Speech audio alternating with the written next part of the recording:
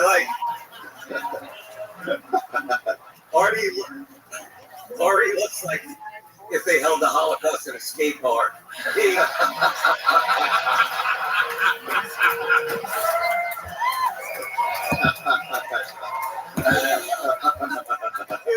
if Nordstrom's had ovens, that's what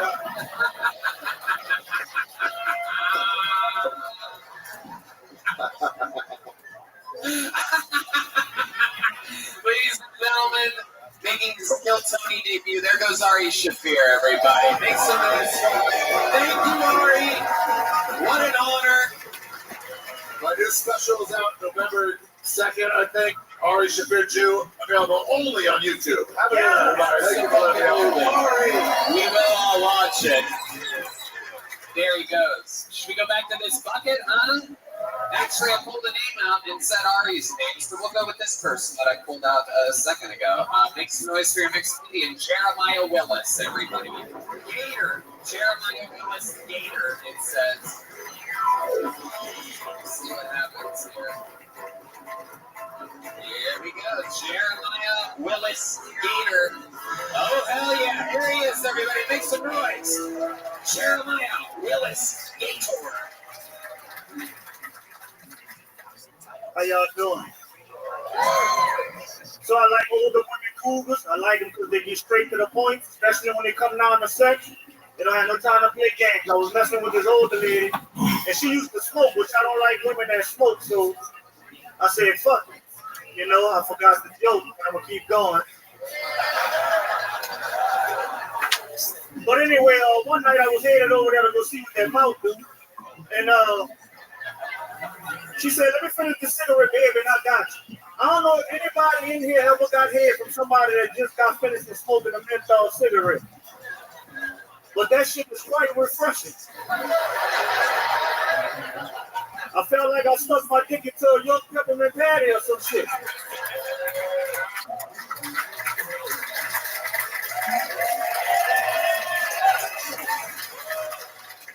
That shit happened over 20 years ago, and I still get chills. Wow!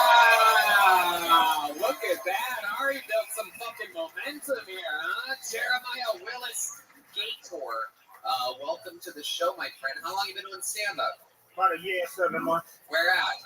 Oh, mainly in Vegas, on Main Street, Wise Guys. Okay. Yeah, I've met you there before, too. Absolutely. I love that club. I perform there. It is great. Small, low ceilings, fucking fun stuff. So, year and a half. How do you make a living? I'm a truck driver for Pepsi. Really? A truck driver for Pepsi? Thank you for your service.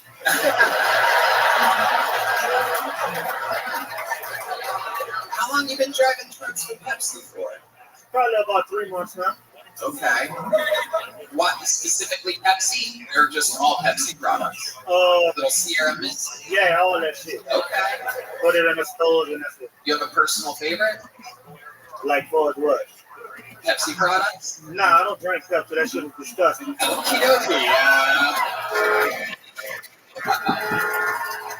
All right, we're getting word. I just got fired from this job. What did you do before that? You said 3 months. What was the other time? Played children for 3 months straight. Nah, man. Selling coke. You got all your racial jokes ready, huh? Selling coke. Look at this. This guy loves all products.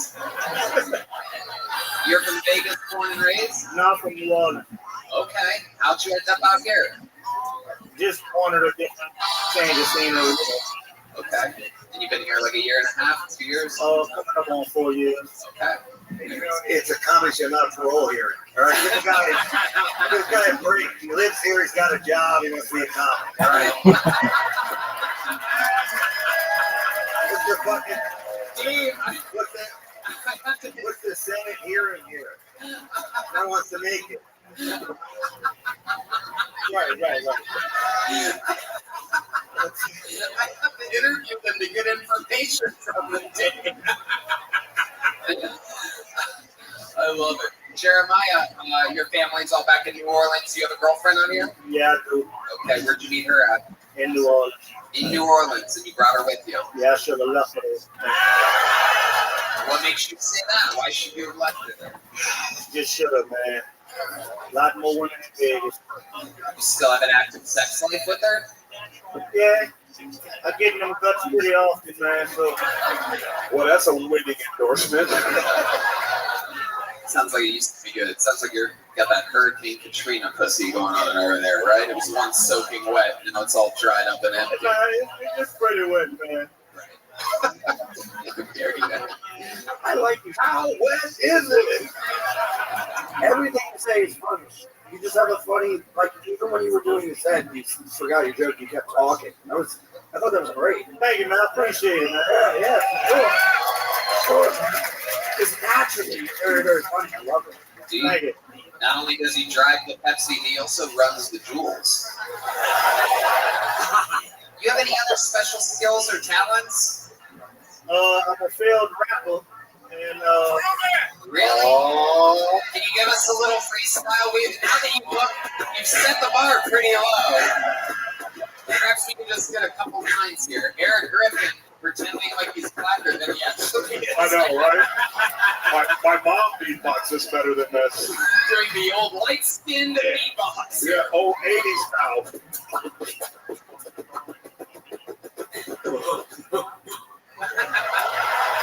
Thank you. Hit it, Dave. Hit it. You got one lyric for us? dog, I got guns that'll crack your back. First nigga in the hood to sell facts, free crack. Okay. Bro, that's short and sweet. Was that a rock man? Is that a rap song or just your to-do list?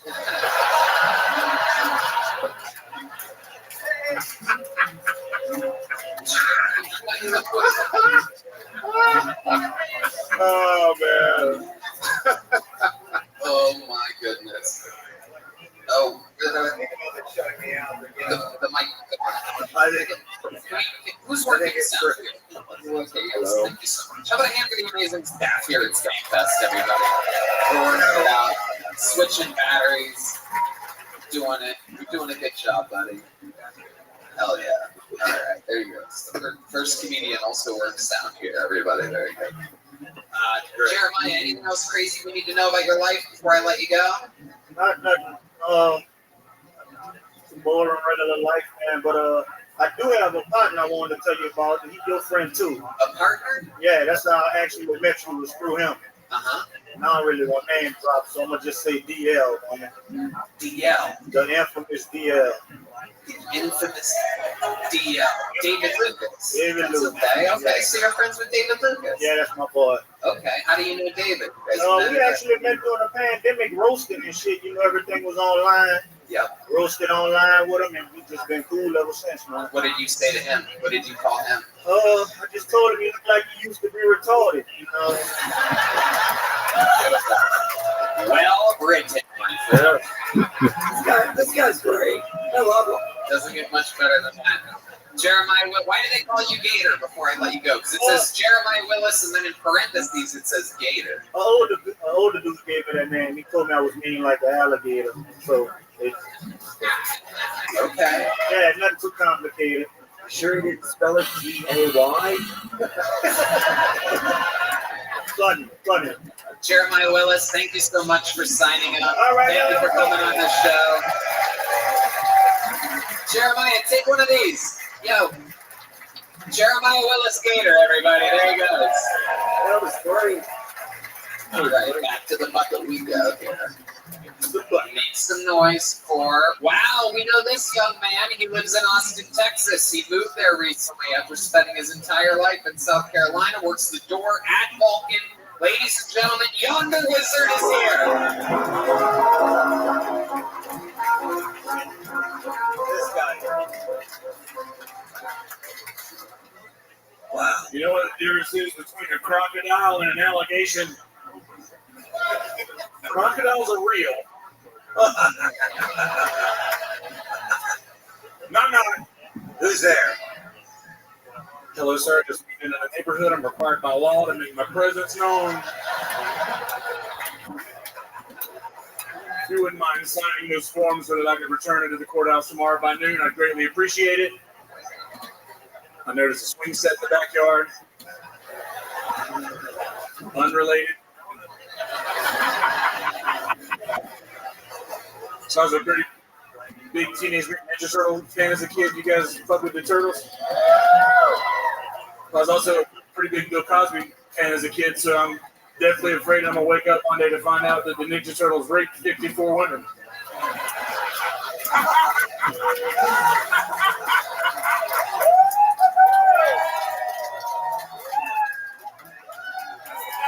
Absolutely, exactly 1 minute. Yonder coming in, showing how it's done. Beautiful set. I really like that Teenage Mutant Ninja Turtles joke. Thank you, Tony. Absolutely. I had some friends that were, when we started, some diehard Bill Cosby fans. Come on. It was very fun to make fun of them when the old multiple rape thing happened. Yeah, that kind of put a damper on the whole thing. Yeah. Yeah, a damper. What a bummer that was. So 54 is a bummer. Yeah. 53 maybe, but 54, man, that's... Come on, dude. What are you doing with your life? Yonder Wizard, you are a big, beautiful man. Thank you. Have you always looked like this? No, actually, I used to do P90X and shit and eat fucking chicken breasts and egg whites. What the fuck happened? Fucking, I got tired of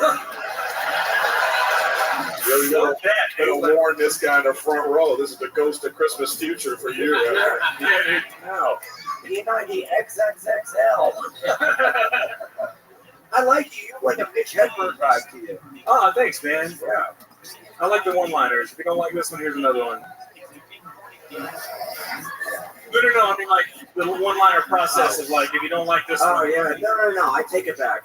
God damn it. I love it. Yonder, tell us something about you that we don't know. You've been on the show in Austin, Texas a few times. Tell these people here at Spankfest a fun fact about you. I died 3 times when I was 8 years old after falling off the back of a moving vehicle.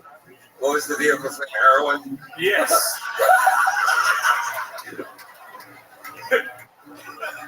I fell off the back of the heroin truck. How did this happen? How did you fall off the back of the vehicle? Selling world's finest chocolate. Fuck world's finest chocolate. But I was selling that. I was walking to the house that's farthest from mine, and I was a fat kid. And my aunt was like, hey, jump on the back of the car. It was a car. It was on a trunk. And I just fell off and had an aneurysm. So I've had brain surgery. That would explain it. And I died 3 times in the ambulance on the way to the hospital. Wow. Yeah. That's incredible. Do you remember that? Did you see anything? What did you see? I don't remember. I remember going to sell the chocolate, and then I remember waking up in the hospital a few days later. I was in a coma for a few days. Okay. All right. Not the most riveting content, I realize. You died as a child, and now you're dying up here as an adult. Yeah. And then fucking Hagrid died on my birthday Friday. Really? Yeah. That's incredible. What is that? Your hero? Is that? Well, I didn't look like this until I saw Harry Potter, but it's unrelated. I cut my own hair. Now that's all I see is Hagrid. I know. Yeah. Harry, what are you doing here? You're a wizard, Ian. Harry, I love it. you're very cuddly.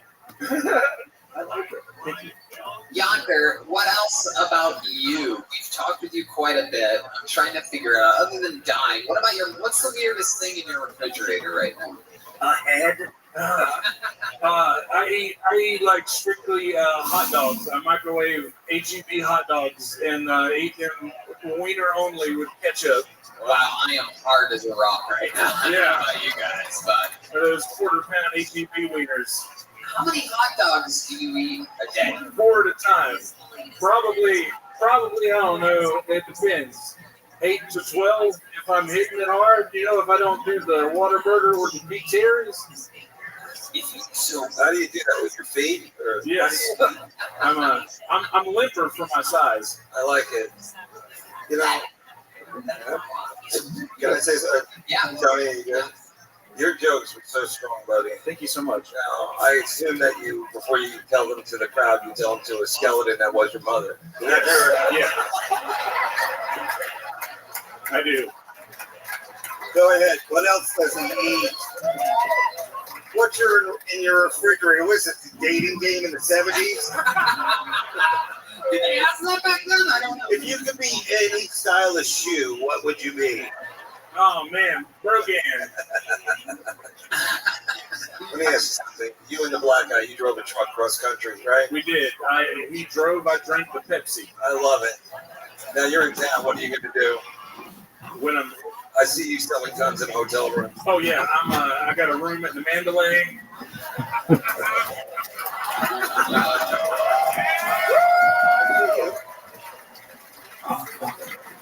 I see you gently laying guns out on the bed. I call this one Samantha. Literally triggered. Buddy, your jokes are good. Oh, you just ruined that hole. There's a roll going on, man. I'm sorry. I don't know my own string. I've been eating fucking edibles, dude. I don't do shit. I'm sober. I'm fucking boring. I don't do anything but smoke weed, and I've been eating a lot of fucking edibles this weekend. I don't know what to tell you. You're not sober if you're eating edibles. Well, you know what I mean. You put THC in hot dogs? Yes. He's I Austin do. sober. Yeah, I'm Austin sober. That's good. Well, no, I don't do coke. No, but you do hot dogs. Yonder, you came up here, you had a great set. You did exactly what people hope to do when they sign up for the show. You executed it perfectly. Yonder was there. Great job, Yonder! We have a special treat for you guys right now. Here to perform a new minute. You guys know that we've had regulars on this show absolutely forever. A lot of you may not have made it so far back into the bank of episodes of the show to know that your next comedian is one of the first ever regulars in the history of the show. She was performing brand new minutes every single week 9.5 years ago. Now she's a full-time comedian. Make some noise, a new minute from the great Sarah Wineshack. Yeah! What's up, Skank Fest? Oh yeah, I call it Shank Fest, baby. I don't know if you guys know this, but a lot of celebrities have fragrances. Billie Eilish has a fragrance. Beyonce has a fragrance. I started thinking, how come comedians don't have fragrances? And it's because we're not sexy enough.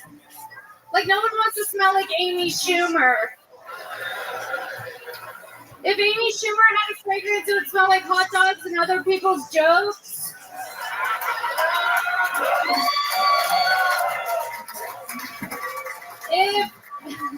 If Joe Rogan had a fragrance, it would smell like elk and jalapenos. If Carlos Mencia had a fragrance, it would smell like elk and jalapenos.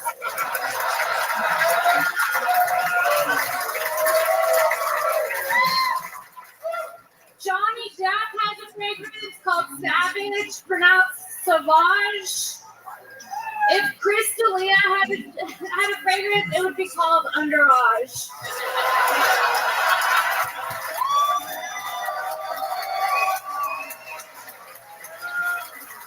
If Louis C.K. had a fragrance, it wouldn't smell like anything. It just would squirt you in the eye. Thank you. Sarah Wineshack, how cool. Her first appearance in years on the show. Absolutely amazing. I love it. How about one more time for Sarah, everybody? So cool. Sarah, tell us, how's life? Life is so good. I'm having so much fun at Skank Fest. Him and I were just in New York. We just opened for Joey Diaz. It was so much fun. Yeah, we had a great time at Sony Hall. And yeah, I have my podcast, This Bitch with Kim. And then I have my solo podcast, Shank. Yeah, you're fucking doing it. You're out there living the dream. You were on Rogan's podcast, what, 7 years ago? In 2014. 2014, yep. That's Yeah, a while ago. Wow. Yeah. Incredible. So what else is going on? You live in LA or New York? I live in LA. Okay. I could tell sunglasses. Yeah, sunglasses and stick. I got earrings and thick princess. You know who I am. An LA bitch. Wine Shane, you are Jewish. Yep. How's life going for you? As a Jew? As any picture. What was that setup? I thought, So you're a Jew. I thought when he said that the crowd was going to turn around. Like, that's the code. Life as a Jew is great, baby. Right. I got last skin test. I got an 818 tattoo, but it was bad, so I covered it up because it looked like a Holocaust tattoo. And as a Jew, you can't be doing that. Right. No, 100%. We were all very, very close with the late great Brody Stevens. Yeah. Multiple time guest on the show, super friend of us, Bowie. Yeah. Legend, much like yourself. 818. You got it. There he is, right there. There he is. All right. Well, that's always a little bit sadder than I expected to be. If you smelled like a fragrance, what would it be? Wine scent. What's that? Interesting. I think it would be like weed and something woodsy. Hollow bread? Yeah, weed and holla. Cash. Weed and latkes? Yes. Coins. Coin. I love it. Wine Shank, you're absolutely doing it. I cannot explain to you how cool I think it is that you, Kim, Allie, everybody's just working all the time, doing their podcast, making a living in the business. We watched you guys all grow up. So fucking cool. Amazing minute. Love it. Very on theme. Comedy festival. Comedy jokes. Fucking amazing. Sarah Wineshank, everybody. Legendary. Those girls were doing new minutes every single week, which is a scary job for anybody to do. And it's fucking legendary. How about one more time for Sarah, huh? All right, back to the bucket we go. Your next client, this guy's also from Austin, Texas. We know him well. Make some noise for Mike Eaton, everybody. A new minute from Mike Eaton.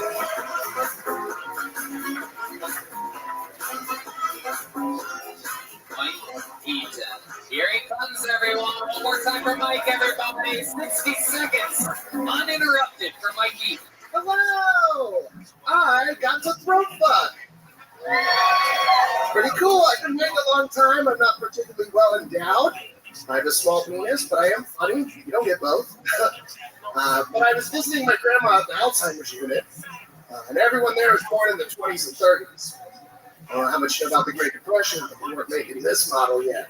You know? Didn't have the food for it. You see a fat guy back then, you gotta get it. You know? So I'd go see her, and a bunch of ladies would get wet for the first time in 40 years. You know? We had a hard candy with a soft mouth. And I found a lady there who had installed an access port with 50 years of cigarettes right here. Never did that yet. So I throat fucked. It was pretty cool. You guys cheered for that, don't you feel bad? It came out of her nose. So let's get a tissue out of your purse, Nana. I'm trying to say, if you don't answer your grandparents' text, I'm gonna fuck them. That's me, thanks. Wow. Yeah. That's good stuff. Hello? Yeah, hello. How are you? Wonderful. How are you today? Is it hard doing comedy and parking cars at Astorland? What do you do during the day, buddy? Eat. Eat? Yeah. I see you as a children's clown in a hospice. Are you? You've got a, You're on your way out, honk. you've got a great energy. Boy, a hospice. The kids are gonna die. Yeah, that's the It's joke. a nice way out. I'll bring up a donut. I love it. Did you really fuck a hole in a woman's throat? No. You look like you would. Yeah, for sure. That'd be cool. I could easily see you going from the cake to the tray. You know what I'm saying? So Well, You have a great energy. And the crowd picked up right away. What keeps you going, buddy? I don't know what it is. it's the most exciting thing in the world. Like, Skate Fest has been the coolest experience. Really? I got to try the White Claw out of a guy's prosthetic leg yesterday. No way. Really? Yeah, that's real. Really? Or is this like the time you told us that you fucked a tree? This is after the meow. It's real. Where he's here. I got a thumbs up from Yoni. He actually drank White Claw out of somebody's what? His prosthetic leg. Did it smell? It did. Now we're It talking. did. This White Claw smells like a white fly. Gangrene, the ultimate plum in comedy. The old belly button of the leg. Yeah. What did it smell like? What did it taste like? Have you ever cleaned your belly button? No, man. Sure. That. Unlike you, Mike, when I clean my belly button, I don't taste what comes out of it afterwards. You never find snacks in there? Okay. I think you and I have two different sized belly buttons. Yeah. For sure. Yeah, I can fit like a car key in mine. I think it's deep enough to do. Oh yeah, I don't think anyone could plug it. That would be sad. Mike, how long have you been on stand up? A little over 4 years. How do you make money to be able to survive? I sell shit with logos on it. Yeah, it's very boring. That's why I don't bring it up. I thought old people, they need like bags and shirts and shit to promote their businesses, and I sell it to them. Yep. Have you ever thought about you seem like a guy that specializes in marketing. Now that you drank out of someone's prosthetic leg, have you thought about perhaps making that a beverage, like brand new Yeah, state-of-the-art fast food. drink called like amputee or something like that? I would fuck it. Okay, well, that was better We than can what make you it made. edible. It'd be like MeHC. I don't know. Get high on it. Yeah. All right, that sucks. Uh-huh. All right, Mikey. So, love life. Let's talk about it. You have a girlfriend? I'm divorced. Okay. Yeah. When did you get divorced? Like 2 months ago. 2 months ago. So this is a Yeah. fresh divorce. Congrats. Yeah. And you're still smiling like that? I can't believe it. I know. I'm pretty hot. Did you leave her or did she leave you? That's a really insulting. I'm more of a stationary guy. She did believe it. Yeah, I think. No, we decided she didn't want to be second place to comedy, and I didn't want to sacrifice passion. So I wanted to keep doing this. If you're gonna make me choose between comedy and you, I'm gonna pick comedy because I picked me. Right. Wow. Absolutely. Wow. Well, that's your side of it. Yeah. Let's bring her out.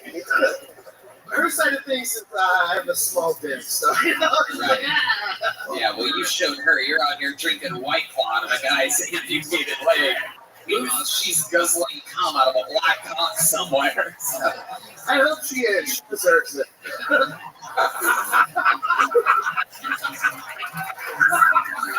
Very There good. you go, buddy. So how long were you married for? A year and a half. A year and a half. We met during the pandemic.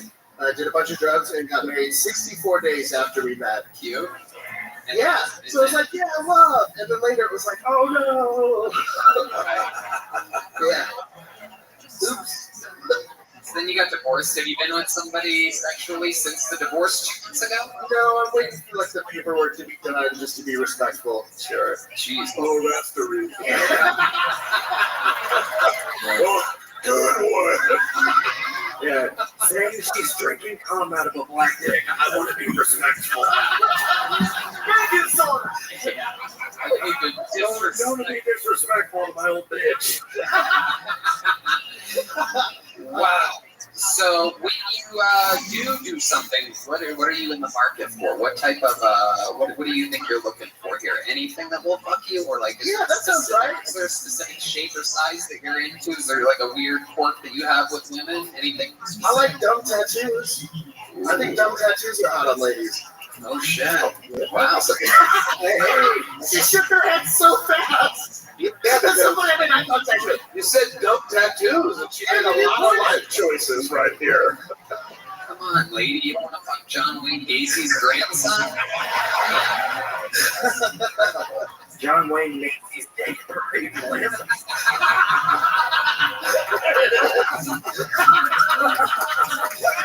That's why he's the guest of the year, rookie of the year, 2022. Incredible. Mikey, a great set. I absolutely loved it. I love that some Austin people are coming up here and really showing how it's done. Great stuff. You did it again. Welcome to Skankfest. We'll see you back home. There's Mikey. Buddy, we'll see you later at the Denny's. Yeah, I gotta go, Tony. Thanks for having me, buddy. David, Appreciate it. Dave, that's the Guild Dummy fans are the ultimate fans. Thank you, Dave. Guys, I'll see you again. Be safe. Please, for the love of God, this is the best comedian on planet Earth right now. Make some fucking noise for David Cow.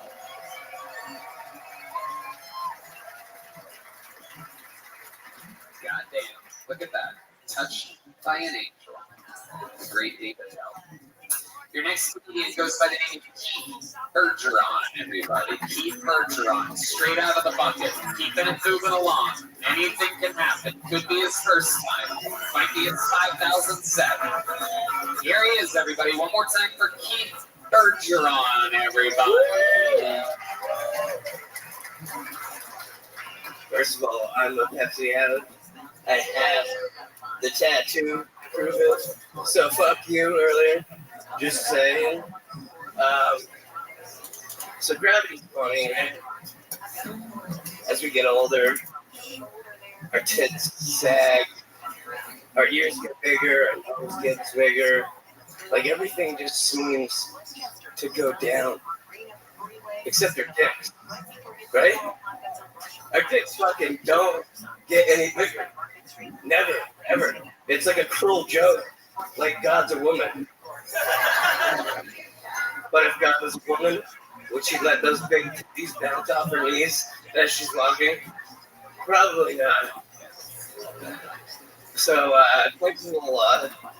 Had some friends at my house the other day, and smoking in my car, smoking with a friend.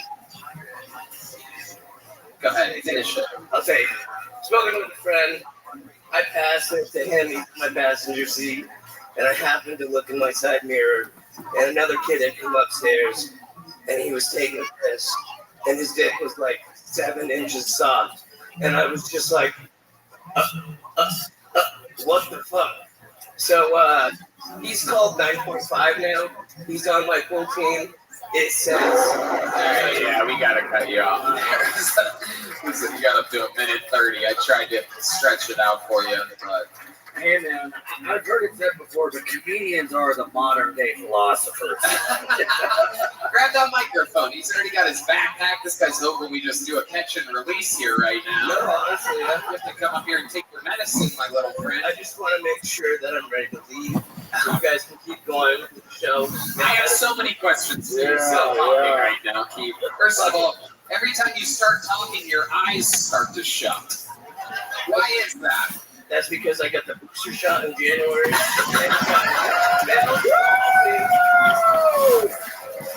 Bell's palsy on the left side.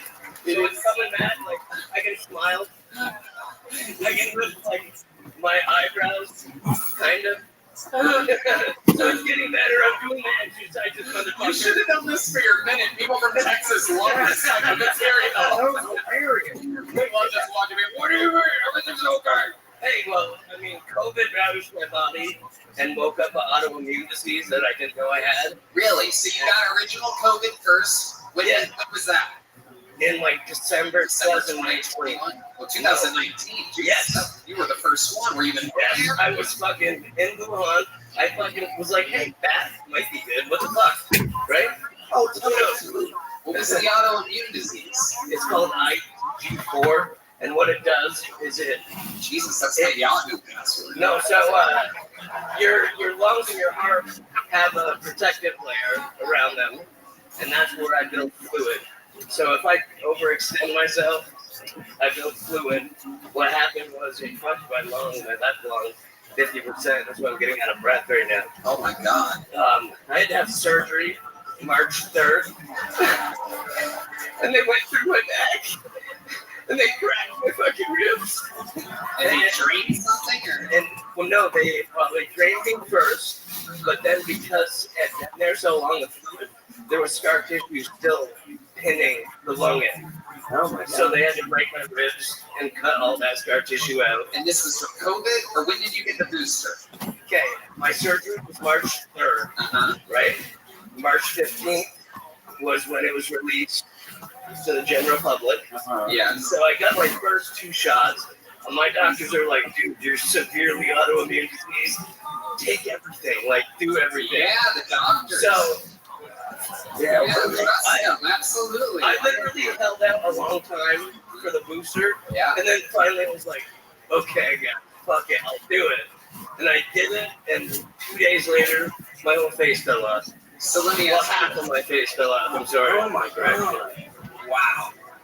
Look Shit. at that. Well, This is also- real life, people. This is what CNN does not want you to see right here. 2 days later, I mean, what the fuck? Hey, I'm on the stage because of this man right now. Because of Ian? Yeah, I said I was too sick to come here. I was like, I don't think I can do it. Yeah. And he was like, why can't you? And I was like, why the fuck can't I? I love that. I absolutely love Ian that. Lennox, Ian my Lennox. fucking man. Yeah. Jordan Jackson. I know. Ian, that is so nice of you to invite the Iceman, Chuck Liddell, here. You're like a fat version. You're like Chuck Liddell. Yeah, thanks. You're like the ice cream man, Chuck Liddell. Hey, the 50 was after I got my surgery there. You know, you should feel bad for this fucking, my abs don't work. I have to wear this shit because. All right, man. Don't say I'm the reason you're here. Fuck that.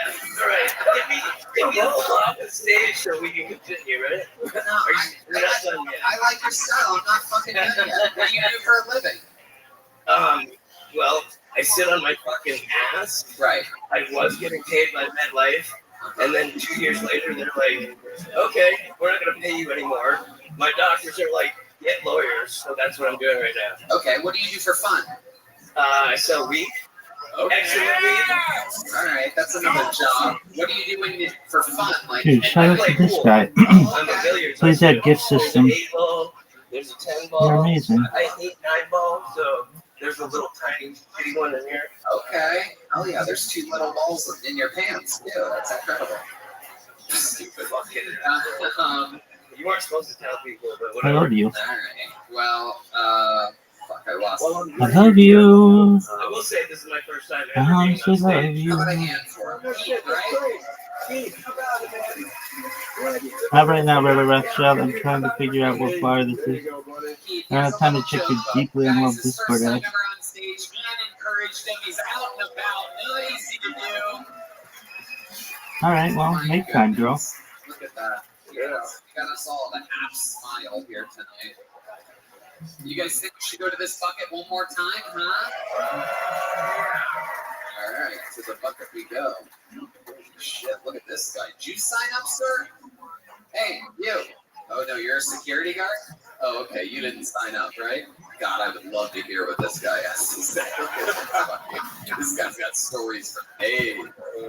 What would you talk about if I forced you to do stand-up? What would you talk? I'm not saying that I'm going to, but what would you talk about? Everything will not.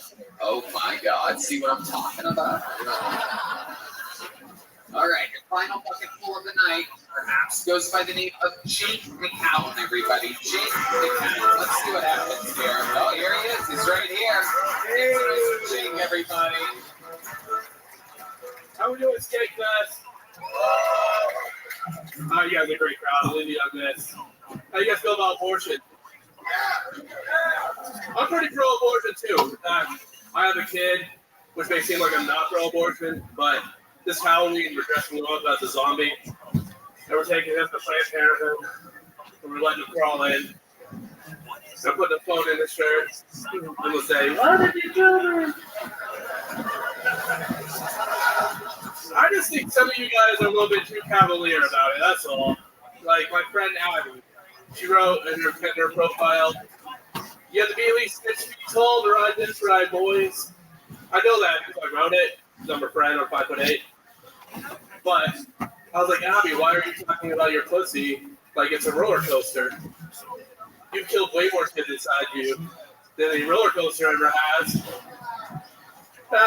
Yeah, that's the noise it makes when the vacuum out the kid of her too.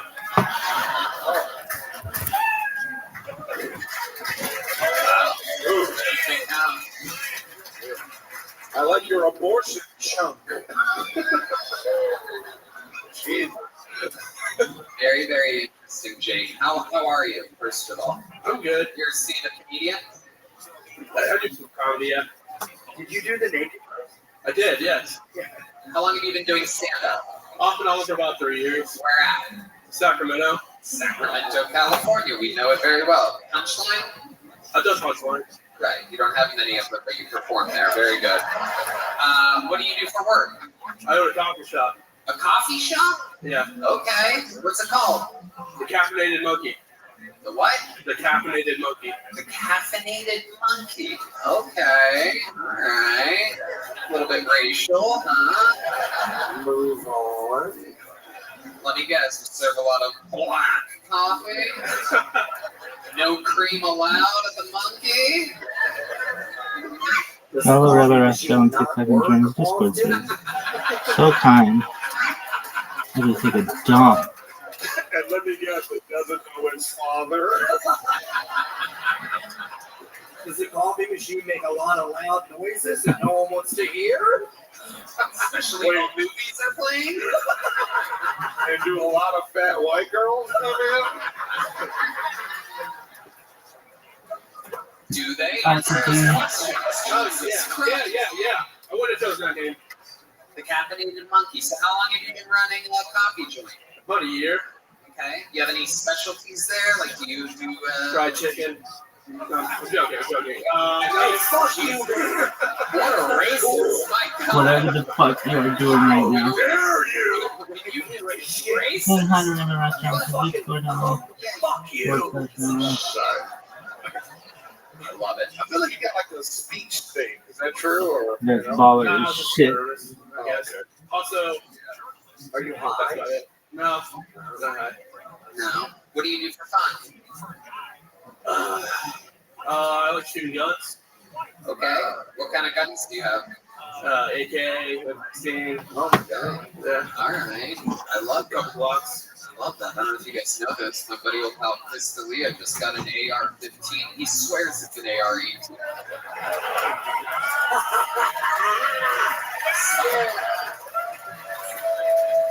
I can't help myself. I don't know why I just did that joke right then on this show. I love it. So what else? I'm trying to figure out. There must be something else interesting. Do you have any special skills or talents? Well, I'll tell you this. I used to, in Iraq, I was like the Secret Service for the ambassador. I used to take him to those meetings in Iraq. Like, For the ambassador to Iraq of America? yeah. Okay, that's interesting. Well, What a thank you for handful. your service. Thank you. Armed services. How long ago was that? It was just a couple weight sizes ago. I was gonna say. So I was in the military 10 years ago. But that's private military. That was like 4 years ago. Uh-huh. Yeah. Okay. What brand? I was in the Marine Corps. Marine Corps. Yeah. Okay. Oh wow. You just really let yourself go. You I used, did, yeah. you used to be able to do a bunch of push-ups and stuff. Pull-ups, push-ups, yeah, everything. Wow. And how about now? Nothing. Nothing. You know what? I have a discipline tattoo. Back when I was very good shape. Let's see what it looks like now. I gotta see. Oh my god. Looks exactly like the guy's bandage from the fucked up vaccine. Or it's so big now, it looks like he stutters. You know.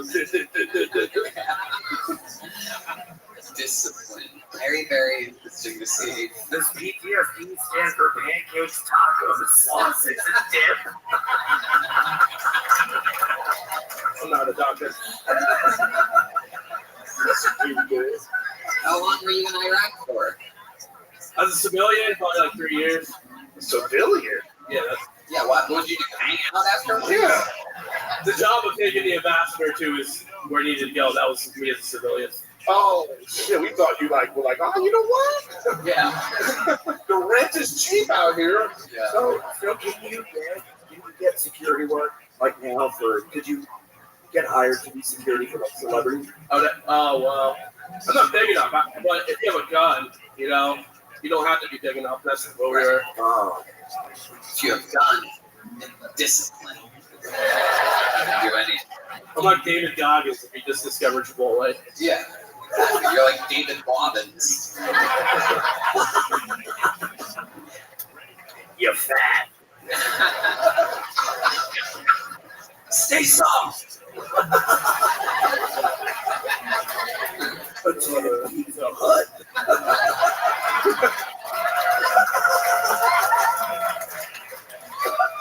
Oh my god.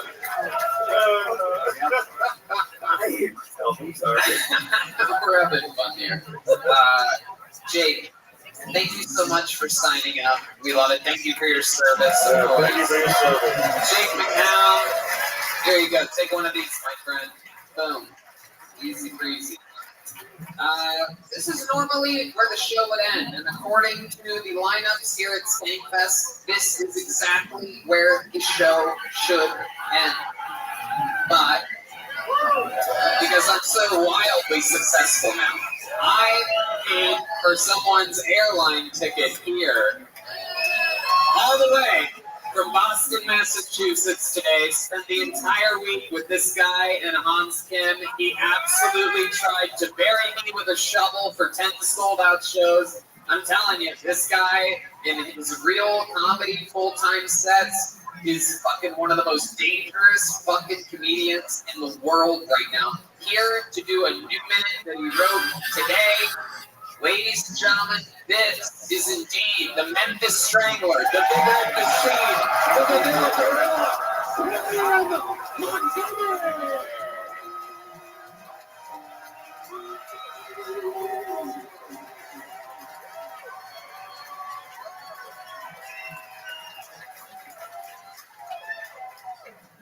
Happy Blocktober! First and foremost, I'm excited to be here at Skankfest today. I think it's great they organized a festival in honor of Red Band's mom.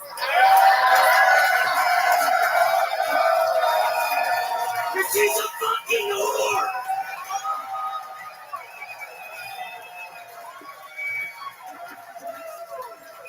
I hate that lady! I'm kidding. Incels be like, if Donald Trump wins the election, I swear I'm moving to Castlevania. That's a good joke. That's a pretty good joke. NASCAR driver Kurt Busch had to go to sensitivity training for calling another driver who tried to kill him a retard. I wonder what the sensitivity trainer said to him. So quit calling people a retard, you faggot.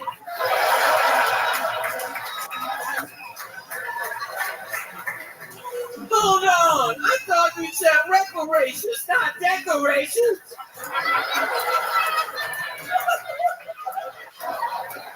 I thought you said reparations, not decorations!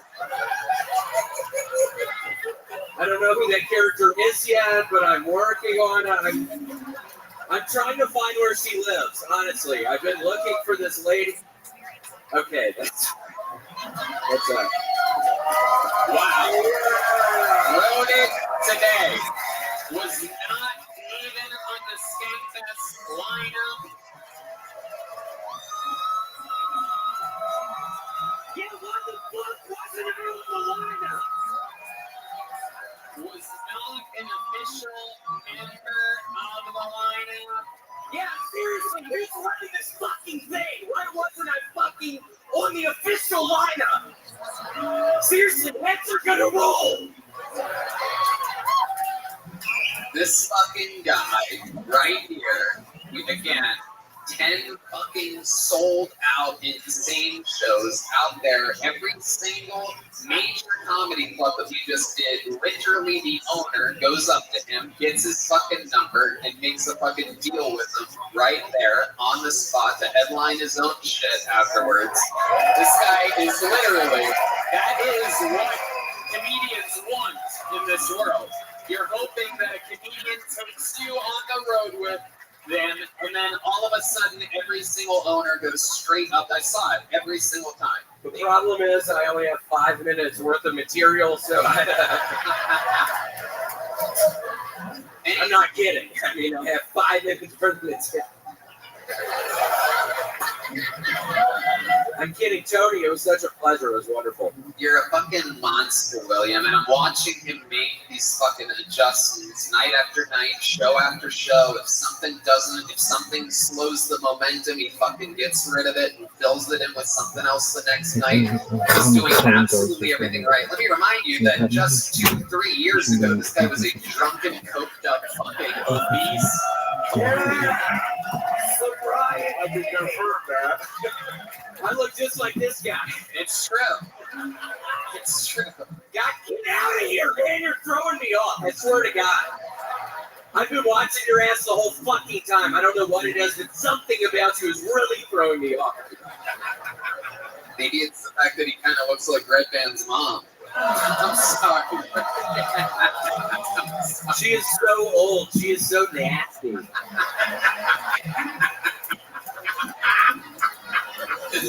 Like, I don't know if y'all have seen this lady. She is nasty. William, Red Band is always so nice. I know. I feel so bad, Red Band. We talked about this already. Huh? We did talk about it. Yeah, we did. Okay, we talked about it. So I wish for it tonight. He literally told me to stop making fun of his mom. He told me. William, is there anything you want to say to these people here, this audience that you weren't even supposed to be in front of tonight? I will be out front of White Castle for an hour after this. I brought 200 Xanax bars.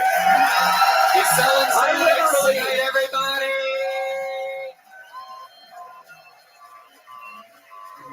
That's the great William Montgomery right there.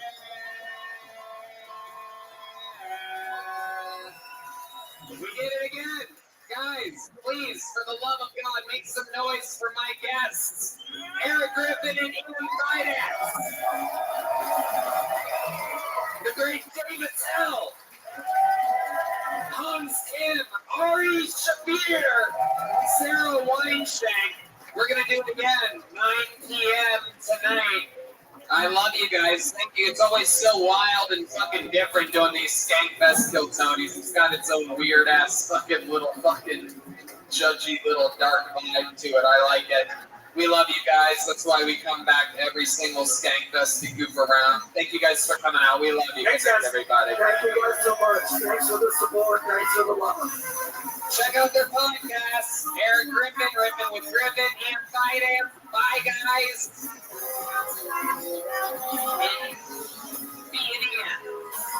What is it? Yeah.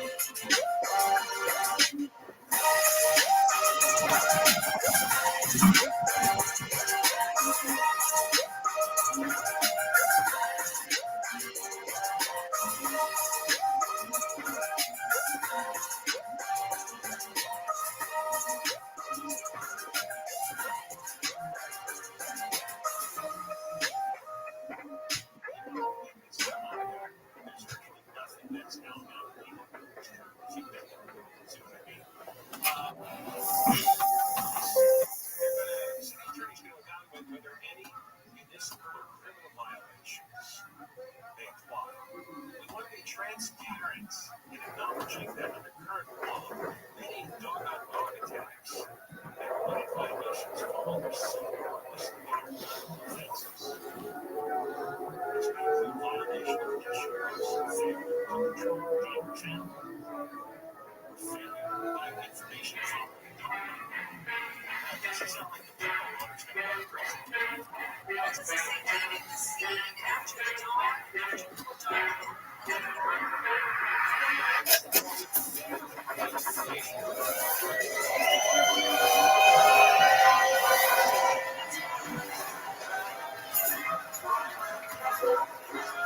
Hey, this is Rabbi coming to you live from Skankfest!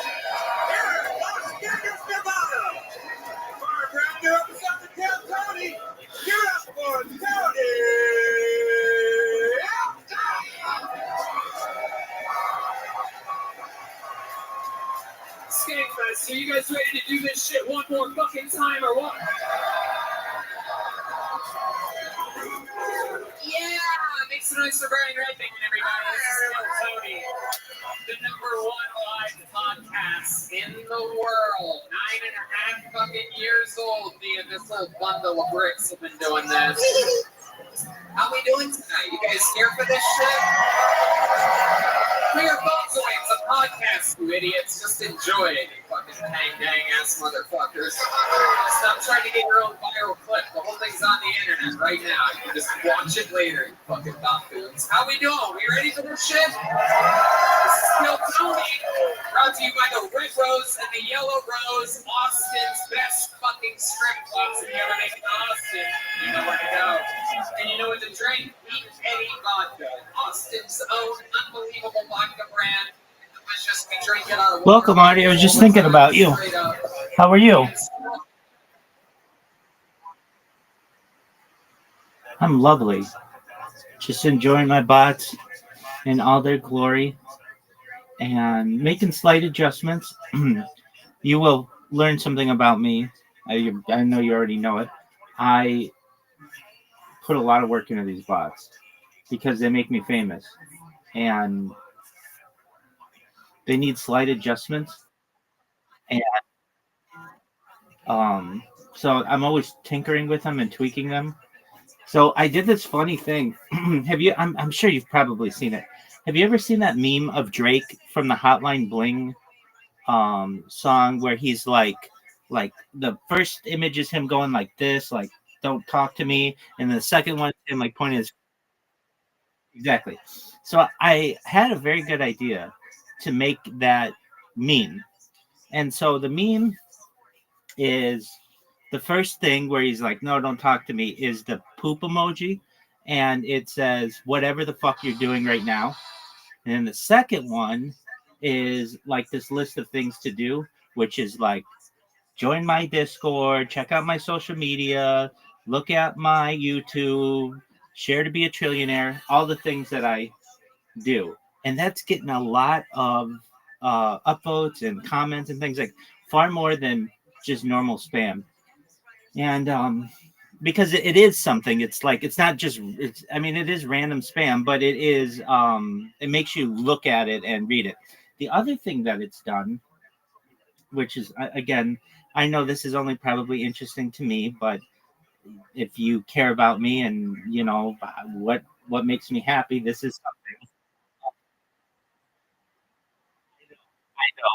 Okay, well, very well. Then I'll just say it. Normally, when I create a picture or text, what Blue Sky does, they have some kind of system that reads it and reads the alt text. Alt text is used for people who are visually impaired when they use screen readers. It basically reads whatever a picture is to them. And I was running into the issue where I would just upload a random picture and it would get banned like right away because the screen reader was able to read what was on it. And even if I disguised it in one way or another, they had some kind of image detection that would know what I was doing and ban it. But the interesting thing about using this Drake meme is they can't just ban the picture because I'm not the only person who uses it. It's a pretty popular meme and a lot of people know what it is. So they just can't like say anybody who posts this picture is going to get banned. The other thing that I've done, normally the text is on the white side of the meme. There's like the two pictures of him, and then on the side it's like him going like this. Well, in order to disguise what I do, oh no, white, no, white side. He's on the left side of the meme. No, white side, WHITE. So there are like two sides to the meme. There are the pictures of Drake that are on top and bottom, and then to the right of that is where you put text. Well, if I put the text there, their alt text identifier knows what I'm writing and can identify the term Rabbi Rothschild or Discord or Linktree or whatever it is. But if I take that text and put it over the pictures, their alt text has some trouble because it's like image on image and it has some difficulties reading that, which means I'm able to spam it a lot more. And that's just amazing to me. So what I've been doing is spamming, and I can just tell you like how much more successful this has been. Usually when I spam, I get maybe like, if I'm really working at it, I don't know, 1 or 2 people talking about me every 2 to 4 hours or something like that. A lot of times it's because my messages just were going straight to spam. But with this meme, they don't. And so I can tell you in the last like hour, oh wow, 12 minutes ago, somebody said follow Rabbi Rothschild on TikTok and join his server. Um, 18 minutes ago, another person, another 18 minutes ago, another person, another 19 minutes ago, another person, another 24 minutes ago, a person. And these are positive. These aren't like, hey, stop this asshole. It's follow Rabbi Rothschild on TikTok and join his Discord server. I mean, as I said to you previously, it's that mere exposure effect. The more and more I show people who I am and just basically spam them with a medium, they become more accepting to what I do. So I just am so thrilled about that. And now my bots are, so the spamming I'm doing is good. One thing that is very frustrating to me, and I can tell you as an app developer, when I first started working in apps, the first app that for which I worked, it I didn't even know I was going to work at an app company. I was an administrator. I was more in management. And the person who owned the company, they were very wealthy, and they had a lot of money that they wanted to put into a technology company. And the idea of the app was Uber, like the car service, but for car washing. So you press a button on your phone, somebody comes to your house and washes your car. It's a beautiful service. They come to your work and do it. And the only reason why I am still probably not with that company is because the state of California made it illegal to have that kind of contractor system. This happened in 2020. And I left the company for another job in June of 2020, and the state of California sued the business in July of 2020. So I made it out just in time. But what I would learn when I first joined this company is that programmers are imperfect, and there isn't this like AI overlord that makes everything work. It's really got to be tinkered with. And one thing that I've noticed with Blue Sky as a similar startup, they're not an app. Well, they are, but they're at least the website that I'm using is that it has some inconsistencies. And I can't stand inconsistencies when it comes to technology. If you click a button, whatever app you're using or whatever browser you're using, you want it to work, and you want it to work consistently. You want the same experience, and you want the same experience throughout. Well, when you really get into tech, you realize that that just doesn't happen. So one of the things that one of the issues into which I've been running is basically when I create an account, I need to do an email verification. And that's really simple for me to do under normal circumstances where, you press the button and the email comes to you. That's usually how it works. But at least with this Blue Sky, they have a couple hiccups in it where some pop-ups come up. So I've had to tweak these bots to get around that. And it's caused a little bit of just of a challenge, but I mean that's you can tell that I think this is fun and I get great enjoyment out of it.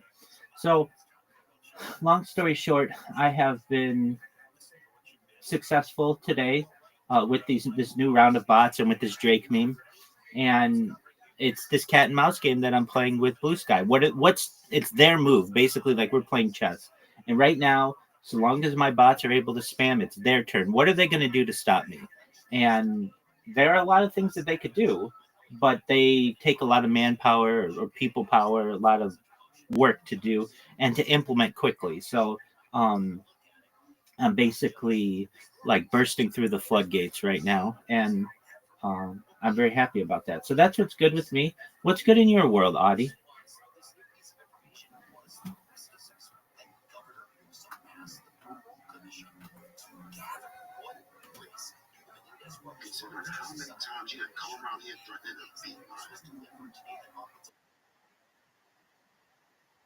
I would. That's okay. I wouldn't care. I hear myself and I hear the joy in my voice, and it just makes me happy to be able to just say it.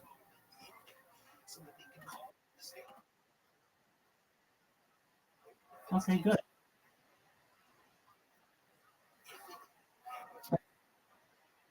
Absolutely, it's important. Um, you want to play a game?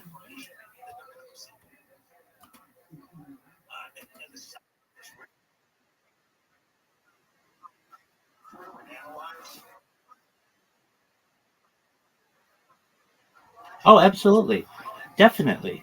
I always want to play games with you as well, except when I'm preoccupied as well. So you go do what you need to do, and then that's perfect. I can work on my bots, and then whenever you have time, let me know. Okay?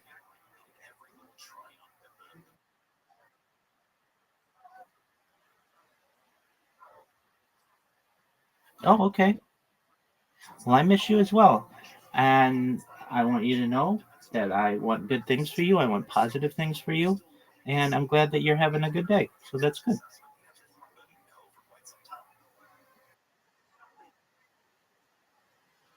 Thank you. I appreciate it. That means the world to me. And I know I can be very boring with these bots, but anyone who knows me knows that they're very important to me. Okay.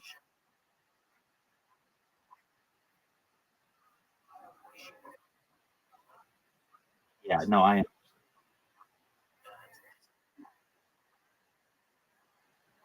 understand. I get it. I worked, like I said, I worked in tech previously, working on these apps, and I would tell the owner of the business everything that was wrong, and he would say, "I don't care, just fix it." And I get that too. And but I like people to know what I know. So there you go. All right. Well, you do what you need to do. I'm glad that you were able to come in and say hi, and come in tonight if you can, and play with Miss Aquarius. And I we're I did I tell you that I discovered you can. I don't know. This is such a lame thing to say, but I feel it's important when we play. You can put curve on the ball on the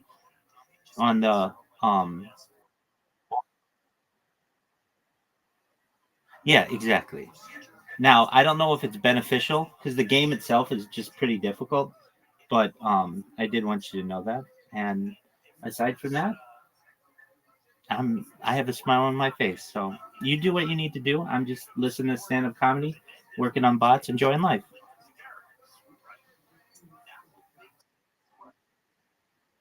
Okay. Okay. Thank you so much. Hey, I'm fully in agreement with you, and I love you too. Take care. The best whiskey and peanut butter product on planet Earth. All amazing sponsors of Kill Tony. Here's the rest of the sponsors that made tonight's episode available for you here right now.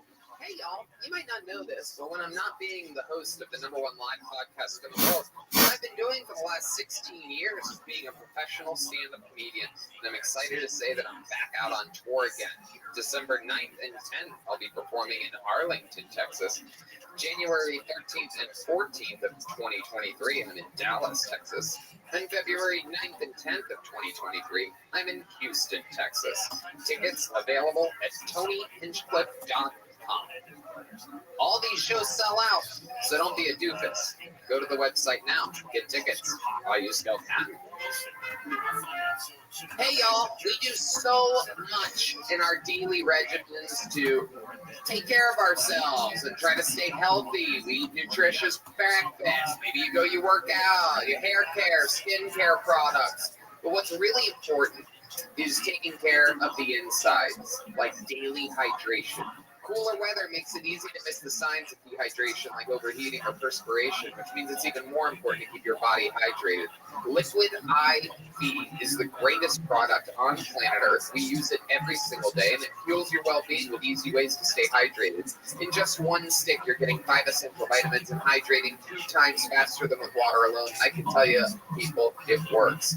Whether you're prepping for the day or taking a long-haul flight on vacation, Liquid IV is an essential addition to your routine. I know it's an essential addition to my routine, and I know that it is an essential addition to the routine of Red Band. That's right. I use it almost 2 times, 3 times a day. At night, when I wake up in the morning, I love Liquid IV. It has this convenient package, too, that I always keep one in my pocket. So if I'm out and about, I can always grab a bottle of water, put it right in there, and next thing you know, I have a delicious Liquid IV.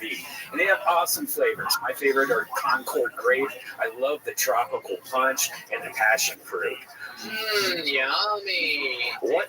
You like pina colada? They have that too. They sure do.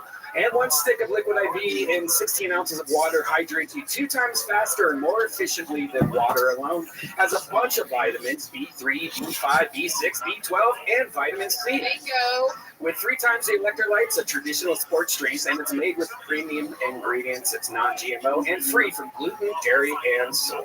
Yum. Grab your Liquid IV in bulk nationwide at Costco or get 15% off when you go to liquidiv.com and use the code Tony and check out. That's 15% off anything you order when you shop.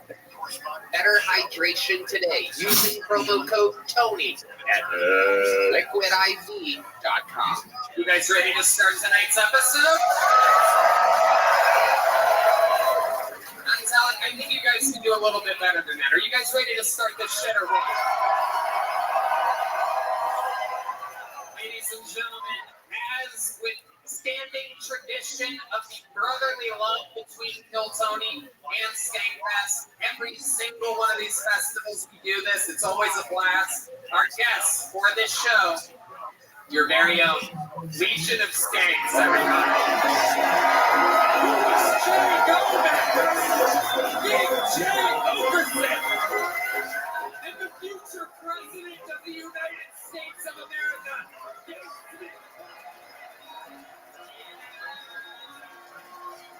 Here we go again.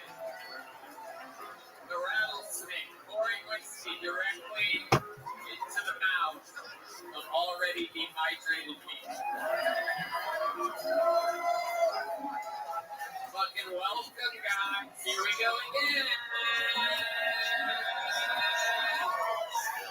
The beautiful solar eclipse that is a Kill Tony meets the Legion of Skanks. It really has been years and years and years of us both claiming to be the best live podcast in the world. It's true. Except one of us has an audience bigger than 12. Hey guys, are you an audience bigger than 12? What do we think? Yeah, Tony, more like 1,200. Hey guys, you're at my podcast. Hey guys, you're at fucking Skankfest. Yeah, you know what? Beers all around the world. Well, listen, Tony, when we consolidate our entire national audience into one place and sell it under your banner, we can do what you do every week, motherfucker. Yeah. Oh, man, I love it. The Eagles are 6-0. All right, we'll call it a tie. I fucking love the chaos ensues. You guys know how it works. We've all done this many times before. This bucket, believe it or not, is absolutely filled with people's names. I pull them out, they get a chance to 60 seconds uninterrupted. You know their time is up and you're the sound of a kid. And you say to wrap it up there, I'll say we got the angry Fremont Street Bear. And a little extra twist on this, because I fucking always forget what Skankfest is like. All the other podcasts can like it when you heckle and chant and shit. But here, with the comedians, with the people that have the courage to sign line up for 60 seconds uninterrupted or up there, don't fucking asshole. Don't try to be funny from the crowd. That's every other show you can fucking do that shit. This one, let them die the slow death that they signed up for. Okay? Don't help them. Don't give them fucking anything. Let them fucking just fucking fade away into the dark. And then we'll be there. We'll be there less than 60 seconds later to say things better than you were going to yell. You guys ready to start this fucking thing or what? Well, I could very easily reach into the bucket right now and pull out one of the names of the many, many people that signed up for a chance to do this, or we could start with some fucking momentum. Guaranteed. We could start with a guy that kicks off every single episode of this show. With a brand new minute every single fucking week.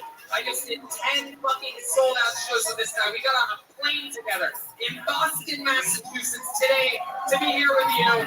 This is a brand new minute. Sing it if you know the words. This is Hot Tip.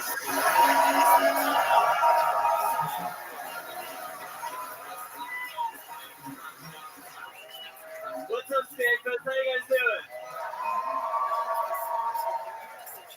I just moved from Boston. It's hard to respect Boston because they're too proud of the Revolutionary War. I'm not impressed by any war that I can defeat the army of with a trip to Home Depot. Okay.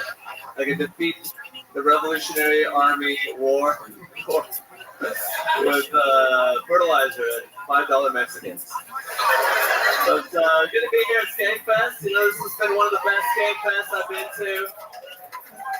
Maybe next year we can get working escalators.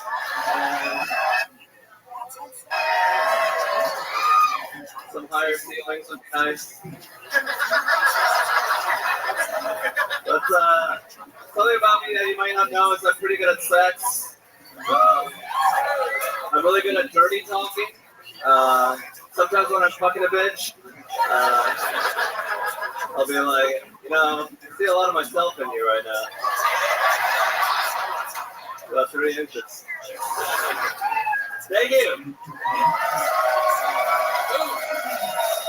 Throw up here. He knows exactly when a minute is. Hans again. This is the first time you guys have seen Hans in a little while, right? Yeah, first of all, I want to say great job, Joe Wrist. Thank you. I do write excellent jokes. You guys know the great Hans Kim, Dave. You just saw it live in the flesh. There he is. Yeah, I mean, I saw him like 3 weeks ago doing the full set, but that was great. And you know, we're working on the escalators, asshole. Because they would get work for the first 2 days before you guys decided to show up on the last day. You should sell electronics. Go fix them.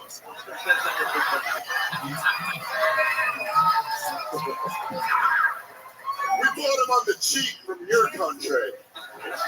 Get your toolbox, fucking Geek Squad. It's true. You never insult a man's escalator.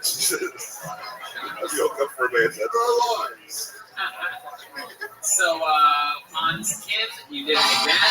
What else? Give us something we don't know about you. Give us fucking an interview thing that we talked a lot about everything. Well, last week I've been sleeping with William Montgomery, the great William Montgomery. His night terrors have been keeping me up at night. He keeps calling me Charlie.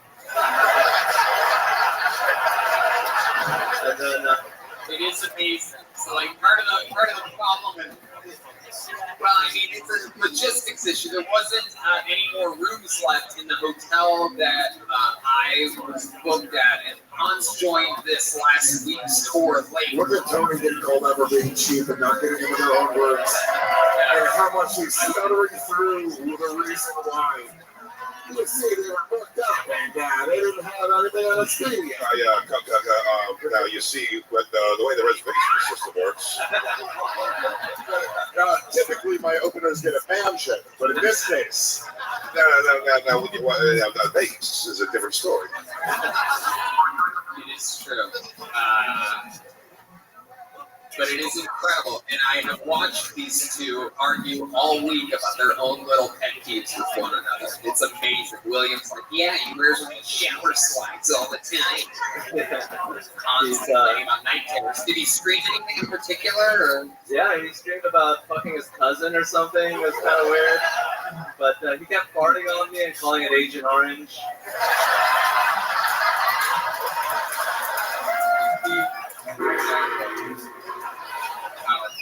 Hans, what do you think your parents would say if they saw what you're doing here tonight?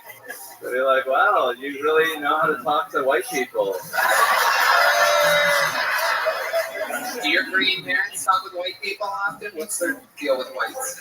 As seldom as possible. They're very proud Korean people, and they don't like stuttering and stammering, so they just avoid the whites. Then whose laundry do they do? Everybody. All right, Hans. Well, we've been through it together. I've seen enough of your ass this week. Another good, rock solid new minute. Thanks for getting that show started. Thank you guys. There he goes. That was Hans Tim. That was Hans Tim. That was Hans Tim. That was Hans Tim. You guys ready to go to this fucking bucket or what? Yeah, no more funny business. Make some noise for your first comedian. Could be a fucking handicap guy. Could be a first-time comic. Could be a local legend. Here to flex. Anything can happen. No interrupted. This is 60 seconds from Josh Shapiro. Getting the show started from the bucket. Not an easy position to be in at all. Hans makes it look very easy. Josh Shapiro. Here he comes, everybody. Make some noise for Josh. Gay Fest! I made it from fucking Canada, baby. Let's go, dude. I'm so excited to eat American fast food. We don't have anything, dude. I have never tried the Popeye Spicy Chicken Sandwich. That shit was sold out for months. Someone got stabbed over that sandwich. That means that this sandwich is so good. Then some guy pulled out a knife and was like, hey, give me that sandwich or I'm going to stab you. And the guy with the sandwich was like, no.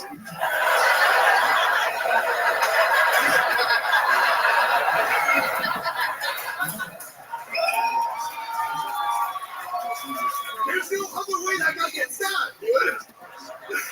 I'm 25 years old. I feel like I look like I'm 35. But, like, I should have known that this was my life because I had a full beard at 15. I went bald at 16. I had a full bush at 8 years old.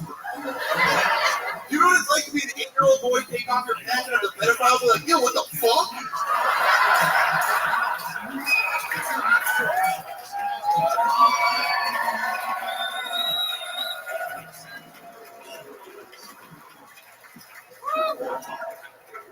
What are you looking at me like that for? I thought that was the fucking bear, dude. That was the bear. What's the bear? It's normally louder, but Red Band sucks at his job. He's been doing it for 9 years. Hundreds and hundreds. But you're right. It was the bear. How about one more hand for Josh Shapiro, everybody? Very interesting.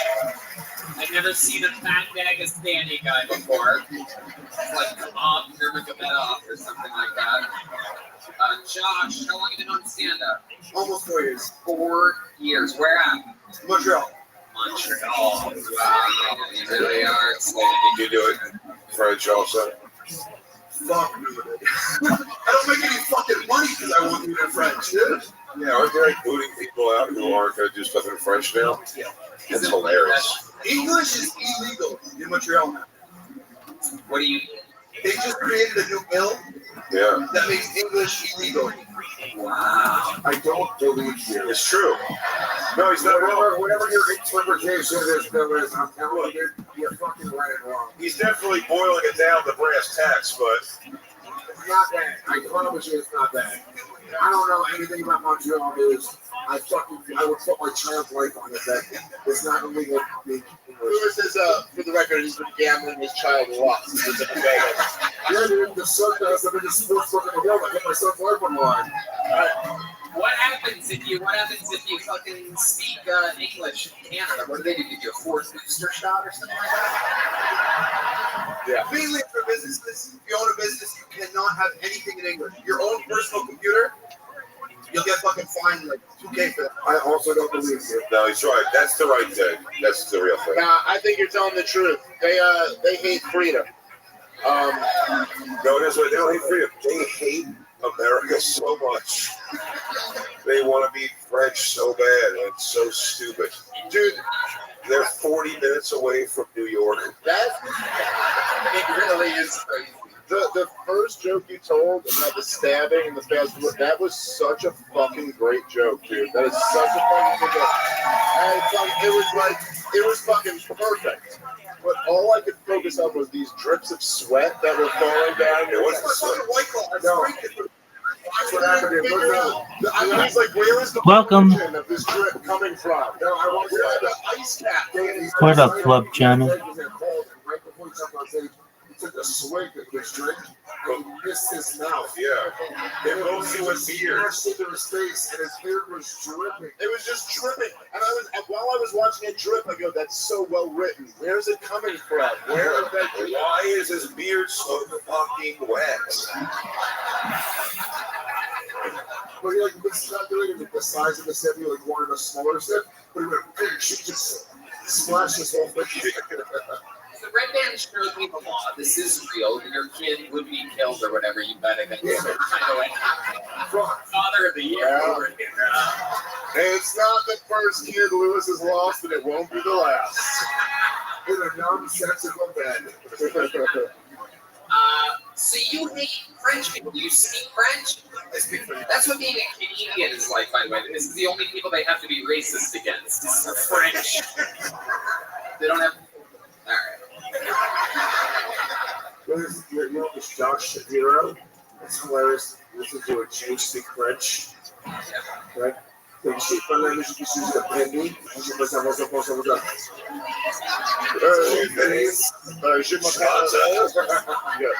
Je m'appelle Josh, the rent is due. You are putting me in the oven. Spikes. Media. Como Jew. How much will that cost me? You Canadian jokes, folks. Very rarely do you get to do Jews. Canadian jokes. Josh, give us a fun fact about your life that we will find interesting that makes you different than other people. I gamble for a living. Oh, wow. For a living. I stream on Twitch. Was it a problem? Casinos aiming to lose money, so other people will lose money. Really? Didn't they just ban that? Yeah, somebody tried to get me to do that horseshit too, and I was like, this is shady as fuck, doggy. Yeah, they just banned it. It's not some shady shit, dude. They did ban that DraftKings signed a $13 billion deal with Twitch, so Twitch banned their competitors.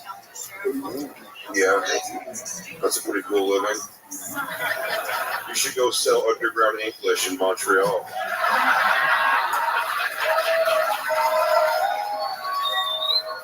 How dark it's been created. I just opened it. You can always speak English in these speakeasies, they call them.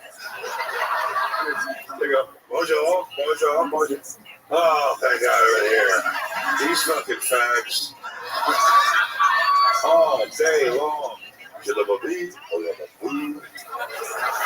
Give me a beer. Unbelievable. Montreal used to be home of the biggest comedy festival in the world, and now we're there right now. Isn't that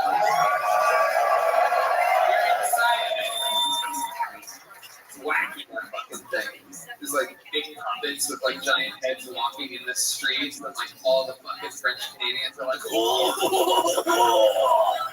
They're the best. They love whimsical bullshit. Yeah. The French. Oh, it is big and body's Mr. Yes! I get it now. He's a juggler, but he's not good at juggling, eh? Ah, you feel your laughs. Ah, he's a clown, he's on stilts, it's perfect. Yeah. He goes to pick up a penny and he flip over. Ah, yeah. They really are fucking idiots, dude. They like entertainment from the 1800s. love Jerry Lewis till he died. Josh Shapiro, you can say your Kill Tony debut. Thank you so much for signing up. There you go, everybody. We shall keep it moving. Back to the bucket we go. Anything can happen. You guys get it? You know what show you're at? You having fun out there? Sweet, thank you. Makes nice for your next comedian, Frankie Gonzalez, everybody. Frankie Gonzalez. Oh, he's right here. Look at that. Makes noise for Frankie, everybody. Oh my God, I've been smoking so much weed this weekend. It's fucking. I don't really smoke weed. I'm more of an edibles guy. I love them. I think they're great. I like edibles because edibles are like having an alcoholic father. You never know when that shit's gonna hit you, you know?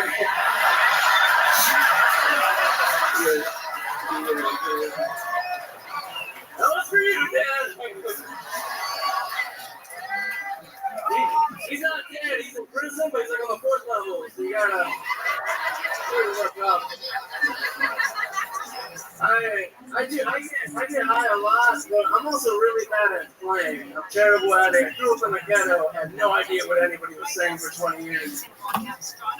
So I'm really bad at playing, but I also get high a lot. So for a long time, I thought cotton mouth was what happened when you ate out a black woman.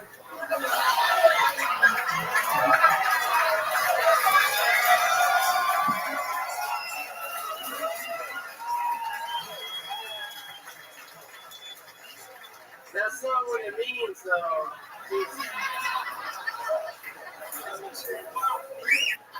I'm Frankie Gonzalez. Thank you so much. Wow. Unbelievable performance. Frankie, that was fucking fantastic. Thank you. Tony, how you doing? I'm good. Fucking great, man. I'm so high right now. That was amazing. How long have you been doing stand-up? You're fucking fantastic. 3 years. Where at? San Diego, actually. Holy shit. Incredible. La Jolla misses you, by the way. Yeah, you record there live? No, they don't like me more. The store? The store? Oh, they don't know. Really? Why don't they like you? Did you do something? I'm just like, No, they have someone who knows how you guys doing? Show up to an open mic with 18 of your cousins, odeling your way through everything. Yeah. Why is this guy not my cousin? Hey, Pepito, put on my Pepito. You are not in it? It's fucking covered in racist, Holmes. Oh, man. White guy, white guy, white guy. Put him up now. The animals are just starting to kick in. Now's the time. This whole crowd looks like they're really good at drawing swastikas, so I'm like fucking scared as shit right now. Please don't. Here's a man at drawing as well. It's the most fun shape to draw. It's true. You never been like, you draw swastika? I'm actually not good at it. No, there's like an aesthetically nice feeling to drawing. It's like, it's perfect. I mean, it's a good, wherever your politics are, if you're trying to draw a swastika, you can draw a swastika. Yeah, it was like you're a racist liar if you're going, I don't know, is this the right direction? You know? So it's like straight, turn out, straight. I don't even get it. I don't know. I don't know, I wasn't alive in World War II. I don't know. And it's not a white guy thing to draw swastika, by the way. I'm sure that if you took a spray paint or you went up to the side of a building at night, you could probably do a swastika too. You ever spray painted a swastika to get the skinheads in trouble with a rival gang or something? Sometimes my grandma put over tamales in the shape of a swastika. Racist tamale. It's a solstice.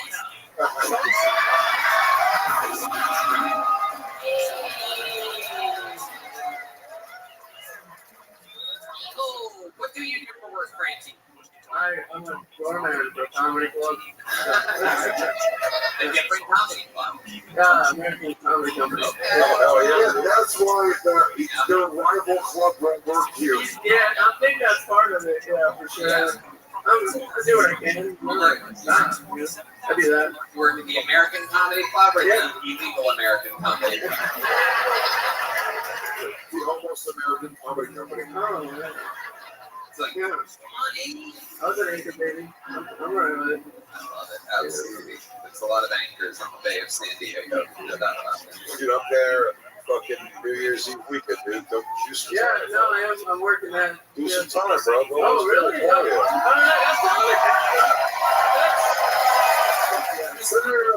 He said go to jail. oh shit. No. Do a little time. Come back with some stories, man. Well, that's fucking awesome, dude. Big J's gonna put you up on his New Year's Eve show. I'll just tell you, he'll give you a few minutes. If you can make it over to the Comedy Store, me and Lewis will give you an hour and a half. An hour New Year's Eve show. Comedy show. We don't give a shit. Everything you agree to not go there.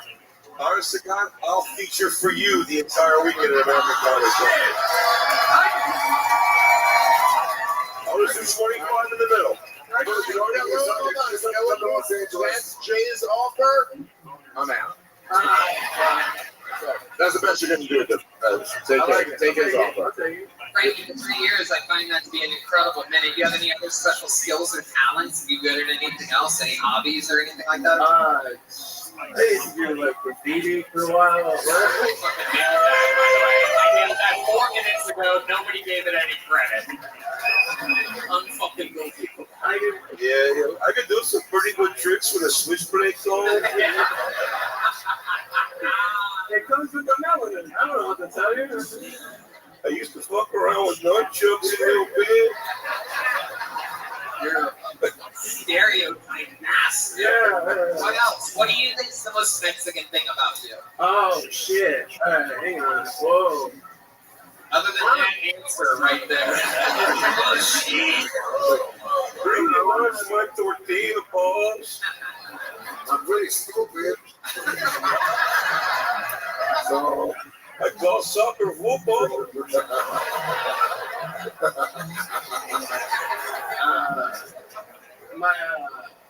My sister's dating a white man. That's probably the most Mexican thing. Oh shit! Yeah. What happened? Yeah, everybody gets to stay in the country. Where'd she meet this white guy? What? She gets sent on a jet to Martha's Vineyard? How did that happen? Yeah.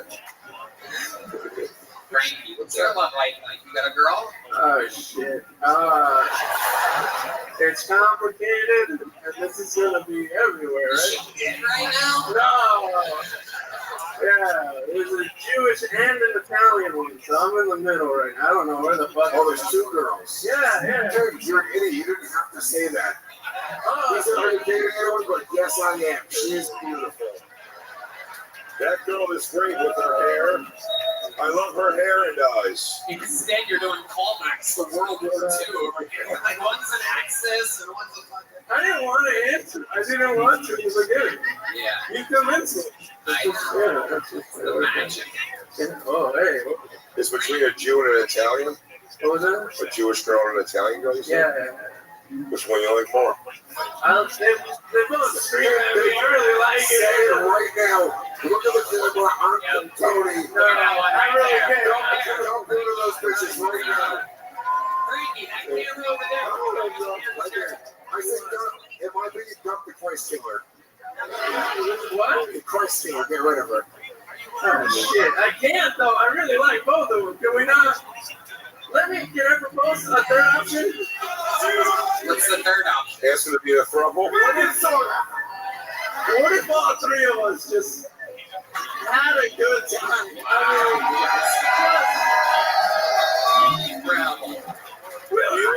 can bring your Jewish bullshit, and you can cook Italian stuff, and I can do whatever. This guy just dropped the matzo ball and the meatball at the same time. Fucking incredible. Frankie, congratulations. That was an unbelievable set. I can't believe you're opening up. Did you say that? Or were you fucking with him? No, it's pretty good, yeah. Oh, you're opening up for Big J Hooker, Sam. AFC, right? Fucking amazing. There he goes, Frankie Gonzalez, everybody. All right. Jason Ellis on the weekends. It'll be a fun one. Fucking Kill Tony is magical.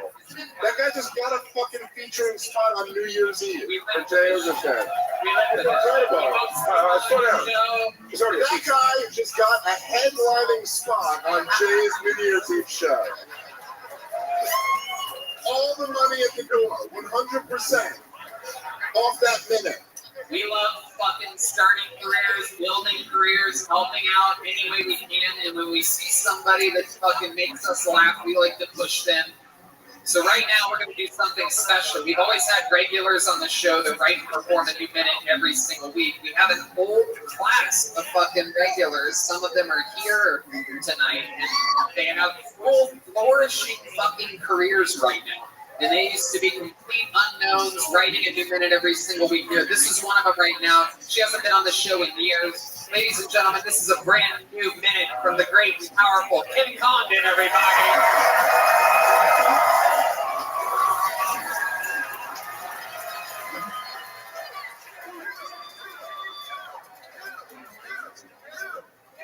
Stop, I need a minute.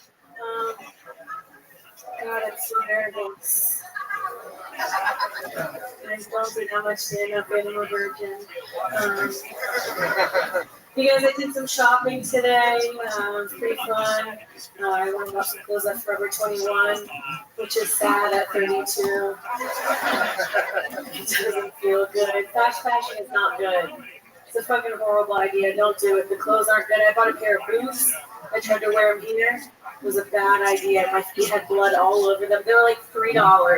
Blood all over my feet. I'm serious. It wasn't my blood. It was the kid who made them. Peace Forever 7.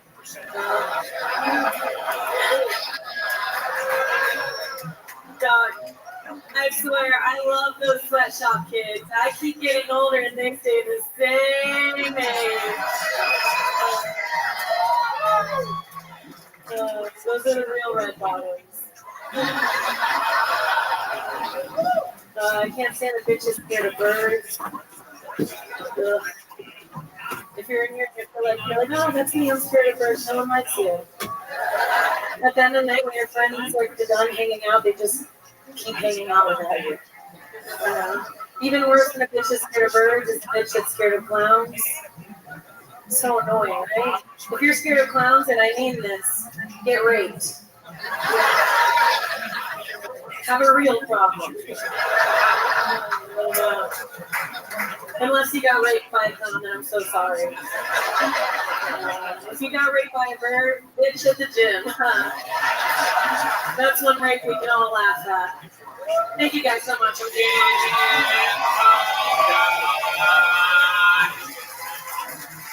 Wow, so cool. What's amazing about Ken is that I literally know when you started stand-up comedy, I was on the fucking second or first episode ever. I think the second episode ever of Kill Tony. It was the second Monday we ever did it. And you had just performed in the original room. Yeah. Your cousin was working around the comedy scene at the time, and we all kind of knew you. And it's fucking amazing. Your husband? My cousin. Oh, I thought her husband. You were married? You never told me that? That's crazy. Now you did something wrong. What's for even? Yeah. Blue was 73. Kim was. And here we are, 9.5 years later, fucking incredible. Really? Isn't that crazy? Almost I 11 think years. we lost count because the podcast isn't 10 years old yet. Oh, really? But it's cool. I don't want to blow your cover. It's cool. If that's what has you getting spots in New York or whatever you're telling them. Fuck it. Dog, it feels like 30. I know, Hear my right? voice? You came up, you fucking took your time, you fucking grabbed everybody in the audience's attention, like the audience grabs your pussy sometimes. How's that going? But not here. That happened at a regular show. At Skankfest, for the record, no one has grabbed Kim's pussy. So let's just put that away. Hold on. I don't think you caught my tone. What the fuck is wrong with you guys? That you're losing to these normie crowds to grab Kim's pussy. All you do is get hit. The neighbor started to go over with you guys. He was like, no one has grabbed Kim's pussy. Yeah, it sucks because I feel like if I do jujitsu to one of these guys, like put in a chokehold for touching me, they're just gonna come. Totally, for sure. Like, oh, I felt the warm weight on my neck. If your kid's voice is gone, it's like you're just like, you're sitting there. Lindsay Lohan. We're all fucked. Yeah. Yeah, the thing is, you got through the jokes fine, but it was like your voice had a minute left in it. Yeah. I just got here today. What have I missed? What were some highlights for you so far this festival? Oh man, it's been so fun. I've done a bunch of shows. I did a blind show, a blindfolded show. That shit was sick. Who was there? That shit was so cool. I'm really happy with the show. I got a mask on. The comics couldn't see. The audience couldn't see.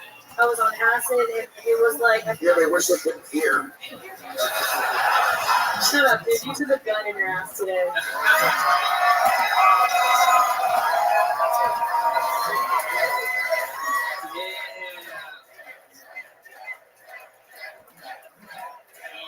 I think Kim takes you a little bit in this fucking relationship.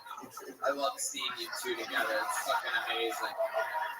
Two Puerto Ricans with no children. It is absolutely incredible. It's fucking amazing. You guys are working. You guys really get to find the odds.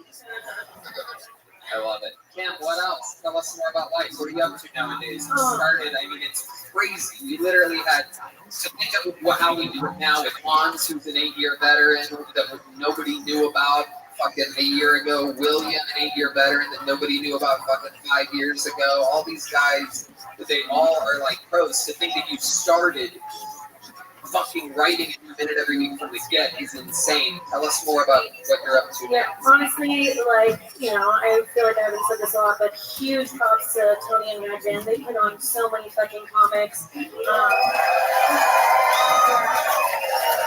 Going on the Kill Tony show, I got to go on the road with the cool people, Rogan, Ralphie May, Bobby Lee. It's really falling off quickly. Bobby Lee's gonna die next, I guess. Rogan, May, Bobby Lee, Rob Figs. Jim was like 2 people away from going Denny's. But yeah, I've just been doing stand-up, some writing, a little bit of acting. But it sounds douchey when I start listing it, so. Writer, Practical Jokers, right? Absolutely incredible. We're so proud of the amazing work that you've done. It's amazing to see you come up here and crush for a couple minutes. How about one more time for the great Kim Condon, everybody? One of the legends of the show. Come on, guys, you can do better than that. That's the great Kim Condon. I know you guys have seen her all weekend, but. I think from them being regulars in the show, I think Kim and Alan Mikowski I was turned on to from doing this show with you. I love them both. They're both beasts. Yeah, so good. It's incredible. Who was here last year would beat the shit out of Alan Mikowski? Oh, yeah. That's incredible. I can't believe you would put a Puerto Rican up against the sweet white girl like Alan Mikowski. That is just supposed to be a fight. I pulled a name out of the bucket. Anything can happen. This is all improvised. Don't heckle. 60 seconds uninterrupted goes to Alec Phillips, everybody. Here we go. Alec Phillips. We're moving along smoothly. Here he is. Come on, make some noise for Alec, everybody. How's it going, guys? So there's a couple people here in wheelchairs tonight. I wish I had a seat in Yale Freedom Theater.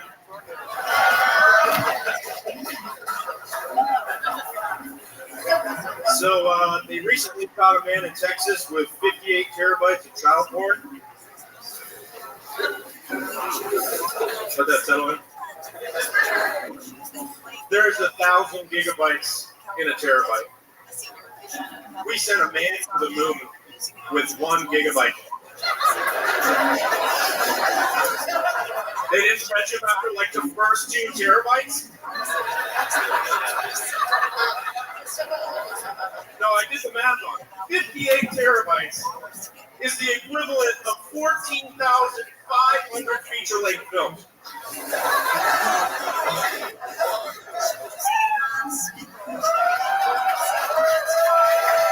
Were you done? Was that it? That's it. Okay, you nailed it. Fucking incredible. absolutely amazing. And Alec, with a lot of film knowledge, just killed a bunch of innocent people. Who would have guessed? I felt like that wasn't over, and he was trying to teach people how to store child porn on your computer. That's 130. You need your link to Now here's how you beat the system. Anyways, I got a couple hard drives for sale outside. Put the baby. Get the baby out of here. Alec Phillips, welcome to the show. Where are you from?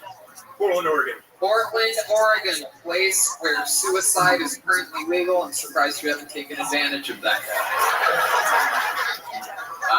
Portland, Oregon has a bunch of new laws. You can kill yourself. You can do any drug, pretty much, right? Any drug. So, what are you doing? What are you up to? Hot dogs and bologna? What's going on over there? Yeah. That's about it. You do any drugs ever? No. What do you do for fun? Drink. Yeah. What do you do for work? I'm a correctional officer. Whoa. Yeah, dude. Hell yeah. Pointy over here. Look at the ex-cons Birmingham in the enemy class. We don't fucking like correctional officers. You ever abuse your power, bro? That's a fucking yes. Did you see that pause? Holy shit. Oh my god. What's the worst thing you've ever done? Tell the truth. Jesus Christ, bro. You were saying, dude. Just let it out. Roll for 15 minutes. What's the worst thing you've ever done as a correctional officer? You got your dick sucked by an inmate. Yeah. Yeah, dude. Yeah. Yeah. Some of that fucking Portland, Oregon. You know what I'm saying? Some of that fucking. There's no more cops there. It's fine. I am enjoying watching the 7 stories rolling through your head right now, of which you're trying to pick the worst. Yeah, if you ask me the worst thing I've ever done, you're not hearing it. Yeah. He's like, let me tell one more I didn't finish. I don't think we're going to get a straight answer out of them, so I'm going to change the question. What's the worst thing you've ever seen prisoners do? What have you ever caught them doing where you're like, Jesus fucking Christ, guys? Well, we had about a 6'5" trans woman. Oh yeah. Beat the shit out of like a 5-foot regular woman. And he's like, I came to that. I am hard as a rock right now, no doubt about it. So you gotta go in. Is it hard to make, when you're holding a nightstick, is it hard to make quotation? Ladies, please. Guys, ladies, stop.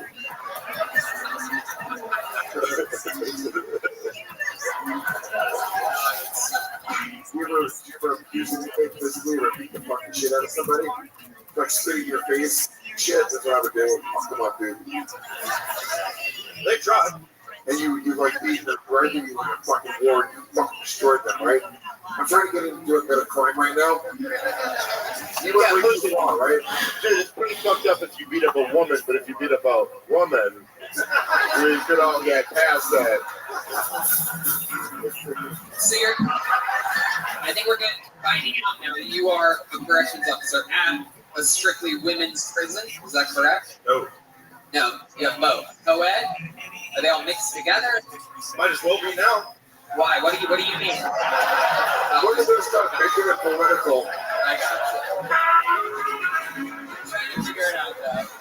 Guys are girls, girls are guys, I don't know. They're all in there, they're animals. I mean, let me ask you something. So this trans woman that is in the women's prison, she was once a man. Yes. And now she says that she's a woman, even though she might be a woman, saying that she's a woman, and so they let her into the women's prison with a penis still, you think? It's into a different form, so there's a different floor for females, so they just go like up on floors. Okay, hold on a second. So there's a floor with guys. A lot of them. And then there's a floor with women. One of them. And then there's a floor with strictly transgender people. No. They put them in the ceiling tiles. They lay them down. The trans men go to the women's pod. Dude, what a great idea. If I ever go to jail, I'm just going to say I'm a girl before I go in. I'm going to jerk off so much. Yeah, dude, I'm gonna literally just go in. I'm gonna beat the shit out of everybody. Just clean them fucking squad. I'm a goddess. Suck my pussy dick. Look at your freako ways. I'm still trying to understand this, though. I'm still a minute in. I got you, but try to describe it a little bit better for us. Floors of guys, 1 floor of women. Where are the transgender people exactly? Wherever they say that the gender that they identify as? Yes. Do they have to have like long hair and a dress, or they can? I can walk in like, dude, I'm a chick. Yes. Nice, dude. That rules. To get around. By the way, this is what I've been fishing for 7.5 minutes. Dude, 60 days in me there. Could you just be a dude prisoner and go, I identify as free? And just leave prison? Like, you just leave? I think I would just go in and I would fucking pick the smallest woman and I would make her my bitch. Start fucking scissoring with her. Let's go. Yeah. I mean, that's pretty much it, right? You just say you identify as the other thing, bring your own bar of soap and just throw it in the shower. Just hope everybody goes and gets it. Do they ever start just dicking down the actual chicks? Not that we see, but yeah, it happens. Yeah, that's what they're doing when you're not around. I know. I mean, is there any negative side to it? Is there a reason that I would not say that I'm a woman? Why wouldn't I say I'm a woman? No, that's a good idea. This is fucking unbelievable. There's going to be literally hundreds of sex addicts that are hearing this, thinking, It sounds like a fucking awesome I'm idea. going to go to Oregon and commit a crazy crime, and I'm going to fuck and be fed for the rest of my life. Yeah, dude, being in a women's prison is better than being in regular life. Hell yeah, dude. Non-stop pussy and protein loaf? Started Jack and we get a college degree. Oh, dude. Portland's fucking It's a studying law. Non-stop. Come on, girls. Let's go to book club. You gotta love it. A liberal city like Portland. This is actually a shot of its future right here that we're zooming in on right now. I thought it was live. It is a crazy dumpster fire. Were you there? I mean, obviously, you were there during all the riots and everything. Yeah. Crazy thing you saw around your neighborhood when that was all going down. I don't live in Portland. I live right above Portland in Vancouver, Washington. With an AR-15 on the roof? Nice. You don't live in Portland, you live right above it where the trans are. One floor. I'm with a transport. Does anybody have a really good joint of one? Not the horse shit that people have been giving me all day. Yeah. Fire ass shit. That's what I'm talking about. Yeah, you got it. Like Lewis. Yeah. My guy's got it right there with the fucking. With fire shit. Got a hand for the great Yoni, everybody. That's a garbage joint. Yeah, and can I get another one of these from one of our fucking staff people? Whoa, dude, this looks like that. Celebration one, dude. Alec Phillips, thank you so much. Very interesting interview. Thanks for sharing the insights of your job working in a prison in Oregon in the year 2022. I mean, that shit is so fucking wild. Thank you for sharing it. Great man. There he goes, Alec Phillips, everybody. Here. Thank you guys. Alec, take one of these. Catch. That's a joke bug by the great Bonsai. Good catch, my friend. Look at you. That's the guy that knows how to stop flying meat when it's coming at him right there. First time ever on stage, he said. Ever. Here we go one more time for him. There he goes, Alec Phillips. Up here, living the dream. Yeah, we can do it. We should fucking do it. We have Can another. somebody get Dave Smith another beer, please? Oh, dude, you don't have to. It's the wildest looking beer. Ladies and gentlemen, we have another one of our fucking graduated regulars here. This young lady actually took over for Kim Condon when she was retired into Kiltony Folklore.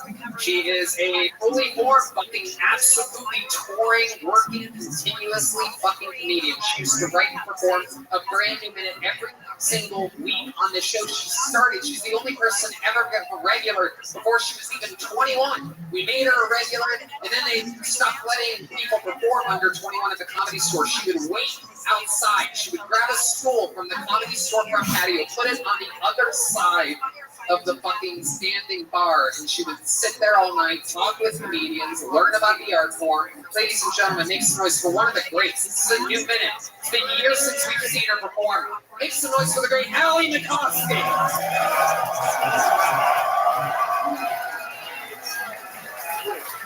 Hey guys, how are you guys? It's good to be here. I'm having a lot of fun. I'm sorry if I sound weird. I have fat parents, which does affect my speaking voice. It does. I didn't think it did, but when I started doing comedy, a lot of people told me that I have a weird voice, and I do. I sound like I'm doing guided meditation for heroin addicts. And so I tried to figure out why my voice sounds like this, and I thought about it, and I realized that during my formative years of learning how to speak, my parents always had their mouths full. So now I just have like a mashed potato accent. I just sound like I'm always chewing through something. I have loser parents. My parents are losers. My dad's name is Larry. My mom's an alcoholic. They're big losers. My dad does loser things. Like my dad, he smokes 5 cigars a day. That's an insane amount of cigars. One cigar takes at least an hour to smoke. My dad is smoking 5 hours worth of cigars a day. One cigar, 8 inches long. My dad is smoking 40 inches of cigar a day. My dad is smoking the length of a modest couch in cigar. That is all. Unbelievable. Unfucking-believable. Love it. All the kids are all grown up, Red Man. Can you believe it? Look at that. We knew her when she was just a little baby. Yeah. How's it going? Things are good. Skankfest has been a blast. I've been having so much fun. Literally the best. Yeah, it's been Seeing so fun. everybody, these guys make the best fucking lineups. It's so cool. It's all one big crazy ass family. It's like a big family reunion every fucking time. Incredible. Allie, what the fuck's up? Not much. I'm about to do a bunch of shows, go on the road. Where can people get tickets? AllieMcCloskey.com/shows. Wow. Okay. Perfect. Absolutely. www. By the way, that's http:// AllieMacOFSKY.com/shows. Absolutely. And tell us about your life since the last time we saw you. What else has been going on? It's been good. I got a boyfriend. I got one of those. It's okay. He's not here. He's not here. He's not? He's not here, so. Brian, is he a comic or a civilian? No, he's regular. He's regular vibes. That means all you have a chance. If things don't work out, hit up my DMs at NotAllieMac. NotAllieMac. I read them all. Hell yeah. A lot of these comics are like, I don't read my DMs. I'm like, I watch you before you go on stage. You're reading the DMs. Absolutely. Chris D'Elia, for sure. Allegedly. Allegedly reads his DM. I love it. Allie fucking Stokowski. Thanks for having me back. Of course. You've been doing it. Your podcast is... It's on a little hiatus. I'm working on something new. So just stay tuned. Uh-oh. Somebody's fucking ready for showbiz. Huh? Are they going to make you the new Ellen or something like I would that? love to be the new Ellen. Oh my god, I want to abuse people. Yeah. I want to be at that level in my career where I can abuse people and people are like, well, I get it. I get it. I think it's so funny, like, when you see a comic put their podcast on hiatus, it's either because they're working on something, like, incredible, like, for industry, or it's because they fucking relapsed on drugs. Yeah, exactly. There is no last Wednesday. There is no in between. But you probably can't talk about it, right? Some major development deal or something.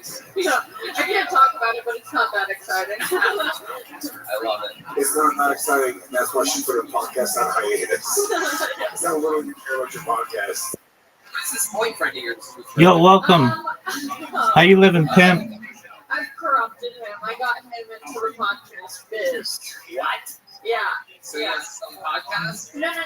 He's doing like engineering, editing. He's behind the scenes. Also, broke. Yeah. So you're fucking your slave. Yeah. Putting him to work. There's gonna be benefit for me. Yeah. I love it. What was he doing before he met you? Before you got into the podcast biz? He was doing app development, coding, all of that stuff. Alright. Yeah. Cody? Coding. Who's it, Cody? Coding. They shitty mustard or no, right? Cody. It's the worst one. You ever give me Cody? Like, the fuck is this? Well, it's not bad, but whenever you get it, it's why you don't like it is because you thought you were getting Viking and Percocet. I think I'm gonna give you Tylenol with Cody, and you go, "What, are you mad at me? What, have you heard things?" I heard more. Allie, you live by yourself with Fred? Would you live with him? No, I live alone. I might be moving in with him, to cut the costs. Right. Trying to keep some money in the pockets. But I might be moving to New York. Okay. Whoa, look at that. That's a big announcement. A Kiltony exclusive. Absolutely incredible. He'll move with you, right? He'll move with you? Yeah, he'll move with me. What a bitch. It rocks. Fuck yeah. It's the best. Lapdog, dude. You got a lapdog. Yeah, I have to. But right now, you've been living by yourself. A question I've been asking people lately is, what's the weirdest thing? What would stand out to us if we opened your refrigerator right now? What's the weirdest thing in your Oh, okay. I have baby food. Oh. Yeah, sometimes I like a fucked up snack every once in a while. I like to grow, it's not good at all. I don't enjoy eating them, but sometimes I just like to punish myself. So no baby, just baby food? It's the little pouches, The packets, little you just pouches. squeeze them, yes. That's like fucked up flavors like banana and beets. Are you getting the good ones? Because they're kind of expensive. Yeah, I like to ball out on certain That's items. you ball out on some baby food. Yeah. You eat snacks like RoboCop. That's big for Robo. I'll tell you right now, dude. When my son was a baby and I would get really high, I would just tear through his baby food. Tear through it? Tear through it, dude. Just twist up the top. Oh, you got mashed sweet potato on your cheeks. I tell you it again, please. It happened again. Oh, you're hungry? Too bad you're a stupid baby. You should have got your words in here. You gotta want it more than the next guy. Dude, all the time. Dude, honestly, maybe my favorite high snack is just simply some fucking. It's always a delicious fruit and a shitty vegetable. They always say a shitty vegetable. So Hair tail. Like my orange spinach baby pouch. No, I'm all over it now. yeah. They go by so fast too. You don't even get to try it. If it was good, it's just in and out. Sometimes I'll pocket it like it's a Zing pouch.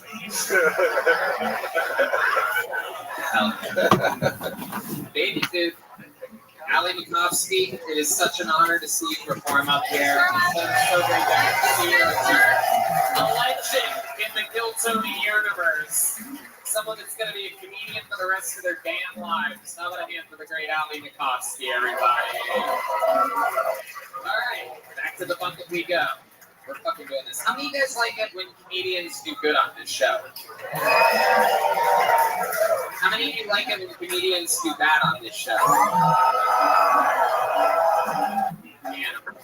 Ruthless. This light's brighter, huh? Okie dokie. All right, we actually know this next young man who's been on this show before. Very funny man from Austin, Texas. Make some noise for Adam Lucky, everybody. Adam Lucky. I saw him earlier. He's a real guy. He's gonna come up with a brand new man. He's gonna get through it uninterrupted. Any fucking second now. He might be in Oregon prison. This doesn't feel lucky. Okie dokie. We don't know that. You see anything? There you go. Perfect. That's how it works. If they miss their spot, they fucking miss their spot. Your next comedian goes by the name of Jonah Campos, everybody. Jonah Campos. Welcome to showbiz, people. Get your name pulled out of that bucket, you better be there. Jonah Campos. Jonah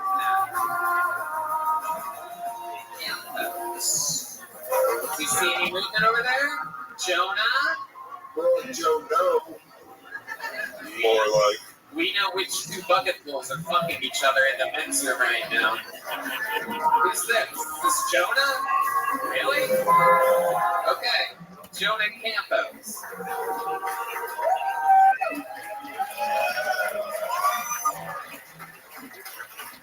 Hello.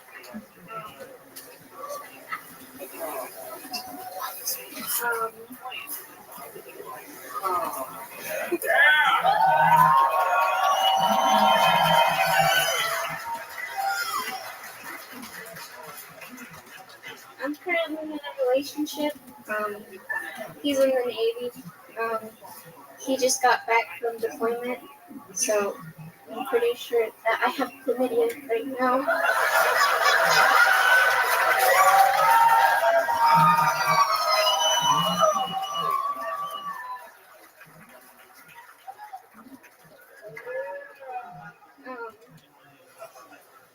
I like dirty sex, and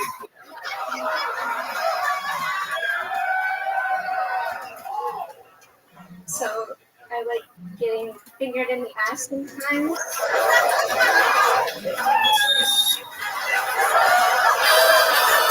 And I know my boyfriend doesn't know this, but I know that he wipes his fingers in my hair after.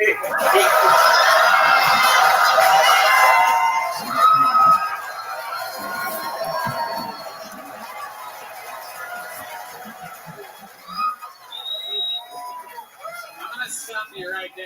I hope you're done. That was incredible. You're Jonah Campos? Yes, sir. That's your name.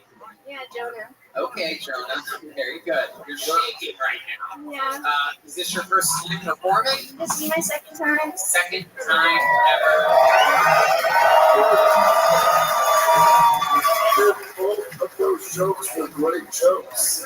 Yeah. That was legitimately really good. Why are you so nervous? You should be happy. You should be excited. Dude, it rules to be a cute chick. Everyone was so on your side. If you were the slump shithead dude, and you went up there and just started like shaking, they were like, ah, this fucking jerk off.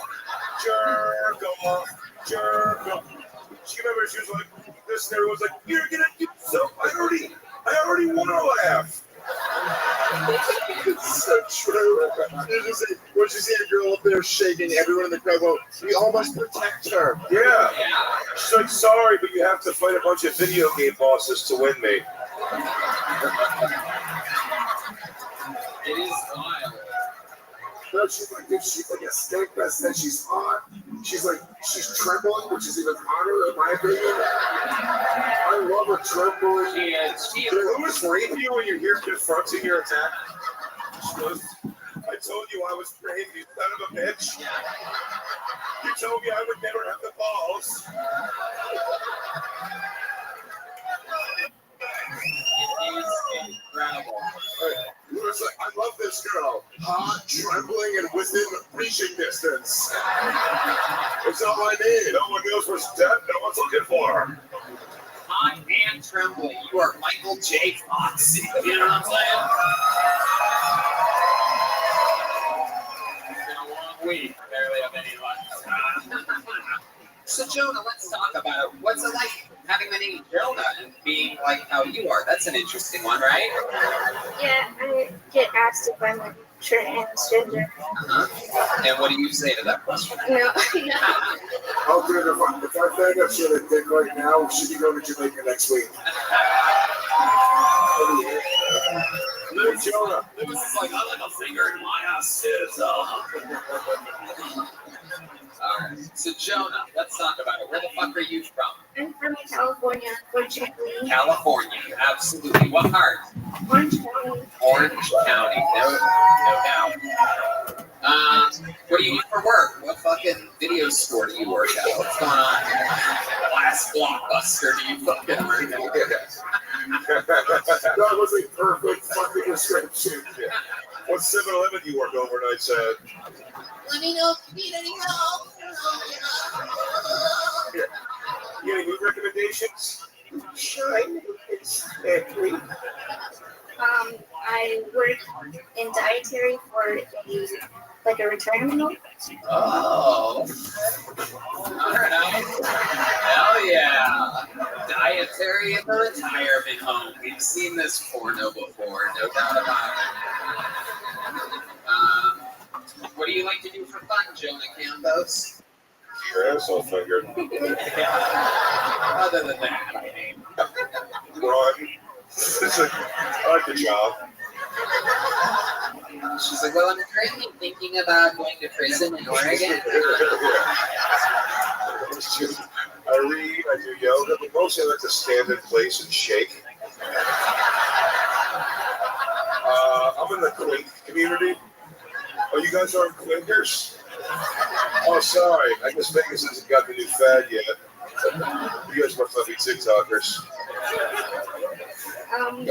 I play clarinet. That's what How did you end up here?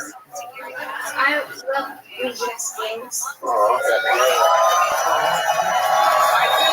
We know that. I think what Red Band's asking, I think you're giving off like hitchhiker energies right now. I think Red Band's literally asking, like, how did you get here? I took a plane by myself. Oh, can you believe this is the girl that doesn't eat baby food? I mean, this is incredible. This is insane. I took an airplane all by myself. When a series of 5 truckers got me here. Only 3 of them took what they wanted. When the way she shook through saying I took a plane by myself, it sounds like she was the only one on that plane. Like, And it also, did you fly it? Were you? No, she was saying it like I was a big girl this weekend. I got on a plane. I feel like you had one of those like flight attendants that had to like take over for your parents to walk you to the airport. You know what I mean? Like, They got to deliver you to your aunt in Florida. How old are you? I'm 22. 22. Hot. Hell yeah, dude. Hell yeah. So an abortion would ruin everything forever. Whatever, dude. She's not gonna do it.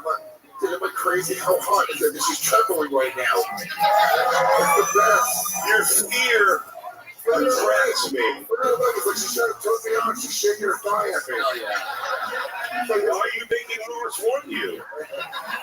What's wrong with you?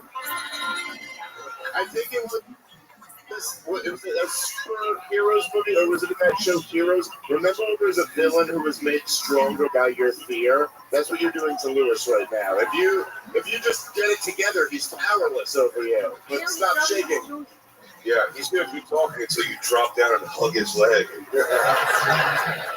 I'll keep you safe, Jonah. This is in love. Stop shaking. You did a great job. You nailed it. You fucking did. Be happy. If I was this anxious about being on stage, there was no way I would have ever gone on the stage. Yeah. Seems like it'd be a pretty big fucking rush. It seems like it'd be pretty exciting, huh? How do you feel right now? I'm dissociating.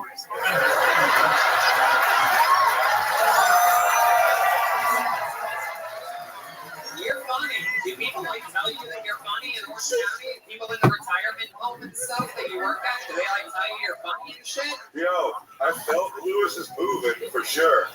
He says I have a boner. We were kind of joking, but I felt it, and it's definitely changing.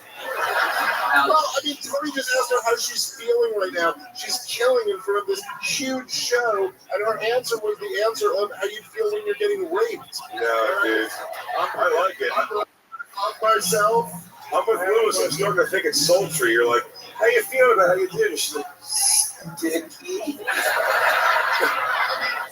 I feel pretty sticky about it.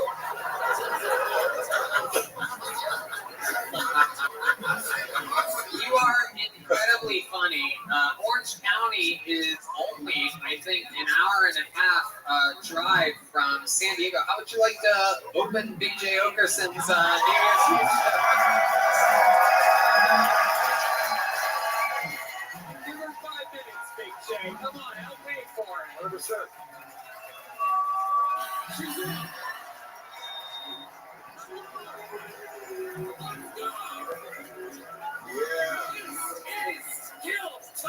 That is an hour and a half drive. That is one truck of rape. Close your eyes, grip down there, you'll get through it. Read his farmers off of that one. He finishes on your back. Just give me an I don't mean to rain on this parade, but opening spot isn't really Jay's to give away anymore. But if you want to open to that last guy who will be headlining the show. No, absolutely. Come. I was up there that whole weekend. Please come through and hang out. Meet Kim, Condon, and Jason Ellis, man. It's going to be fun. I find it absolutely incredible that the episode that you made your debut on happens to be an episode in which we get Kim Compton, who started at the age of 21 on the show, Allie McCoskey, who started at the age of 20. We're seeing you for the first time, your second time ever on stage at the age of 22, and you just got another gig out of it. Absolutely incredible. Ladies and gentlemen, make some noise one more time for Jordan Campos, everybody. Oh, yeah. Hey, here, take one of these. Can you catch? Here we go. Oh!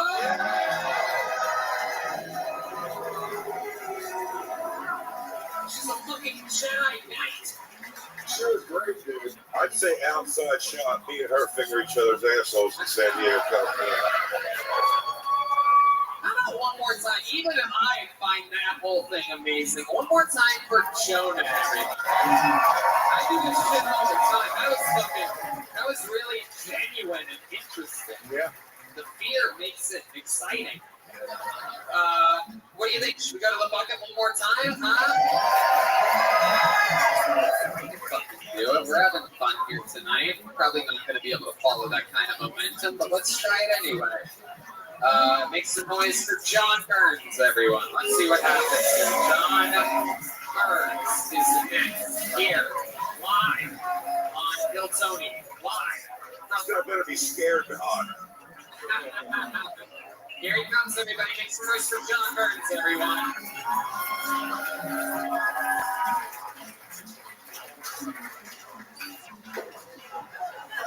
Thank you, Lewis. What's up, guys? My name is John Burns. I'm from a family of sheep farmers. No, we don't fuck the sheep. Alright. Came out here with my dad. He came out camping. Came up to me one day. He said, John, I just saw aliens. I just saw aliens. It wasn't aliens. It's just an interracial couple.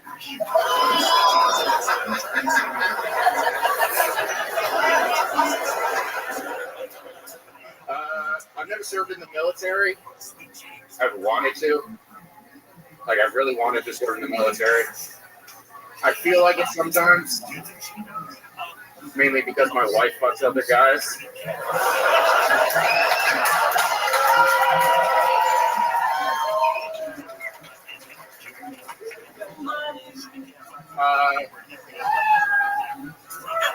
Did you have something else that you wanted to do? I only about 15 seconds left. I had a stupid one. I do this cute thing with my girlfriend. I like get on my back, and I paw like a cat. I'm like, meow, meow, meow. She calls me cute. She calls me a cat. Actually, a pussy faggot. She calls me a pussy faggot. Never saw that one coming. One more time for John Burns, everybody. John, welcome to the show. How's it going, my friend? John, over here, little buddy. How's it going? Welcome to the show. How are you? Good, dude. Awesome. Having a great time. How long you been doing stand-up comedy for? This is my second time. Second time ever. Isn't it crazy? You see the difference between natural talent and whatever that was? Isn't that amazing? I love it. So welcome to the show, John. Where in the farmland that you were talking about do you live? Santa Rosa, California. What's it called? San what? Santa Rosa. Santa Rosa. Okay, very good. And you live out there, what? By yourself, with family? No, with my girlfriend. Okay, so you really don't have a wife? No, that was just jokes. Did you ever have a wife? No. Okay. So you have a girlfriend. How long have you been with her? 4 years. What do you do for work? Now I'm a plumber's apprentice. Plumber's apprentice. What a shitty job. Yeah. You watch a guy plumb. Yeah. A guy that hates Mayflower. This guy sees more crap than a Detroit police officer. You know what I'm saying? Stupid. Hold this bucket of shit for me, apprentice. I can change a pipe like a real plumber. Here, smell my plunger. That's Donald Trump's worst nightmares, being the host of a new show called The Plumber's Apprentice.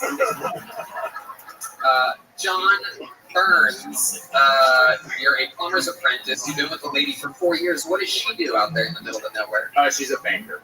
So what? A banker. A banker. Banker works at a bank. Okay. Looking for old jobs in the game of life. Yeah. I run the grocery. I am a policeman.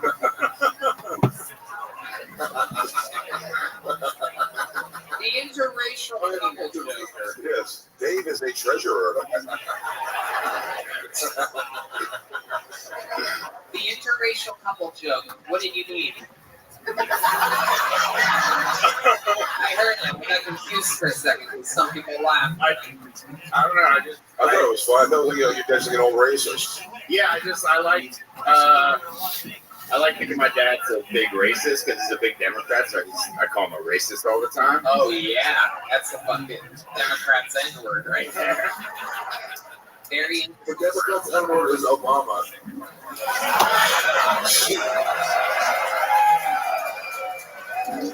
Still got it. 3 days in, dude. Hell yeah, bro. Cornelius. So, John Burns, making your Kill Tony debut. Tell me, what is the most interesting thing that you think about your entire life? You ever saved anybody's life? You have any special skills or talents? You ever win a trophy for anything? Just suck on baby food like a weirdo? No, not that I'm pretty uninteresting, I guess. I agree.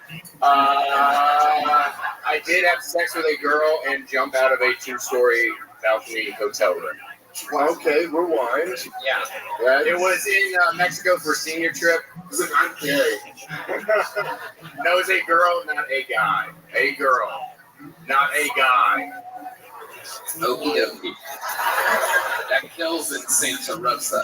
Dude, I can't tell you the craziest thing about you is what you do to your water bottle. What the fuck is going on? Like, oh my god, what'd you do? Like the last comedian, hold on to it? Yeah.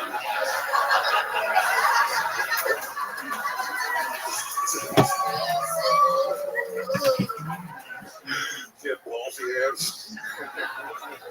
So can we hear about this 2-story jump? So right after you fucked this girl, you were like, no time for elevators, man. Well, I was just drunk and I was having sex with her in the hotel room and her dad walked in. Oh, and my God. I mean, she later told me it was her dad. It could have been anybody. I was just running. You're having sex with her in a hotel and the dad walks in? Yes. Why do we live in a hotel? Well, yeah. And I didn't know what floor. I just went out to the balcony and I jumped. so you didn't know who it was. You said, I'm willing to baby die for this. Well, I wasn't going towards Was the girl fucked you in her parents' The family? story's a fucking lie. It might be. It's a fabrication. Might be bullshit.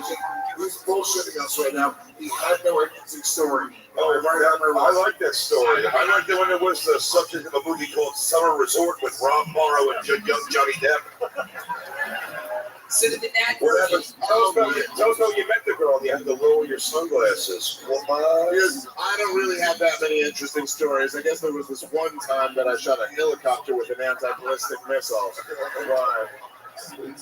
But you want me to tell that one? Yeah, well, I live in a small town, and Russians dropped out on parachutes, took the place over, and then me and my friends started like a young, cool fucking group called the Wolverines, and we. I want to go back to this story. I gotta slow it down for a second to get back to the actual fucking story. So you meet this girl that night. Yeah, I was Did down. she tell you that her dad might be coming back at any moment? Well, no, she told me later that it was her dad. But I just Okay, say so it wasn't her dad, by the way. Yeah, was she just sharing a hotel with her dad, or was it whole family? It was just a guy. I mean, Yeah. Where did you meet this girl at? the resort. You just met her there. Where? In the bar? It was like a pool party, and then we later went to the beach. And If you can think back, did she say it was her dad or her daddy? The story isn't real.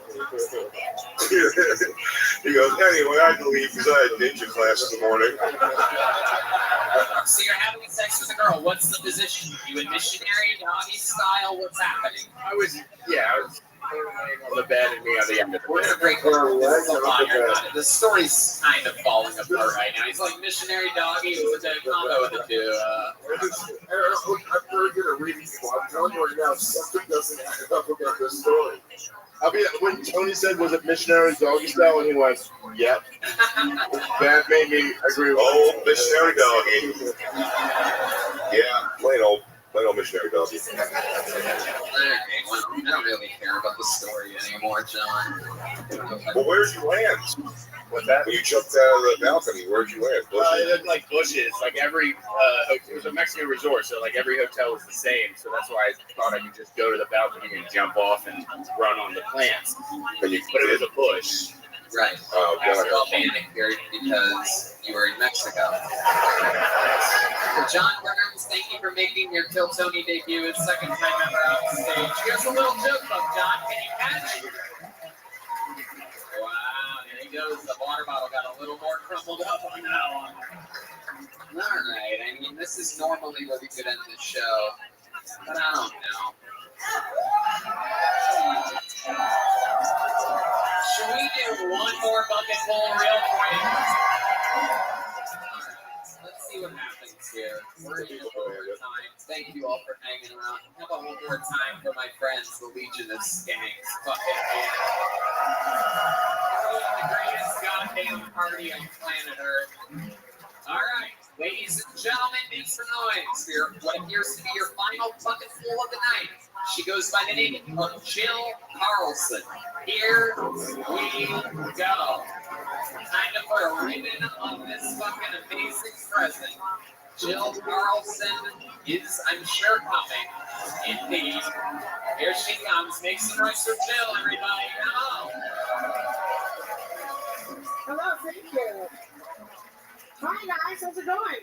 I just wanted to thank you. I invested in gold bonds hard before this week, and y'all fuckers made me rich. Thank you so much. So, a lot of people think I'm a lesbian, and I'm not. I have a type. Some of you guys match with me. Fat, bald losers without driver's licenses. Hi, I'm here. But I thought, I'm 40, I'm still single, and so maybe I am gay. So I decided to match with a woman on Tinder. She was a Buddhist lesbian. I was like, that's nice, she's peaceful. But then she started writing to me. And ladies, this is the fucking paragraphs we write to men. God damn, they're so fucking long. Then she started sending me emojis. And it was like, writing Bulgarian flag, broken heart. I was like, I don't know what the fuck you're trying to say to me, bitch. So we went out to lunch. And she said, I want to take you to Tibetan lunch because I'm a Buddhist. She was white. She wasn't from Tibet. She's like, let me show you the plight of my people. Then she didn't talk the entire time. Just something on her face. Thank you, ladies, for laughing. Fuck all you guys for not laughing. Ladies, thank you. But she stopped her the entire day. She didn't say anything at the end. She took a deep breath and she said, my energy does not have to match your energy. So I ghosted that bitch. Our energy's matched out, don't they? Thank you guys. That's my time. That's my time. Jill Carlson. Thank you. Welcome Hello. to the show. Hello. Do you think people think that you're a lesbian because it looks like you like to eat out a lot? Maybe, perhaps. I don't know. It could just be the fact that I just like to emasculate men. I don't know. Maybe that's what it is. I'm not sure. I love it, Jill. Thank you. I feel like you have the energy of a woman's prisoner in Oregon. I'm a divorce lawyer. It's perfect. A divorce lawyer. Yes, I am. You look like Big J when we first started the show. Yeah, absolutely. Absolutely. I have that care energy right to the fucking door. You don't watch the old clips. Nah, dude. I like this chick. She has Vegas tits. It looks like Thank you. You know, sometimes when I think of something in my mind, it makes me laugh, but I don't know if the audience will get it exactly. But the only way I can describe what I'm thinking, it looks like if she got a new tattoo on her titty, it would be faded already. It's on my ass. It's right here. It's right here on my ass. That's the one. Oh, what is it? Whenever she gets a tattoo, It's a butterfly, but somebody asked me if it was too much. Oh my god. Mostly butter, folks. Mostly butter. There you go. Way to step on an actual joke. Good job, Jill. Sorry. Listen, I'm a killer and I'm a control freak. I apologize. I love it. What do you control other than a fork and a spoon? What the fuck are you talking about? Thank you. You don't control shit here. Yes. You're on my pirate ship now, Jill. I am the producer of the Four Corners Comedy Festival. Whoa! The name dropper! Thank you. And you don't even have four corners. Your festival seems like it would be round. Thank you very much. Shall we go further? I lost weight for you, asshole. Look at this. Holy shit. Where did you lose? This is the after picture. It is. It is. Thank you. I tried really hard to take a shit on the water before I came here. That's what you think losing weight is? I also took a lot of methamphetamine. I love it. Water. Our parents go, we told her losing means gaining and gaining means losing. Sounds like you're a comedy festival. I'm sorry. I don't mean to be, but I actually have ran a comedy festival in Durango, Colorado, and it's been we just our 5th year. I'm from Las Vegas, and our Louise, who was on Kill Tony, were my headliners, and I actually produced shows here in Las Vegas, including a show called Toxic Community, All right. show. That's enough. Jesus. Oh, that's awesome. I'm so glad you told me that. Dude, how is your personality mess up with your physicality? Because I worked very hard to cultivate it, sir. Jill, you don't need to answer the rhetorical question. So you live in Colorado? I actually am moving to Phoenix and Vegas to do stuff starting November 7th. I'm going to do comedy shows. Okay. So you live in Colorado? I'm actually kind of like nomadic, homeless right now, between scenes. Fuck, you're unbearable. Jesus Christ, this is my arch nemesis right here. Tony, tell her she doesn't think it's a rhetorical question. That's right. He just answers a goofy question. She goes, well, funny thing. Oh my god, are you really homeless if you're built like a house? Actually,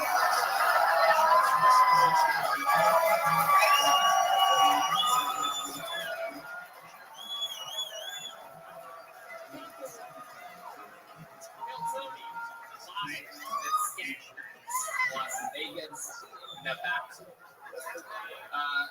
Jill, very much fun. I love thank you. Well, I did not know that this was like the Marvel Universe of Insult Comics, but I figured it out in the beginning. So thank you guys very much. Have a good day. Hey, I'm gonna go out on a bitchy note. I'm gonna go out fucking bombing. Thank you, Jill Tony. Have a great night. Alright. I don't know I have no idea what she said there at the end. Something about Insult Comics. It sounded like it could have been mean, but I'm just gonna let her go. No joke book for you, big or small. There she goes. When it's over, Jill. That's I'm it. just book my own shows. Thanks, Tony. There you go. Absolutely. Book your own shows that nobody wants to go to, Jill. Very good. It's crazy. Literally, any of you can book your own shows at any period. It just shows up to the show. She was a good sport.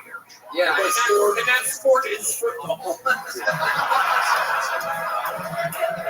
Sorry. She was up here for like 10 minutes, guys. She got angry. Fat on fat crime. I know all the good ones. Come on, people are all different styles. How about she had the courage to sign up? How about one more time for Jill Farms?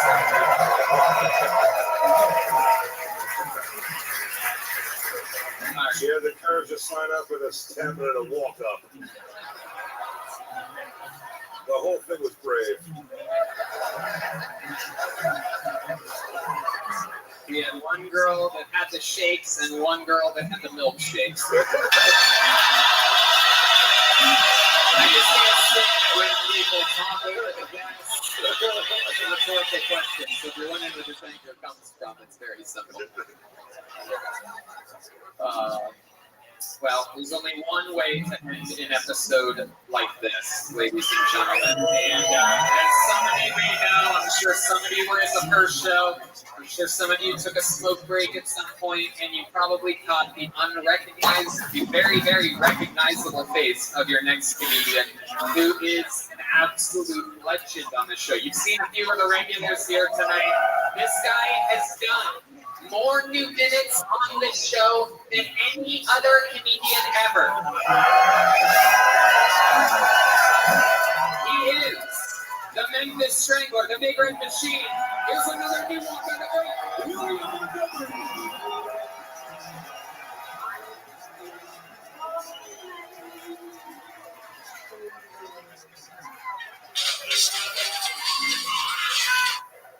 No better have fun tonight. Apparently, most of the bodies they're finding in late meat or shitty comics. Like that last kid. What the fuck happened there?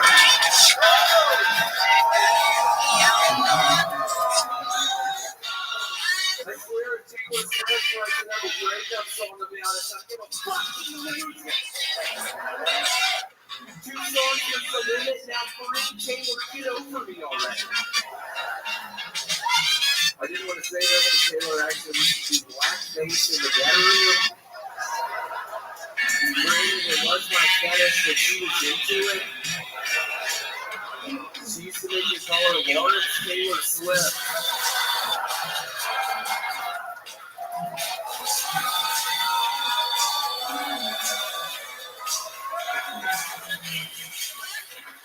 Since the movie gets no other footage, Shrek likely rejects the teachings of Jesus and he's in hell in the DreamWorks universe. Okay, I thought the Shrek. I'm the piece of the prophet that needs the party. That's another one I'm trying to do one earlier. I'm just trying to figure out that I shouldn't have. Denzel Washington, maybe.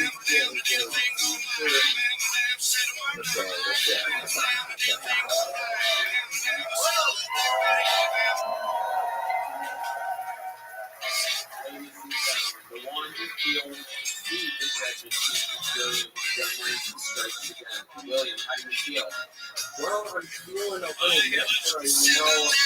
Lewis, why didn't I get a fucking welcome bag when I got up here? Why was I not in the thing? I was here. I swear to God, it was in the fucking contract that my name would be on the fucking flyer. It was not. I didn't even receive a welcome bag yet, Lewis. Is there anything you want to say? You want to apologize? What's going on?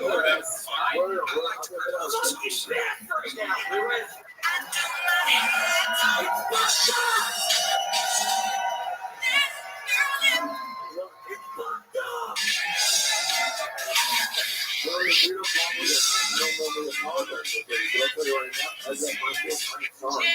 Thank you. That's all I wanted.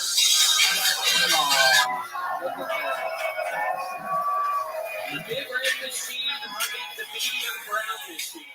Incredible. The rattlesnake and the vanilla gorilla. That could have gone one of 2 ways, but I never saw that being the outcome. I don't know about that. What the fuck is that? But no, hold on. What the fuck is that supposed to mean? What do you mean? But anyway, let me make myself clear. What are you talking about? Hey, dude, listen, I don't want any problems. Let me try to explain myself. I thought Lewis was going to beat the shit out of you on this stage. But then he hugged you, and that was pretty cool. That was sweet. Now, William Boyce, I mean, we've been doing this festival. You guys are our fucking West Coast brothers. This is not fucking Austin Sanders. This is a West Coast Sanders.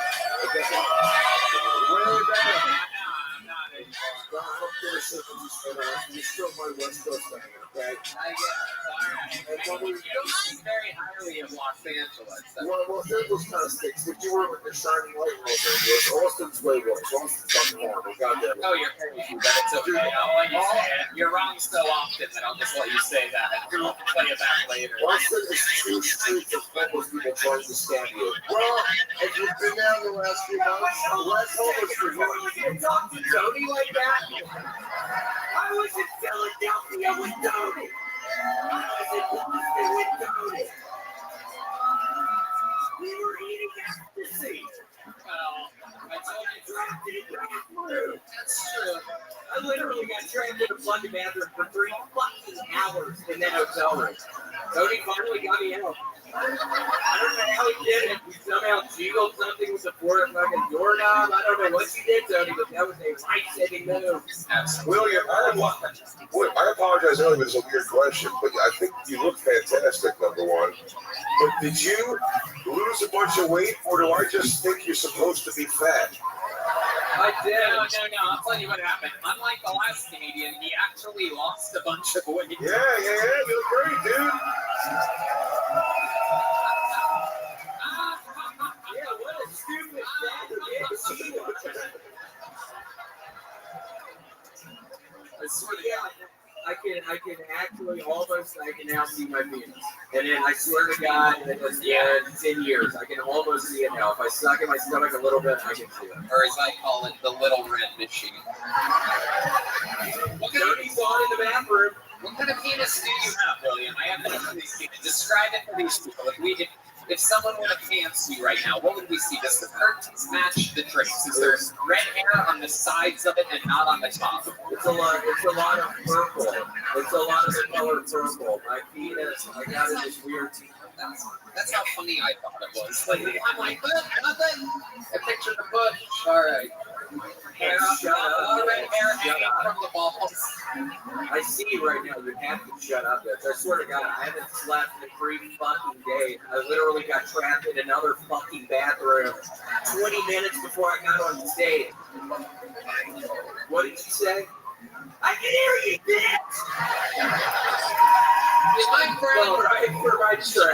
Did my friend happen to make it here by any chance?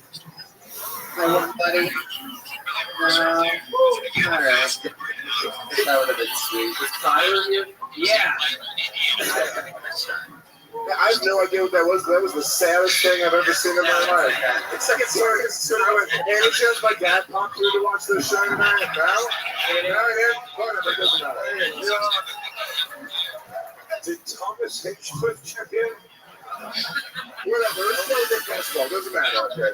It was. He was perfect. I was going to have Nate Diaz come up here and smack William on that night. Maybe another day. Maybe the 10-year anniversary episode or something like that. You really planned that out for him? No, not exactly planned. Everything with Nate is very loose. But yeah, we're friends from the old gay state of California, you retard, Lewis. Dude, I will beat up anybody in California.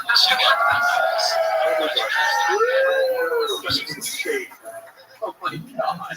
You're going to have to fight in winter coats. Did you fight? What's his name here? No, me and Alice are fighting April 8th. April 8th. April 8th. Where's that at? Las Vegas, Nevada. Yeah. Oh, okay. It was just close, made the odds closer now because he's now also taking it up the ass.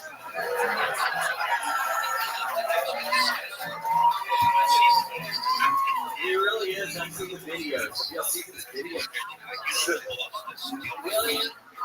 Okay. Montgomery, you are a fucking legend on the show. This is the end of this episode. I want you to look out at these people and put a ribbon on this thing for everybody. Look out there and give your own closing fucking statement for this episode.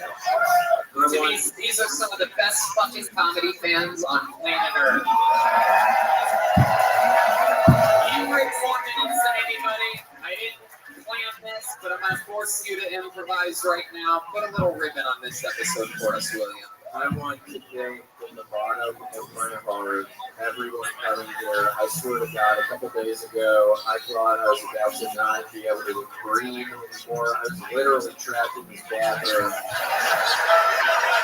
The door to like the bathroom, I swear to God, it was like this really hard floor, and the door had like this suction thing. I swear to God, I was running out of air. Tony busted through.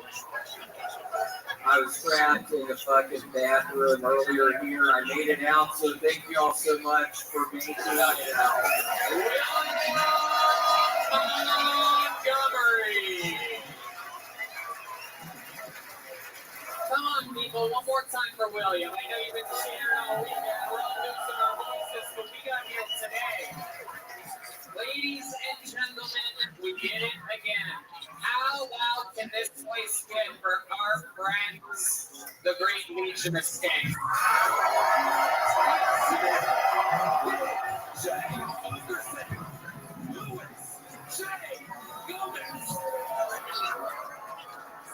Thanks to us for motherfucking Brian Redman, the guy that invented podcasting.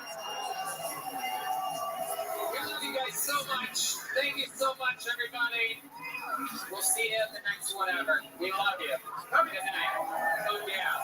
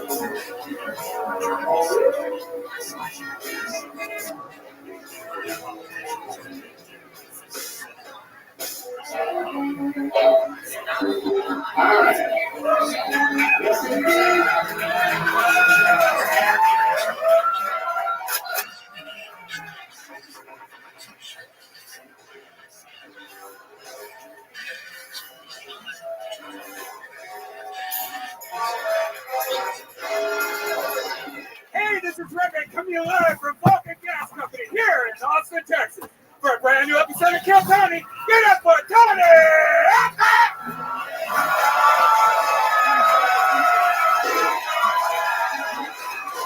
I'm Alex Baldwin. You guys ready to have some fucking fun tonight or what, huh? Hey! Make some noise for Brian Redman. Hey, everybody! Welcome to Kill Tony, brought to you by the Red Rose and the Yellow Rose, the two best strip clubs on planet Earth. And of course, Deep Eddy Vodka, also from here in Austin, Texas, the best vodka. You guys ready to have some fucking fun tonight, huh? How about a hand for the best damn band in the land? That's the Kill Tony Band, brought to you by Screwball Peanut Butter Whiskey. That's the great Sean Dees on the drums, Paul Deemer on the horns. That's the great Max Frost joining us tonight on the electric guitar all the way to the right there. That's Matt Mueling. And of course, that's D Madness right down the middle. Right down the fucking middle. We're going to have fun tonight. Before we start the show, here's a little bit more from the amazing sponsors that made tonight's episode available for you here for free right now. Hey, y'all. You might not know this, but when I'm not being the host of the #1 live podcast in the world, what I've been doing for the last 16 years is being a professional stand-up comedian, and I'm excited to say that I'm back out on tour again. December 9th and 10th, I'll be performing in Arlington, Texas. January 13th and 14th of 2023, I'm in Dallas, Texas. And February 9th and 10th of 2023, I'm in Houston, Texas. Tickets available at TonyandCliff.com. All these shows sell out, so don't be a doofus. Go to the website now. Get tickets while you still can. Hey y'all, it's time to gear up for winter with Bespoke Post and their new seasonal lineup of must-have box of awesome collections.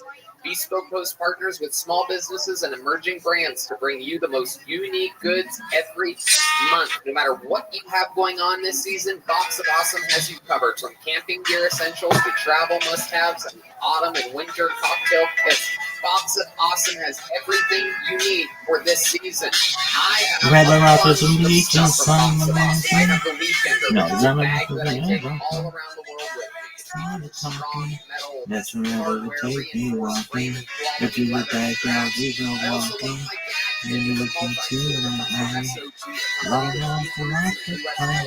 You know, I never took a hand of you. Not the sound of the branch of that baby. The only one who could ever teach me. Was the sound of the branch and then yes he was. It's like Christmas every month. My favorite one I just got recently was Scorch. It's a bunch of hot sauces. They're all from small brands all over the country, with some from Texas, The already California, always and easy. more. No matter how I try, when you started sweet talking to me, you don't tell me everything is alright. Because you tell me everything is alright.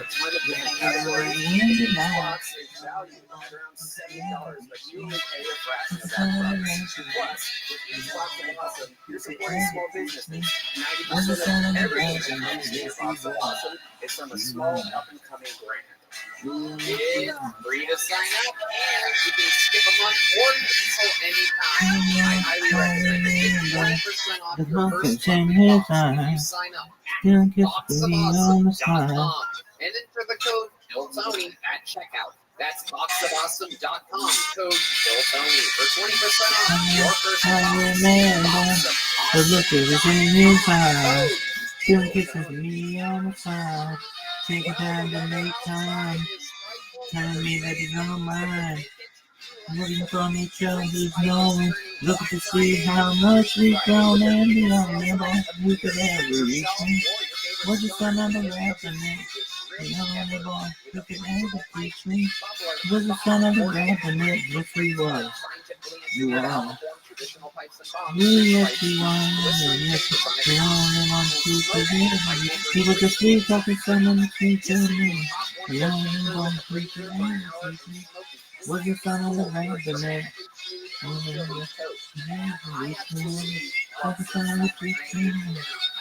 smoking since I was a little kid. 16 years as an adult living in Southern California. I've been a stoner the whole time. I'm friends with Nate Diaz. I'm friends with Snoop Dogg. I'm friends with Joe Rogan. I'm friends with the fucking elite stoners. I know smoking. And while usually my preferred way is a blunt, when I smoke a bubbler or a bong at my lovely residence, it is always from the great people over at Freeze Pipe.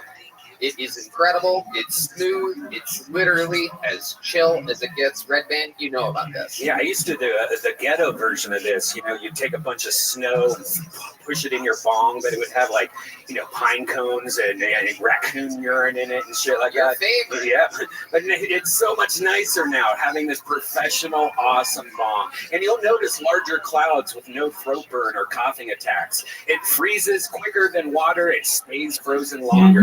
Putting ice in your bong is one thing, but Freeze Pipe will change how you light up forever. It's really true. I mean, you put the thing in the freezer, and somehow in just a few minutes it's frozen. It's incredible technology. Be the holiday hero and shop Freeze Pipe's Black Friday Cyber Monday sales going on right now at thefreezepipe.com. It's the biggest sales event of the year, and there's never been a better time to discover a smoother way to smoke. That's thethefreezepipe.com with killer Black Friday, Cyber Monday sales going on right now. Plus, if you see something you like that's not on sale, use the code TONY for 10% off your entire order. That's thefreezepipe.com and code Tony for 10% off. Support the show, smoke a cold one, and get 10% off with the code Tony at thefreezepipe.com. Are you guys ready to start tonight's show? Guys, it's Halloween. I think you can do better than that. Are you guys ready for this shit? This podcast has never been stronger. It's never been better. And the accessibility to guests has never been more exciting. Tonight, one of the greatest comics on planet Earth is sitting at this table with us. For her first time on the show, make some noise for the one and only Amy Schumer!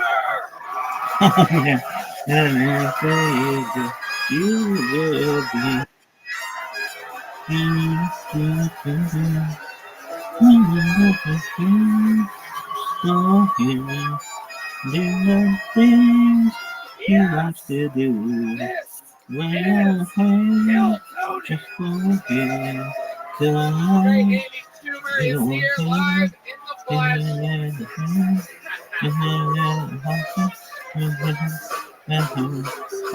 What a special treat. Here she is. The place is in.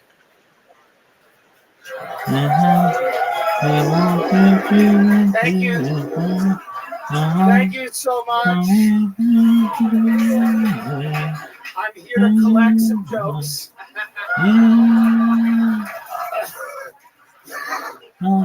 Yes, indeed. You are going to be in for some tricks and some treats tonight. Thank you so much. It's an honor to have you. Yes. You've been on the show. Actually, this is technically your first time, or your 19th. It's my first time, and my agent was very upset, but I said I can do this because Tony's a faggot. That's true. And yeah, and as soon as I found that out, I came running here with my huge pussy. It really is. My big, rich pussy. It really is incredible. You can see it from here. It's a thing of beauty. But Amy, you might not know how it works, but you only get to collect 60 seconds of material from the people that come up here tonight. You guys know the 60 seconds is up and you hear the sound of a kitten. That means they have to wrap it up then, or else they bring out the angry West Hollywood Bear. And that's just the loud noise that stops them from speaking. And then I interview them afterwards and we find out more about them, and the whole thing's improvised in the moment. You guys ready to start this fucking thing? Well, instead of reaching into this bucket that is filled with hopefuls names, I think we should start it with a bang. This guy opens up every single one of these shows in the brand new minute over a year ago. Baby, can't you see? Stacy's smile has got it going on. You know I want you ready to slow on. Stacy, can't you see? You're taking for me. You know you're wrong. Stacy. What's up, guys? I'm not into skinny chicks because I'm not into chicks that are shaped like little boys. I'm into thick chicks because I'm into chicks that are shaped like fat men. A lot of women get mad at me because I'm always trying to fuck them. They're like, you don't even like me for who I am. You just like my pussy. I'm like, well, you just like me for who I am. You don't even like my penis. Where are we in life when we can't even enjoy the little things? But yeah, I recently bought a moped, which is fun. Fun way to get around town. And I saw every picture, have a picture on my phone.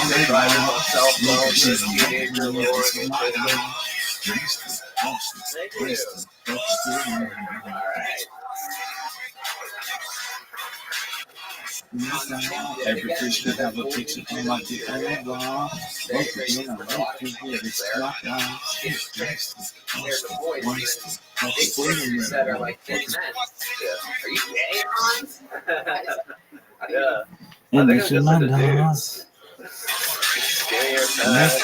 Every fish should have a picture of my dick on the wall.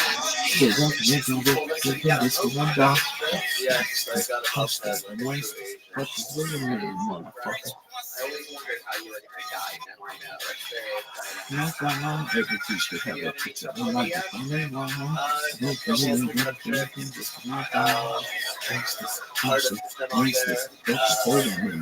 I had a e-bike before, and now I have a moped, so I think it's an upgrade. We should say you're the bigger chick. We talk on it like our guests would. First of all, I love Ariel. Thank you for coming.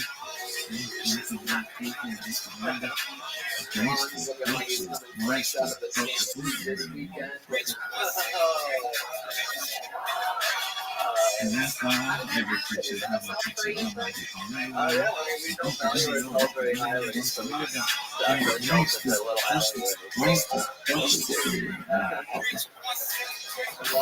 What are you dressed as exactly here? I'm back from where the wild things are. It's adorable. Thank you. I think I know what that is. It's for children's books. They should not sell that costume to adults. Like the FBI should have taken your phone number when you walk in. Where'd you get it from? Where'd you get a costume like that? I got it from Lucy Disguise. Okay, I literally like it. What else?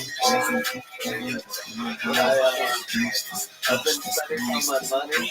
I recently took my girlfriend to Eddie V's restaurant. And, that's a good steak. I spent $150 on her. What are some of the things you were going over the menu and you tried to like budget and stuff? You're a very pretty spectrum. We know this about you. I try to budget out for enormous appetite. We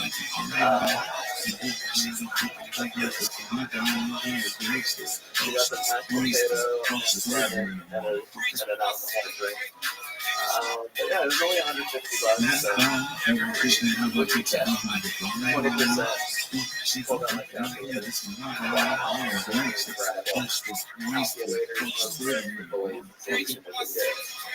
I love it. What else? Am I missing anything else? I went to the Easy concert yesterday. Okay. Just did a little gig. What's your tickets for it? Me, myself, and I.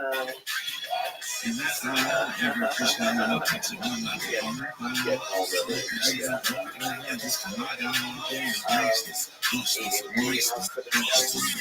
No, I am also Asian.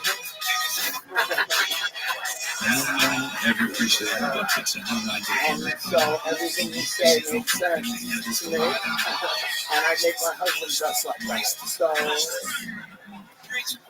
is all true. Hans, you got the show started. We're gonna get into this bucket. Thank you so much, Hans. Everybody, here we go.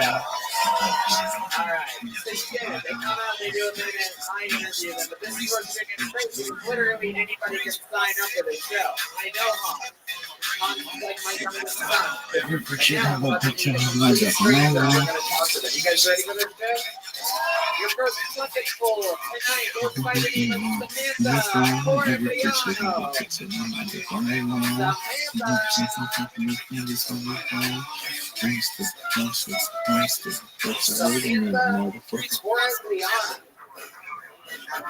We got eyes on Samantha.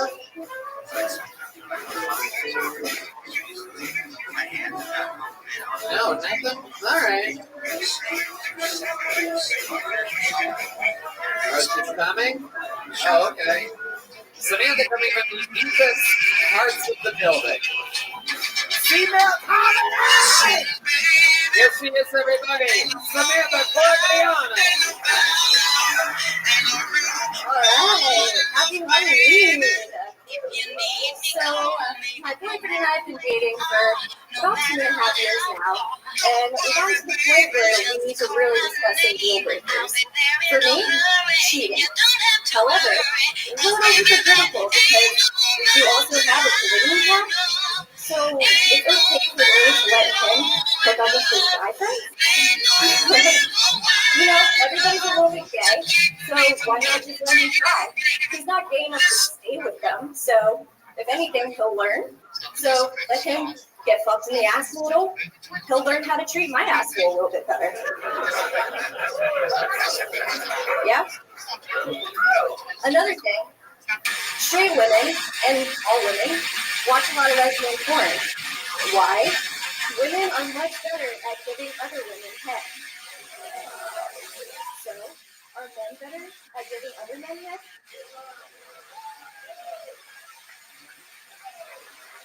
Samantha Corigliano. Am I saying that correctly? What is it? Corigliano. Oh, okay. Yeah, I don't think I'm allowed to say that. It's a little tricky on that whole part, huh? Sure does. It's about as Italian as the last thing you get. Say it one more time. Corigliano. Oh my goodness. Careful. Wow. I feel like I shouldn't make fun of you now, or someone's gonna kill me.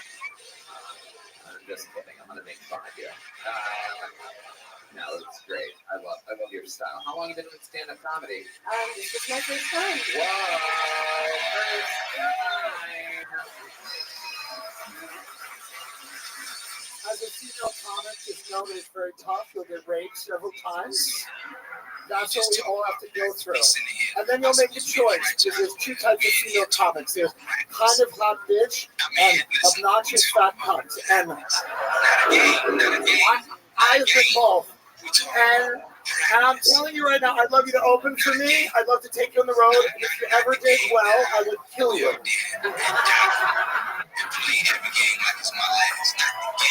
Yes! Amy motherfucking Shooter is in the house. Samantha, what have you been doing up until this point? So I came with my boyfriend from Richmond, Virginia. Wow, some Richmond, Virginia fans up there. I realize we're having a fucking Confederate reenactment. I love this. Very exciting. So you and your boyfriend from Richmond, Virginia. What do you guys do there? We like to take long walks by the river. Long walks by the river. Well, seriously, we do a lot. We like to disc golf. He actually does stand up there, so it's kind of funny that I got What called. do you do for a living? I do software sales. Software sales. Yeah, that's a thing. Interesting, Samantha. Now, what made you sign up? I have been watching this for a long time and didn't want it to slip for a chance to just come on up and try. Right. So you said that your boyfriend does stand-up comedy? Yep. How long has he been doing stand-up comedy? Just under a year now. Just under a year. You realize that you probably took this opportunity there. When I pulled the name out of the bucket, it might have waited a whole year for this. And you're like, I'm just going to go up there and fucking steal the show. Hell yeah. What's your boyfriend's name? Steve Jones. Steve Jones. You guys think we should see a minute from Steve Jones? Ladies and gentlemen, let's see who the funnier is in this couple. This guy just got threatened to get fucked in the ass by his own girlfriend. This is the Kill Tony debut of Steve Jones, everybody. Here we go. Where's Steve at? Here he comes. Here comes Steve, everybody. Oh, yeah. There he is. Here is Steve Jones, everyone.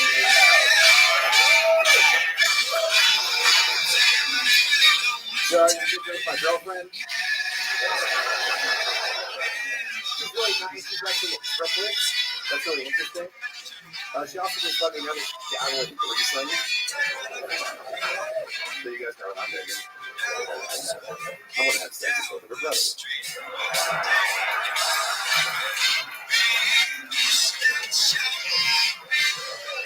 She get upset.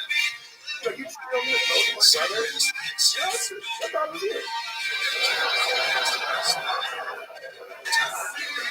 I just got a video. It was really fucking good. I know it's so good. So last night I was up late with like heart attack symptoms. This is her high school, especially before class. There was one time I still teach before class. My friend, who was trying to look out for me, he came up. He was like, "Just a heads up, you smell loud." I was like, "Holy shit!" I thought I was like, "This guy can smell sounds." They're like, "Wow, look at that." No. Hello, Tony. Hello, Steve. Welcome to the show. You're dressed like you just came here from Richmond, Virginia. You have to make a face. I was expecting you to like sound sad or something like that. They're gonna be like, "I just wanna sing a song." You have that fucking hairdo with people that you like that type of music, don't you? What's the summer French kid? You were thinking on summer long. Where are you? All right. This band's out of control. Gotta love these guys. So let's talk about it, Steve. What do you do for a living? I'm an accountant.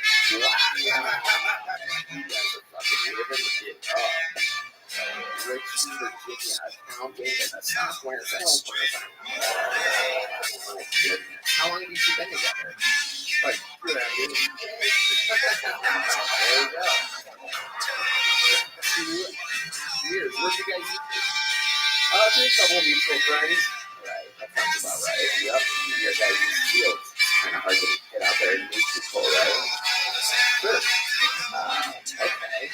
And how soon after meeting is the first time you guys hooked up? You guys seem like you've only done the missionary position. That's how you got, right? Well, she actually asked me out. Whoa. Look out. Very hot. Yeah. And then what happened? We made out in her car. Whoa, what kind of car? What kind of car was it? RAV4? Wow, okay. Alright. But watch the car from making a murder.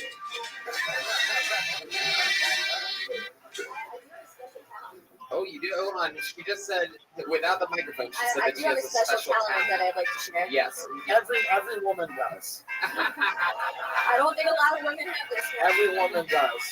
So I can burp really disgustingly loud. You can burp disgustingly loud? All right. All sound effects and keyboards and everything off. I have to hear what this sounds like. This is unbelievable. So you can hear it as I bring the air in and then as I push out. Okay. Oh my God. Holy shit, she's bending over, kind of.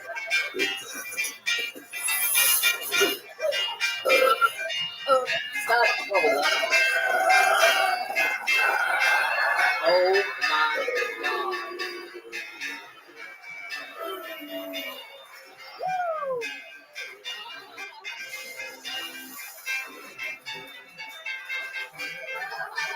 You activated the backlights for that? Turns out our fucking lighting guy loves burps. Acid reflux. That's the first time a comic stole my bit.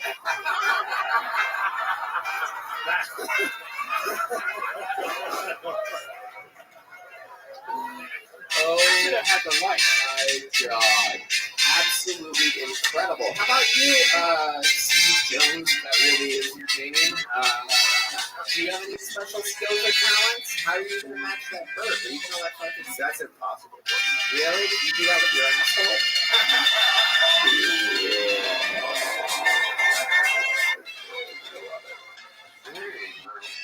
Okay, you gonna propose to her or anything like that? I mean, it seems like pretty. Do you live here in Austin right now? No, they're just visiting from Richmond, Virginia. Are you here Thursday? Yeah, I'd love to have you open up the secret show. Whoa, look at that. Incredible. You got a real gig out of it. You guys also each get a joke book. There you go. One for the first timer there, and one. Amy, no, don't eat it. How about one more time for our first 2 bucket pulls tonight? Samantha and Steve Jones. Steve Jones. Very specific name. I don't trust it at all. You guys ready for more? You get it? You see how it works? Your next comedian getting an uninterrupted 60 seconds first game of Javier Gomez. Javier Gomez. Javier Gomez. Oh, some long treks to the stage so far here at the very end of the game. Is there a Javier coming? No? It's so interesting. Alright. How about Matt Alvarez? Matt Alvarez. Okay, here he comes, right from the front of the gates. I see him already. This guy's ready to go. Make some noise one more time for Matt Alvarez getting a standing ovation.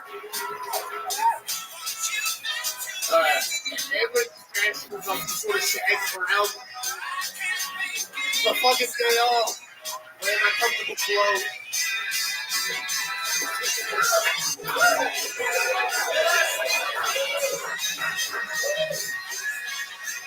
You know, I've been doing this job goddamn 30 years.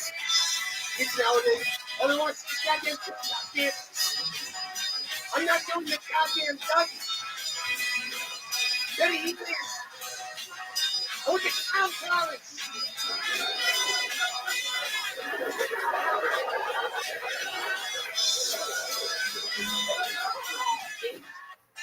And then I work in the kids all day. I go home and I have politics running around my house. And one of them's not even half clown. I married a regular woman. Full human.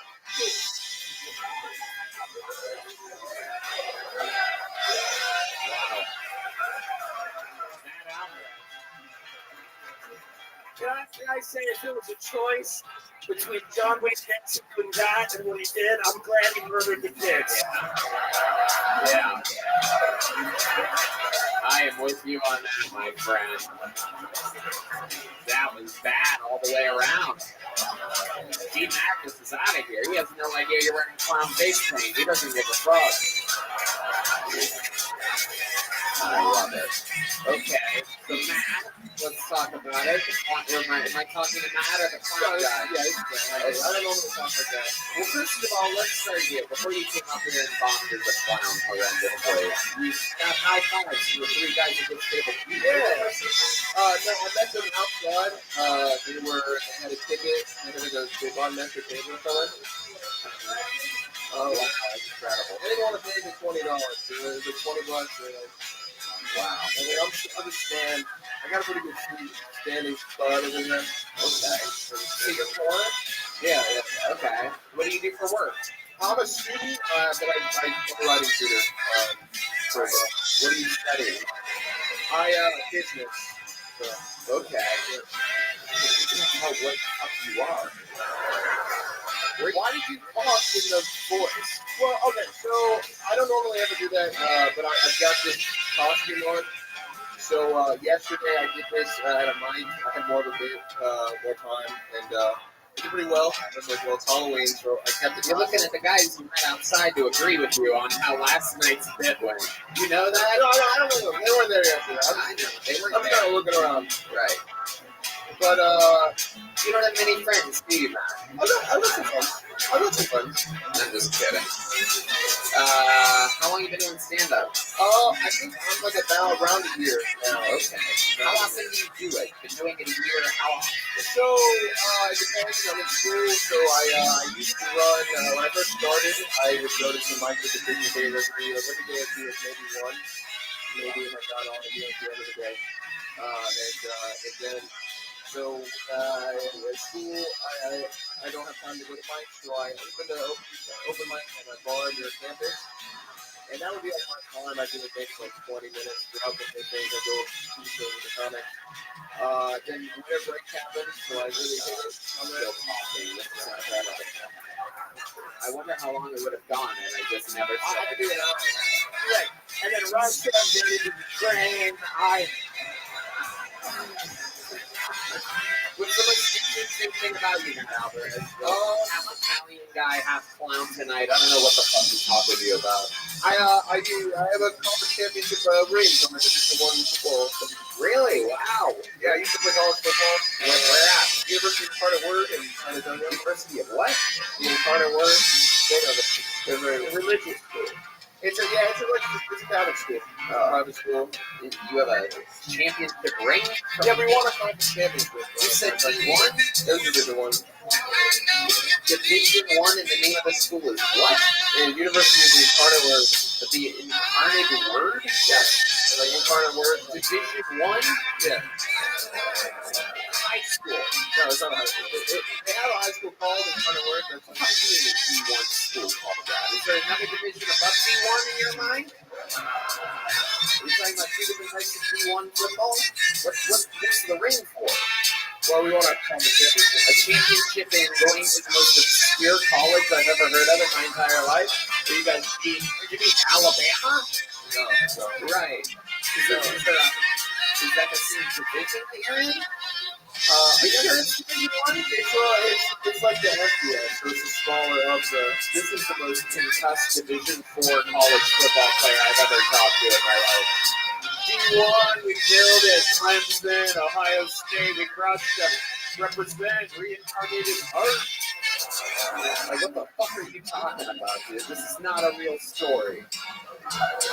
None of it's real. Conference championship. All right, well. What's the most embarrassing thing about you? Oh, tell the truth here, man. This is a real chance for you to confess something. Most embarrassing thing. What? Nothing. Shut the fuck up, you stupid pussy cowards. People fucking dregs that attack all these poor kids. Most embarrassing thing, I don't know. I don't know. I'm too scared to even consider one. Let me think. Give us something here. Let's see. Have you watched the show on Hulu, Martha Beth?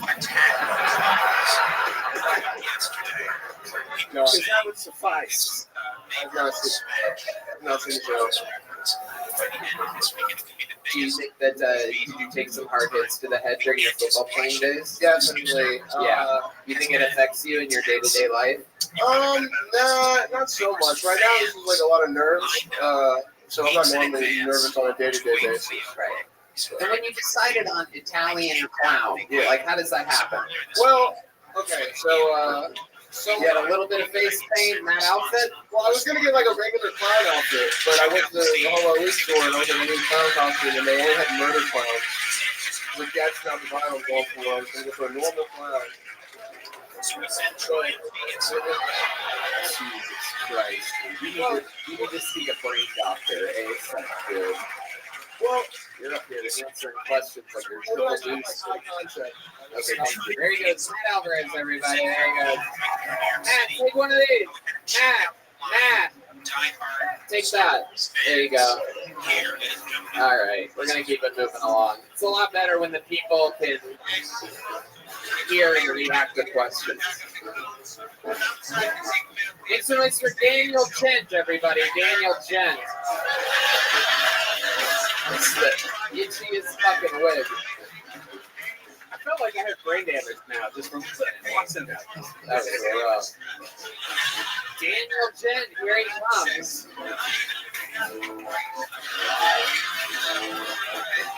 Make some noise for Daniel, everybody. Here he is.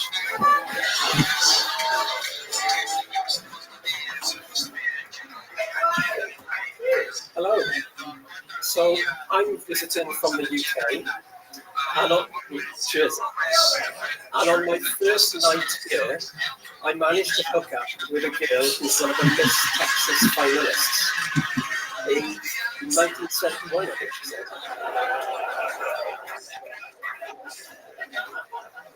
Whenever I type the word analysis, I type it really fast, just in case I suddenly die halfway through.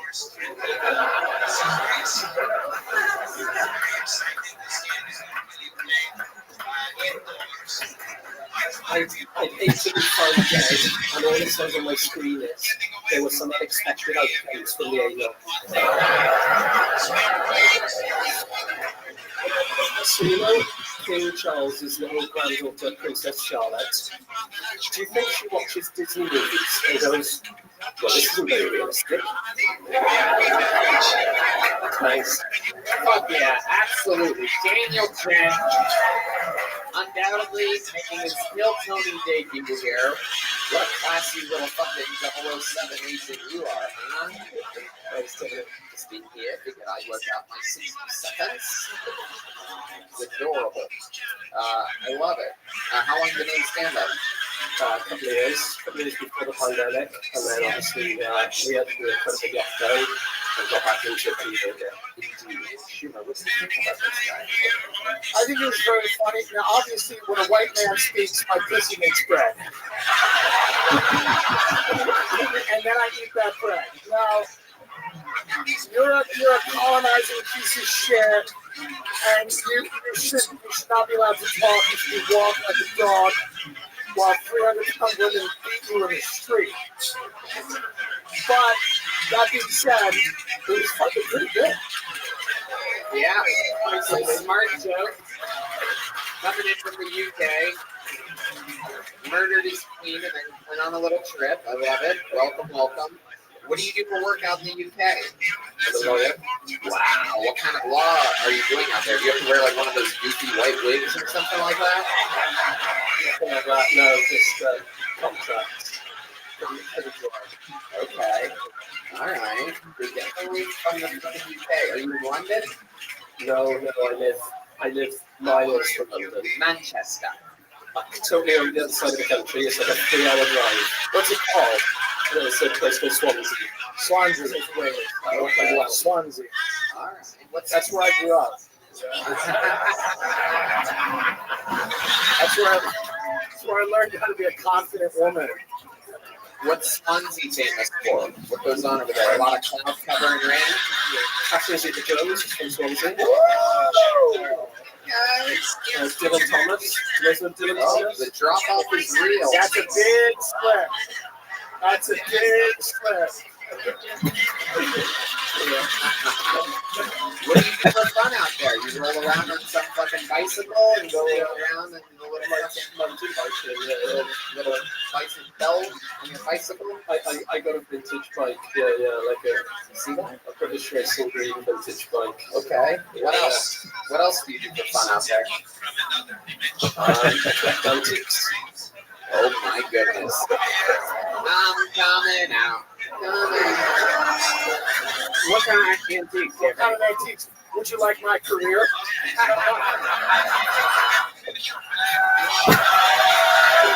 Amy motherfucking Schumer.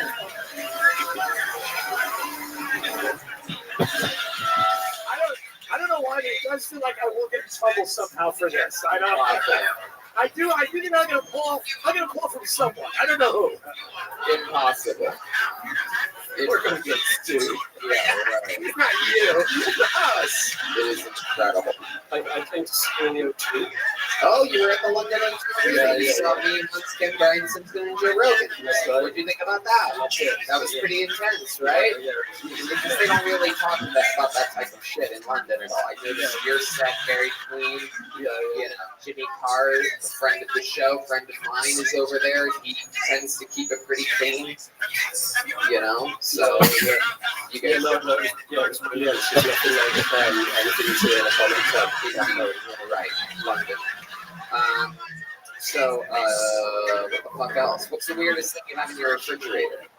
If we went through your refrigerator, what would stand out to us? Like, whoa, what the fuck's that going on here? The head of the door.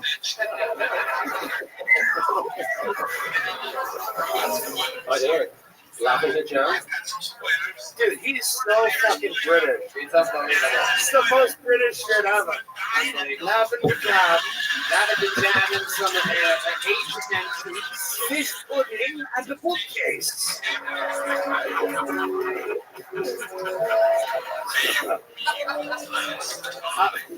Lavender jam and the DVD of Trainwreck the movie. See? I've already lost my agent. Who cares? You know? Lavender jam, huh? What do you put that on? What do you tend to use your lavender jam on? If you best for this stereotype possibility would be great. Use the crumpets? Scones. Oh my god. I was going to say the country of India. You know what I mean? Woo! Holy shit. Unbelievable. Someone throw me a Marlboro Light. Yeah. Is there anyone that has a Marlboro Light? He's got Marlboro Lights. He's out there. We're gonna get to it. No, nobody gets this fucking Marlboro Light. That's an interesting one. It's not just for Asians. Damn, that was a powerful throw. That guy fucking, normally guys with muscles can't throw that good. You guys see that meatball throw that cigarette from over there? Holy shit, the fucking Rogan bump is real. Daniel, you seem like a pretty good guy, right? You're a lawyer, you've been student studied and all that shit, right? You fucking lavender jam and your teeth, everything's fucking perfect. Tell us something like naughty about you. Tell us something that kind of you do it where you kind of feel guilty afterwards. Something that's sort of American about you. Speeding. Whoa! Bicycles are thought to exceed 12 miles per hour. You were like, what type of girl do you go in for? Like, what's a British woman you like? Because the British women are not, it's not the top of it. I like bad bitches. Oh my god. No, he didn't. No, he didn't. Unbelievable. Oh my goodness, someone has been keeping up on this podcast. I read that today in 17 magazine, Terry. Incredible, Daniel.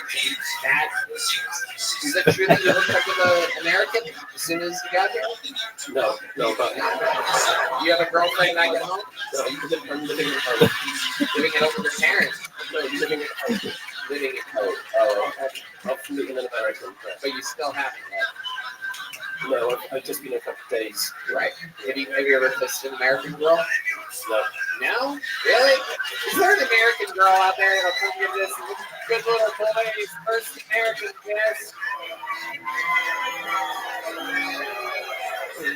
Oh. Everybody's pointing at this fat Mexican guy. Whoa! Oh, shit! Damn! Look at that one. Welcome to America, you piece of shit. How did that feel? You now have AIDS. Yeah. And there's no health care, so. Indeed. And she just caught monkeypox, I'm pretty sure. So it's quite the trade-off. Daniel Jen, Robin, did you have a fun set? Amazing interview. Send us some lavender jam from Swansea. Here's a big joke book for you, my friend. I'm not going to throw it at you. Okay, sure. Indeed. Daniel Jen. All right, let's keep it moving along here. We're doing this shit tonight. That's a real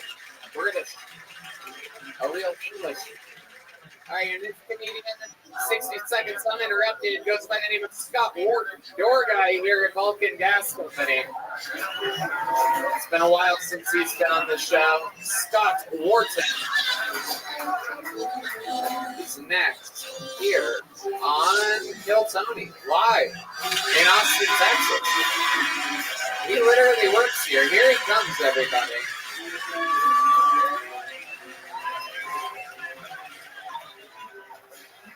Here he is, everyone. Scott Wharton.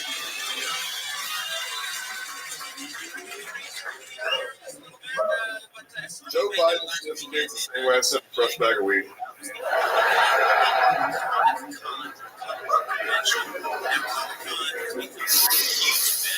Showcasing latest movies, television, animation. This year,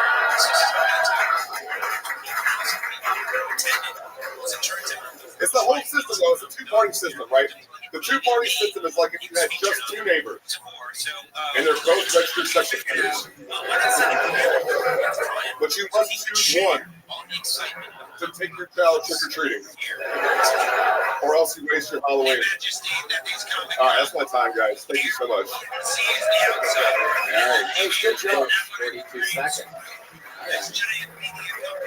You look a lot like me when I was younger. Before I discovered that butter was freedom. And the joke is very funny. Very funny. It's been 42 seconds of thunder. You've always done good on the show, Scott. What else is going on? Update us. Give us something here. Well, last time I was on the show, I was just visiting with Mumford from Virginia. We moved out here now. Been here like a year and a half. It's been a good time, dude. We had a Halloween party last night. We ate mushrooms and smoked DMT. Okay. Very good. And you smoked the DMT, like, not out of one of the vape pens. You smoked the real stuff. Yeah, it's a vape pen. Oh, okay. Yeah. That's all. It's just a blast off with a vape pen. It's kind of like DMT, you know. Kind of. A little bit. It's Joe Rogan. Okay. Scott, so what were you for Halloween last night? High on mushrooms and DMT. Oh, okay. All right. I was just chilling, dude. We were all just chilling, playing poker and stuff. Okay. Poker. Tonight I'm doing that. Okay. I can see how that could be, absolutely. No doubt about it. Tell us more. Since you moved to Austin from Virginia, what's been going on in there? How is it different than being in Virginia? We met two people from Virginia earlier that literally seemed like they're in a fucking... Smoking crack is a lot less frowned upon, so that's... That is true. All the homeless people know me now by name. That's what I'm trying to say. All the homeless people know you by name? Yes. Right. Because you do kind of look like... Yeah, no, oh yeah. Yeah. Okay. Scott Wharton. What's your living situation? I live with an internet friend I met in the church what's happening now Facebook group. So when I moved out to Austin, he was like, you can fucking move in here. And I did. What the fuck? Every answer to a question you give sounds like you're giving it to a detective. You know? We're just trying to get to the bottom of this body we found in your apartment. How did this happen? Okay, all right. The church of what's happening now, Facebook meetup group. So that's risky business. How did it turn out? Is there a lot of like animals running around and stuff? Does he have a snake? No, he doesn't have a snake. I'm the weird one. I'm the one that doses people with mushrooms. And I'm the weird one. Not him. He's pretty normal. You're the weird one. I'm the fucked up individual. How often do you dose people with mushrooms? As often as possible. What are you talking about? Wow, okay, you get to see how that works in real life. You get to hear that noise. Yeah, seriously, by acid, I'll be in the alleyway afterwards.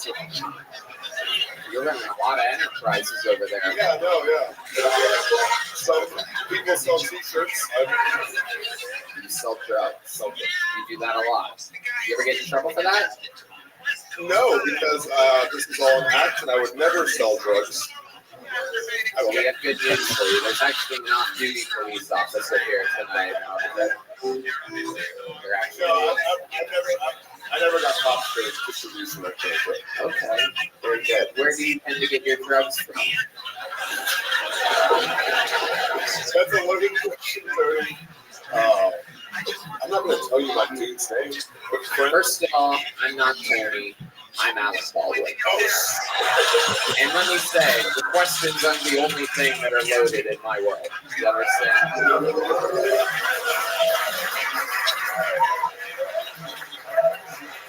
Oops, I accidentally killed again. I'll save all my Alex Baldwin jokes for right then. All right, Scott. What's your love life like? You look like the kind of guy that looks so much like a girl that you can kind of look in the mirror and sort of like close your eyes and jerk off to yourself. Yeah, I know. If you really close your eyes tight, you can see the outline of the hair and stuff. That's like the back. I'm good looking. That's what I said. Yeah. Hold on. So, what's going on? Do you have like a... I'm single. My last relationship was in July. I've been with a couple girls since then. Mostly fat girls in San Antonio. Oh, okay. That's the they're not called fat. They're called confident. They're confident women. And fat girls in San Antonio are called girls in San Antonio.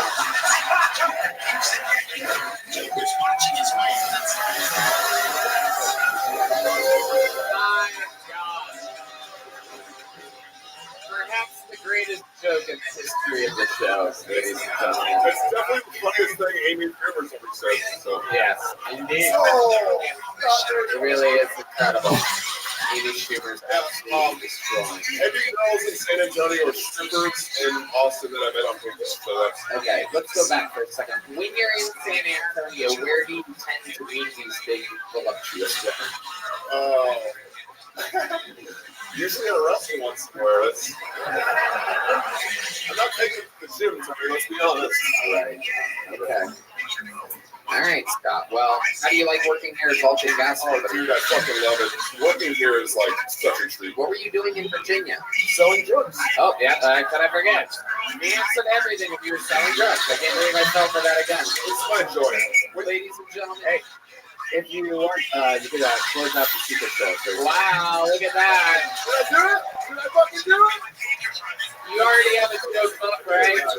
Ladies and gentlemen, there he is. You know where to buy drugs after the show. Scott Wharton, everybody.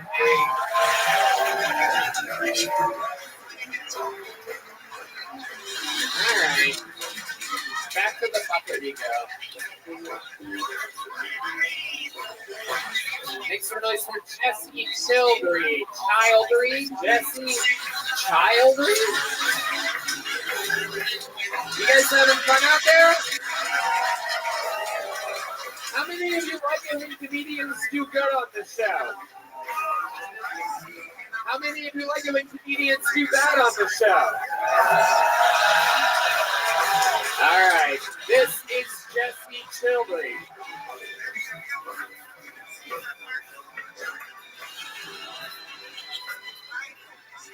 What's up, guys? I look at the security, but I am just a large brown boy.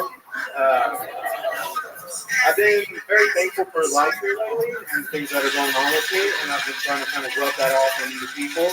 Hanging out with my mom, just noticing everything that was getting done for her, like the house is clean, her husband is bringing her dinner, and she's sexually satisfied. That's sick. So I was like, hey, Mom, that's awesome. I wish I had everything.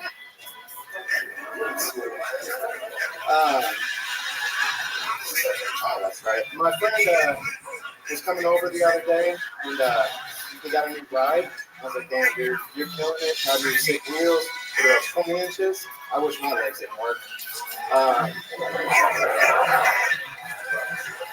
And I was at the gym the other day, and my friend was lifting. He's super strong, super fast, and he can fucking dance like no one. I was like, damn, dude, wish I was going. Okay, let's see. Childry. All right, let's talk about it. How long have you been doing stand-up? 32 years. No, that's not good. First time ever. Very good. I can tell. The dead stare at the front of the stage is a very big giveaway. What made you want to do this today? How old are you? 30 years old. 30 years old. You just had your first time on stage. Why did it happen today?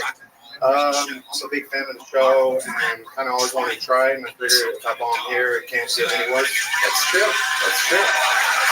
You are correct. It cannot get any worse than doing nothing. How do you feel like it went? Decent? Yeah, it went decent for my first time. I've seen a lot of other people fall on their face, so I made a trip to get. What ethnicity are you again? Mexican white. Mexican white. Okay. As a fellow Mexican woman, I want to say, hold on. Do you live here in Texas? No, sir. I'm just visiting from where? Evansville, Indiana. Evansville, Indiana. Interesting. How'd you make it up there? How'd your family end up there? I'm just there by myself. I'm there training jiu-jitsu, and that's why I'm here as well. Training jiu-jitsu. Okay. Yeah, your set was amazing.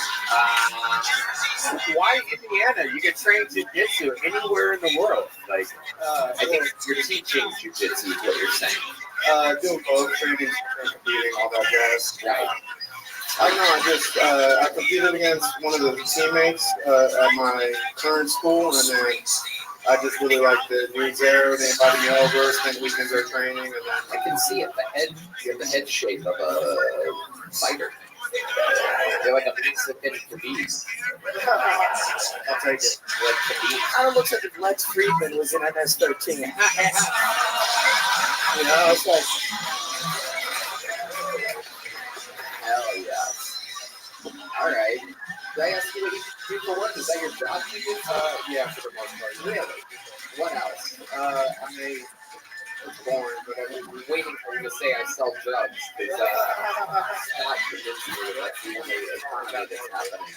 What else? What are your side hustles? I kind of refurbish and cut copper rods for a company out there. There it is. It has been confirmed he is indeed half Mexican. All right. Everybody relax. Nothing they love more than a Mexican dancing like an Irishman. That's not part one. Jesse, what do you got in your fanny pack? Let's play a little game called What's in That Fanny Pack? We have to know. Nothing to. Oh shit, there's a wallet.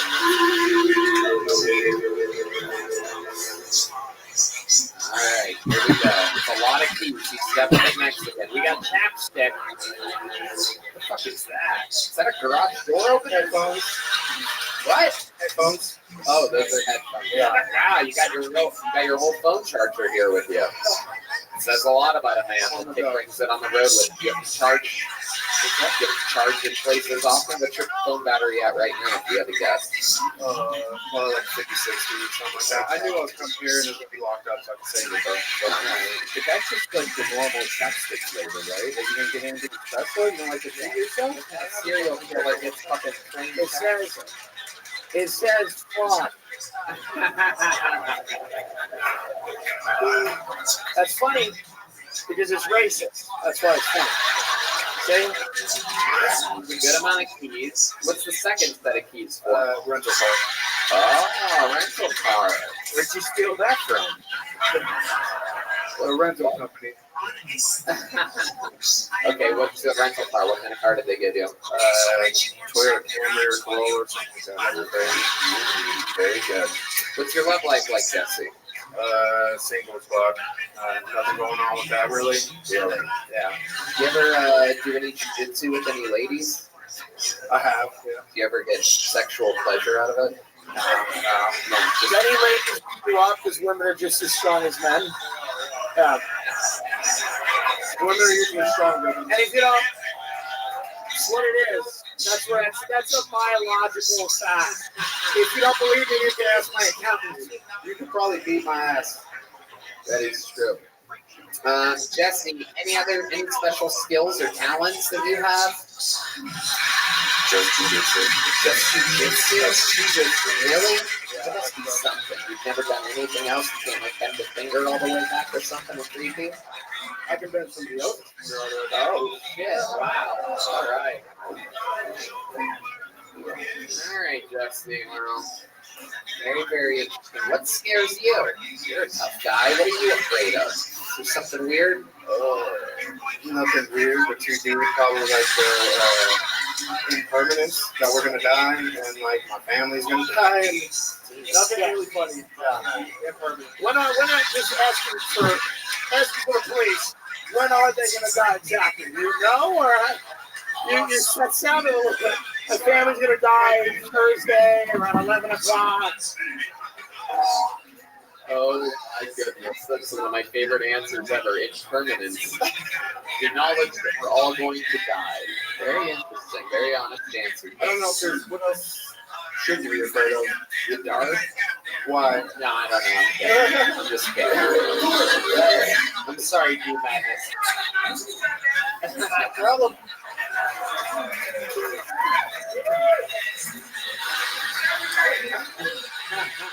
I love the Lions game and they love me.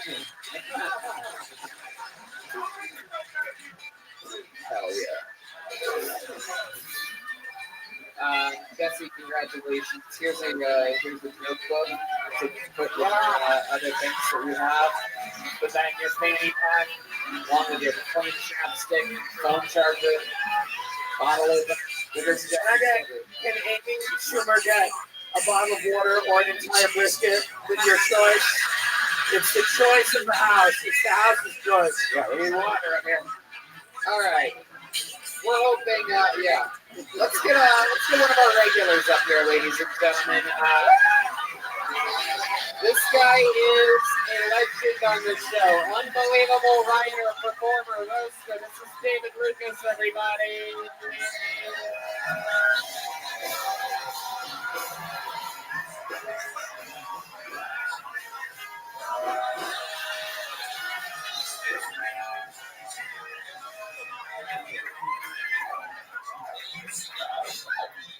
Yeah. I can't believe that women with kids want to be treated like women without kids. It's like, bitch, you are damn as good as this. That is an open box policy at Best Buy.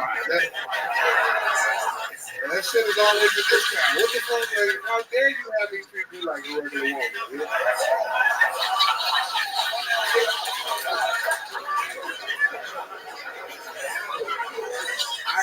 I have 2 kids of my own, and I'm not in their life because I think it builds character. You know what I mean? Like, nobody who's ever accomplished anything has came out of a 2-parent household. You know what I mean? Like, I want to be there. I just want them to be great. You know what I mean? Like, you think Joe Jackson wanted to be Michael? He was just trying to make Thriller. You know? All right, guys. Thank you. Fuck yeah. An amazing minute. Yeah. Hell yeah. David, this is looking good, my friend. I love it. Dressing on Julius Street, the closest you've ever come to eat a salad before in your life. How do you look like on the Roman and the Coliseum at the same time? Dressing like a man is supposed to be able to pretend to not being gay. The fucking guy there. What, you Alec Baldwin or like Alec Baldwin dick? What? That motherfucker got to read the Spielberg whatever that nigga name, you know Reed. Oh my god. Your ass got a lightly used Brillo pad on your head. Not all of us can have that fucking bird many hair that you have. You're like birds and You dress like a secret agent that only investigate gay murders. Wow.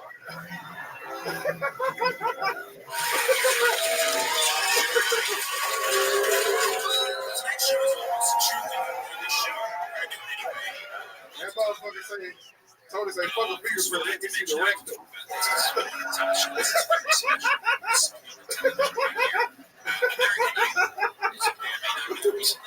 That motherfucker Tony put that food samples. I do not collect foods for the country to try out. Oh, okay. For the teeth. So we decided we should say. I do collect those. You're right. I do. That wig that shit, boy. I love it. So how did you get this costume? Did you just wake up like this after eating Euros all night?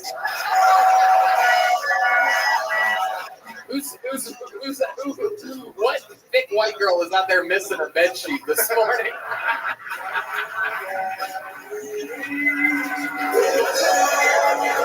Tony, so much shit. Tony, you a serial killer. You kill straight men for their clothes. Fuck up out of here. Boy, your ass dressed like a limo driver, bitch. Right this way, sir. That's right. And then you pat that thing on the ass when you get a suitcase. It's true. I'm a limo driver. That's why I love you. You're stretched black as it gets.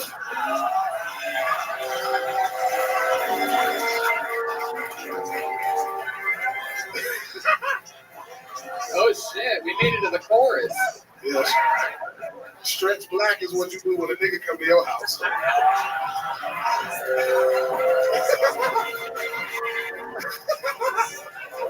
Son of a bitch. Tony, you gonna take that tie off later and get tied up with it to the bedpost. Tie my feet up, they cold.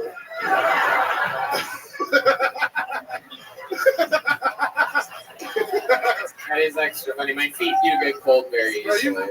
I have an electric blanket. You got the wig of a Minnesota high school principal. Yeah. Your outfit's good, though. Your outfit's good. I like this Greek thing for you. You look like Aphrodite.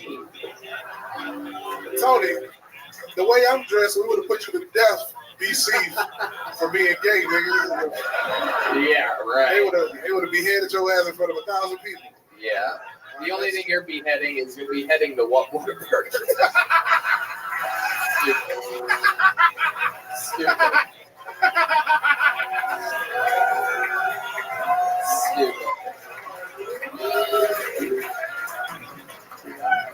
Tony, you was on. I've heard of the mighty 300, but your scale said 4 when you got Tony, you was on Rainy Street shooting candy out your ass like a basketball t-shirt. Who wants some Twix? Lining it up, nigga. Shoot Tootsie Pops out your ass. That motherfucker put an eye out earlier. That's why he was late. Oh my God. Wow. Incredible. You going trick-or-treating tonight? Nope, but you are. You're going to be the trick.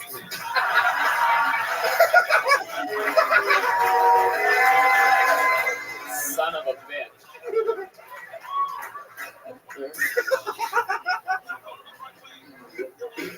I can't wait to take this bullshit off.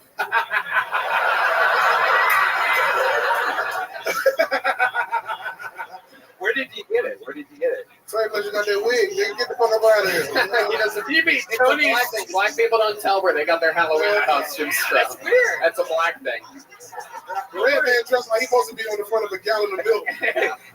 Red man's dressed as Wendy, only Wendy's. David's just looking at me getting hungry. I know you're looking at my nipples, so there's some baconade nipples. Your ass look like Where's Waldo, the gay version. That don't work. That didn't work that good. I know where Waldo is. Yeah, I know where gay Waldo is. In your ass. Yeah. I'm like, where is? Oh, there he is. Tony got a fart to get him out. Oh yeah. Tony, I know you'd be a good drug smuggler. You could put 100 pounds in that ass. Well, I mean, I don't think you can do that joke if each one of your butt cheeks weighs 100 pounds, David. It's not really fair. I love this. Yeah, bro. I love it. Yeah, bro. We out here. You're absolutely killing it. An unbelievable minute, an unbelievable interview. You're an unstoppable force. Truly, one of the top young rising comedians in the world. Amy, did you have anything for David? I just. My name is Amy Cooper. I'm a black woman. I just want to say Black Tower. Thank you. Oh, yeah. Hey, everybody who got shows with my Winnipeg show, we are 70% sold out, man. I'm going to whole week of Thanksgiving in Winnipeg at Winnipeg Comedy Club. Get them tickets, right? There you go. Get tickets. David Lucas Comedy.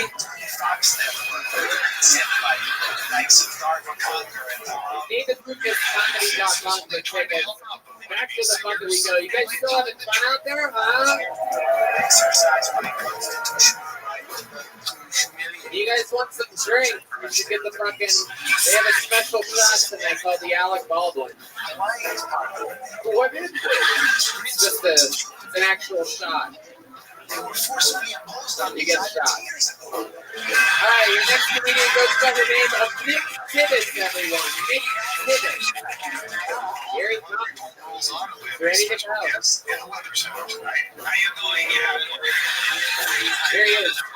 Make some noise for Nick, everybody. What's up? I work a blue-collar job, which sucks, but it allows me to try to company truck, which is good. Company truck is all the joy and having a truck with none of the responsibility. It's kind of like watching after a kid you're not related to. As long as you think it looks the same as when you gave it to him, we're square. But you don't know that.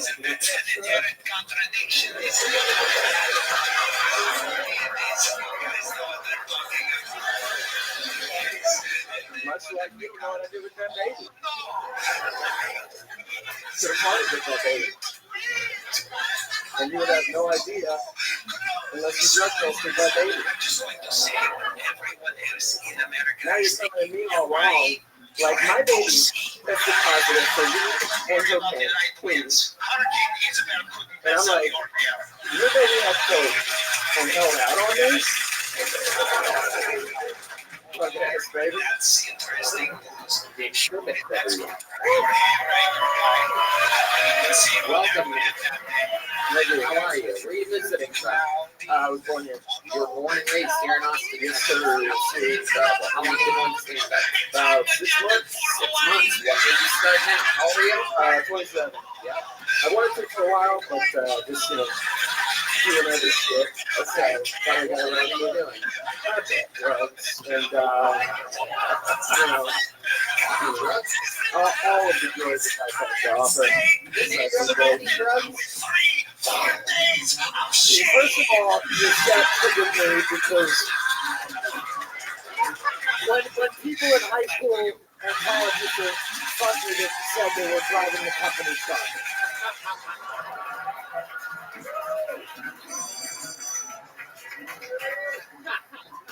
I'm also offended you bring your own material. It's unnecessary. It's unnecessary. I wanted you to have something new to teach me.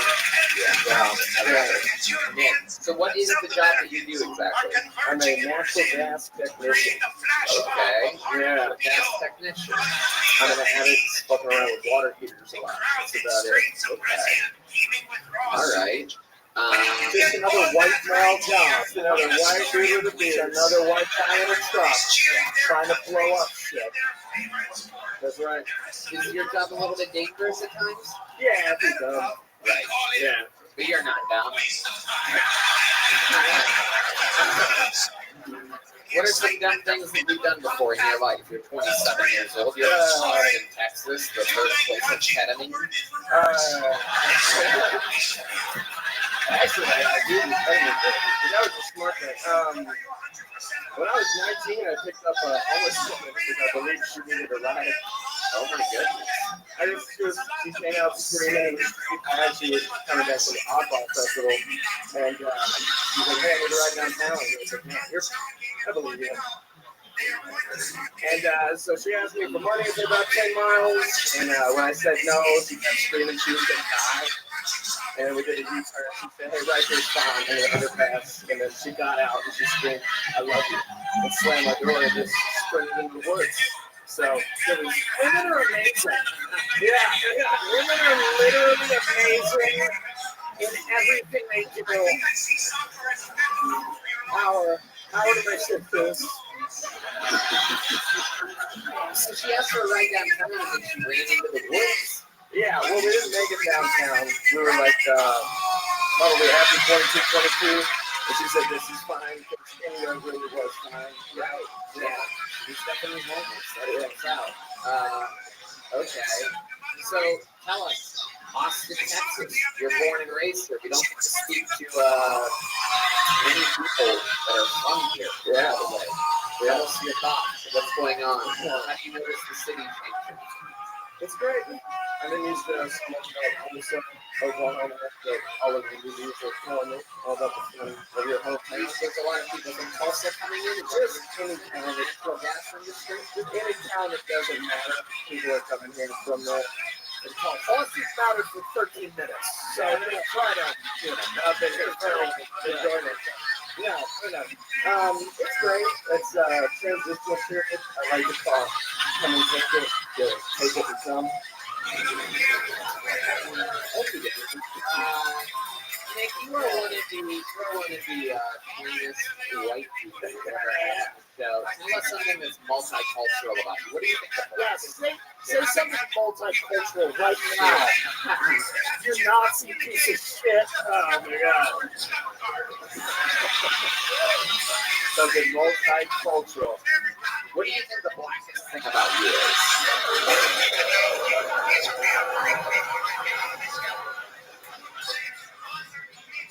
My best friend is black. Oh, wow. Yeah.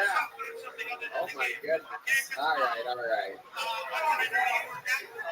So where did you find your black best friend? High school. All right. It was like 3 or 4 months ago. I went over there and what's this? I'm 27, so that would be illegal. Yeah, no. The high school though, not good. Is he a real black friend, or is he just an Austin guy who happens to have black skin?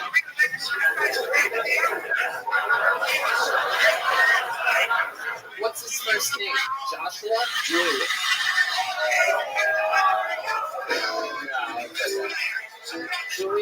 Julius.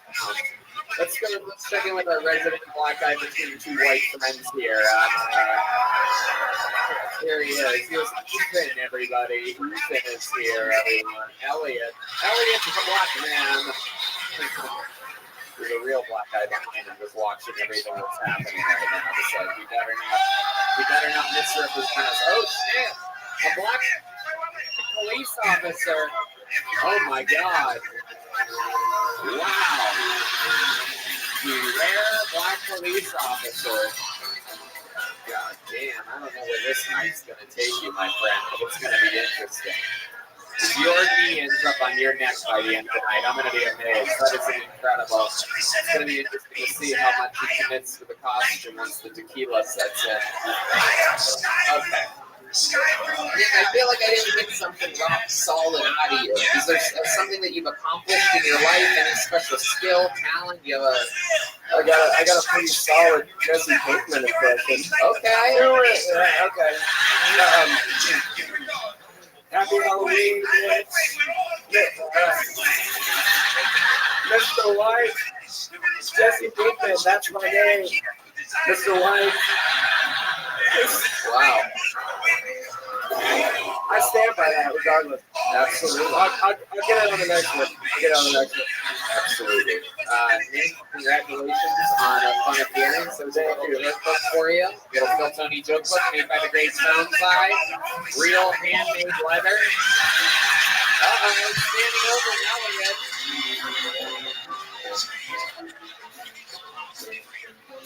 This little boy that plays the dentist in Rudolph the Red-Nosed Reindeer, the claymation.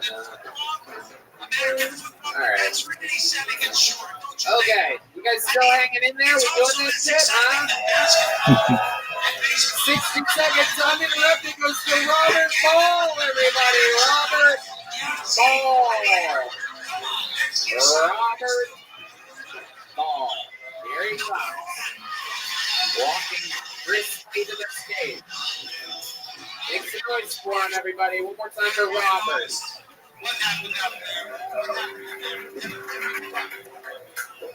I'm not a very religious man, but ever since Roe v. Wade was overturned, I've been praying more and more.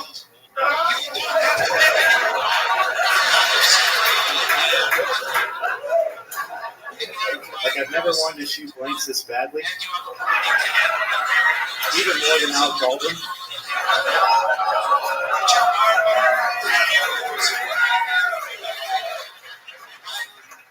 I went to a pro-choice rally, and one of the barriers I heard was the cost of abortion.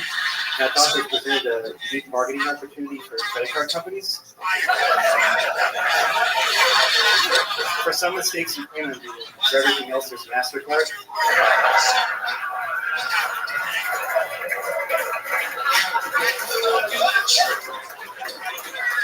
Insert the chip in the slot, eject the fetus from the slit. Capital One, what's in your pussy? Not a baby.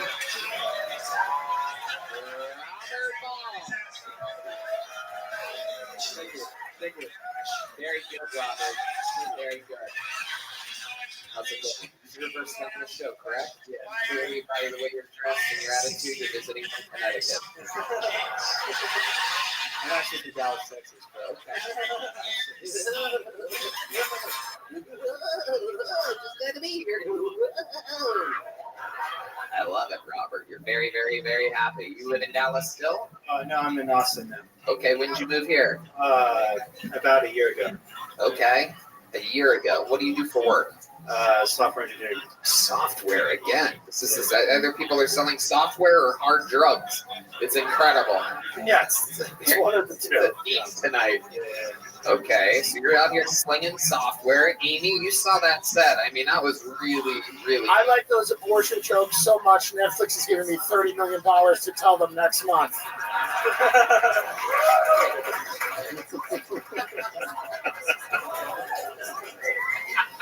You have a Patagonia vest on.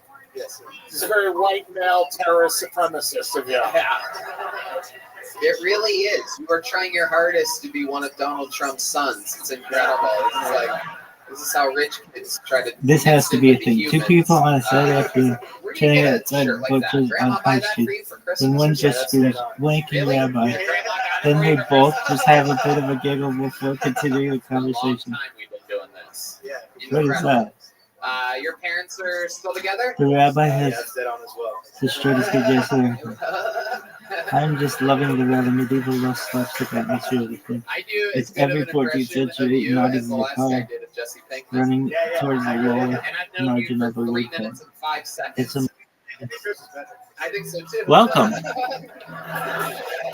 What's up? It's pretty. How are you?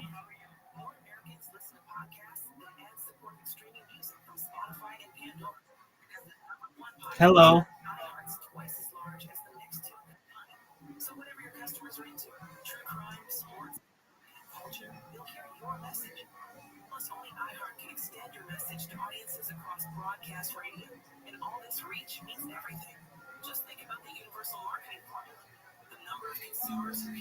This has to be a thing. 3 people on Saturday afternoon chatting outside. The butcher's on High Street and one just screams, wanking rabbi. Then they both just have a bit of a giggle before continuing the conversation. I love it. I love it. I don't know who ever said this, but his butts are the fucking worst.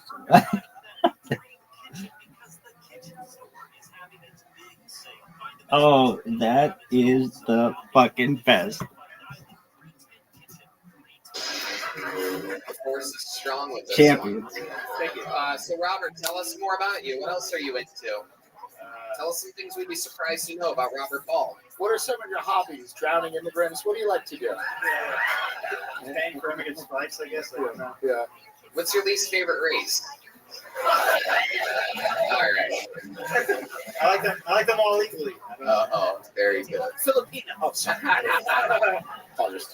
All right, Robert, you're from Dallas. Your parents are still up there? This is the best, kids. My dad owns his own business. He rents photography. Okay. But not for like. How about mom? What does she do? She stay at home. She is artist. How many brothers and sisters do you have? One brother, one sister. Are they more successful than you? Not really. No. No. What do they do? Just common jobs. Do you have a girlfriend? No. Actually, I was going to say I've been in a serious relationship like 10 years. So. Wow. Why do you think that is? Did you walk around like a goofball going, after? That's pretty much it. Yeah. Hey, you want to go on a date? I want to take you somewhere extra fun. Yeah. Nah, it's just a bunch of problems. You ever been on a date with a white machine gun before?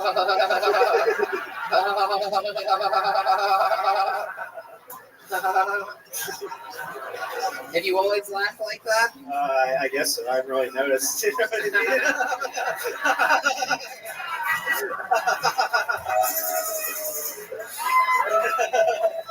That is incredible. Oh my goodness. Wow. All right. So why do you think you haven't been in a serious relationship? 10 years is a long time. Just a little self-confidence, I guess. Really? Yeah. My God, do you have a lavender jam in your refrigerator or something? No. Perhaps I would call more pussy if I had lavender jam in my. You probably would. Just take the Patagonia off. You'll just start fucking. Yeah.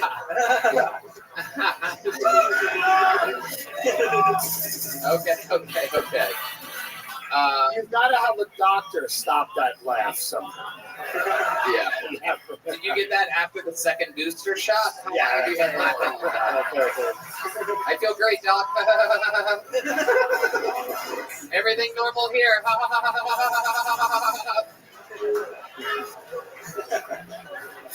Has it always been there? You've always had that? Yeah, I guess so. I don't know. Oh my goodness. Has anyone ever pointed it out that it's a little bit fucking serial killer-esque? Oh, no, not really. I guess they've been too scared, you know what I mean? Yeah. I call them home. It's hard for them to respond when there's duct tape over their mouth. What is that? Tapioca How you noodles? doing back there? That's a thing. Tapioca mozz is a thing. What do you think about my laugh? Oh, you don't have much to say now. All right. Very interesting, Robert. Yeah. What do you wear to sleep? You have a robe? I feel like you have a robe. I feel like you have your own robe. I don't bring this up very often in interview portions, but I feel like you have your own robe. Am I close to correct on this? No. You have a pair Where of the fuck pajamas is with a High hat. Street? You carry around a candle. In a sleeping hat, you carry around a candle before bed. No. Now, I imagine it would go out pretty easily. Just blow out his own candle. What do you sleep in? Your underwear? Yes. This Okay, what kind of underwear do you wear? Calvin. I don't know. Wow. Thank you for the underwear, Grandma.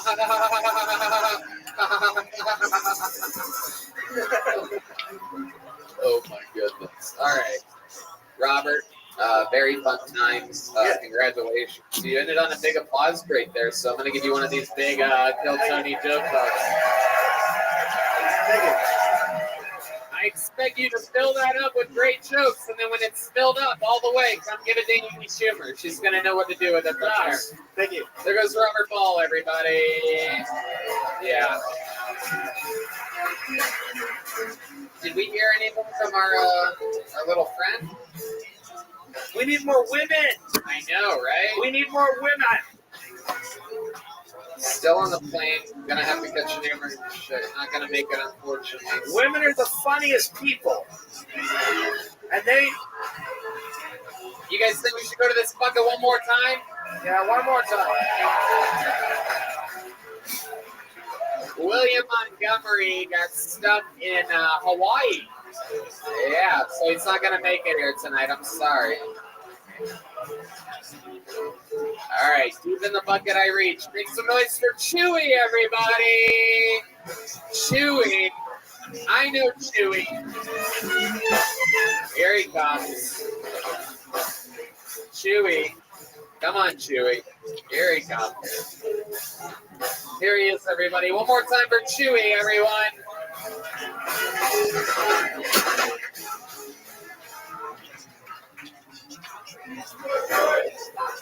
I have this fascination with beautifully tattooed women. And good evening, woman, it can be a great conversation starter. But I'll admit that sometimes the conversation gets a little bit awkward when I finally get around to asking her if I can lick her tattoos. I love licking women. I don't have any tattoos myself, but if I did, I'd get some cool Chinese writing. Of course, I'd have to be in a Chinese prison, and I'd get a tramp stamp that This says, shit is so weird, "It's man. an only." And if I never do make it to China, I have thought about getting my man boobs tattooed. Get the classic almond tattooed over this nipple, 2% tattooed over this nipple, and the goat tattooed over this nipple. Who wants some goat milk, bitches? Holy shit. Incredible. You know, there's been some people over the near 10 years of the show that have suggested, I think we should give them a longer time, like 2 minutes or 3 minutes. This way we get to know them a little bit better. And that is a perfect example of why the format of this show has never changed. That was right at the absolute point to where I was about to be like, shut the fuck up, dude. I thought it was great. I thought it was great. I'm also a Native American of size.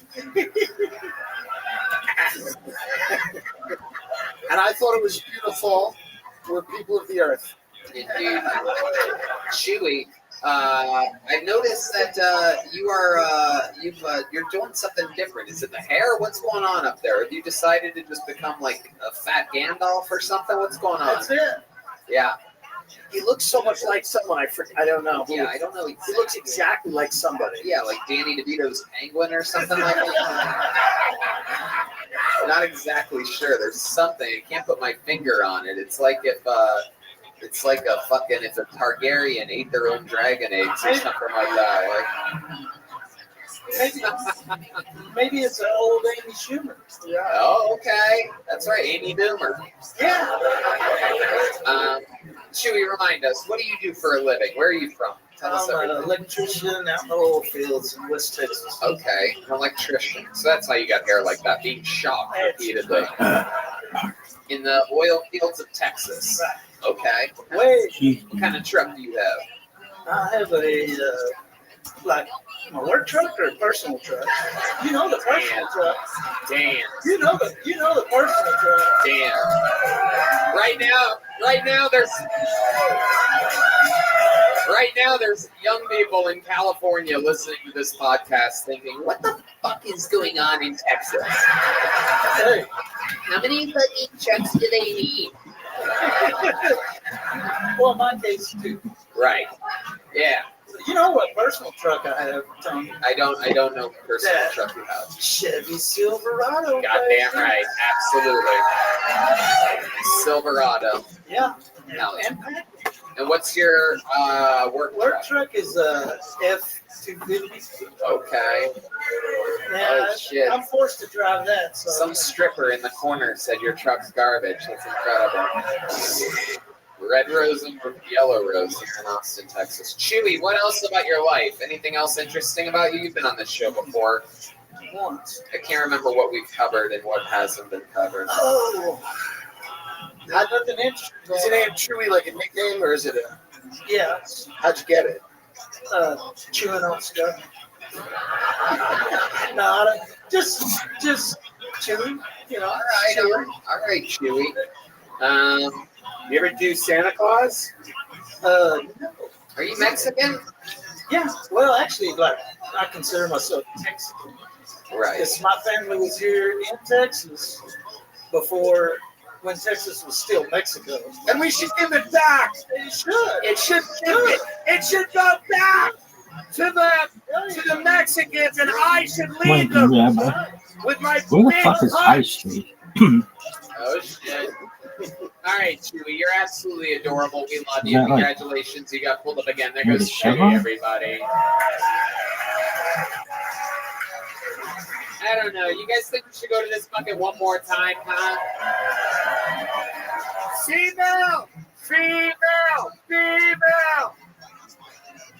I want someone I can pretend to support, but then plot against and blackmail. I'm kidding. It's all a joke. Make some noise for C.H. Lee. C.H. Lee.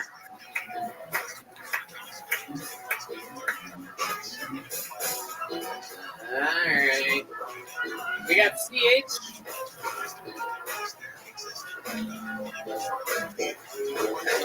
What is going on tonight?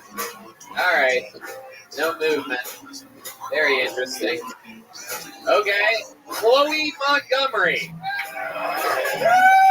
Sounds exciting. What are the odds? Tripper! Here she is, Chloe Montgomery, everyone.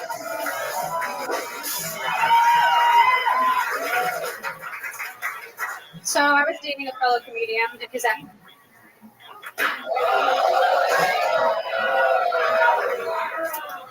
And he's actually here tonight, but we just broke up, unfortunately. unfortunately. And I got to thinking, I think a big reason why he broke up with me is because I'm actually autistic as fuck. Which is a little messed up because I thought we were supposed to pity those that are genetically less inferior. I think most of y'all feel that way about the Black community. Look, these aren't my views. I stand with y'all, okay? Trust me, because we have two things in common. One, I've been shot, and two, the white man refuses to advocate for me.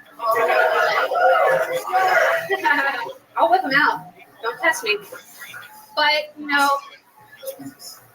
it's funny because the white man won't advocate for me because, one, I cry when people look at me for too long, and two, I'm obsessed with trains in the form of porn.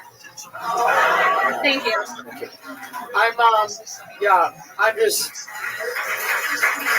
I'm also a meth head Nazi, so your set resonated with me, and this is Derek Chauvin's daughter, everyone. I'm kidding. Incredible. Welcome to the show, Chloe. It's amazing to be too racist for this show. That's an amazing bar. You should that's impressive in and of itself. Yeah. That she did something the audience was like, wait, what? On this show. It's kind of amazing. Hard to do. Happy Halloween, Chloe. Clearly you're heroin addicted Wednesday Addams tonight. Very exciting. Yeah, you're right. I'm just me asking for commitment. That seemed to scare off my ex. So. Okay. And your ex-boyfriend's actually here. He's what did you ask him to commit to? The Capitol riot? Come on! How long did you guys date for? We dated for about 6 months. 6 months. And then what happened? How did it end?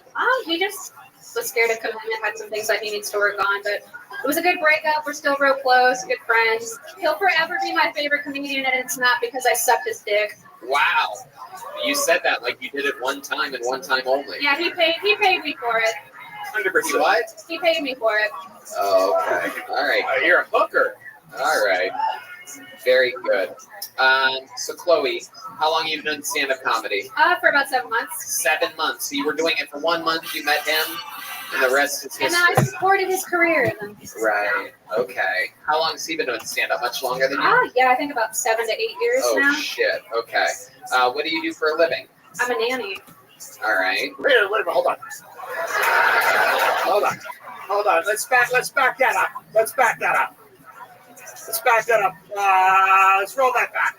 Run it back. You met with a family, and they said, we have children. Yeah. And then they said, we'd like you to watch those children when we're not home. Hey, they're autistic. It takes one to know one. So. Yeah. They are autistic. The kids are? One of them is. Wow. Incredible. Yeah. How old is the autistic kid? 2. What's super autistic about them? How can you tell that the 2-year-old is autistic? Nonverbal. They walk on their toes. They may just hate you. Probably. A lot of people do. Nonverbal. Okay, very good. A forced Gower. Yes. That's what Red Band thinks humans on their toes sound like.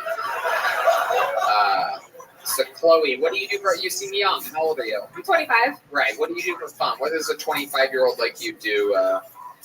Besides try not to kill myself. All right. Okay. No, but I mean, I do stand up. I do digital art on the side. I've actually done some pieces of you and Joe Rogan, so. Okay. Yeah, still with a lot of, okay, anyway. So you've just drawn this. I've done digital art, so I actually posted it on the Phil Tony Reddit, and it blew up, so. Oh, very cool. Yeah. Okay. All right. So, this lady's really proud of you. Yeah. She's working with Kanye West right now on a new live. I actually love the Jews. Yeah. You do? Have you ever met one? Yeah. What do you call an autistic Jew? What? What do you call an autistic Jew? I don't know what. Auschwitz. Okay. Or Auschwitzstic.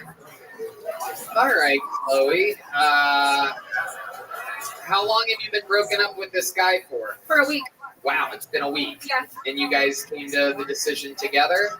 Or was it more It was more his decision, but of course, was understanding. Like, you know, I love him, so Well, support. it's good you stayed private about it, you know? Yeah, you know. It's very understandable I don't know why if he's around, but hey, he probably went outside, but whatever. Incredible. She seems psycho. Incredible. Any special skills or talents that you have? I do art. I do music on the side. What kind of music do you do? I'm a drummer. Really? You're a drummer? Oh my goodness. I'm not gonna get up. No, I'm not gonna get up much tonight. Oh my goodness. No.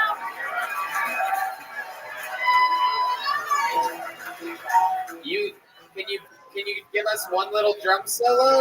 You can't? Why not? My autism's kicking in right now. That's not autism.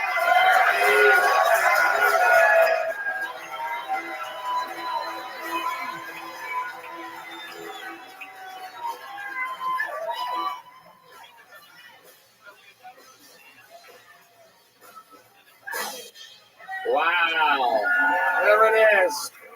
Amy Schumer, what do you think about that powerful female performance? I support all women. Even when they hate black people, I still support them. I have so many black friends. Chris Rock, that's it. And I will. I'm kidding. It's a joke, and you can't sue me. I know I support her. She'll be great. Everything will be great. Everything's fine. Chloe Montgomery, it's amazing that we did get a Montgomery to close tonight's episode. Thank you so much for coming on the stage. There goes Chloe Montgomery, everybody. Guys, how loud can this place get for the great and powerful Amy Schumer, huh? Thank you so much. Thank you. Literally one of the greatest comedians on planet Earth. I am a special. Listen to me. Listen to me. Amy Schumer has a special that she wants to promote. It's called Live from the Sunset Strip, Richard Pryor. It's my special. I wrote all of it. That's the drawing from Ryan J. Email. He draws every single episode. Another fucking amazing one. Of course, go fucking if you haven't. Check out Tim's Netflix special, his amazing podcast, his amazing Patreon. One of the great comedians on planet Earth, Tim Dillon. How about one more time for the band? Sean Dees, Zach Scruggs, Paul Deemer, Matt Fueling, and the great D Madness. We love you guys. Thank you so much for coming out. Love it. We'll see you again next week. Good night, everybody.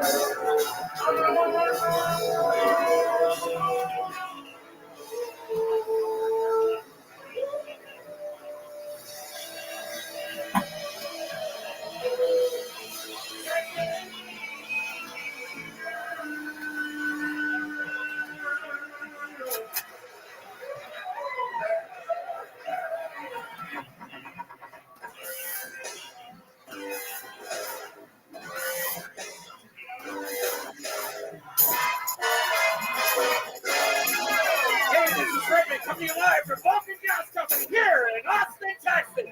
For a brand new episode of Kill Tony, get up and Tony! That's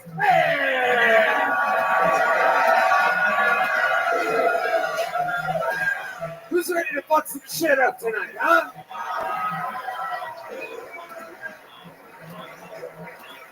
Yeah, we're in it, everybody.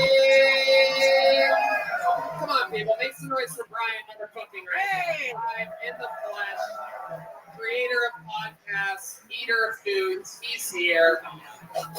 Welcome to Kill Tony, brought to you by the Red Rose and the Yellow Rose, the two best strip clubs on planet Earth, just so happen to be here in Austin, Texas. So is the best goddamn vodka in all of the land. Deep Eddy Vodka is proud to bring you this episode of Kill Tony live in Austin, Texas. Also, the Hotel Van Zandt, where if you look at the link in description, you can save 30% off your stay here in Austin on a Sunday or Monday night by clicking on that link. Also, be sure to subscribe to the podcast. I was told by my management to say that part. And here's a little bit more from the amazing sponsors that made tonight's episode available for you here right now. Hey, y'all, you might not know this, but when I'm not being the host of the #1 live podcast in the world, what I've been doing for the last 16 years is being a professional stand-up comedian, and I'm excited to say that I'm back out on tour again. December 9th and 10th, I'll be performing in Arlington, Texas. January 13th and 14th of 2023, I'm in Dallas, Texas. And February 9th and 10th of 2023, I'm in Houston, Texas. Tickets available at TonyHinchcliffe.com. All these shows sell out, so don't be a doofus. Go to the website now. Get tickets while you still can. Hey, Red Band, you're the tech guy out of the two of us. What do you use incognito mode for? You know, I used to use incognito mode to hide my location. I thought it protected me. I thought it was the way to make it so no one knows my personal information. Well, Red Band, did you ever read the fine print that appears when you start browsing incognito? It says that your activity might still be visible to your employer, your school, or your internet provider. Not very incognito at all, is it? That's why, to stop people from seeing the sites you visit, you need to do what I do and use ExpressVPN. I love ExpressVPN. I use it pretty much 24/7 because why not? It feels good to feel safe. Think about all the times you've used Wi-Fi at a cafe, especially at hotels, or even your parents' house. Without ExpressVPN, every site you visit could be logged by the admin of that network, even when you use incognito mode. I mean, do you really want your parents to see what you've been looking at, Red Band? Oh, no, and I don't want to see what they're looking at. What's more, your home internet provider like AT&T or Verizon can also see and record your browsing data. In the U.S., they're legally allowed to sell that data to advertisers. ExpressVPN is an app that encrypts all of your network traffic and reroutes it through their secure servers so that your online activity stays private. And what I like most of all about ExpressVPN is how easy it is to use. The app literally has one big on button. You tap it and turn it on, and that's it. You just keep it on. You don't have to ever turn it off. It works on all your devices, phones, computers, even on your router, so your whole family can stay private under one subscription. I love ExpressVPN, and I implore you all, stop letting people invade your online privacy. Protect yourself with the #1 rated VPN at expressvpn.com/KillTony. Use our link, expressvpn.com/KillTony, to get 3 extra months for free. That's expressvpn.com/KILLTONY, because you need to be safe on the internet. expressvpn.com/KillTony.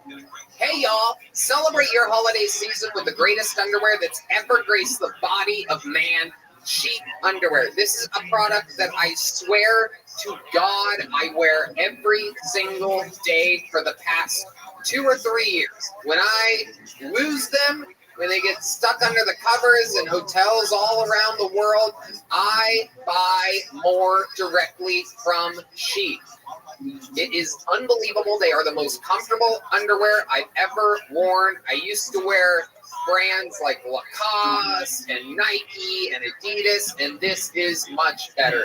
It's great for working out. The separate compartments are interesting, but I wear it as a normal boxer brief. The fabric feels great. They have modal, bamboo, or mesh, and even cotton now. It's higher quality than anything I have ever worn. No chafing in hot weather. It keeps the boys cool and comfortable.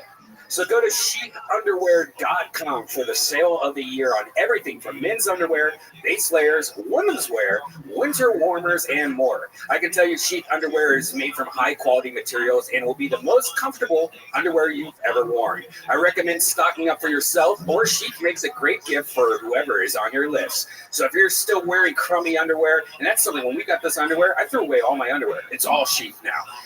Now is the time, though, to level up and check out sheathunderwear.com. It can be worn as boxer briefs, or you can use the latest technology in men's underwear and use the sheath pouch to keep everything cool and separated. We're serious. If you're listening to this right now, trust me, this is the underwear that we wear. This is the underwear that the regulars wear. This is the producer who's running around. He's showing me his band right now. That's a Sheath band.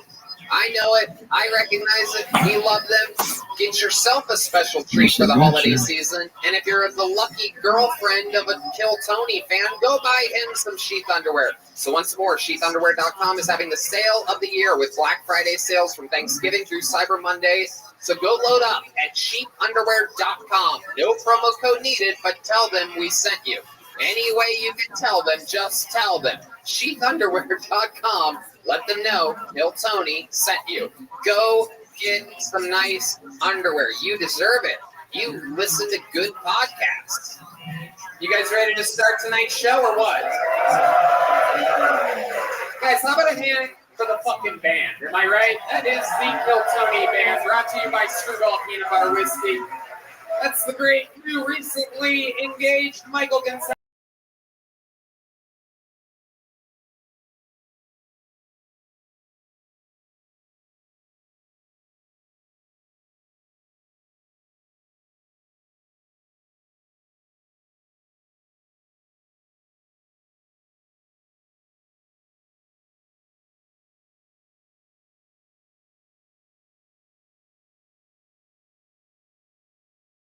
Now that is the legendary Ryan J. Ebel, fresh in from a plane ride from Southern California. And he has drawn literally hundreds and hundreds of episodes of the show. He's here live. He's originally from Texas. How about a hand for our friend Ryan?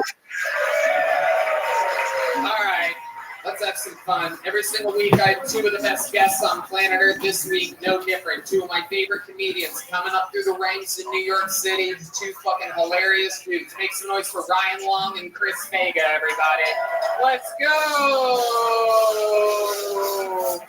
Oh. Guys, make some fucking noise for my guests. That's the great Ryan Long. This is Chris Vega.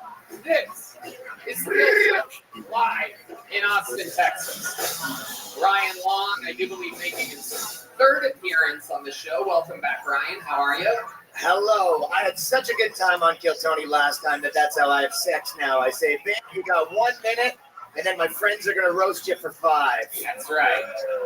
That's right. This is Chris Vega's first time as a guest on Kill Tony. Make some noise for Chris, everybody. Welcome, Chris. How do you feel tonight? I feel great, Tony. Thanks for having me. That's excited. My man's already drinking a Lone Star, fitting in much better. He's been here 1 weekend, already fitting in better than the boy from California. It's now I just caught him adjusting his hat. He's like, maybe I should wear it different. He's got bangs and shit, this fucking guy. You guys know how the show works. Before everything started back there, comedians, make some noise for yourselves.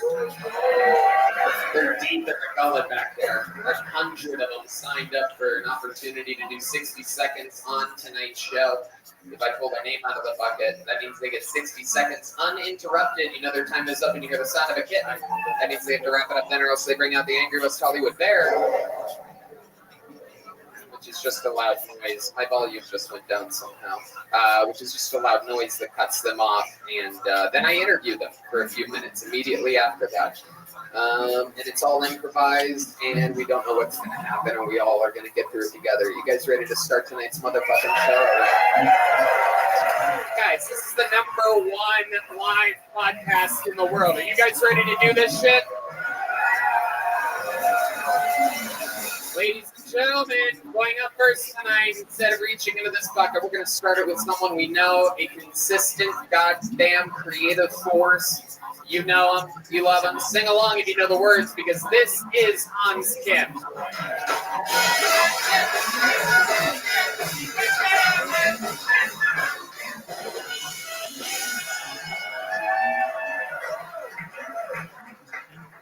What's up?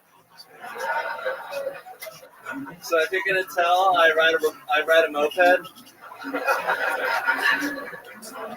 I love riding a moped. Everyone's so happy to see me. I think it's because they think I'm there to deliver Chinese food. I got an Asian moped, which is the equivalent of a white person's minivan. I could fit my whole family on there. White people are like, holy shit, they're sending the poor Asians now. Rapists and the criminals and the drug dealers. But recently Kyrie Irving posted something anti-Semitic, and then he had to give the Jews money, which I think is funny. I apologize to the Jewish community. I will give them what they love the most. Thank you. Hans Kim coming in. Powerful. Look at you. This is a new look, huh? Yeah. You decided to keep your fucking gigantic helmet on through the whole thing. Yeah, it kind of makes my head even bigger than it already is. Yeah, kind of definitely does. I love this. I didn't know there was a fucking South Korean Power Ranger. This is very exciting. Is that GoPro on? No, I think I forgot to turn it on. That would have been a great idea. Yeah, real missed opportunity there, Hans. Wow. Oops. Hans Kim, I feel like you right now look like the Mortal Kombat character whose finishing move only works on women. I can never finish with women, but yeah, Hans Kim. Hans Kim's in the fucking zone. How do you feel, Hans? How's this week been for you? It's been amazing, Tony. I went to New York City with you. I felt like the Prince of New York with my daddy Tony. You did good. You had good work. 4 crazy ass sold out shows. Easy breezy. Ate a lot. Rested a lot. Yeah. Ate a lot of Italian food with you. We did. We did the fucking tourist trap. We were like Little Boy Blue and this fucking Gary Clark hat over here. We did the tourist. Oh, this poor guy. I'm watching his soul leave his body. It's incredible.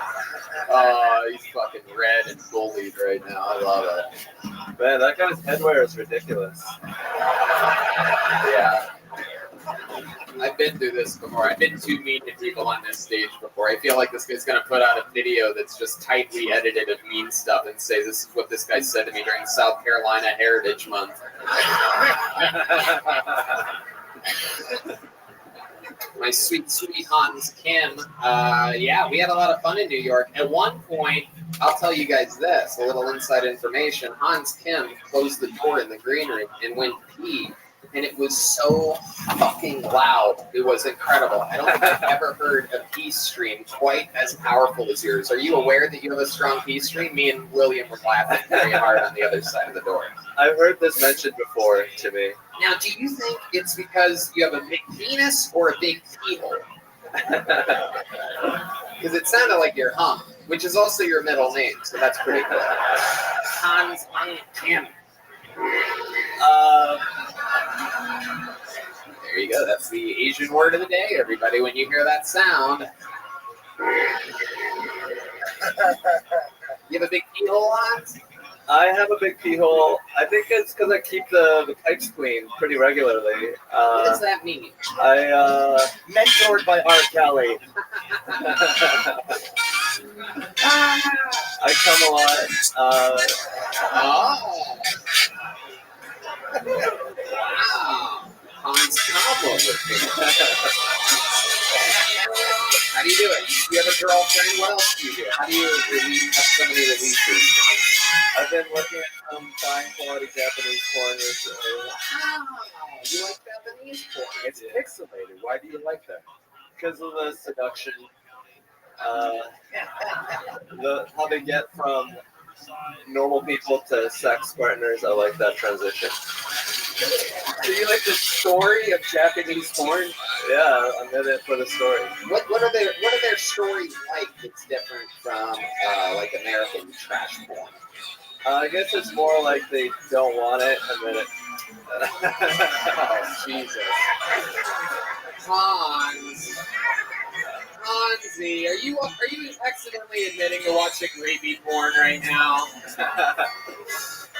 Yes. Someone knows.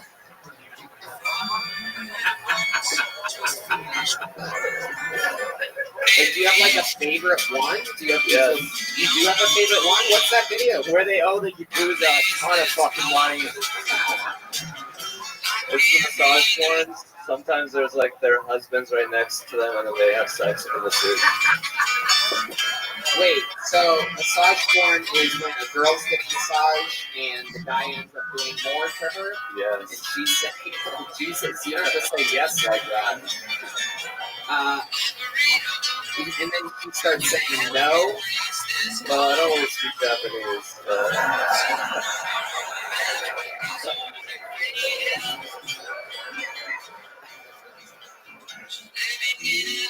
Texas, you just assume that you all speak Japanese. Very interesting, but it feels like she's saying no to you. Yeah. That's so important.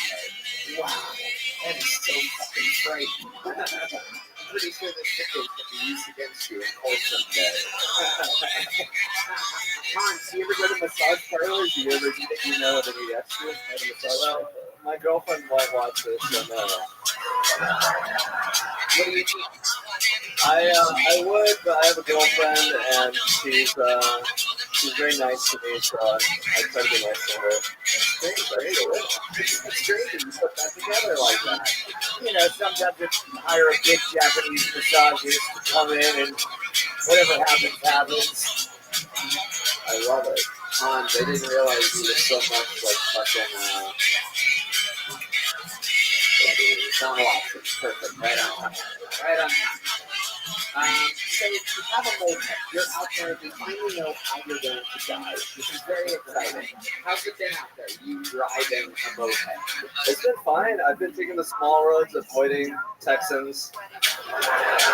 The smaller roads. Yeah, I just like it's gonna take longer, but it's like a fast bike. No ego, no stress.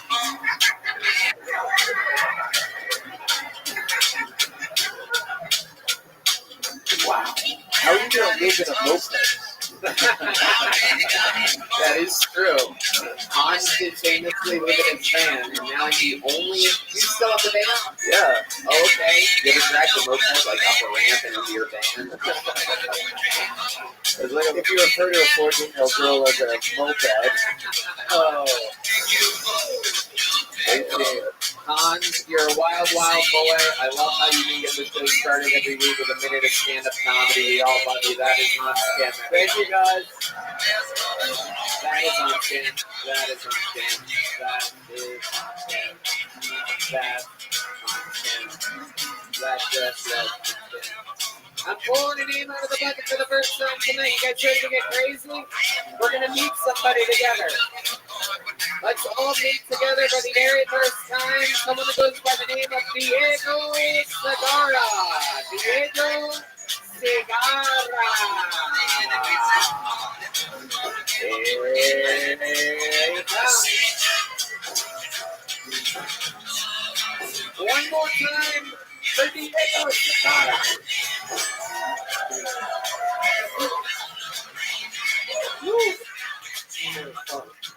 Alright. What all those scared people outside, huh? You know, they sure are that vibes. It's like Halloween's over, guys. You can chill out now. Ah. Shit, I thought that was going to scare me. Alright. How about this? I'm from the great country of Ohio, if you can't already tell. It's great to be here on the big TV screen.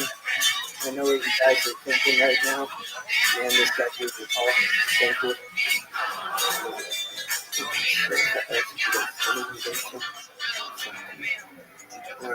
Alright, my next joke, here it is. Oh my god. Dwayne Rothschild Johnson. You guys just not even need to think innovations tonight. Oh shit. There we go. Alright. Diego Segarra. Chris, what do you think about this guy? You look like the black people that's like kicked you out of being homeless. That is true. I've never seen anybody that looks like a full-time Tonka truck driver before. Thank you. Thank you. You are like a grown-up little boy. I can't decide exactly. You could be literally any age. I wouldn't be surprised. Anything between 13 and 61, I would think. Thank you. It's actually quite incredible. How old are you? I'm 25. That's actually the saddest answer. It could have been. Anything less would have been better. Anything more would have been better. 25 is just depressing. And his stepdad just left and keeps him out of the house now. I love this fucking guy. He looks like Sarah Silverman, like an undercover TV show, and like he's like Sarah Silver boy.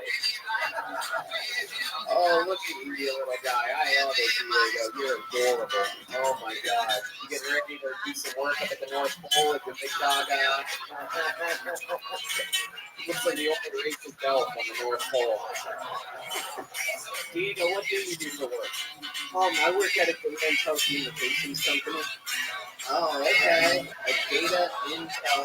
Yeah, we put the computer wires inside buildings. Oh, okay. You've got such tiny hands. That's easy for you. Yes. I get it. I see why that would be good for you, Diego. Where do you do that at? Where do you live? Columbus, Ohio. Wow, Columbus, Ohio. That's where you're born and raised? Yep.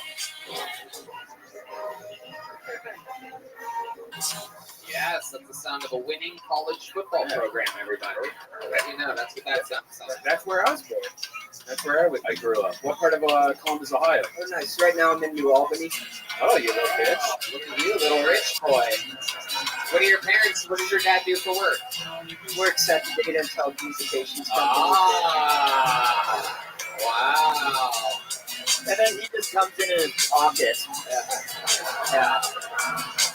Yeah, so he just fucking, he got you the job, huh? Yeah, you can say that. Wow. Yeah. It must be easy to walk a mile in your father's shoes when they're size 4.5. Yeah, I did too much weed in elementary school. You did too much weed? Yeah, I can tell. Because normally someone would say I smoked too much weed, but when you say I did too much weed, that means that it really fucking stunted your growth. Did your dad buy you that weed? How else do you explain this boy bod that you have? What else? What's your diet like? What do you eat? I'm Puerto Rican. Oh, okay. Yeah, so I weigh nice 110 pounds too. Alright. This is the opposite of Puerto Rican women, you know what I mean? Big pop country music, below average pop comedy jokes. Oh, man. How long have you been doing stand-up, Diego? This is my first time. Oh, come on. Put your hands together for Diego. That's adorable. Is this something you've always wanted to do while wearing sweatpants? No. You know we can see your fucking little fucking Diego right there. It's very obvious what exactly you're dealing with. And when your dad bought you that outfit for work, it's not what you had in mind. Why are you wearing on stage what girls wear to sleep in? pants, and could you always dress like this, Diego? Oh, no. And what is the big pop country music hat that you're wearing? Just free advertising. Are you a musician? What? No. You're just advertising another band? No, just my big cock.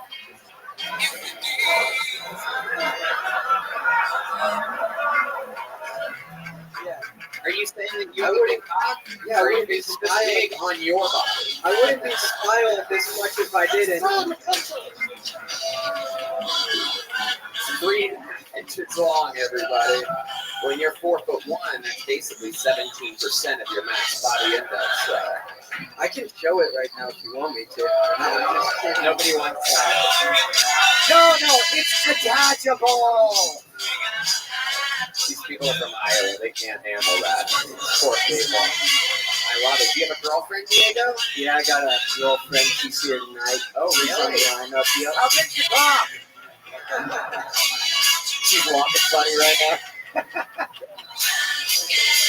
You guys sitting here together? You bought tickets? Yeah, no, we just signed up. We didn't buy tickets. Oh, she signed up too? Mm-hmm. Yep. If she got told she would have done her first time ever here tonight? Yeah. Really? What's her name? Layla Ingalls. Layla what? Ingalls. Ingalls? Yeah. That's what a hillbilly name that is. All right, I gotta see it. You stay up here, Diego.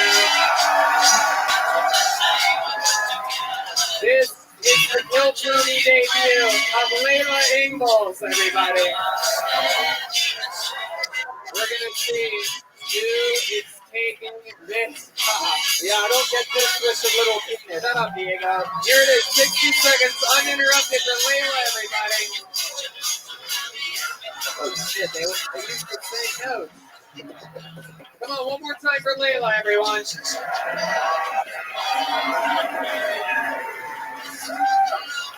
I was afraid you were going to do my jokes. I was going to be pissed. Okay. Anyways, hi guys, I'm Layla. Crazy how much this microphone looks like my magic wand. I kind of want to put it down there and go to town.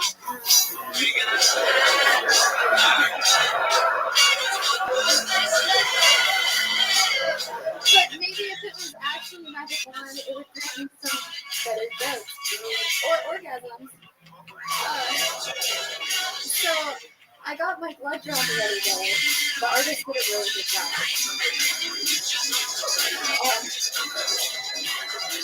I'm a woman. I was born a woman. And it's really hard to be a woman because at least once a day you hear, "Ma'am, I'm gonna rape you."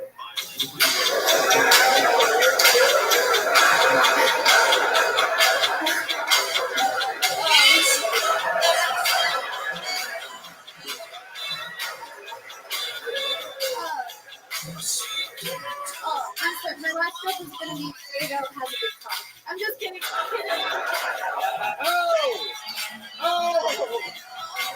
Oh my god. Oh my god. Not only does she come up here and literally do 4 times better than him, but at the very end, the final sword is just saying what we already knew. The Diego is fucking packing blank down there. Chris Vega, what do you think about what just happened? I thought her pet group was Magic Wand. Hey, that's a good point. So let's talk about it. That's your first time doing stand-up. This is my third time doing an open mic. Yeah. Cold too. It made me feel better saying that. I just had to get it out there. What? I just had to get it out there. Then I was nervous. I will move on. There you are. What do you do for a living? I'm a waitress. I've been a waitress since high school. Okay. Very, very good. He's also a waiter serving up that big cock. I'm still waiting on one of his punchlines. I ordered 20 minutes ago. Layla, it is incredible how much funnier you are than your boyfriend. You live in Columbus, Ohio, as well, obviously? I do.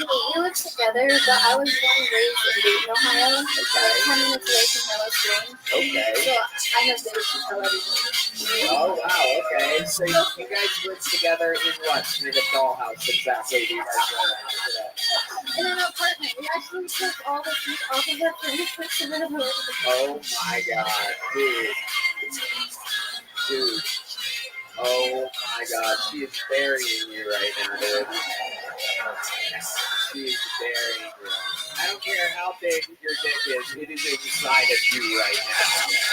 That thing is fucking maximum tiny. I can see how you should get along though, because your sweatpants is revealing that her braless. Oh yeah, it's cold in here. Here's where my nipples are, everyone.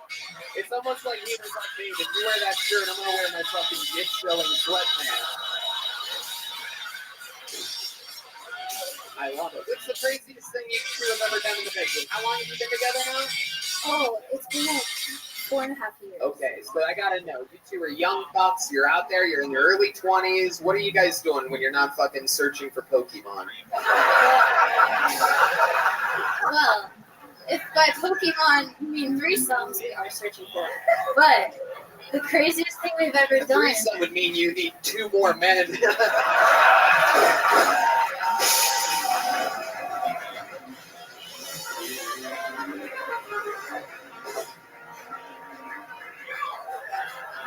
But what's the craziest thing you have done? Not these hopes and dreams that you have. Probably we got this concoction that like ties my wrists to my heels, and then I'm in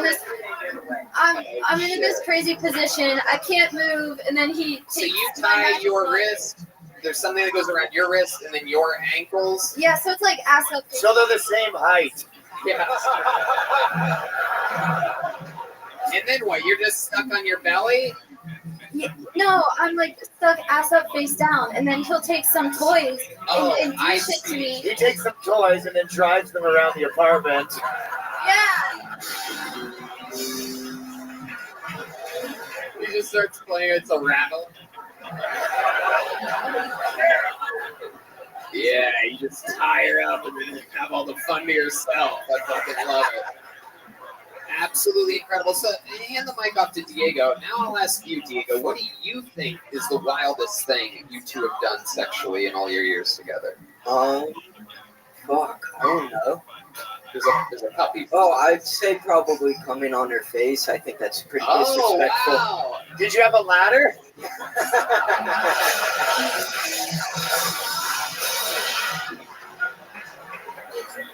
He was playing fireman. It's all good. He just shot on his hand and then flung it at her. Spider-Man. Amazing stuff. You guys are adorable. God bless the state of Ohio. Congratulations on your first times. You want to catch these? Those are real joke books by the great Boneseye. Oh, man. Thank you. Make some noise for Layla and Diego Cigar, everybody. Layla Ingalls, Diego Cigar. Back to the bucket we go. You guys having fun yet, huh? Fucking better be. All right. Oh, we know this young lady, very funny comedian from the great city of New York City, now lives here in Austin, Texas. Put your hands together for Leonarda Joni. Leonarda Joni.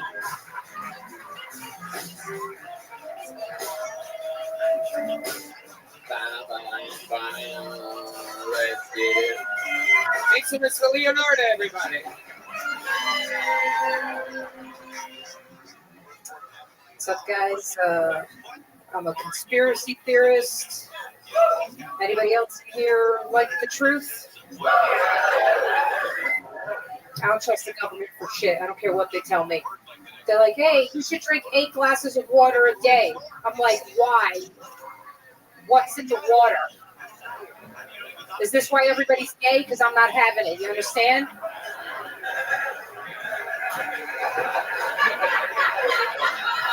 Some of you guys are like, oh, I'm gay. Stop drinking the tap water. What do you want me to tell you?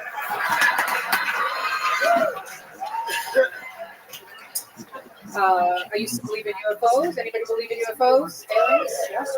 I was right there with you. And then Hillary Clinton said they're real. And I said, nope, those shits are demons.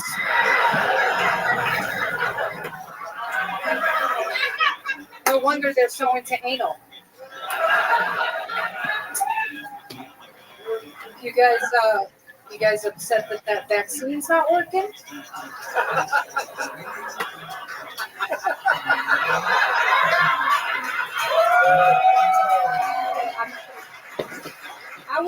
I was pretty disappointed. You know, I made a lot of plans. I signed my dad up for his 5th booster, but the fucker's still alive.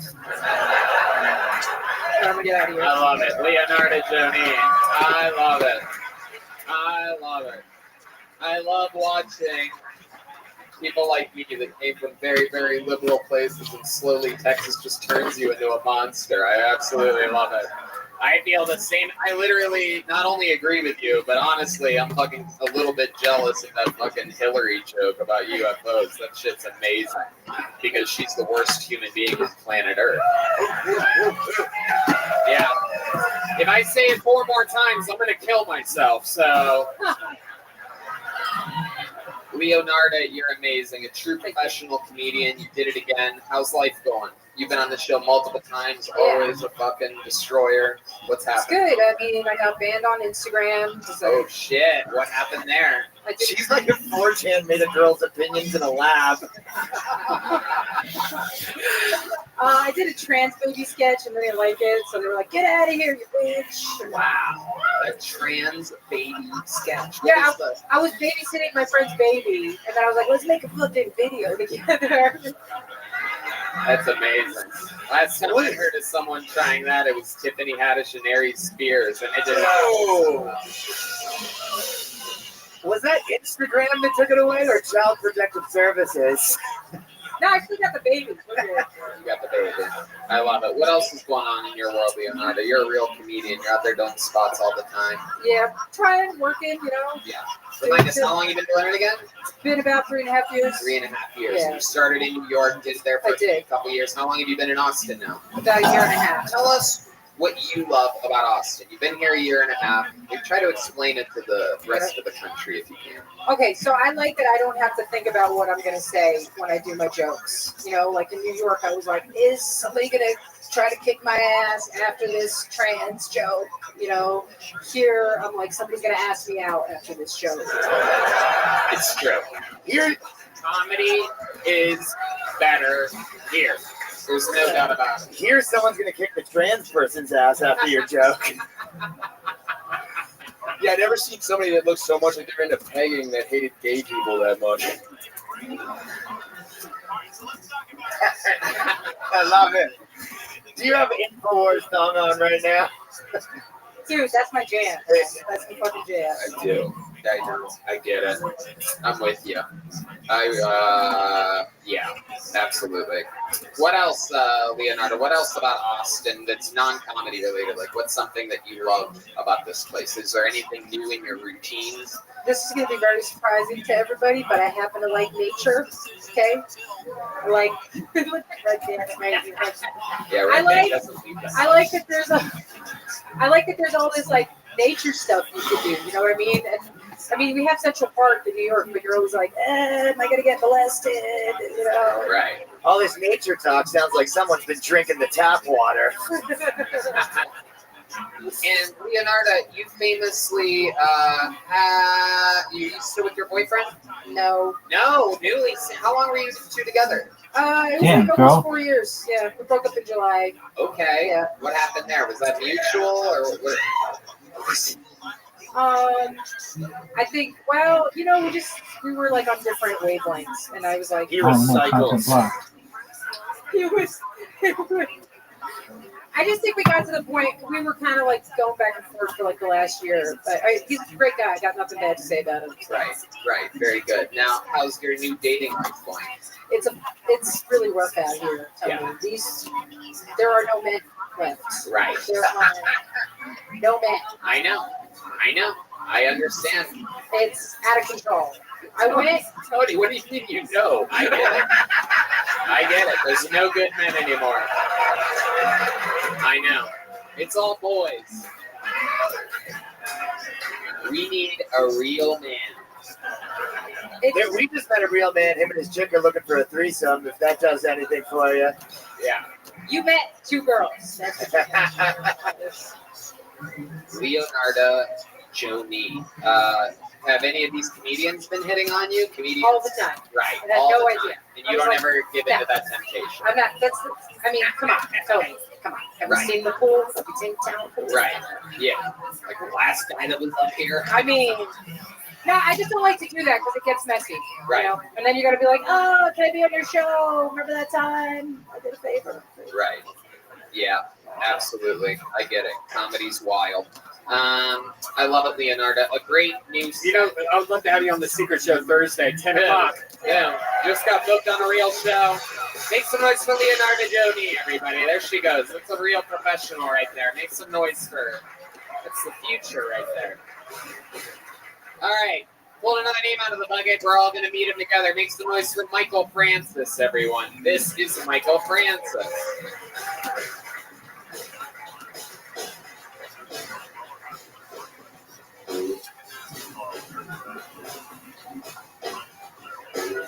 How many of you like it when comedians do good on this show? How many of you like it when comedians do bad on this show? Make some noise one more time for Michael Francis, everybody.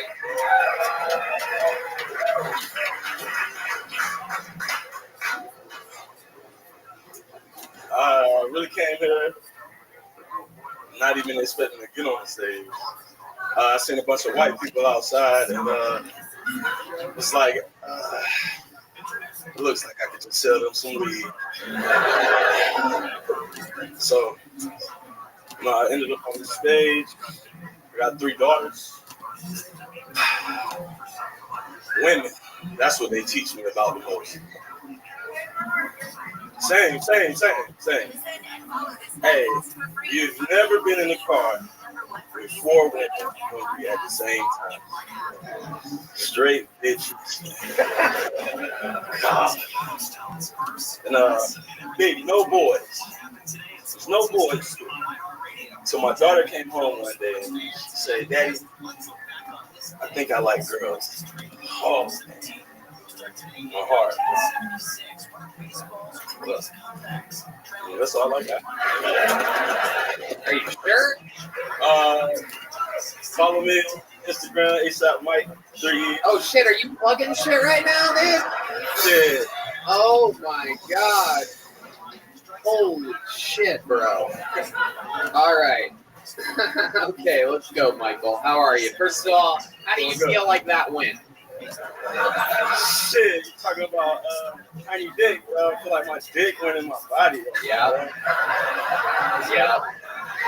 Yeah, we all feel the same way right now. After this, Leonardo's just gonna. You look like Shaggy if It Wasn't Me was about killing her family. Yeah, I don't know exactly where to begin with you, Michael. You look like if The Weeknd had a rough weekend.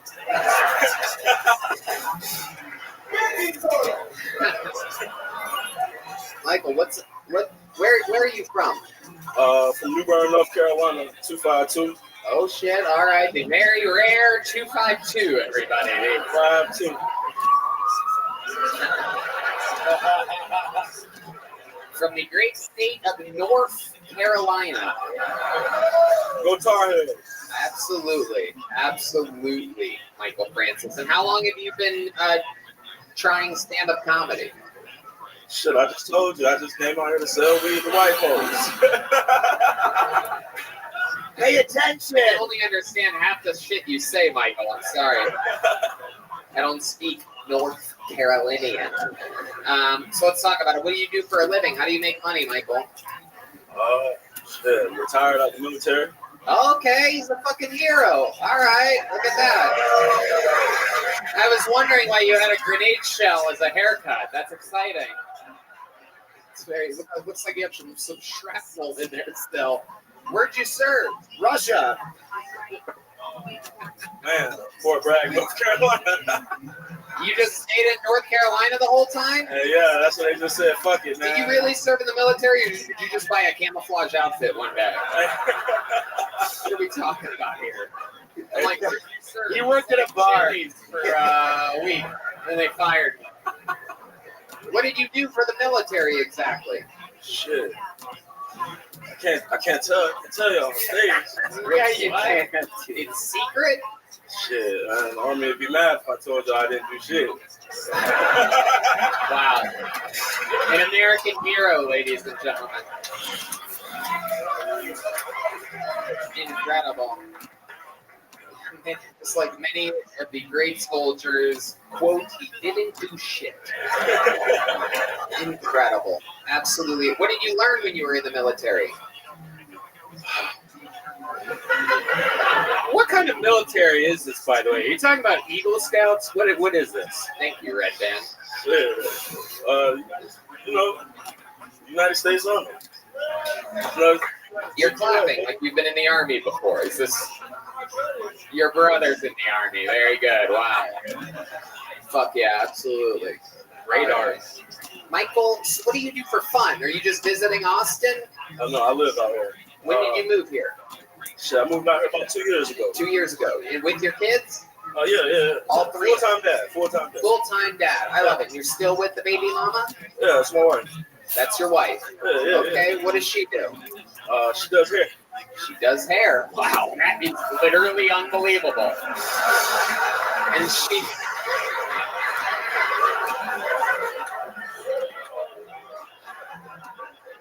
must be the worst fucking hairstylist of all time. This is incredible. His pubes are immaculate, though.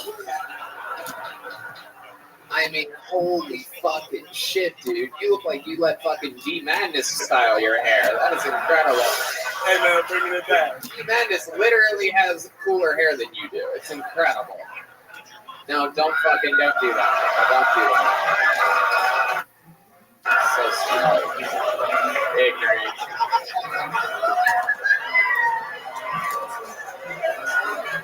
Stupid. Now I hate you. You slipped up, Michael. All right. Michael, is there anything interesting about your life whatsoever? You have any special skills or talents or anything like that? You good at anything? Man, Snoop Dogg can't outsmoke me. Yes, he can. Yes, he can. It's one of those punk-ass things to say about somebody that's great at something. That means I'm great at it. Fuck good. Hey, I got 3 fuck trophies. You have what? 3 fuck trophies. 3 fuck trophies? Yeah. What does that mean exactly? 0 pull-out trophies. Oh, I see. Fucking kids. You think kids are a trophy? Yeah. Were you fucking your wife while she gave you the haircut? It is true. I do believe he's good at sex because of the hair. This looks like a guy that fucks for like 12 hours a day. Yeah. Wow, man. Incredible. Incredible. Well, also bragging about fucking your wife's funny. Fuck, this girl so good. Big kids, mother of my kids. Michael, what's the part of North Carolina that you're from famous for? What's it like known for? Shit, Nicholas Sparks is from there, I think. Oh, the great Nicholas Sparks, of course. The William Shakespeare of North Carolina, dude. Hey, you know white folks love Nicholas Sparks. Okay. What you right? What? I have no idea who you're talking about. Dear John, right? Dear John? You don't even know what the guy famous in your hometown did. That is incredible. Okay, Michael, it was nice to meet you, man. Congratulations. Here's a little something for you. Catch that. Absolutely. And onward we go. Well, let's fucking turn this show up to another level right now. Ladies and gentlemen, I'm going to bring up another regular on the show that moved here from Los Angeles to Austin, Texas. One of the great writers, one of the great roasters of planet Earth. Make some noise for David motherfucking Lucas, everybody.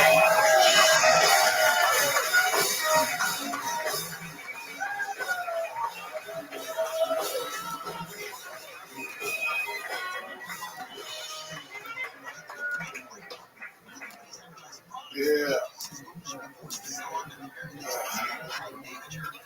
I don't fuck with girls that use words like love bombing, toxic masculinity, gaslighting, or you rape me.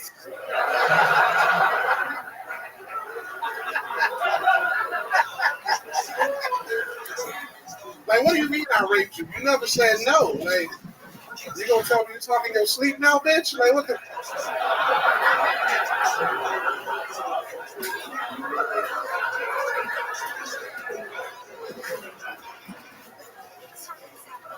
Girls are like, I can't believe you raped me. Like, I didn't rape you, bitch. You were drunk and I took advantage of you. There's a big difference.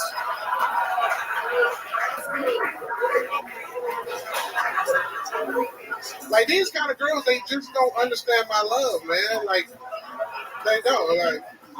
Like you only said no 2 times. Everybody knows rape is not to the third no. Yeah. It's like Beetlejuice. Yeah. All right, that's what's happening. Fuck yes.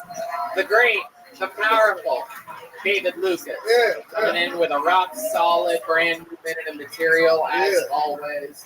Yeah, welcome, David. How you doing this week? How you feeling? I'm chilling, Tony. You dressed like the midnight booty snatcher. Oh my God.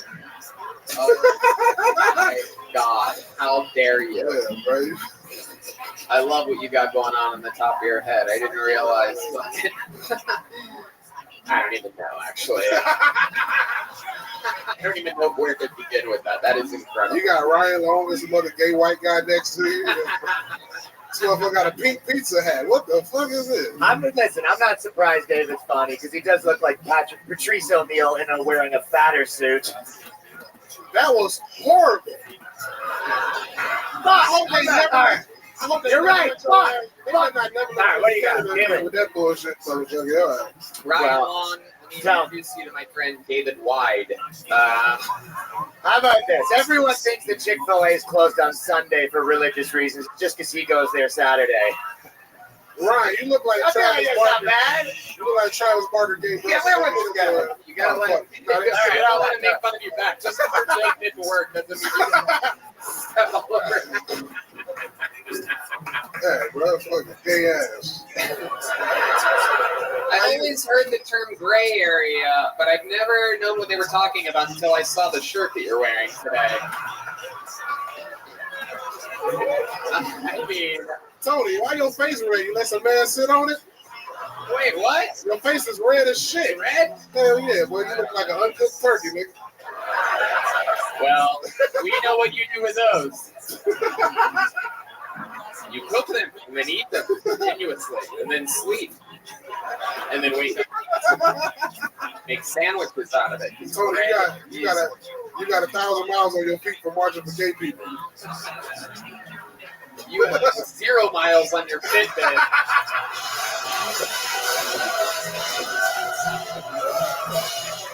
Oh, I got him hitting his vape pen. Look at this. Looks like Mount Vesuvius is going on over here. It's fucking, there's just smoke and ash all over the stage right now. Why is the middle guy not roasting, but he was roasting everybody else? Come on, bro. What the fuck wrong with you, you fucking CrossFit instructor? I'm honored to be roasted by Ooga Booga from Nightmare Before Christmas. Hey! Yeah! Boy, your ass got gay stepdaddy energy, nigga. Shut your ass up. You look like one of the turnips from Mario 2 in blackface. You look like a homosexual arm wrestling champion, nigga.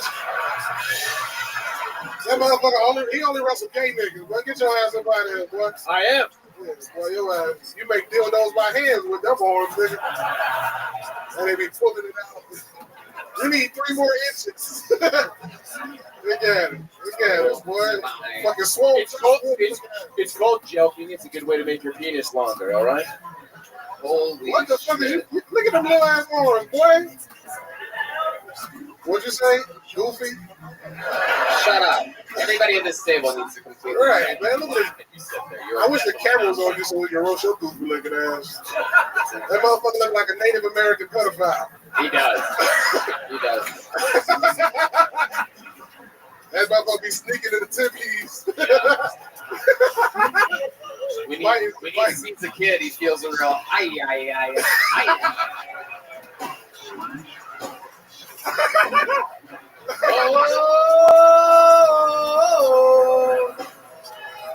All right. Very good. Back to Ryan Long, you fucking flamboyant, ostrich-looking motherfucker.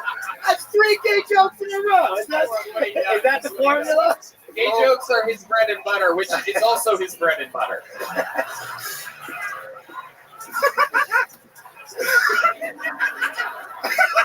I've been sitting on that one for years. That was a good one, Tony. We know what you don't represent.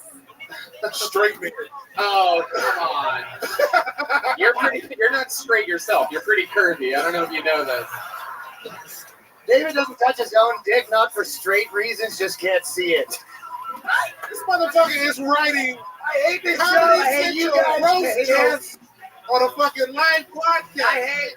Get your long neck ass out of here, motherfucker. I can't win. I'm 0 for 2 with David Lucas. This motherfucker look like a human My nemesis. daddy long leg spider. Boy, get your dumb ass up out of here. We lost a lot of comedians to suicide. Ryan, let's be the first public suicide I've seen here. I think I'm just gonna go gay. So when he calls me gay, I'll be like, yeah, what now? Yeah. And you look like you cried when Aaron Carter died.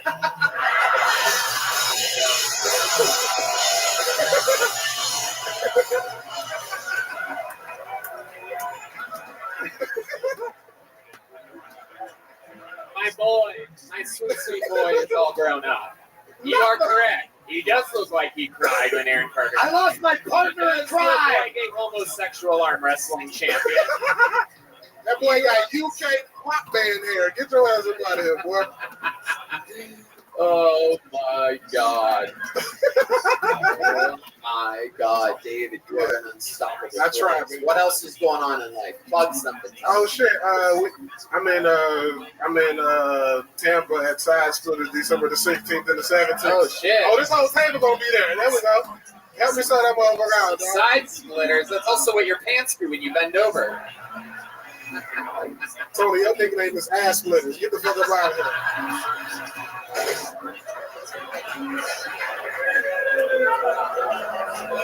Tony, you can sit on the stump and tell us how old that tree was.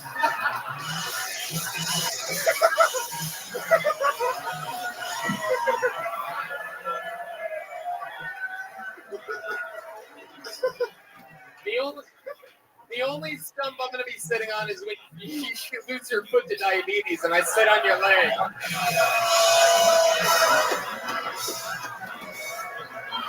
Tony, you the only nigga that removed hornet's nest with his pants down.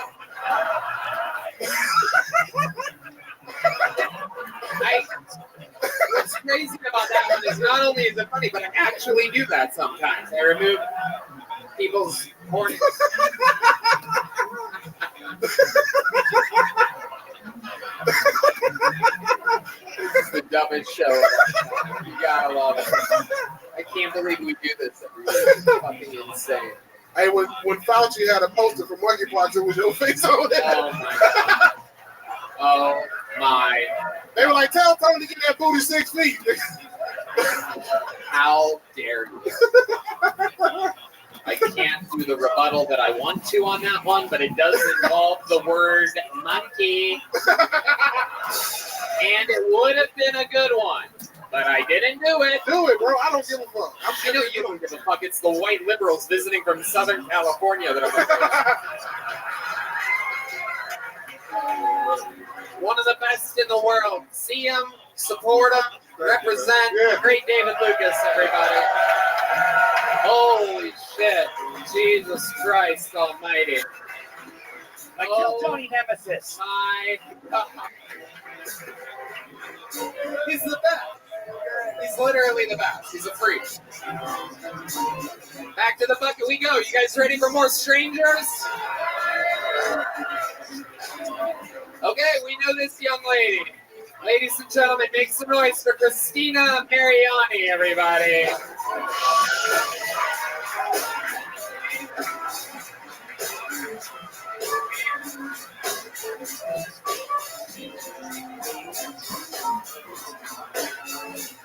Here she is, everybody. Christina Mariani, everyone.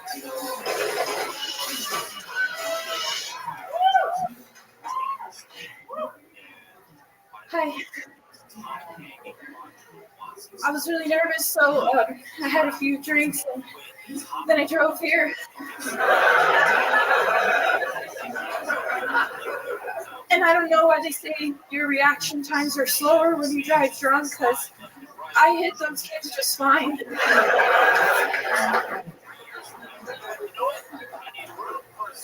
I'm not super sexually experienced, but I met a guy that I wanted to hook up with, but I was nervous, so I asked my friend for advice. I go, so what should I do, in bed during a one-night stand? And she just looks at me and she's like, what do you mean, you're a girl? Just starfish. I was like, all right, sounds exotic. What's that? And she was like, exactly what it sounds like. So, later that night I meet up with the guy, and,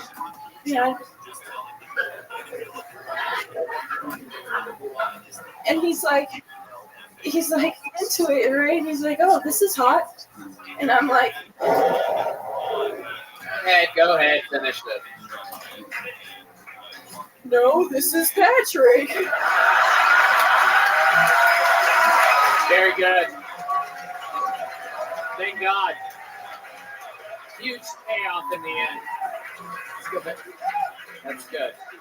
Christina Mariani, welcome back to the show. You've been on a few times. You were discovered by Red Band here, and you got a lot. You've been doing a lot of spots on literally almost every single one of the Thursday shows. Red Band books you and puts you on in the middle of the lineup right before him, and then follows you with some creepy joke that never works. What is it again? Should you escape the kidnapping or something? It's horrible. Christina. Wait, what? I'm his babysitter. Oh, that's what it is. Yeah. Literally, the audience is always like, what? And then he goes on. But he thinks it works. It's good. Christina, let's talk about it. How long have you been doing stand-up? A year and a half now. Year and a half. All of it here in Austin? Is this where you're born and raised? No, I was born and raised in Stockton, California. Stockton, California. Indeed, our good friends, the Diaz brothers, are from there. Yeah. Absolutely. The 209, not to be confused with North Carolina's 252. I love it. So you survived Stockton. That place was wild, and now you're here. What do you love about Austin? Oh, just there's always something new to do, and everyone is really nice, and yeah. It's just Why do you think you have this demeanor all the time? I just get really nervous talking in front of people. I feel like one-on-one I'm a lot less awkward, but I think just when I get into these situations, it makes me nervous. Oh.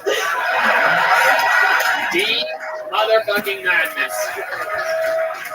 With the great advice of closing your eyes. Absolutely incredible. Christina, you've been on the show. Tell us something about your life during this interview portion that we've never talked about before. Give us something interesting, maybe something that's happened to you or from your life or your family or something. Well, I feel like I have a drunk alter ego. Yeah. Maybe everyone does, but mine gets really crazy, Like I got kicked out of a club in Vegas recently for rushing the stage. Yeah. And what show was this? Oh, I don't remember. Whoa. Got a little bit crazy, and I just thought it would be fun because I didn't want to be on the dance floor anymore. And, wow. I didn't like it. So they escorted you out of the show. Well, I tried to run away. That was the part that I think got me kicked out. They were like, sorry, you can't do that, and I just sprinted in the VIP area. It was just jumping on tables. Do you remember what kind of show it was? Was it rap? Yeah, no, it was EDM. It was EDM. Okay. Very, very good. And what were you just on alcohol? Yeah, just on alcohol. And how much did you drink before doing this? Well, my friend made me a drink, and I think that was the mistake. Your friend made you a drink? No, it was a girl. Don't worry. It was a girl. Was it a lesbian girl? I don't think so. The EDM soundboard is out now. You gotta look out. We've seen this before, ladies and gentlemen. It is a real thing. All right. Did this DJ just have a dancing bear head on by chance? No, I don't know. I didn't even see the DJ. I think, So what else when you're drinking like this? And you said your friend made you a drink. Is that what it takes to get you that fucked up? I just feel like it was like mostly vodka, and I had just flown in, so I feel like when you fly, it kind of gets you fucked up just flying, you know, like the altitude. He's gonna be telling the judge that story.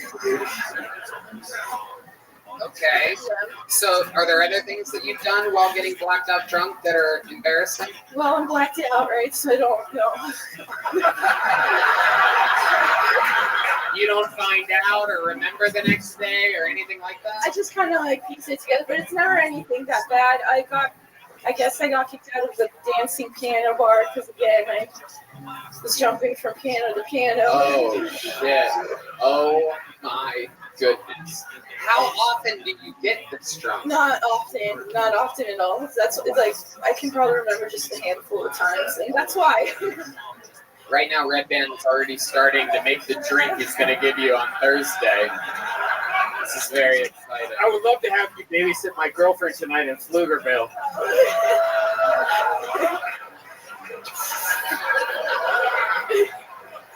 I think she's younger than me. Yeah, right? Yeah. You guys are wild. Ladies and gentlemen. Actually, I would love to have you on the Secret Show, of course. Yeah.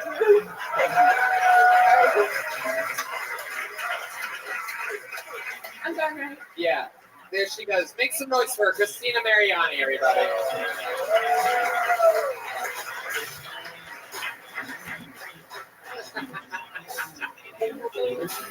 All right. Next one is for your next comedian, Joe Krizek, everyone. Joe Krizek. Or Krizek. K-R-I-Z-E-K. You guys having fun out there still? Here he is, Joe Krizek, everybody. Oh.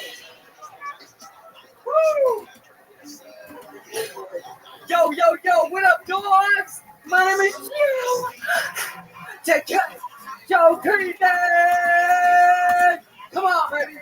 I want to get straight to the point and talk about the Chris Ross pounding. No, I'm not talking about the union, baby. Tonight, that's for tomorrow.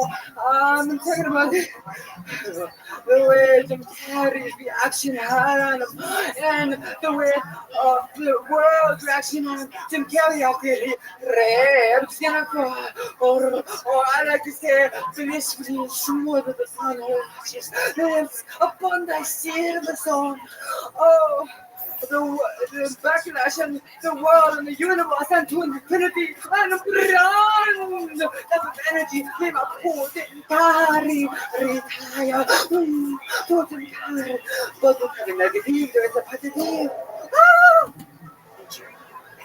Wow, Joe Krizek, everybody. I've always wondered what it would be like if Adderall had a baby with mediocrity.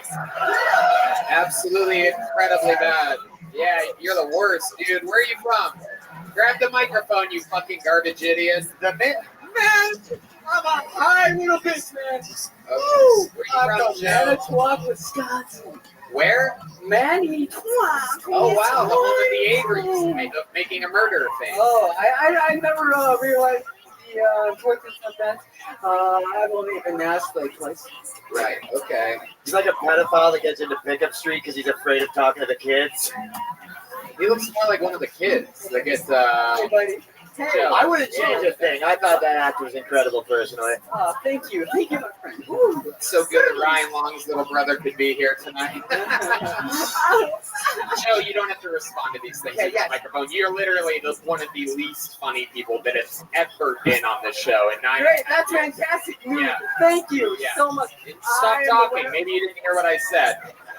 But it's a comedy show, so you just filling time with blibbity blop, bloobity blop doesn't really help anything. You get it, Joe? How long have you been doing stand-up? Yes. I've been doing it for like 3, 4 years, maybe 5. Oh God! I was really hoping years wasn't the word you were gonna say. But I've done it like twice, and then I researched and like played off life, and then came back and did it twice. So What trauma happened to you in your life that made you think that you're fine? That's it. Are your parents I got still a brain together? injury. What? Are your parents still together? No, people with brain injuries are hilarious. By the way. Yeah. You don't have a I brain tried to be, man. I tried. Your parents are still together? No. Really? What happened to them? They broke apart. How old were you when that happened? 20. That was going to be But pretty it was the accident. 20 years or older because it didn't affect your sense of humor. Yeah. See? That's weird. That's crazy. I bet you're hilarious in Manitowoc, Wisconsin. Yeah. Manitowoc, yeah. Very good. What do you do for work, Joe? I am the Longhorn Steakhouse host with most. Oh God! Oh, God! He's the guy who tells the other waitresses they need more flair.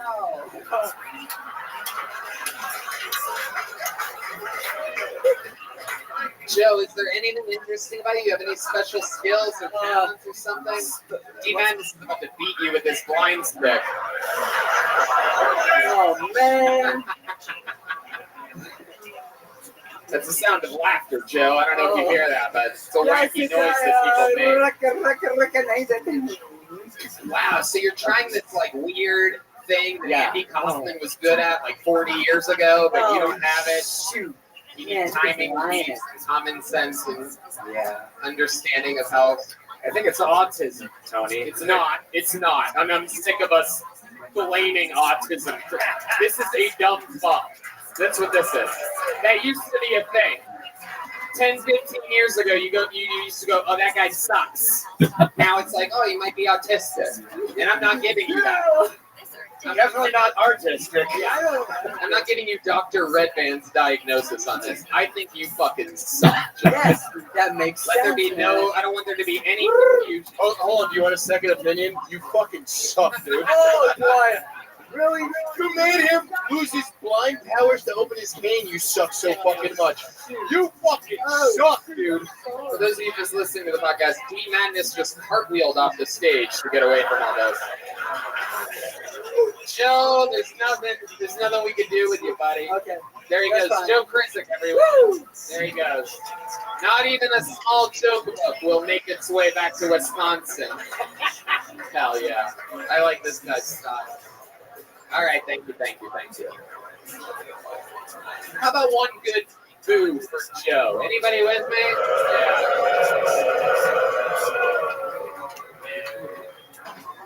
All right, that's as bad as it gets right there, I promise you.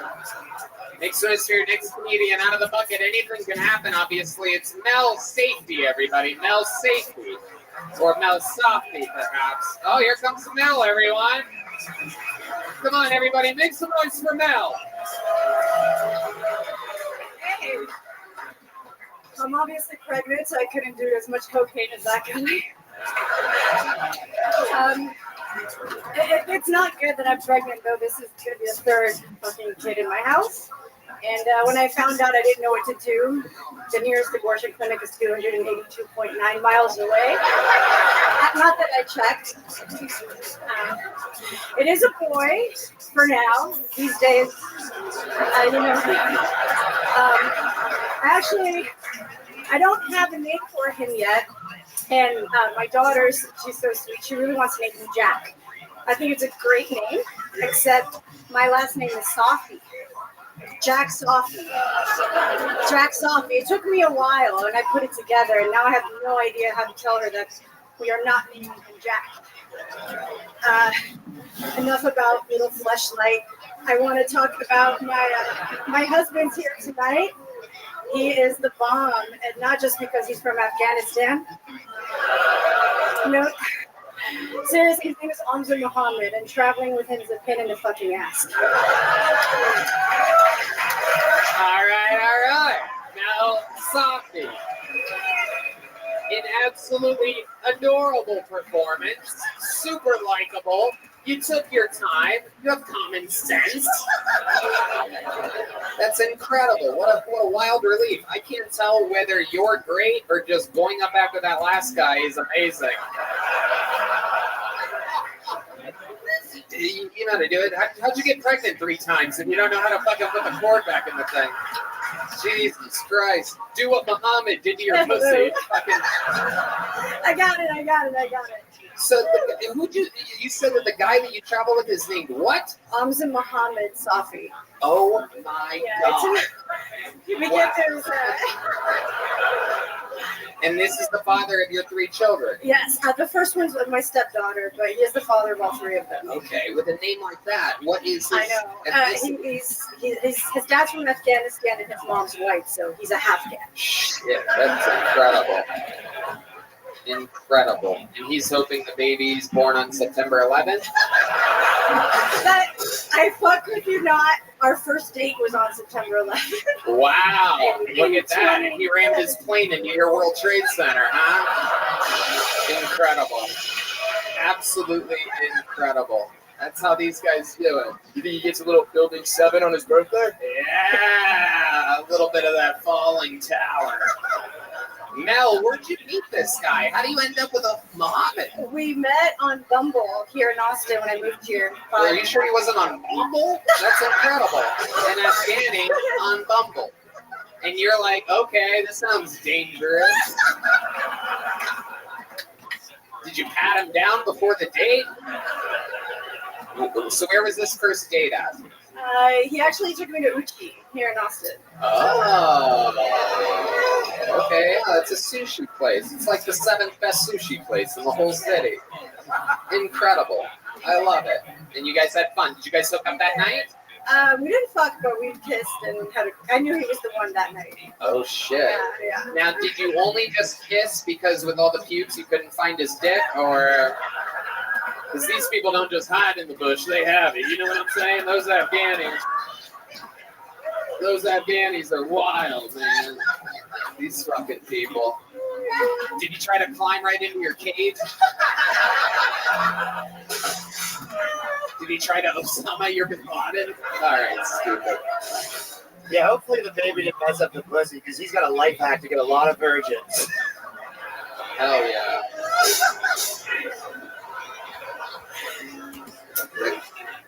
Absolutely. Mel, what do you do for work? I quit my job a couple months ago, so nothing. I'm a mom. Okay, full-time mom. How about Muhammad? What does he do for work? He does tech sales. You think he does tech sales? Welcome to another episode of Your Husband is a Terrorist. Yeah, I think he does tech sales. He's on his computer all the time. You know, he's always taking flight lessons. Oh my God, he actually is taking flight lessons. Oh, shit. Dude, somebody call the FBI. Instead of killing Tony, we're going to be saving lives here tonight. Oh my God. This guy's taking fucking flight lessons. This is absolutely incredible. He's just out here knocking up our women and taking flight lessons. Absolutely amazing.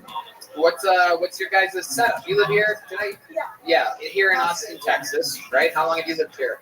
I moved here 5.5 years ago. 5.5 years ago. From where? I'm from Miami, but I lived in DC for a little bit. How'd you end up in DC for a little bit? I was a teacher for a long time, and then I just wanted, as a teacher, you can kind of move around, and I just got tired of Miami and wanted somewhere different. Went to DC. Does this Afghani guy have any special moods in the bedroom? Is there anything wild that he does that you're not used to with American men? Is there some type of like magic carpet ride or something that he does? Or like... He does take me to a whole new world every time. Hey!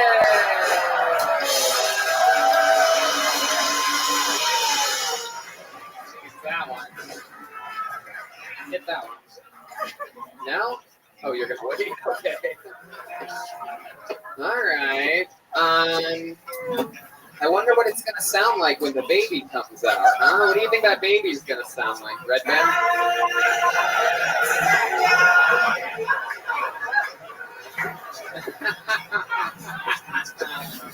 I love it. Mel, you have any special skills or talents or anything like that?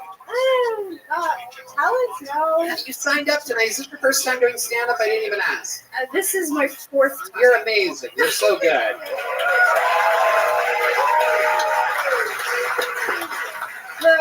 The first time I ever did stand-up, I was at Joe Rogan's show. And I had Oh, wait, are you the lady that heckled? Oh, my God, that's you? That's incredible. What happened, Tony? No, yeah, this was like a very interesting situation where after we did a long night of stand-up comedy during Joe's Q&A, why don't you tell your version of it? So I was at Joe Rogan's show, and he did a Q&A at the end of it. I haven't caught up raised to my that hand. part. It's like a Tarantino movie or something like that. I raised my hand and I said, what advice do you have for someone who'd like to try stand-up? So he told me to get on stage. And you know how much I love bombs, so it was awful. And then 2 weeks later, I wanted to make up for how terrible I did, so I rehearsed and actually wrote material. She bombed really, really, really, really, really hard that first time. She's like, I've always wanted to do stand-up. He's like, come up here. He did the coolest thing. He's literally like, come up here, see what it feels like. And she came up and she fucking ate it. So bad. I remember that because I was watching in the green room. All we have is a screen up there, and I'm like, what the fuck is going on down there? So bad. I was Went home, decided to be a mother. And then a few months later, 2 weeks later. 2 weeks later, okay, wow, all right. He did another show. You were here. He called you back up, and you did an actually really good set. Yeah. How did that feel? It was amazing. I felt so grateful that he remembered me and gave me the opportunity again. And so 2 of the 4 sets are on stage with Joe, standing behind you. And where are the other 2 at? Well, this is the 4th. The 3rd one is at a place called Pershing here in Austin. Oh, Pershing. That sounds about right with the people that you hang out with. We actually have Joe on the line right now. Joe, what do you think about everything that's going on here right now? Oh, okay. It's very, very interesting. What would you recommend for Mel at this point in her comedy career? That's so stupid. The soundboard's retarded. Have you thought about naming your kid Joe? Tony Joe. Really? Is that true? No.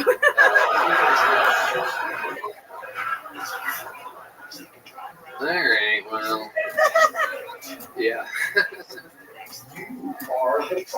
Thank you, Joe. Mel, when's the baby coming out? March. Very, very good. Absolutely.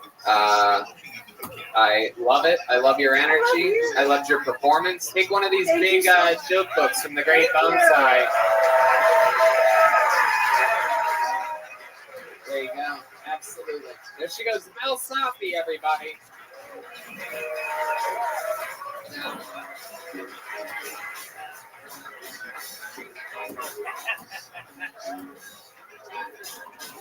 You guys think we should go to this bucket one more time? All right, here we go.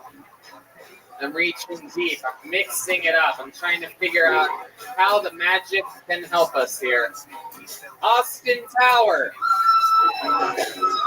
This is going to be good, believe it or not. That's a good sign. Austin Tower. Some big moves coming from the balcony. I get the feeling it's going to be coming from this way, Yoni.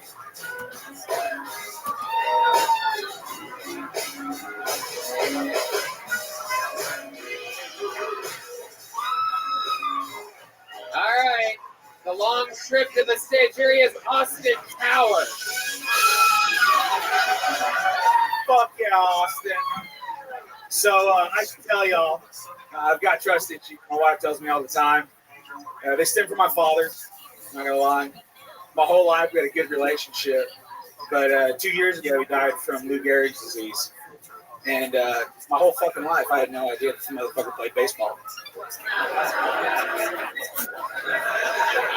Fuck you, he's my dad. So I am married. Like I said, my wife tells me all the time. She reminds me. But we're a blended family. We've got a stepson. I just call him my son. His dad was never in the picture. I told my wife, I said, when we first started dating, I said, I'm never gonna do that shit. I'll be there every fucking time. Full disclosure, she was a widow when we met. So. Oh, fuck off. It makes the weekend so much easier. There's not that awkward pass off. Hey, man, what's up? That's it. I'm Austin Tower. Thanks, everybody. Austin Tower. This is fucking nuts. Is that your real name? That is my real God-given name. My brother's name is Houston. So. Tower. That is incredible. I've never seen a tower that's 4 foot 8 inches in the air. I'm 5'8" on a good day. 5'8" on a good day. Yeah, on a good day. You mean on a trampoline? Most of the time. It's hard to take the height to the top. You have to really time it out. Relax, Austin. Relax. Sorry, I'm excited. I know you are. How old are you? 42. 42 years old. How long have you been doing stand-up? Started in April, and I haven't been on stage since September. I started barber college. So. You started what? Barber college. Barber college. Yeah, I'm cutting hair. You should go find that black guy in the back. Dude, okay. I'm the only white guy in the whole barber shop. Right. Like the only white guy. And I love it. It's awesome. Absolutely. Okay. My boy. You don't know what I'm pointing at you, but whatever. He does. He fucking knows.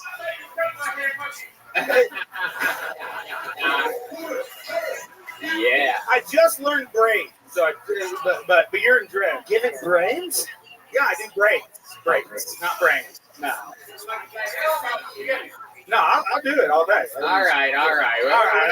We're negotiating a haircut over here at this point. Austin, what do you do for fun? Since I retired last year from the fire department. So you retired from the fire department? Yeah, I retired I was a firefighter paramedic. You were a firefighter? I thought you were more like the cat that got stuck in the tree or something like that. That was my rookie year. My goodness, what's the craziest thing you ever did as a firefighter? I saved a cow from the river one time. Whoa! Yeah. Damn, I didn't realize Amy. Her husband was actually dead. Yeah. She was trying to tell jokes all the time. I was like, "Shut up and let me put this robe around you." I love it, Austin. You saved a cow from a river. Okay. I did, and it's calf. Wow. Yeah. I don't want to brag, but very good. They're very grateful. They were. What else, Austin? Tell us more about your life. What makes you an interesting person? Let's see. I'm a dad. I got 2 wonderful kids. Okay, I got a wonderful wife. Yeah, and she seems loud. She is. She's right up there. Way to go, babe. I appreciate you. Thanks for the love. Now, before I was a firefighter, I worked in music and entertainment for about 12 years. What did you do in music and entertainment? Logistics and operations. I helped with outdoor music venues, did music festivals, things like that. Yep, we got it. That checks out. I love it. Where'd you meet this loud bag of bones? I actually met her. She was falling out of a car, and I caught her. Wow. Yeah, and I caught her like that, and she was like, "Hey, who are you?" And I said, "I'm Austin." And she said, "Well, I'm Steph." And it was kind of like from that. That's gay as fuck, dude. Yeah. Totally.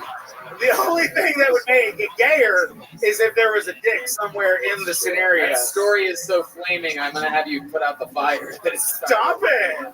Stop. Tony, she just fell in my arm. It's just like nothing I could do was kiss the mat. Oh my goodness. Absolutely incredible. And you're like, this bitch is a klutz. Yeah. I better save her now and keep it that way. So I love it. Yeah. Austin. You live in Austin? No, my little brother Houston lives in Austin. I live in New Braunfels. What? I'm not shitting you. My little brother Houston. Your brother Houston lives in Austin? Lives in Austin, and I live in New Braunfels. Oh, my God. Dr. Houston Evil. Kind of close. He's in politics, so he's a lawyer. So it's close. Houston Tower. Like a building. Right, Houston Tower. I know. Austin Tower. Any other weird names in your family? Any Dallases or fucking Christie's or anything? No, Chad Duster. We're from Corpus Christi, but no, we asked the family to politely stop with the geography lessons. And I love it. Just you go with names like Apple and shit like that. So I love it. Absolutely incredible. What's your house like? It's you, the lady, and the 2 kids? I got my wife, 2 kiddos, 2 dogs, a cat, and a rabbit. Holy shit. Yeah, fucking A. Alright, Yeah, it's a lot of food and shit everywhere. Alright. Jesus, Dr. Doolittle. Okay. I'm telling you right now. Craziest thing in your refrigerator.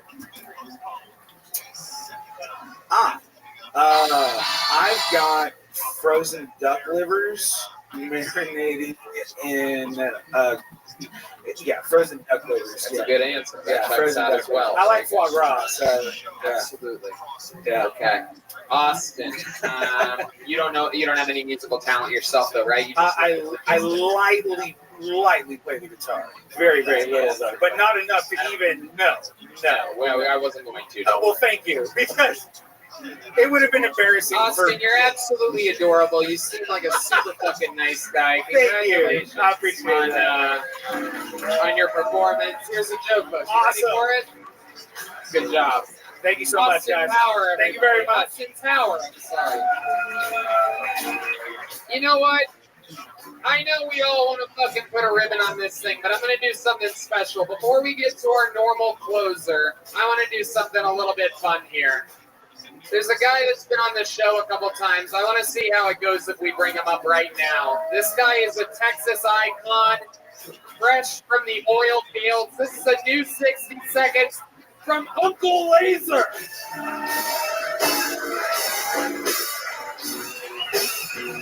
This guy is real. What you're about to see is real. Y'all in for an absolute fucking treat here. All right, you can tell by my haircut, I look like Hitler's wet dream. Okay? Great fucking time. All right, and you can also tell I probably look like Brad Pitt of the inbred community. And you can probably ask yourself, I bet that guy's swimming in pussy at the family reunions. Need to get relatable pussy, for sure.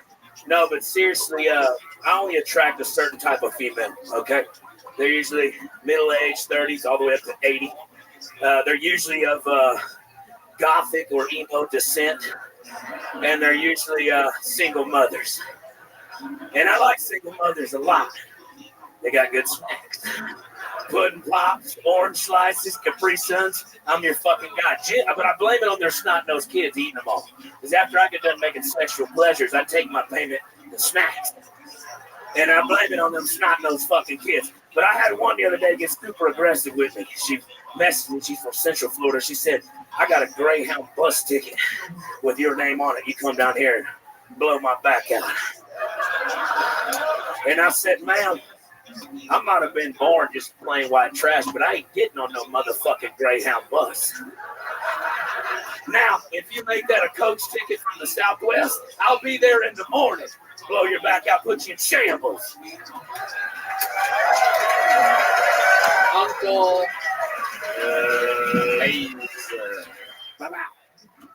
Hey, Tony, real quick, on some real shit, though. Yeah. I want to apologize. I was looking for a parking spot at the back of Vulcan, and I woke up that Joe guy from a dead sleep, that homeless kid that came up here. I've smoked meth out of a light bulb, and that is exactly what it's like. Right. Yeah. 100%. Uncle Laser is real. What you're seeing is real. The first time I met him and saw him, I'm like, I don't know what the fuck that was. Yeah. But I actually, we run in the same circle without a doubt, and one of the things that I realized was that you're fucking real. Yeah, this ain't a character. And that was just 60 seconds of what being around him for 60 seconds was like. This dude rules so fucking hard. Yeah. I want to go work in a fucking oil field now, right? Hey, baby boy. This fucking rule. Look at this asshole. Yeah, look. You're an Austin 316 jersey, a fucking Charizard belt buckle. Yeah, I got this at the flea market, dude. What are the tattoos? It's fucking crazy. Yeah. This is the craziest thing I've ever seen in my fucking life. Can we be friends after this? You want to start a podcast, bro? How good's your credit? 750, bro. I'm fuck with you. Uncle Laser is a fucking absolute goddamn machine. What you're seeing is real. He is, if Beetlejuice was from Texas. Relax, dude, relax. Always hit with that Beetlejuice shit, man. Joe Dirtier. You have an unbelievable energy to you. Uncle Laser, tell us about what you've been up to lately. How's life out there on the oil field or something? Give Man, us fuck that job, dude. I hate being out there. It's in the middle of New Mexico where dreams go to die. Closest convenience store is 2 hours away, horseback. Are you serious? I'm fucking dead serious, dude. Look at me. It sucks dick. I used to fucking blow up nuclear warheads in the 50s underground, like where we drill. Like when you cross over, it says there's nuclear waste laying around. And I tell you what, I don't dream that much when I'm at home, like sleeping and shit. I don't have dreams. You know what I'm saying? But when my stepdad told me there's no point. But when I'm out there, I dream like very like vividly, like super rapey, killing dreams, and that's really making me reevaluate my character choices. You know what I'm saying? Regardless, I got good hair though. Fuck y'all. He really does. He really fucking does. That shit is unbelievable. I didn't even put any product in today. It just woke up and I felt this fucking good. Felt feeling dangerous. Feeling fucking day. Hide your mom. You know what I'm saying? Hell yeah. I fucking love it. So, Uncle Laser, you're out there fucking playing the field, slaying everything. You talked about it during your set. Your most recent hookup, what was that like? Just out of curiosity. Well, fuck, Tony. I got chlamydia. If that's what you're asking. Yeah, that's Yeah. No. She was a nice young lady from the Nashville. She's an up-and-coming singer. Yeah, whatever, dude. Look, they want to fly in and hang out and have a shot at the people's title one time. I give it to them. You know what I'm saying? I don't discriminate. I'm a people pleaser. You know what I'm saying? But I will say I do have an issue. There's an old lady that lives next to me, and this is a true story. The other day, her tree that is older than the dinosaurs, the root system got into my septic tank, and there's shit all in my backyard. So, Ethel, if you're fucking watching, I wrote that email to you. It was very professional. I had my mom read it back to me. Okay, because my mom was hooked on drugs. I never got hooked on phonics, okay? But it cost me $20,000 to fix that goddamn shitter system. And Ethel, if you don't start playing ball, motherfucker, I'm going to get a couple Mexican boys from the Home Depot. We're going to scoop that shit over the fence, put it in your backyard, and then we're going to get an 8-ball cocaine and fucking 24-pack Modelo. We're going to blare that Tejano music at 3 o'clock in the morning and keep your ass up. Because I know them old ladies hate that shit. Yeah, I know me birthday. My man knows. Uncle Laser, I would love to have you on the Secret Show Thursday. I love to be there for you.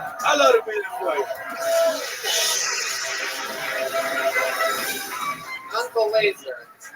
Yes, sir. Uncle Laser, my favorite uncle that I've ever had in my life. How long I see you as a fucking star. You seem like a star to me. I didn't think so the first time because I'm like, this guy's doing a character, but now that we've like hung out and drank and shit, and I spend most of the time just laughing, I just ask him a question and then laugh for 2 minutes, and then that's what me and Uncle Laser hanging out is like. So, what's your plan? Explain to us again this oil field job, like how you're off and on again. Well, like 2 weeks on, 2 weeks off, but in that I'm missing too much shit, right? Like, so I'm fixing to just quit that motherfucker, to be quite honest. You know what I'm saying? I just get by on good looks alone. Fuck it. You know what I'm saying? But I'm going to give it up. Fuck it. I'm just going to do this full time. Fuck it. We'll see what happens. I'm about to sell my house. Got a nest egg. I mean, fuck it. We'll see what happens. Planning on doing that? I'll sell my house probably by December, January. I work about 2-3 more months, stack back by another 80,000, and just fucking go. Who cares? Oh, I make more money than God, by the way. So I mean, just so you know what I'm saying. But yeah, fuck it, dude. Hey, live your dream. Fucking be Brad Pitt, inbred community. Fuck it, dude. Whatever. Have you ever thought about calling yourself Inbred Pitt? Actually, I copyrighted that shit, Tony. So yeah, don't even try to steal my shit, bud. Hey. Uncle Laser, I want you to keep in touch with us. Stay close. Yes, sir. For sure. Signing up and keep for sure. Thanks for having me. You need to be seen. Uncle Laser, everybody. Hell yeah.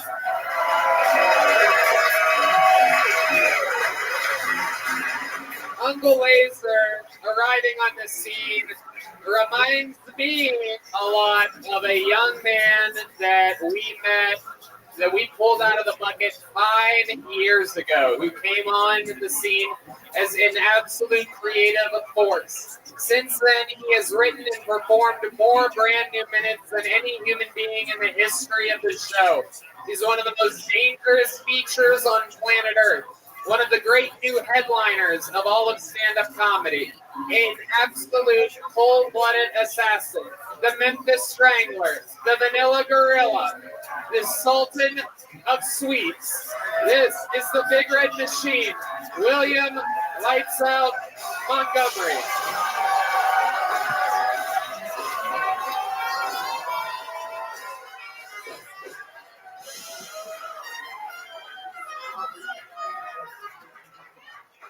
I've got some good news and I've got some bad news.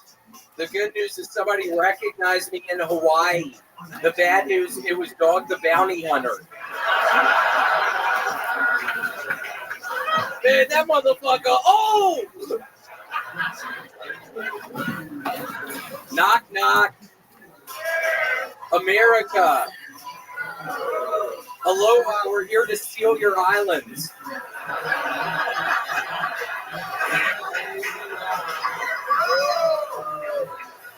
Texas is so bad at football, the Sandy Hook parents are suing them for $2.5 trillion.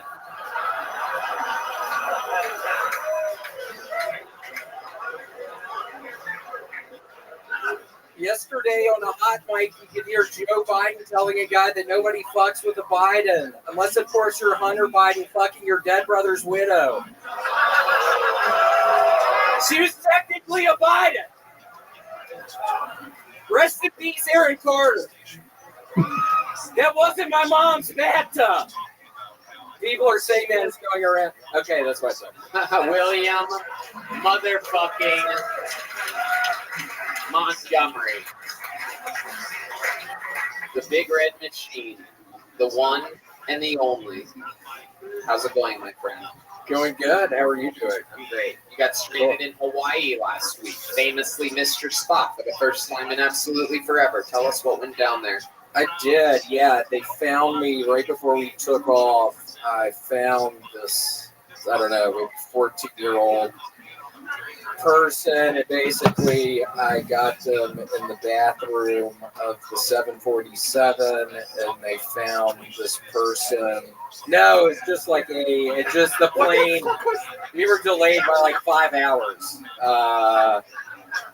We were delayed by like 5 hours. It was just a regular delay. William Montgomery. Fresh off of a weekend in New York with me. How'd you feel about your? It was good. They all felt very good. We were on a mega bus, the buses with the 2 stories, and I saw like this 14-year-old like. Oh my God! I don't even know. Hold on a second. Is this a new thing you're planning on doing? No, I'm kidding. I'm high as shit right now. Gucci Mane's photographers up in the green room. I was smoking blunts up there. I'm high as shit right now. Yeah, but Hawaii was great. I loved it in Hawaii. Good answer to the question 4.5 minutes ago. You are indeed higher than shit right now. You are higher than Mohammed Mel's husband. He's flying an airplane or something. Incredible. So, what do you normally do when you get really high, William? Oh man, I started playing these puzzle games. It's like this number puzzle thing. You have to do all 10 digits in a square. There's like 4 rows of squares. I can't remember what it's called. I try to do that. It's becoming Indigo. Yeah. Fucking Christ, man.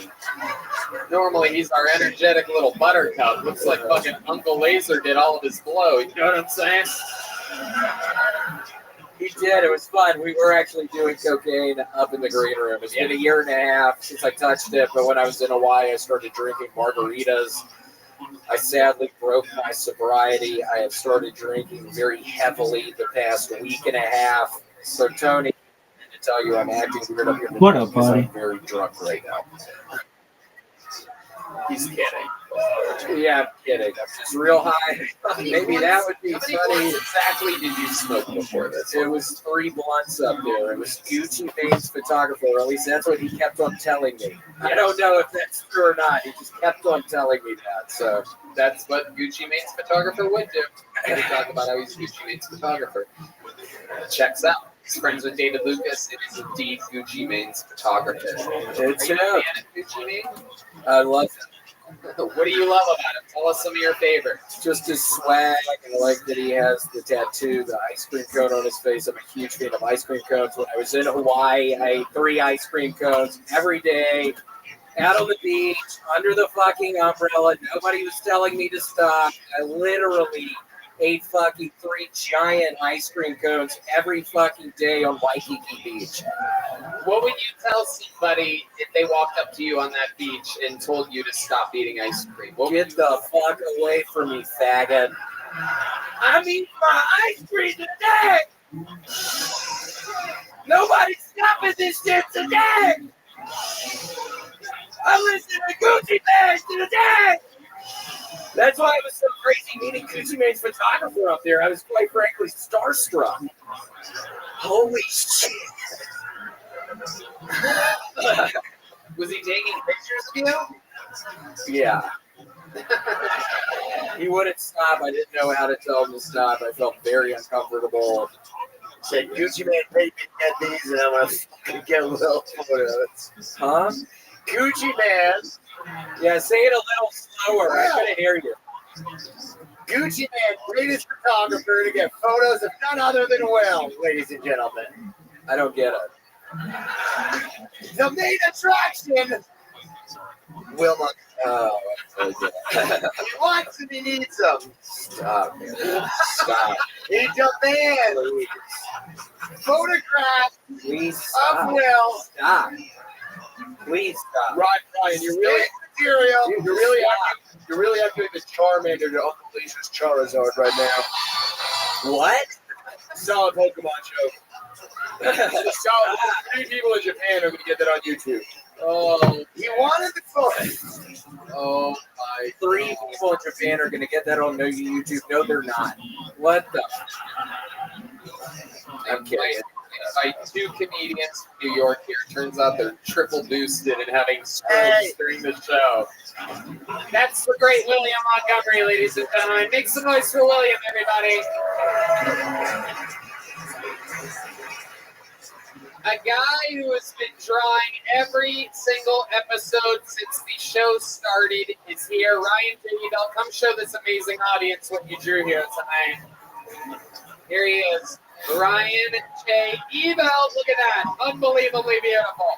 That is indeed Ryan Long, Chris Vega. Make some noise for my guests tonight, Ryan Long and Chris Vega. Check him out. High Society Radio with Chris Vega.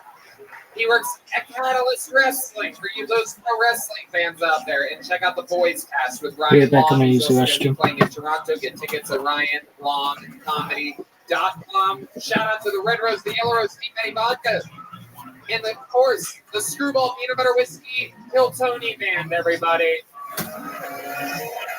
Michael Gonzalez, Matt Mueling, Paul Deemer, and the Great Deep Madness right down the middle there.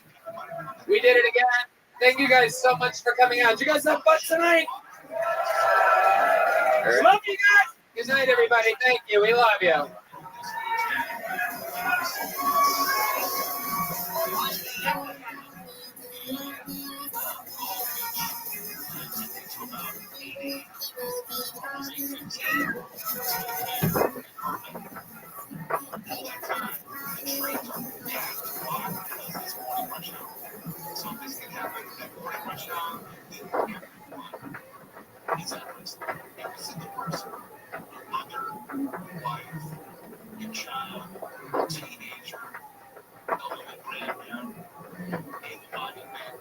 Every single person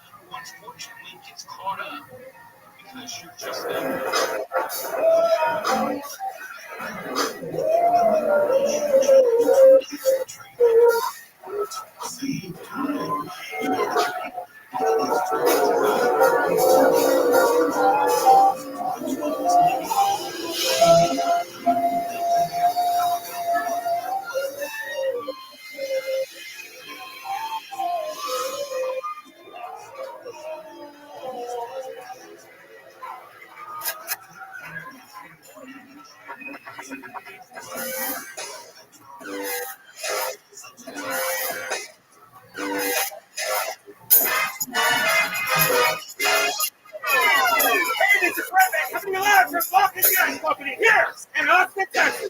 We're brand new episode of Kill Tony. Get up for it, Tony. Fast. You guys ready for the best goddamn night of your lives or what? Yippee! Make some noise for Brian Redband, everybody. That's this guy right here. You guys ready to have some fucking fun, huh? This is Kill Tony, brought to you by the Red Rose and the Yellow Rose fixtures here in Austin, Texas, the two best strip clubs on planet Earth. And brought to you by the best vodka in the world, Deep Eddy Vodka, which also is a local company. How about a hand for Deep Eddy Vodka, huh? We love vodka here. Here's a little bit more from the amazing sponsors that made tonight's episode available for you here right now.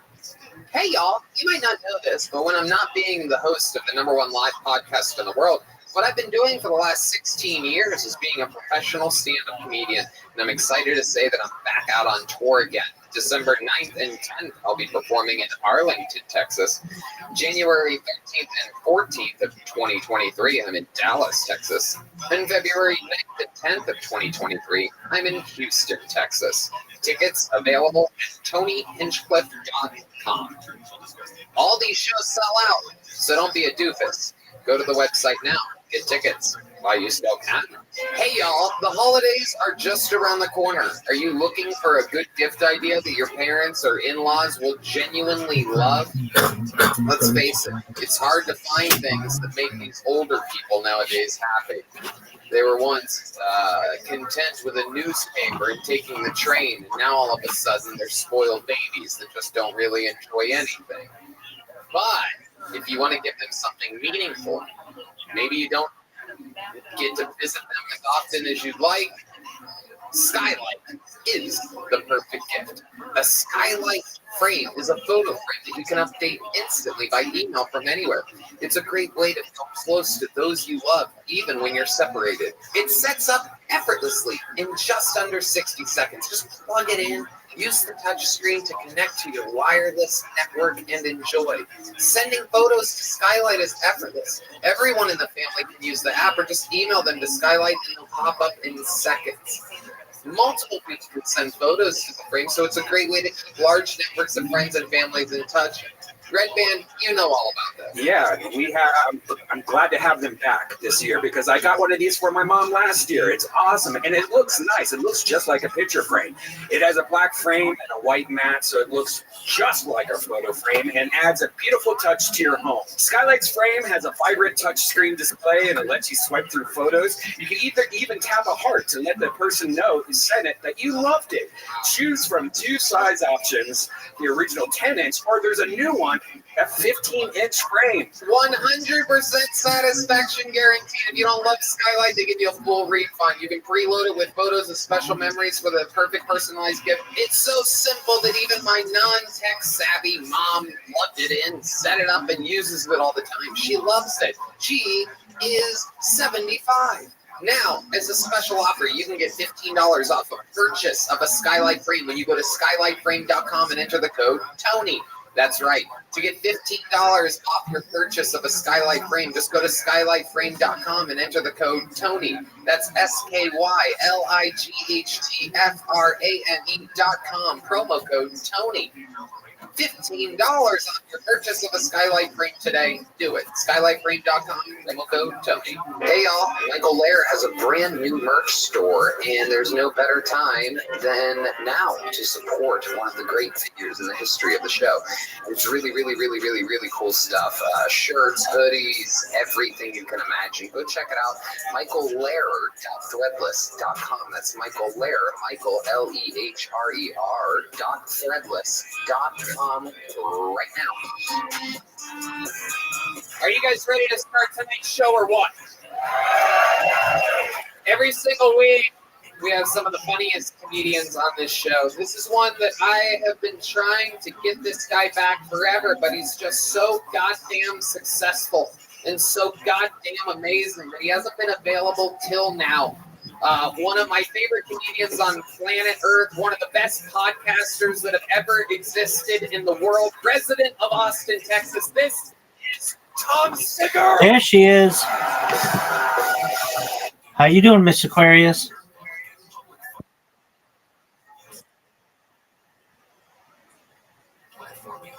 All right, what kind of cupcake? Ooh, that sounds good. Audie, are you there?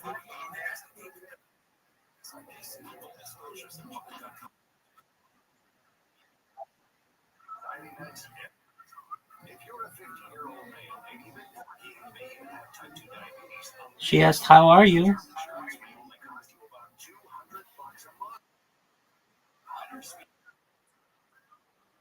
No, I made a mistake. Maybe she didn't say, how are you?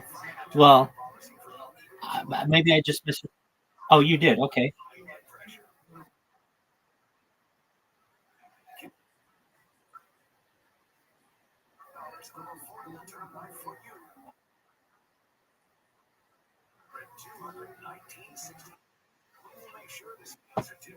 I sent you guys invitations.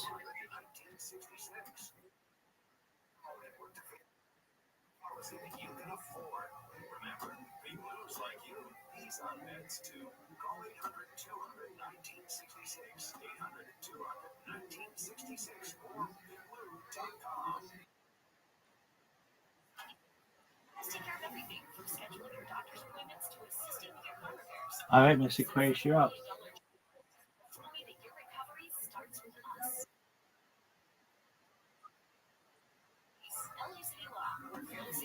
We put unfair.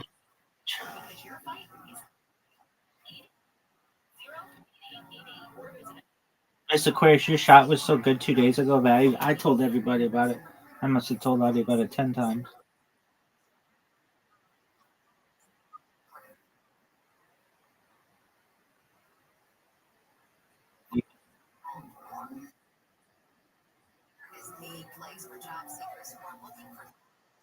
There you go. Beautiful spare. Oh, come on. Garbage. Boo! That was terrible.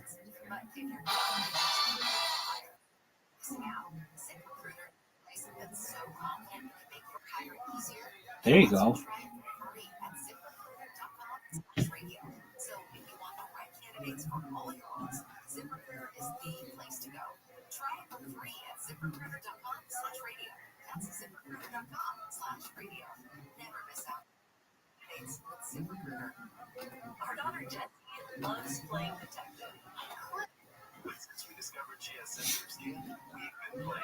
Audie's at 22. Get this. Get this. Nice shot. 6. Oh, man. Audie's running away with this win.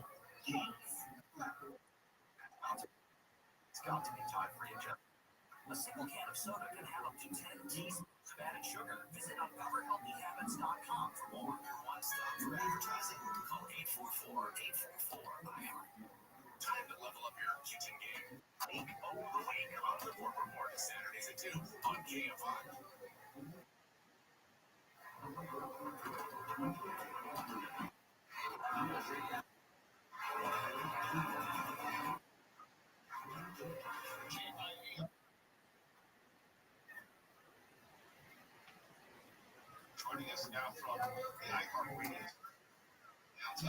Good on you.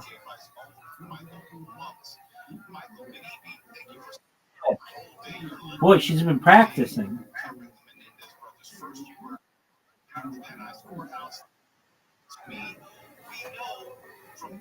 All right, here we go. Oh, that's just absolute garbage. Here, Miss Aquarius and I have been playing every night.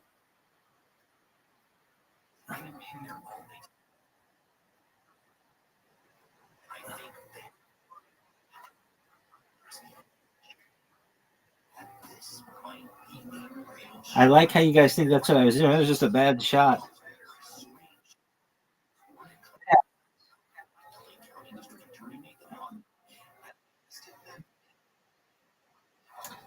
It's the best policy.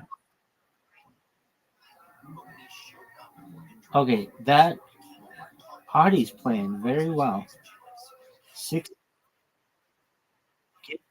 Get it. Right in the middle. Oh, just barely missed. Get it.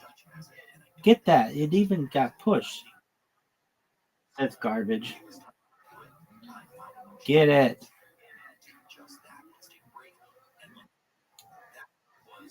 Wow, Audie, you're doing really, really well.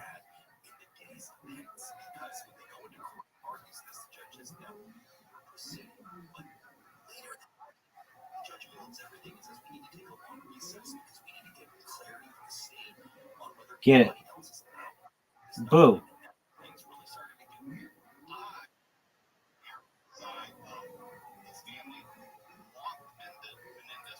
Oh, that's beautiful.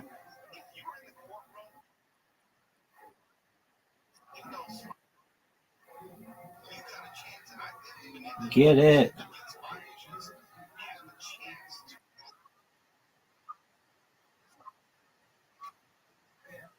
Okay, that's one.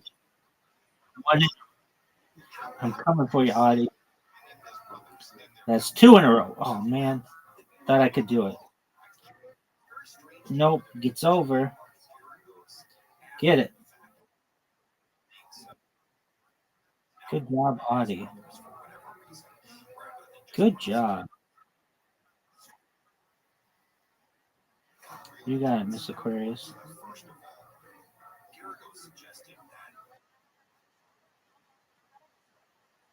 That's right, ma'am.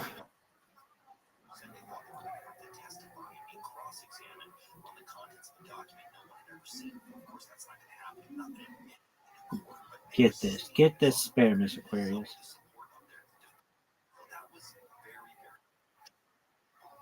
Do right when you launched it.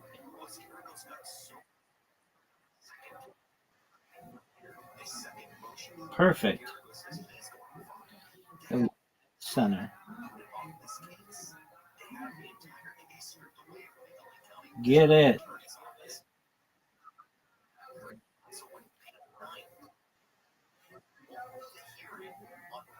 That's what I'm talking about. That's what I'm talking about.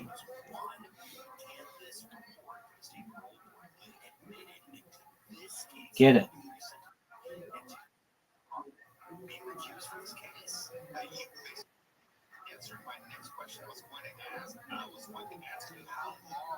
Get it.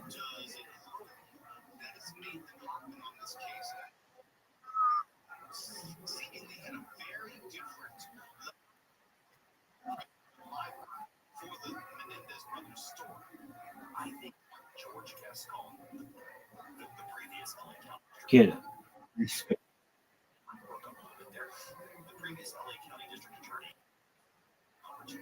Not what I wanted.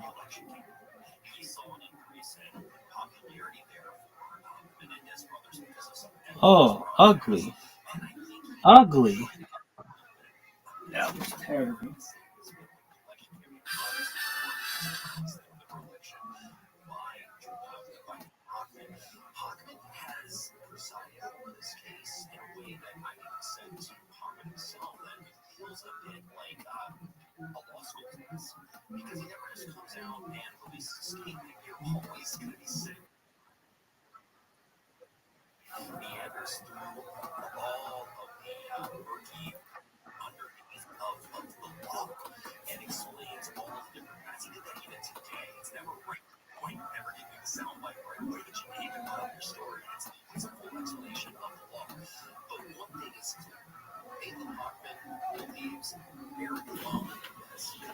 All right, here we go. Missed.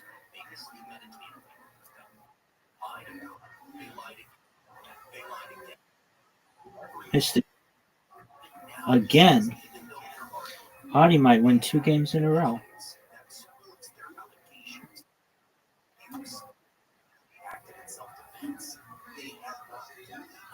All right.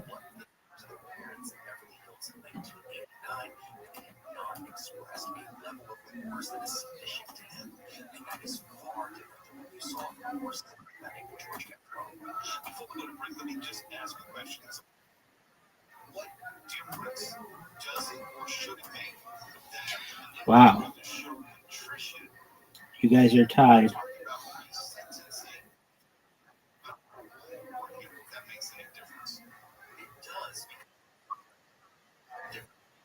Get it. All right, I'm going to get this one. Get it.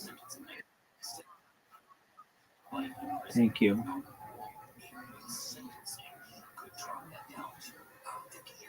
Last frame. Get it, Miss Aquarius. All right, you're going to get this. Easy, easy, easy. Nice and easy. Got it. Nice shot. It was not easy. You got it. Nice and easy. That's right. Get it. Extra point. All right, Miss Aquarius. Audie needs frame here. Get this as well. Nice and easy. Get these 2, girl. She got it. Beautiful. Now it's all up to this. Who's going to win between you 2? Oh, Miss Aquarius got her.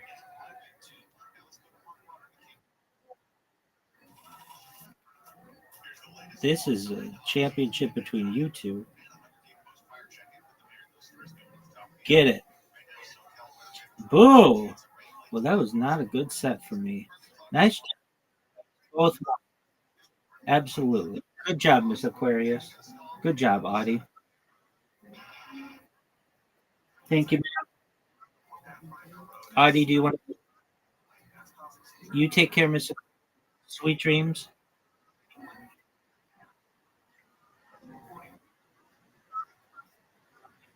Clear. All right, Audie, you as well. You're the nicest person in the world.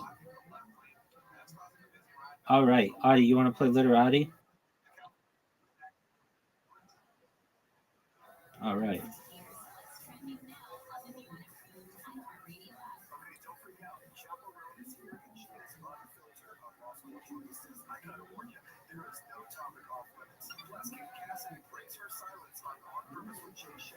I'm at 99 wins in bowling, and I'm still at 99 wins.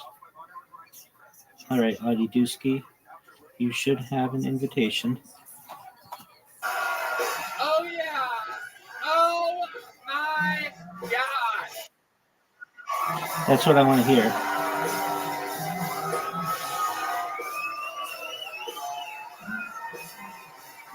Yeah. Tom motherfucking Segura. Yeah. Woo. He is back in the saddle, folks. All right. Welcome back. Let's crush some dreams. Hell yeah. This is where dreams come to die, and we are the executioners. But sometimes we amplify them. Sometimes they can get spots. Some of the people, obviously, our regulars have been thriving. Everybody's good. Welcome back. Thank you for having me, man. Hell yeah, dude. We had you on the show with Bert Kreischer in the belly room 8.5 years ago. Oh, really? Yes. But I did the main room too. Yeah. Oh yeah, we did the main room. But I was just rewatching some a little highlight reel that somebody made, and you guys are there. How Bert was that day? Oh, everybody was morbidly obese. I see. It's incredible. The only one that gained weight out of the whole group is fucking that guy over here. It's like before and after and the future. That's right. That's right. I love it, Tom. You know how the show works. A bunch of comedians signed up to get 60 seconds on this stage. If I pull their name out of the bucket, they get that uninterrupted. I have anxiety for them. I know. It's fucking amazing. So nerve-wracking to fucking do this. I feel it every week. It takes a lot of courage to have the balls to do this. And, our honesty is what's going to help them the most. They get 60 seconds, and then you hear the sound of a kitten. That means they have to wrap it up then, or else they bring out the angry West Hollywood bear, which is just a loud noise, and it cuts them off in their tracks. And then I interview them. We sit back. We have fun. You guys ready to start this fucking thing, or what? Well, while I could start the show with a bucket pull, I think we should go with one of our great ringers, one of our great regulars. This guy famously over a year ago was sleeping in his van that he drove here from New York City. Now he wears a Rolex. He wears brand new clothes. He's spending the money that he makes as a successful headlining comedian and arena opener.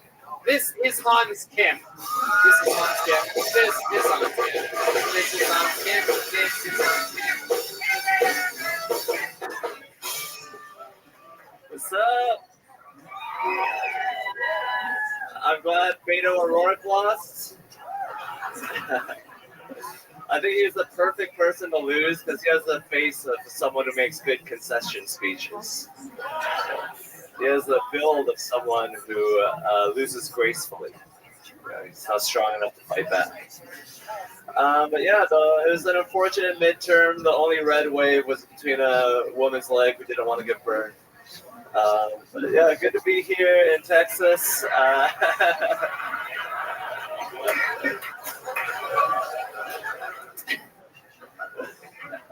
It's football season. A lot of TDs are being scored. I'm also scoring TDs in my own life. STDs. Sexual touchdowns.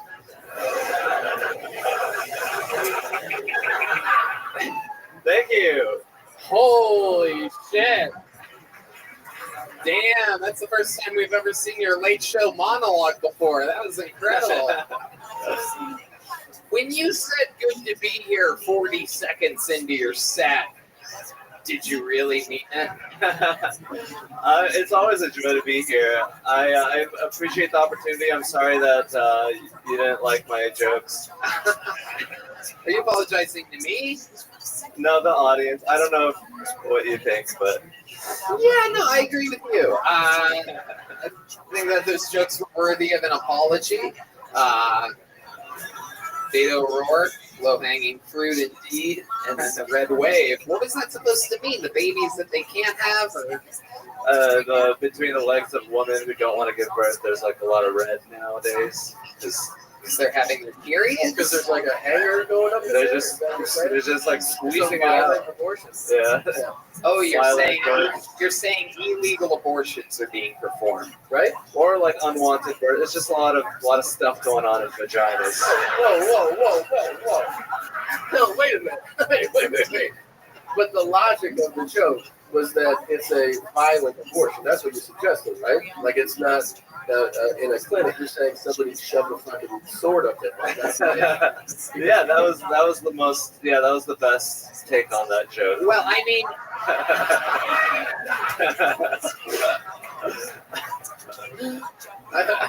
All right. What was your take on the joke? Yeah. Just the violent abortions and the unwanted births. Just like there's a woman having one right now in the back. Did you hear that? That's incredible. It seems like you had no real target for the red wave. You're just sort of hoping that people are spilling ketchup on their laps or something like that. And what was right after it? The football season has begun, folks. Oh, yes. That's right. In other news, it's football season. Whoa. It's Hans Kim, everybody. Whoa. All right. With the famous punchline, I'm getting TDs, STDs. We'll be right back. Whoa. All right. I mean, sexual touchdowns was kind of fun. Yeah. Are you getting STDs, Hans? No, I've been fucking just one woman.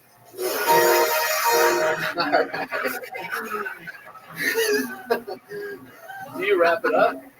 I try not to. Nice. You try not. You be careful. You may start a red wave down there. You know what I'm saying?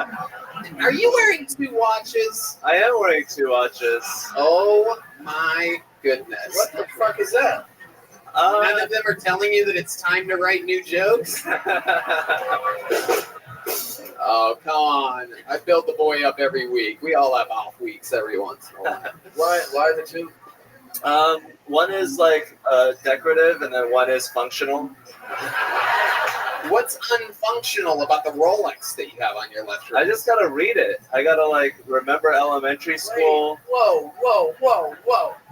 So it works? You just you can't tell time? It just takes a while. It's like cursive. It's cursive. Yeah, it's Wow. cursive.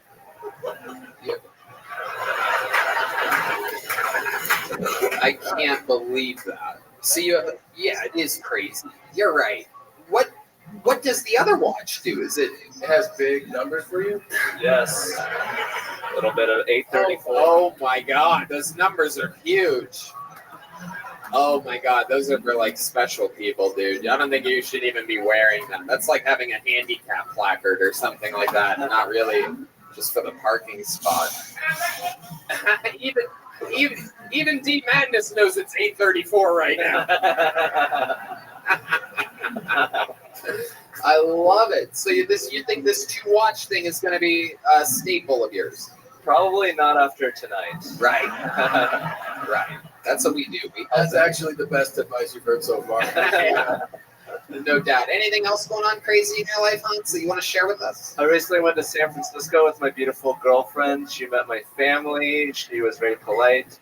We stayed in a motel, which she was not a fan of. She thought she was going to get murdered every night. Yeah, and that's just because you were in the room with her. You know what I'm saying? Yeah, statistically, I'm the most likely to murder her. That is true. How much was the hotel every night? Like, what are we talking about? $39? He said motel, so I'm guessing pretty low, but it is San Francisco, Whelms. so it could be That was good. $1,000 a night. It was $68 a night. Oh my God. Oh my God. Wow. Commemorating the release of Ari Shafir's new special.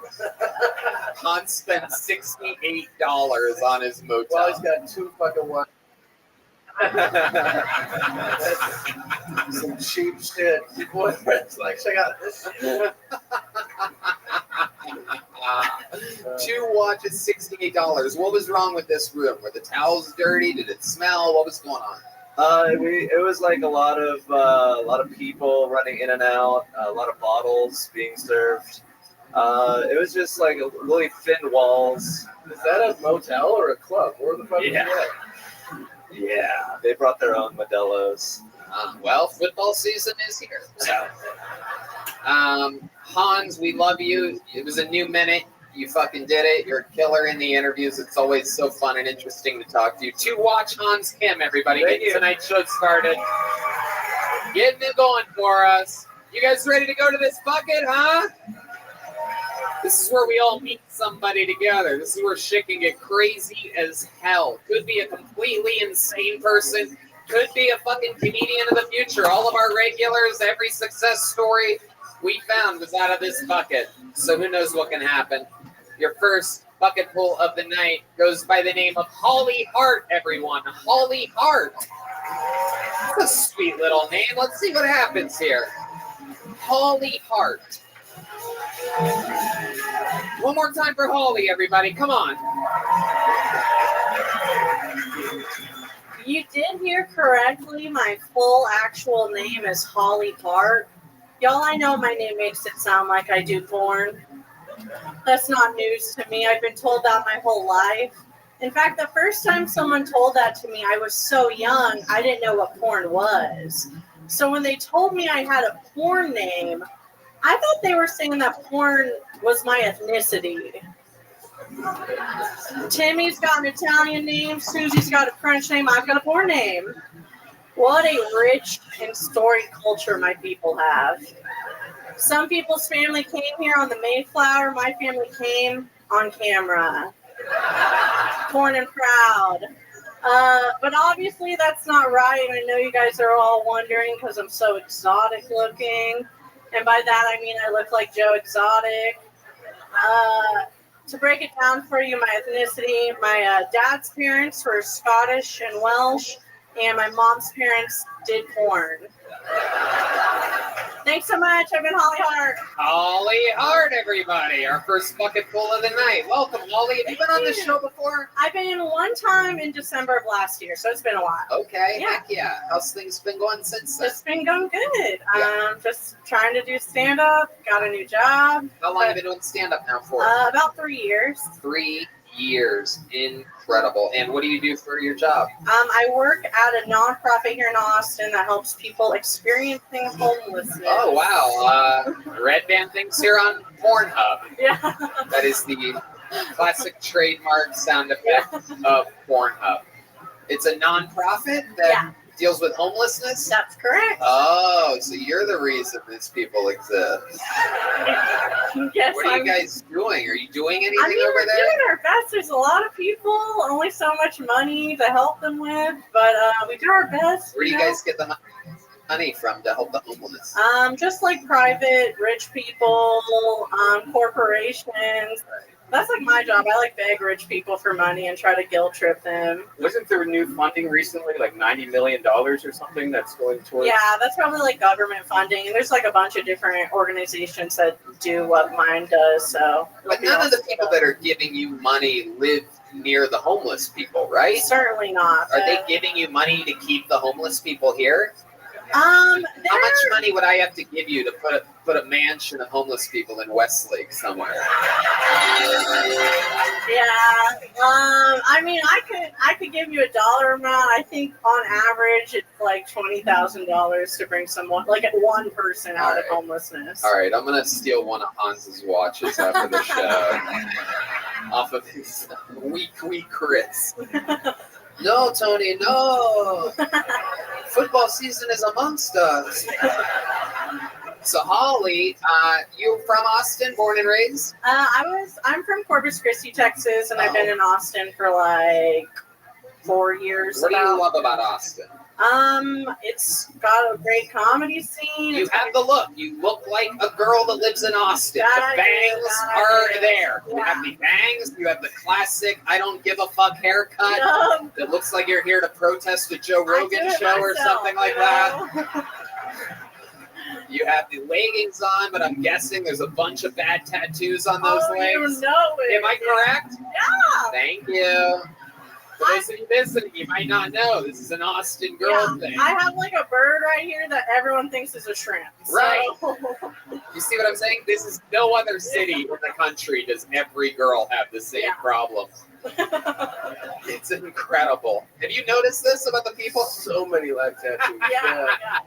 And they are. It's always like a fucking. They always look like they got their tattoos in Vietnam or something like that. I'm like that. And it always is like it started. You should have stopped way back then. It's like they're always trying to add in the thighs and the calves and the knees and the back of the knees. Stop at the Misfits tattoo, right?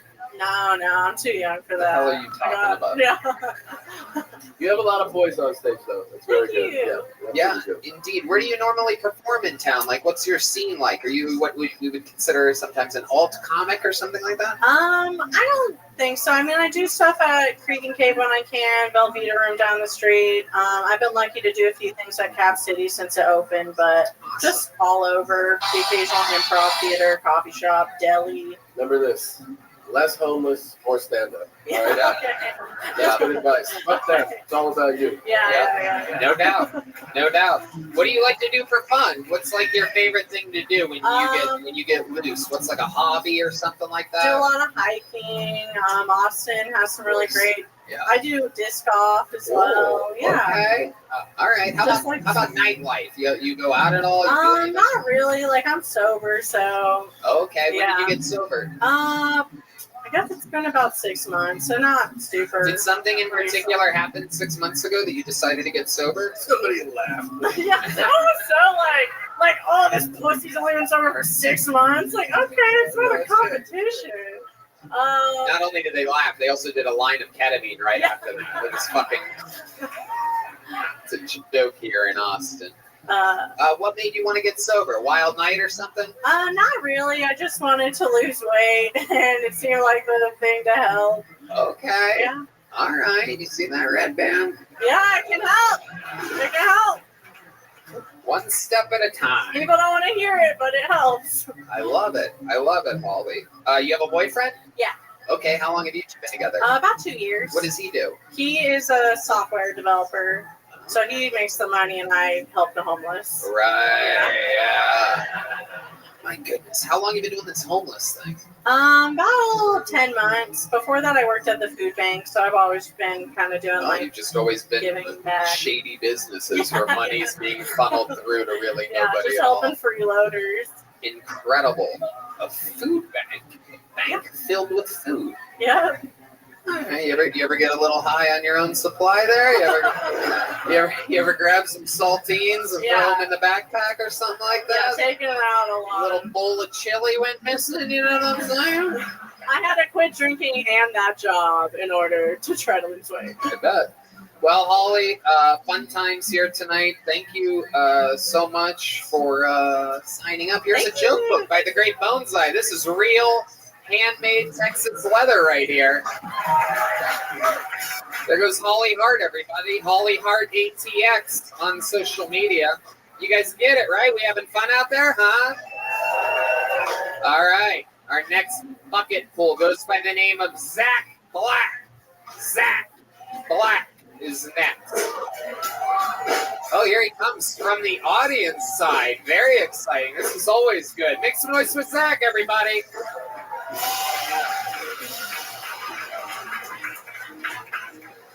What the fuck is up? I've been waiting all day to do this. My dog's been in my car on 6th Street for about 5 hours. Don't worry, he's safe. I left the windows rolled up. Some people don't like that I leave my dog in the car, but somebody's got to watch the baby.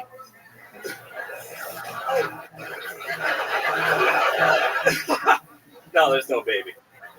I just got an apartment and in a building, and the weight limit for dogs in this building was 35 pounds, but my dog weighs 85 pounds. So I just lied. We just showed up like a Tinder date. 50 pounds heavier than we said we were. That's not the worst way a Tinder date can show up, though. I had one show up with a penis. And I sucked it. No, I didn't. Yeah, I did. No, I didn't. But she did suck mine, and I just treated her dick like it was a lazy eye. I just tried my hardest not to look right at it. Holy shit, Zach Black! What the fuck? Wow. My goodness, that was incredible. And you got up from right over there, right? Yes, sir, That is incredible. Very, very rare that people get up from the actual audience. Normally it's from the big comedian pen in the back of people that have been, whatever, waiting and striving. I needed a big pull off of his vape pen on the way on stage. Oh, I didn't even notice that. That's powerful. Very confident. How long have you been doing stand-up? 4 years. 4 years. Where at? Buffalo, New York. Whoa, really? I just moved here 2 weeks ago. How long have you been doing jiu-jitsu? I don't do that. I do work out, though. All right. So you just moved here 2 weeks ago to really apply yourself as a stand-up comedian? Yeah, I quit my job. What was your job? I worked in a factory. I had the same job for 10 years. Oh my God. A metal factory, and I quit to do stand-up, and fuck, it's going pretty good now. So what are you doing for money here? Saved up a lot at the metal factory? I saved up a little. I also have flipped 3 houses in my life. Whoa. Yeah, I used to want to be a real man, and now I just want to be funny. Have you ever been on this show? Yeah. There's no point being a real man. Take it from me. I'm actually a wooden doll. People don't know this, but being a real man is overrated. I'm a puppet. Yeah. I'm Joe Rogan's puppet. Yeah. I was created in a stem cell factory. Yes. That was the sound that I heard when I first came alive. Thank you for life, Joe. So, Zach, tell us more. Did you come solo? I did.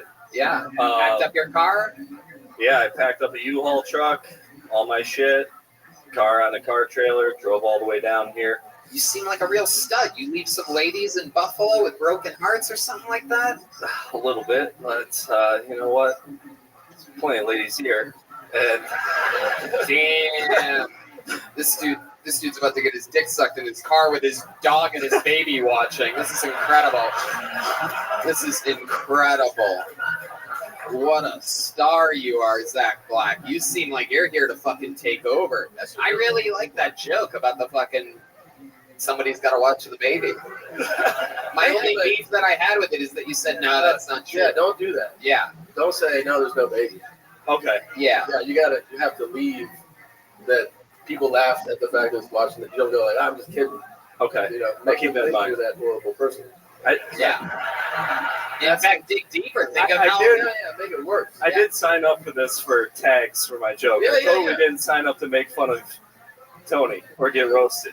Right. Yeah, I did. Oh, okay. Oh, wow. What a way to get into it. I was just trying to get it started. You know, I thought you were gonna roast me, but you didn't. No, you did good. This is a show where I make fun of people who normally do bad. Let's do it. I thought of one while I was sitting there. Wait, what? Wait, what? Sorry, I wasn't. Sorry. I'm just trying to get a grasp of what you're saying right Sorry, now. Tony. You're doing this all wrong. It went great. Okay. Yeah, you should be happy with how it went. Okay. And it's good advice to tell you to not say dumb or Don't no. try to make it any better. It's already good enough. Okay. No. The advice was good advice on the joke. You should take that advice. It's great advice, and it applies to all of your jokes. You don't ever need to be like, I'm just kidding. Like, I say crazy ass shit, and I never go like, just joking. I don't even say that when I should say that. May of 2021. Hello. By the way, I do say it 20 seconds after his video ends. By the way, I remember getting that call. You helped me tremendously through that. You were one of the fucking. You were one Friends. of the. Yeah, I mean, it's incredible.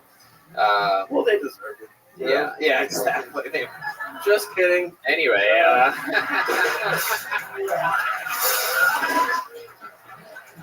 Zach, what do you like to do for fun? What do I do for fun? Well, other than obviously stand up, I like to, I don't know, just get drunk and. Wow, you're so fucking cool, dude. What else? What do you like to do when you get drunk? You like to listen to music, play pinball? You seem like the kind of guy that likes to fucking inject some testosterone right near your butt cheek. Yeah, pretty much. Just 10 push-ups? listen to Joe Rogan's podcast and beat off to that. You and me both, my friend. You and me both. You know. See, I can't get hard unless it's playing in the background.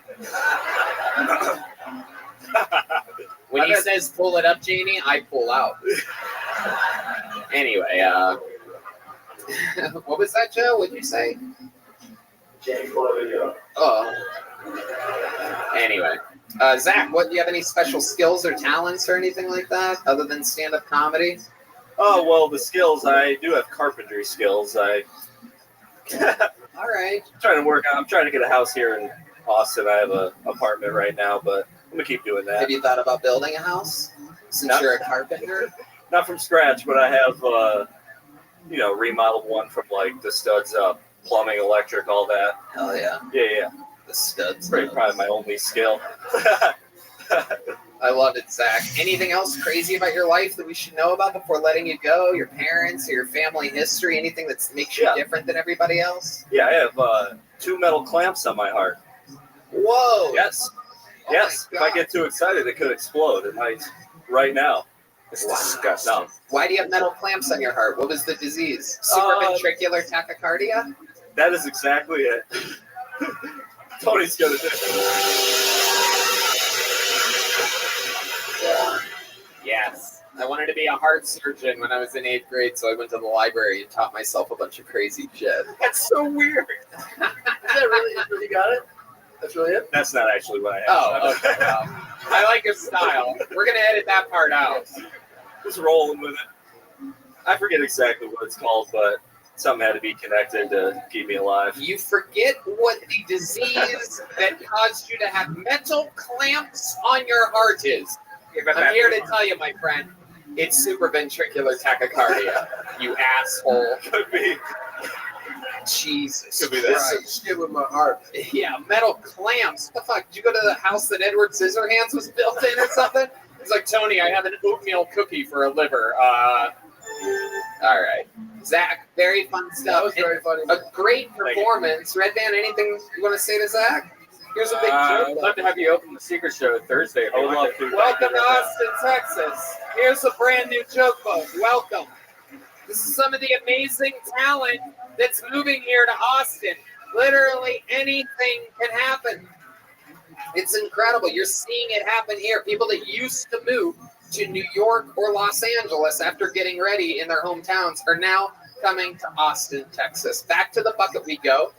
Oh, this looks like a young whippersnapper. Make some noise for Steve-O. Steve-O, everybody. Wait a second. What?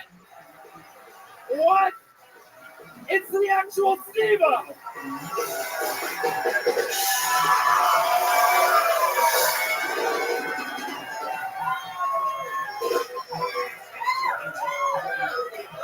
Well, this is awkward. Okay. I was thinking about what I'm going to do here. Do I have to really maintain the 60-second rule? Oh, no, okay. I'll keep it quick. So, I figured I'd tell you guys a crazy story that you definitely don't know about something I invented called the butt chug.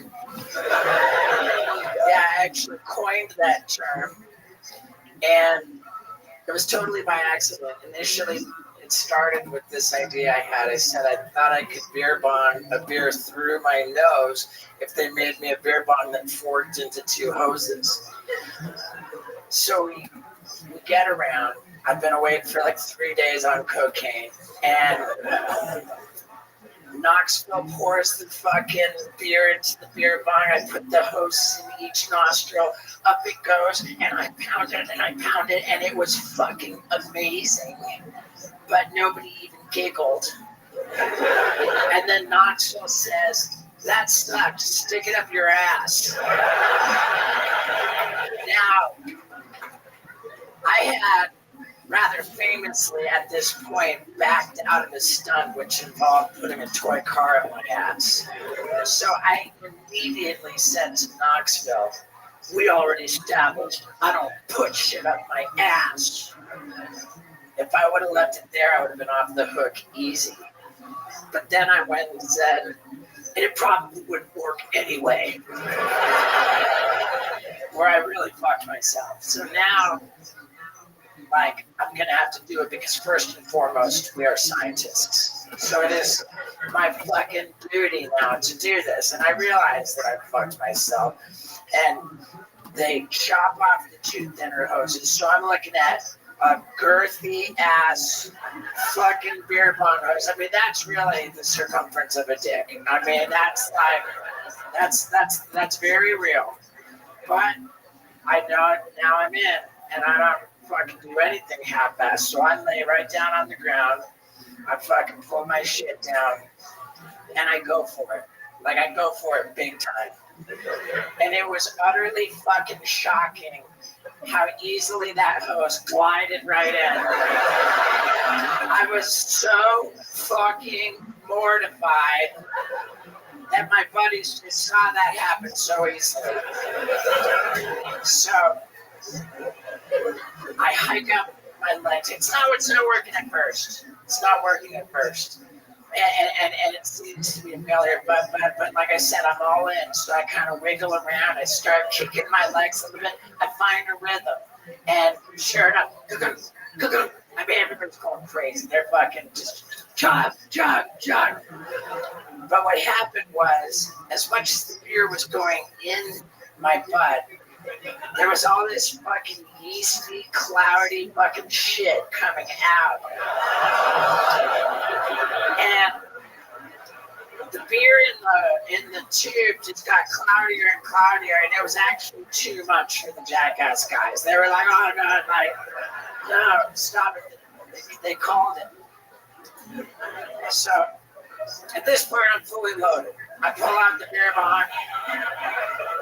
I'm wiggling around a little bit, and I felt it. I just gave it a little toot, and I was able to squirt beer out of my butt, and then I start giggling. I fucking hiked my butt up, and I actually managed to shit beer into my own mouth.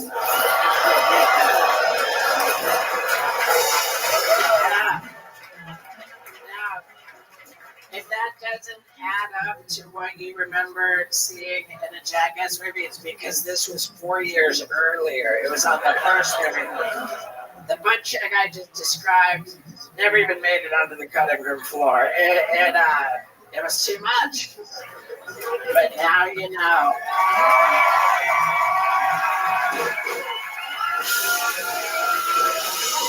Steve is here. Unkill Tony live in Austin, motherfucking Texas. Steve-O has arrived. It's great to be here.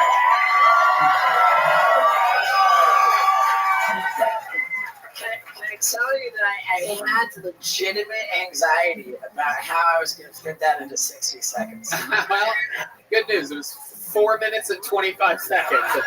I wouldn't have changed a thing about it. It was absolutely beautiful. That was fucking amazing, man. How's life been going, Steve-O? It's been fantastic. It's utterly fucking ridiculous that in the art that I perform, that I ever had a fucking career to begin with. But here I am, pushing 50 fucking years old, more than 20 years into my career. Not only am I still getting away with it, but I'm fucking killing it. It's full control. Somehow, some way, of all the concussions that have probably happened, somehow everything up there is operational. Yeah. It is incredible. Yeah. It's a CTE comic. It's crazy. I really, this show is close to my heart. You know, the idea that people should just say, fuck it. I'm going to try stand-up comedy. I'm just going to go and I'm going to fucking do it. And of all the things in my life that I've ever done, I could not be more grateful about anything than that. I said, fuck it. I'm going to get into stand-up comedy. I'm going to fucking stick with it. And it's actually worked out really well for me. No doubt about it. And you're one of the very few guys that have come over. You know, I'm a Comedy Store guy from the door guy all the way up, almost 16 years ago. And especially, I think there we have a real... If somebody from Hollywood comes into that art form, I think we're really defensive, and you're one of the very few guys that have really fucking earned it. You worked your ass off. You did it the hard way. What's the name of that special where you do the bicycle thing with the... my gnarly special. Yeah, you guys all have to check this out if you haven't already, but literally my favorite Jackass stunt of all time is on his special. It's his own stunt that you wrote and performed. Can you explain to these people? It was based on my belief that since women can just paint their boobs and walk around like it's no big deal, that I should be able to paint my dick and do whatever I want.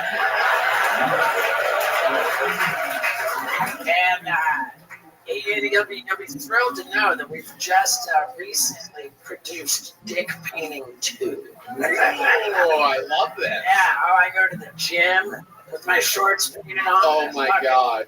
Dude. And it's all painted one color, so but once people notice that his dick and balls is there, it's fucking epic. The looks on other people's faces as they notice something suspicious about these shorts is literally one of my favorite things. I've always said I'm a real smug guy when it comes to comedy, like when it comes to watching it. I've always said the whole time that South Park and Jackass are the only two things that I can always count on, and it's amazing to have you up here, a part of that legacy, and fucking watch you thriving in this art form like this, because I've always been a huge fan. Well, thank you. Audie, are you there?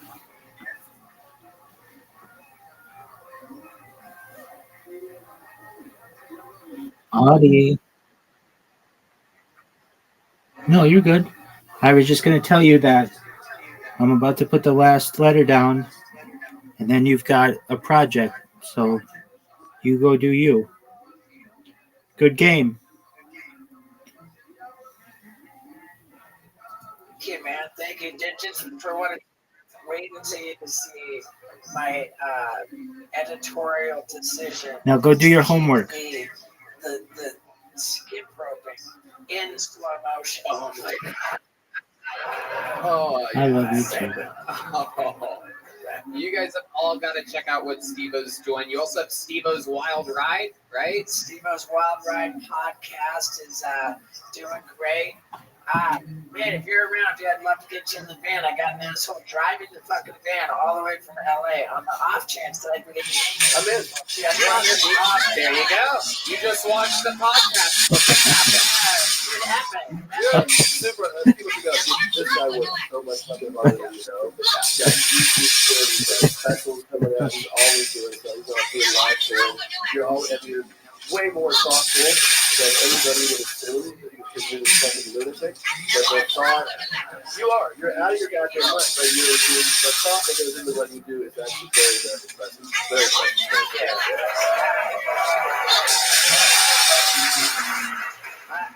I'm honored. I'm grateful. And, dude, I don't even want to say this, but are the women in Austin uncomfortably attractive? I don't know. Did you see Holly Hart earlier? I don't know. I'd have to disagree. Hey, I didn't know. I'm kidding. Follow Holly Hart and Holly Hart ATX. There's another shout out to make up for her. All right, we'll keep the show moving, man. Thank you so much, everybody. Come on, make some noise for Steve-O. Legend. Kill Tony family member. Comedy royalty. Steve-O.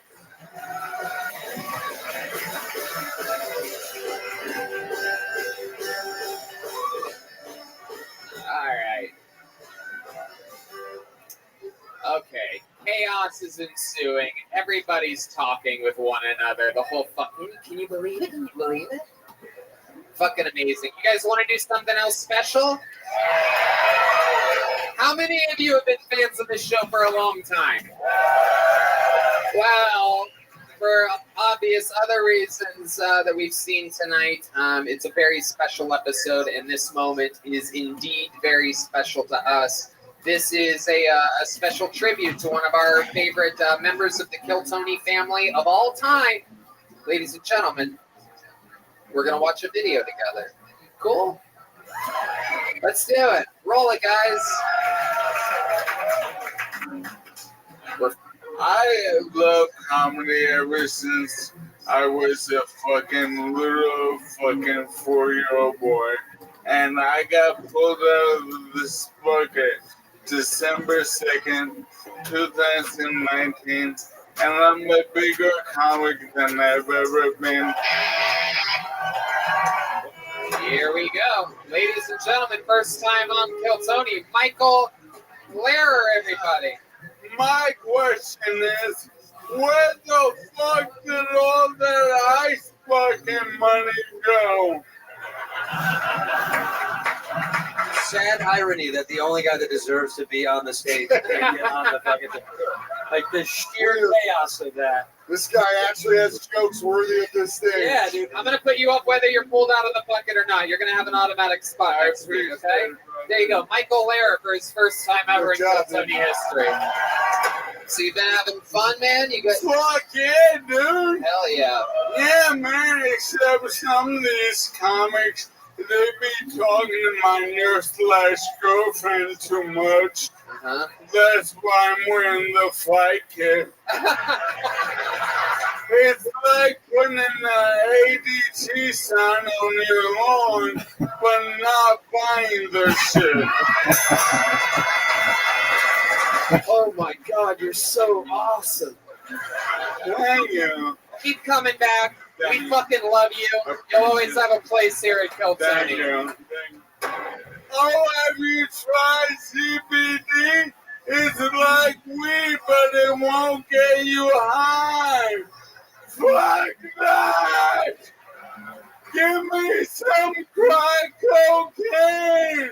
Michael, you are unstoppable. What's up with the Superman outfit tonight? It's a metaphor for what a hero I am.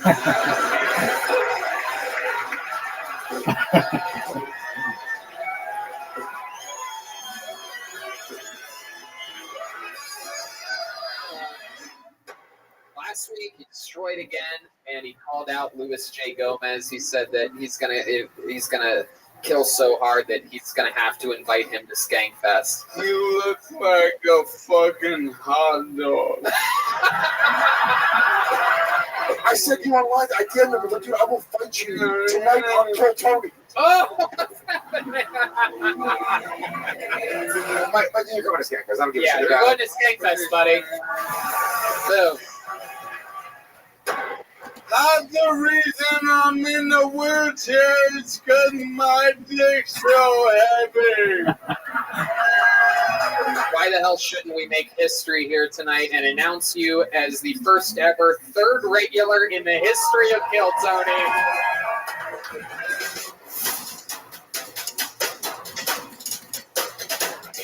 Anything else crazy you need to know about? Just going up and enjoying the ride.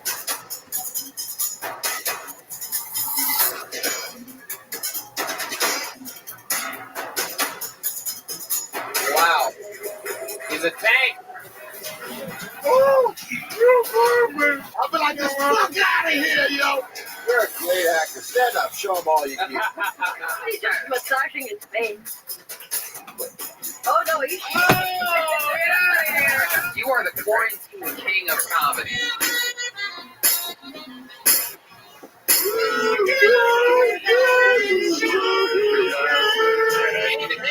Wizard of Oz. If only we had brains.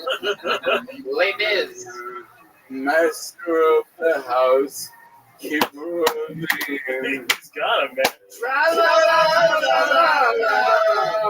Oh, bring it down. Oh, yeah. That and the new heroine. Sarah is heroine. Vape thing. Future truth teller. Vape thing. Future truth teller. Hey, roses are red, violets are blue. If I turn blue, call 911. No! Check be nimble, check be quick. Check quick showing off. Oh! Dice, on. Little puppy flush your sheep to COVID complications. Dice. Oh! I'm here to make Helen Keller chill the fuck out. Fuck you. Joe Biden's presidential campaign slogan is alphabet soup. Michael, why don't you stay on stage? We're going to keep it rolling here. No shit. This crippled motherfucker who will never work again, who loves comedy, who does not have any fucks to give. He's coming to Austin, motherfucker! Hey! I'm the brand new resident of Texas, where it's was in minute. Ladies and gentlemen, doing some improv for us, Michael Rare. Michael will improvise how sex with him is like your suggestion. Stephen Hawking? Sex with me is like Stephen Hawking.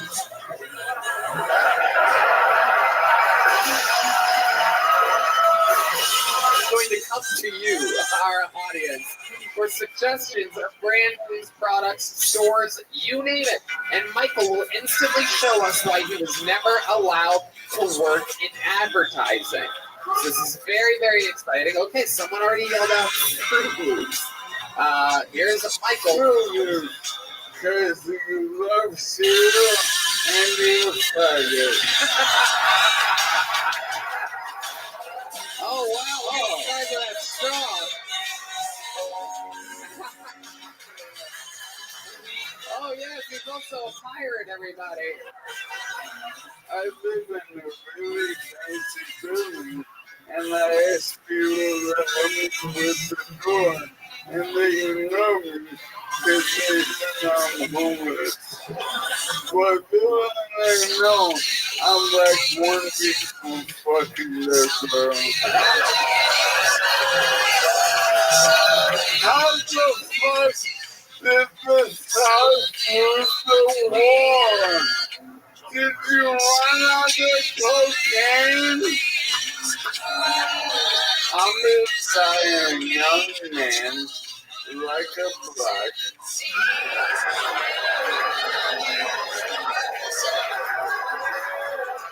But it's God who's killing me, not one of my neighbors. Tonight's guest, ladies and gentlemen, make some noise for Michael Lair, everybody!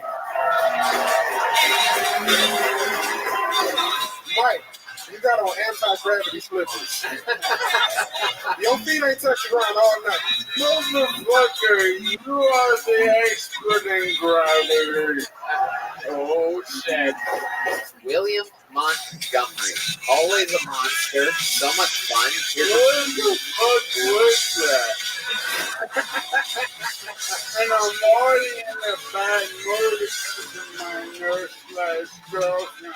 Oh, yeah, what did she do this? We're fighting again.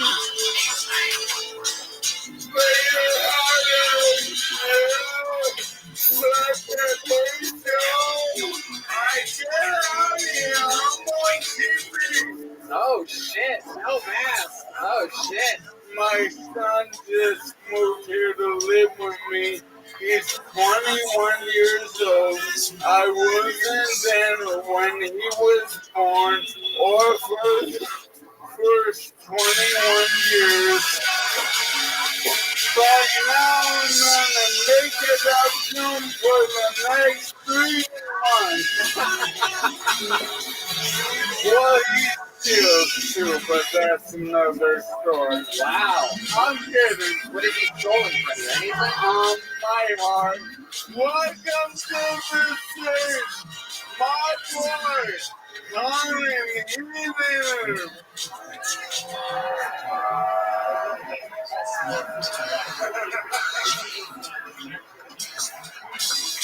I've been a hunter since I was 12. My dad wants me to take him sometime. How would that work? I would be like Chewbacca, with him in my backpack like C-3PO. Black guys want hard to understand when they're in front of you. They're impossible to understand when you're standing behind them. Yo, what the fuck is wrong with this show, man? Michael Lair, you are a goddamn comedy angel. We absolutely fucking love you. You are one of the new backbones of this show. You are a real rock star. The only person else other than Chappelle that's a goat to me is you. I thought about you. Holy, can we talk? Yeah. I love you, man. Respect.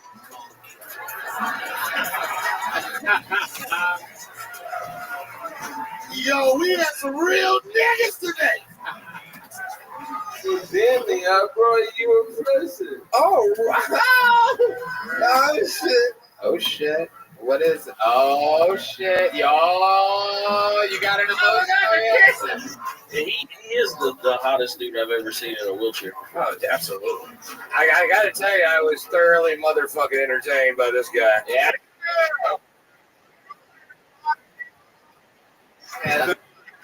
great. Dude. Oh, I appreciate it, Ron. You're hilarious, and I met you backstage, and you had such a positive spirit. I liked you immediately. I thought Michael was absolutely hysterical. I thought I was a huge fan when Michael came in on the final season of Facts of Life, but I really liked him. I really liked him tonight. The deaf guys get all the pussy in the Olympics. It's so funny. No doubt about it. Yeah, motherfuckers. That's my best laugh in all my time at Kill Tony. I love it. That right there. That's what he does to people. He's the That best. guy's great. And I'm here now, and I can focus on just getting good.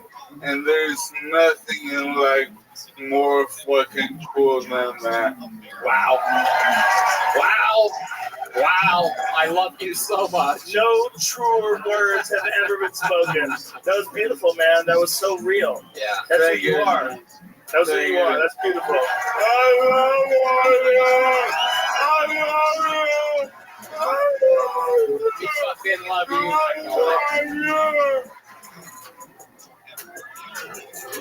Ladies and gentlemen, this is a very exciting moment in the history of the show. The first ever inductee to the brand new Kill Tony Hall of Fame. Ladies and gentlemen, this is Michael Lair.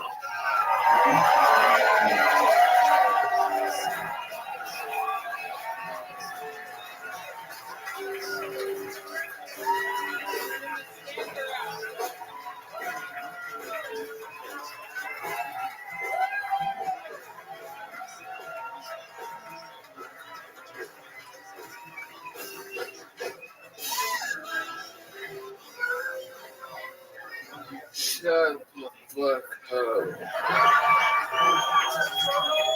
When Tony told me, Michael, we want you to be in the Kill Tony Hall of Fame, I'm like, what is that?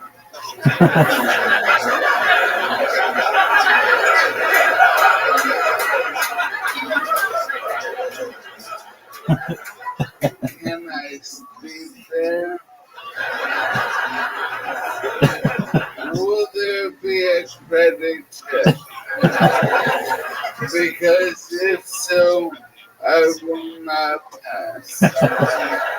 But a Hall of Fame is like any wall, where you walk down the wall, and there are doors on either side. And one door says employees only.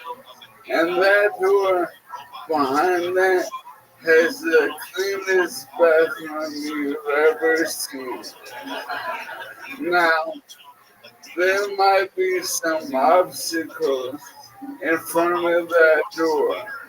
Misplaced employees push those motherfuckers out of the way and go and have the best piss of your life. Now, when you come out, every employee is going to be very, very mad at you. But here's the thing, they can't put my piss back inside of me.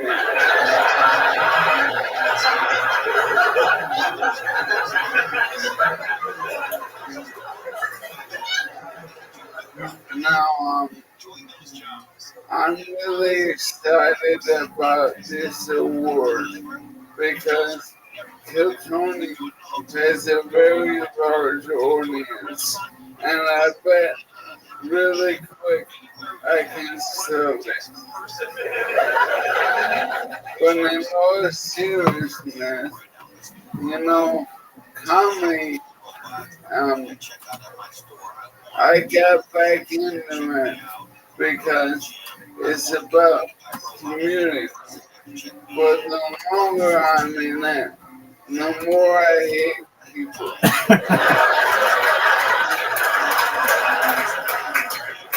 Like, you know, here there's a green room on this second floor. They do not have an elevator. All the food is on the second floor. No one has ever even brought me a sandwich. Now, on the third floor, there was a gigantic mural of everyone who's performed here. And I'm lucky enough where there's a giant painting of me. All of my friends you see at the table and behind me, no one has ever thought, hey, we should take Michael to the third floor.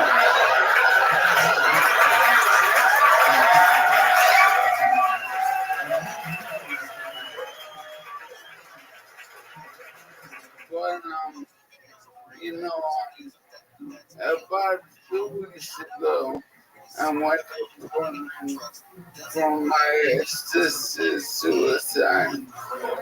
And that's true. But a third of the people, they back out of me. And I backed out of me. And I don't know how long I have left, but I know tonight rocked. And thank you all very much. Michael motherfucking Laird. Michael, here to present you with some amazing art. It's the great Colin Heaton, everybody. His own son is here, everybody.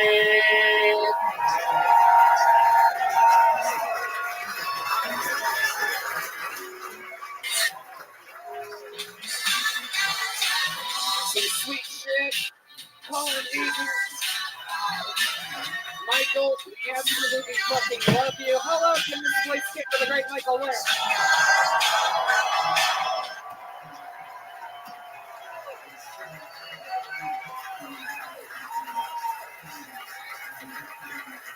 Come on, people. Fucking do it. If you've ever made noise before in your goddamn life, this is a man that loves being a comedian more than anyone I fucking know. He was the first comedian in Los Angeles, out of all of them, to move out here with us. The courage, the strength that this guy goes through just to do the most normal things is fucking unbelievable. He could have been dead a week ago, and he stayed alive to be able to do things like this and fucking make you guys actually laugh, making it look easy and seamless. We love you, Michael. Hopefully we see you again soon. Yeah, we love you. Michael Laird, everybody. Fuck yeah.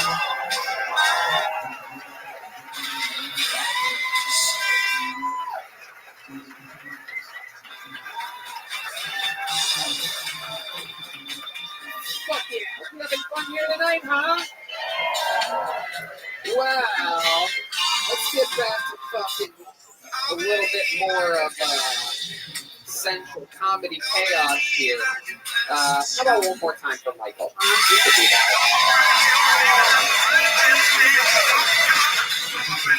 And now for the regular that I thought would die first. You know this guy is one of the most prolific joke writers in the show's history, one of the great roasters of the universe. Ladies and gentlemen, this is one of our great regulars, David Lucas, everybody.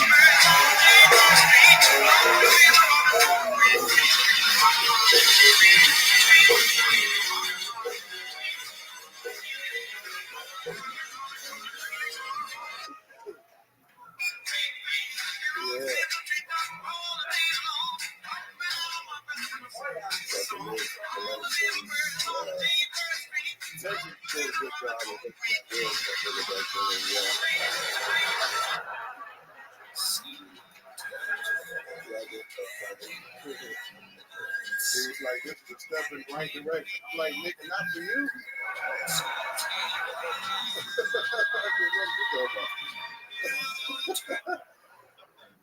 We're rolling right into the next year. I'm from Georgia. Like, how bad of a politician do you have to be to have a runoff with Herschel Walker? Like, that nigga ain't been relevant in 37 years. Like, I can beat Herschel Walker if I like Governor DeSantis' speech. He delivered his speech like he was a professional wrestler. I love that shit. He got on TV. He was like, Florida is where woke comes to die. Next week, we got you, trannies.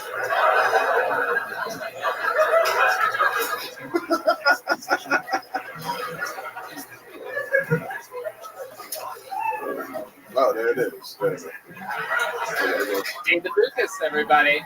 Crushing. This is the usual. Another day at the office for him. Tony.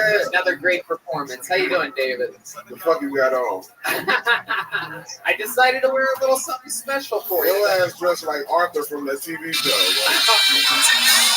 And I said, hey, what a wonderful kind of day. If you like to rock and play, you look like a different Arthur. You look like Arthur Ashe. You look like a teacher, nigga. You look like Lizzo's personal trainer.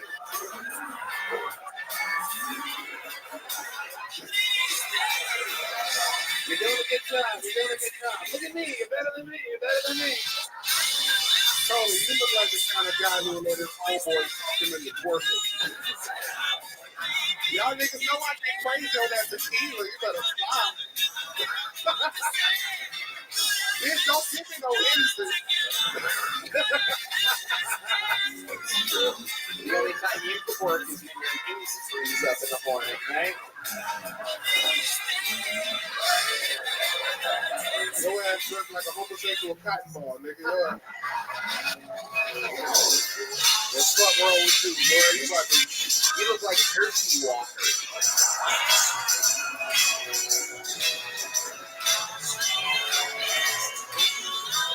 You look like you should be on the front of a gay cigarette box. Do they have gay cigarettes? I want a carton if they do. You gotta smoke that motherfucker, the backwards. You gotta like the butt of the cigarette, nigga. You look like a Marlboro not so light.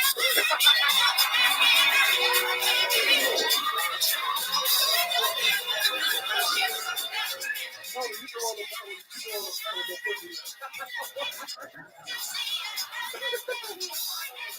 There's anything that they get some of our rolls with you up there. Without a fucking incredible. So much. Philly cheesesteaks. Look at your ass. This is incredible. Well, look, long sleeve yellow. That long sleeve yellow shirt. What are you wearing? What are you black? You're wearing a clean black ass. It's a Kanye shirt. Look at the back. Oh, you got wings? Oh man, that's gonna be a rough takeoff. Holy shit! This motherfucker's got wings, thighs, and breasts. Look at this shit. Tony, them niggas on your shirt is kissing. Get the fuck up out of here. Let's see that motherfucker. One nigga, he leaning out of grass his dick. Okay, that's still. What the fuck going on in this place, boy? Get the fuck up out of here. You know what this is? It's like the Kentucky Fried Turkey. What is that, a homo chicken? I don't know what it is. I just thought it'd be tucked away. Give me something to make fun of. Yeah, that's. I don't know who picked that out. The RuPaul's drag show. All right. All right. I don't know. Let me see you walk down the catwalk again, bitch.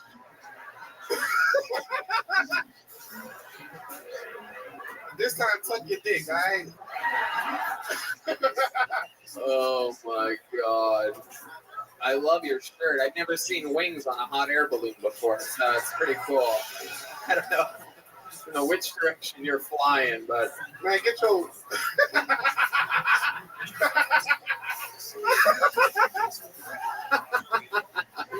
look at this. A volcano just went off, everybody. Did the Pope just die? What is that shit? Tony, I heard you text your boyfriend before you killed Tony saying you can't wait to snuggle after. That's actually true. That's why nobody laughed. We all know that one's true. I should have took them shots before I got up there. No, you're good. Shots of what? Insulin? You son of a bitch. You son of a bitch. Tony, you be boofing alcohol through your ass, nigga. It's no smell and I get drunker.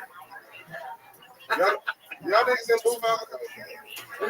That's some Georgia shit. Oh my God. Tom, you've seen David before. You know about this guy. He's an absolute fucking freak That's of my nature. dog, Tom Segura, this bitch.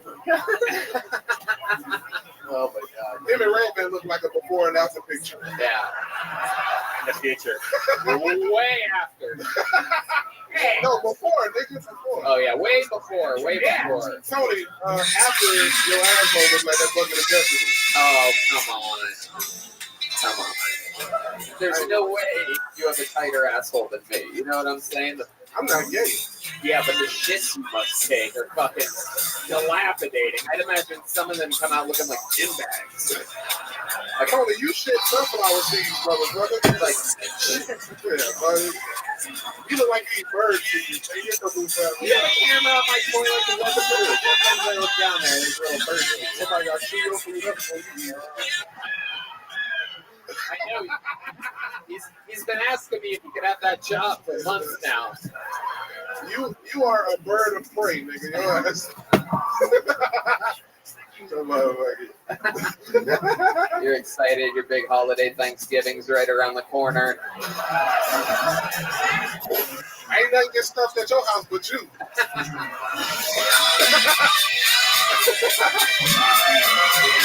Ready for the stuffing, baby. Your Thanksgiving probably has large size too. I'm actually in Canada always different. Okay. At what's up there called Rumor. Oh, okay. Yeah, Winnipeg. Yeah. Oh yeah. Yeah, Winnipeg. Winnipeg, you don't want to afford some for Thanksgiving, nigga. So, that nigga know we going to Winnipeg for Thanksgiving. The cornbread king of Thanksgiving, Brian Again, is here. Hell yeah. I'm going to eat cranberry jello. Yeah, I'll be the one eating the fruits and vegetables. Oh my God. Red Man, don't ever try to roast David again. This is it. Nigga, Get to see Michael. That nigga crazy. David, you're a fucking freak, man. I don't know how you do it every single week. It's crazy that we do this. We have roasted each other publicly. What's that, Tom? This is fantastic. It's for hours. It's crazy. It's the best. We've literally figured out that we've made fun of each other on the internet more than any other two people. Yeah, we history books, bro. We made history books. I want to see you, by the way, do 15 minutes on Herschel Walker. Really? Yes. Yes. Only you, I think, can get it. Yeah, I'll expand that. Hell yeah. Do it quick before you're walking with a walker. David, you're a monster. Where do people get tickets for your tour? DavidLucasComedy.com. I got a whole bunch of things for next year. Well, Tony helped me figure out the name of my tour next year. We're going to call it 2023 and Me. That's right. Tony figured out that day. Yeah, I appreciate it. You're hilarious.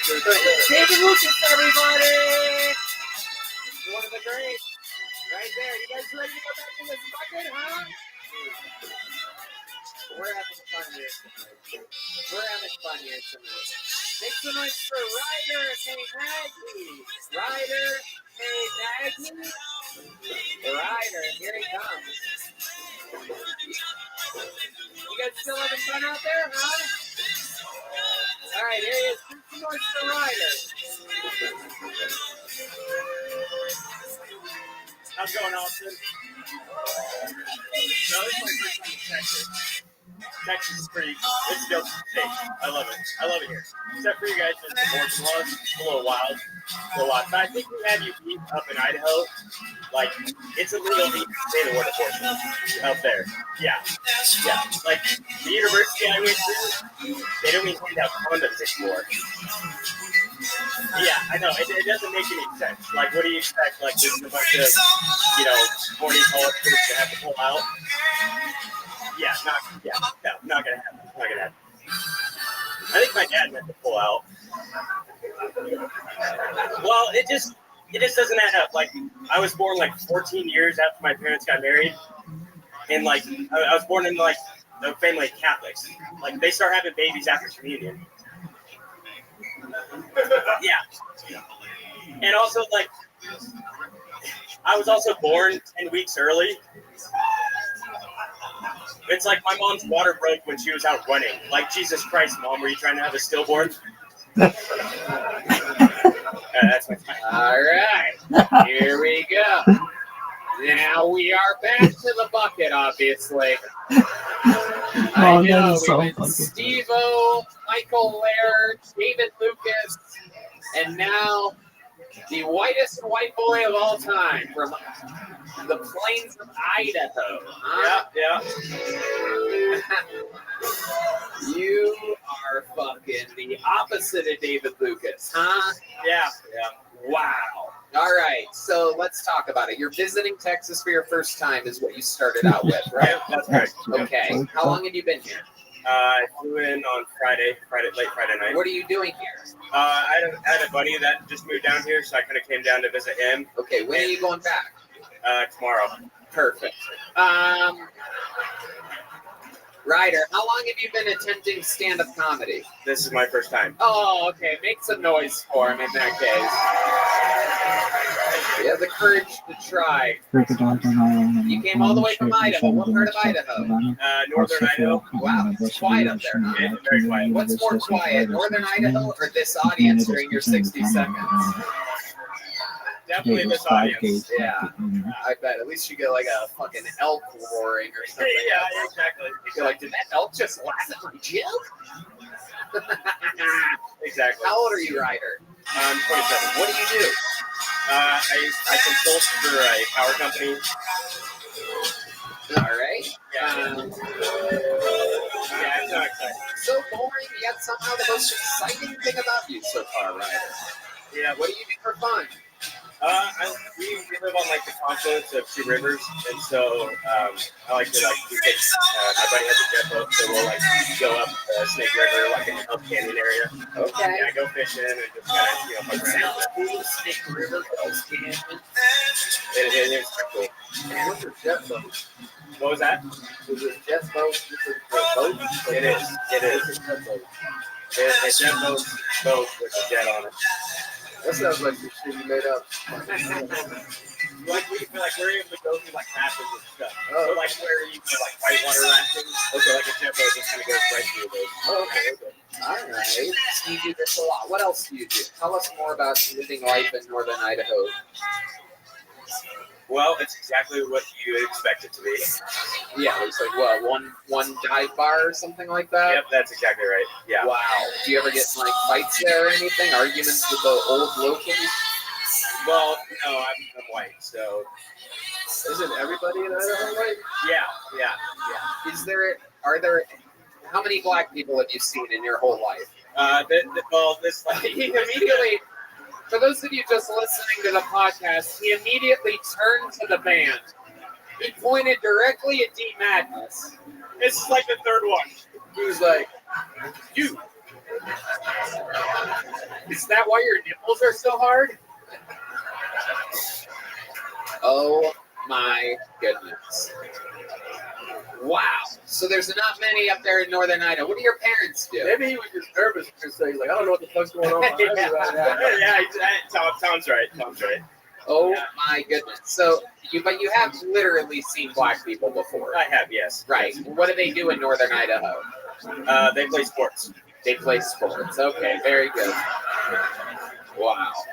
Like they get recruited, to like the universities and schools up there. Indeed. Yeah, they get full ride scholarships. That's the only reason they come to Idaho. Right. Not a lot of natives. What was that? Not a lot of native blacks walking around. You think? Correct. Okay. Well, let's hop into another thing. They do. No. I love Austin. Yeah. What have you done for fun since being here? What was that? What have you done for fun since being in Austin?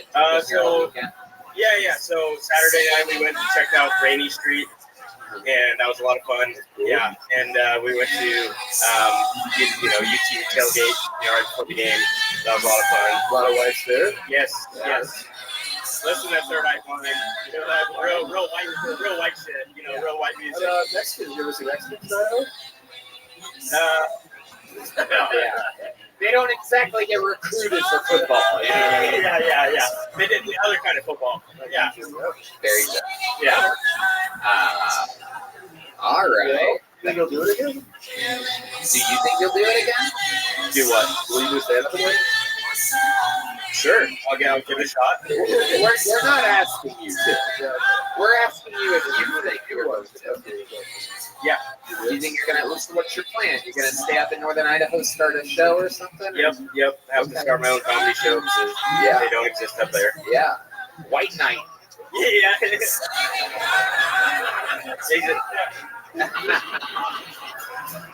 Oh my goodness. What do you think is the most white thing about you, Ryder? Because you are one of the whitest people we've ever had on the show.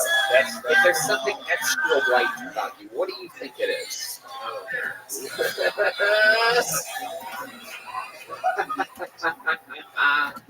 D-Madness says he's scared. Here comes the answer. Whitest thing about Ryder, other than his name. You know, I'm okay with the missionary status, during sex. Missionary status. Not even the position. Missionary status. Like a Facebook status. Very white. Like something that he just puts on and leaves. It gets the job done. He nailed that one. That's very white. Missionary status. Okay. Now you've been in Austin a weekend. You've been around some culture. What do you think is the blackest thing about you? If you had to guess what the blackest thing about you is, don't really think about it. Just go for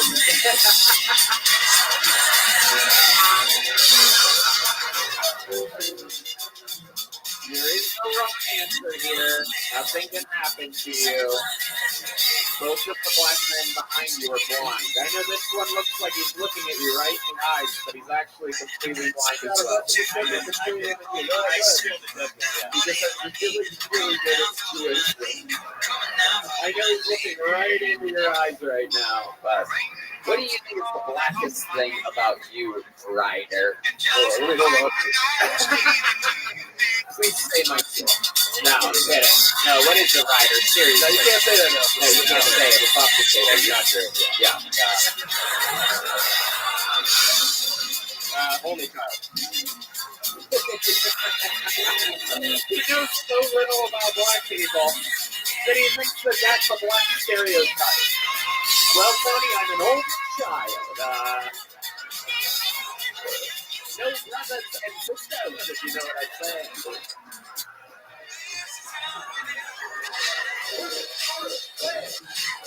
Oh my God. Wow. Unbelievable.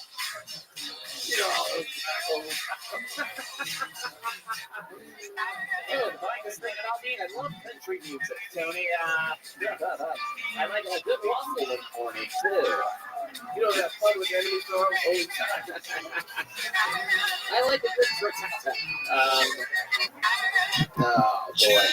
Ryder, you are something else, man. You fucking started your little comedy career today, and you did a little something joke before. Can you finish? No, he can't. Got the hands from an Idaho potato, everybody. There he goes. Ryder May Maggie. You guys want to go to this bucket one more time, huh? All right, but we got to put a ribbon on this thing here. Okay. Your next comedian goes by the name of Ali Musa. Ali Musa, or Ali Musa.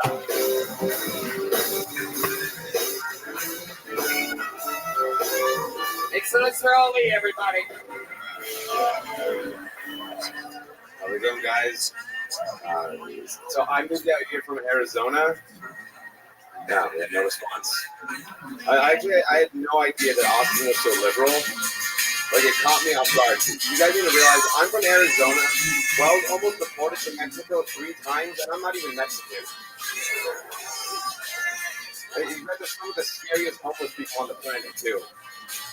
I don't know what the fuck was up with that. I was in a fight with a dude on 6th Street. I'm just walking down the street. This dude walks right up to me.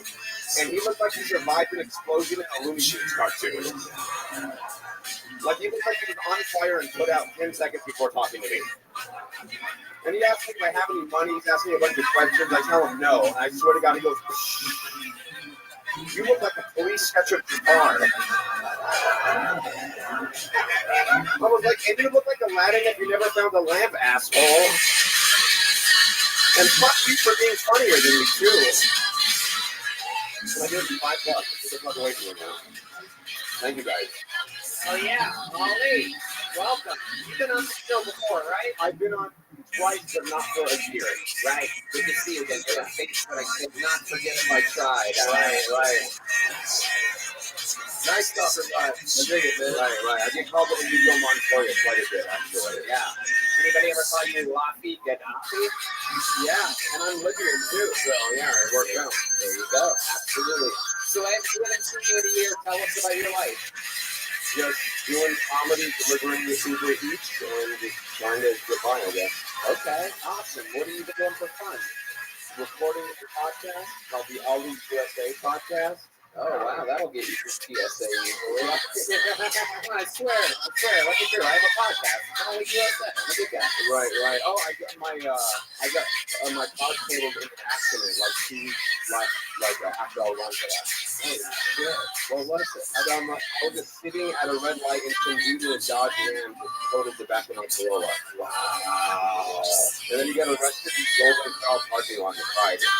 Damn. Anytime anybody's crying in a Golden Corral parking lot, I think it's because it was closed. It was wide. Right. Was it David Lucas? Kidding. I'm still getting you. You hear me? Ollie, what else? What's your love life like? Kind of non-existent. It's hard when you don't have a lot of money. Right. I deliver Uber Eats. Do you ever get an Uber Eats where it's like a single lady and she's like, "Oh, you want to come home?" Not in Austin, in Arizona, though. Yeah. Oh, shit. Okay. All right. What happened there? It didn't go that far. I just had it figured out.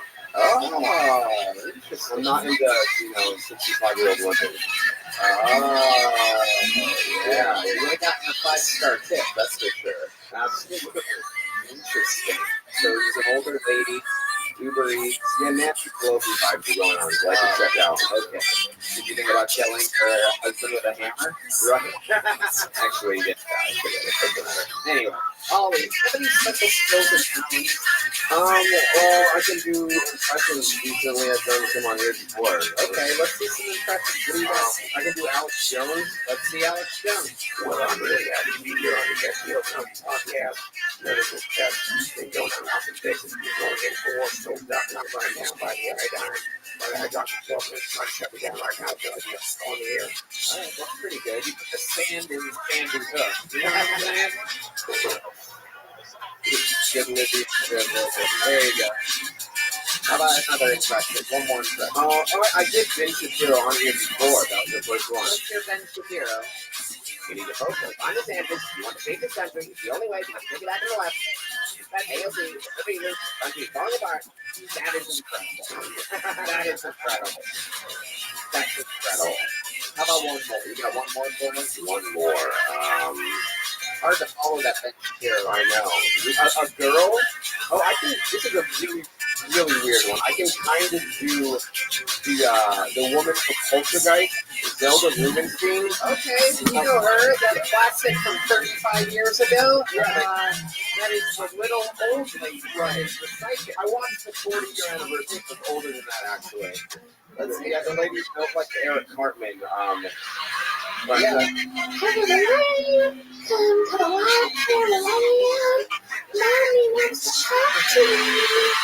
That's actually incredible.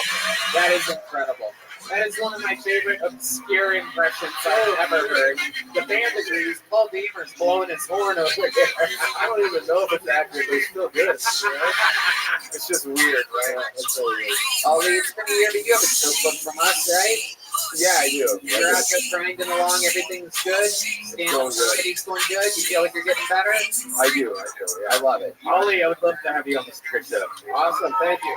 You already have one of these joke books? I got 2 of them. Yeah. You have 2 of them. Yeah. Perfect. Then you're good. Thanks so much for Ollie. Thank you. Everybody. There he goes.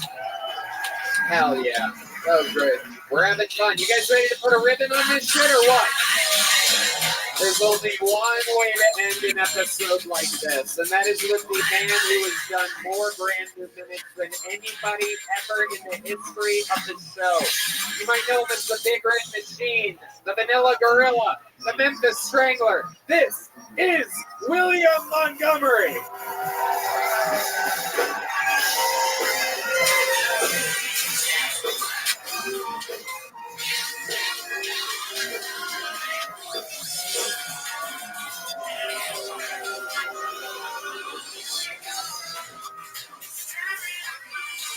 Apparently, CNN is an exit poll will erase the day of the election. You really need a poll for that? Imagine if my ass walked out and they were like, "Sir, we need to figure something out about you real quick."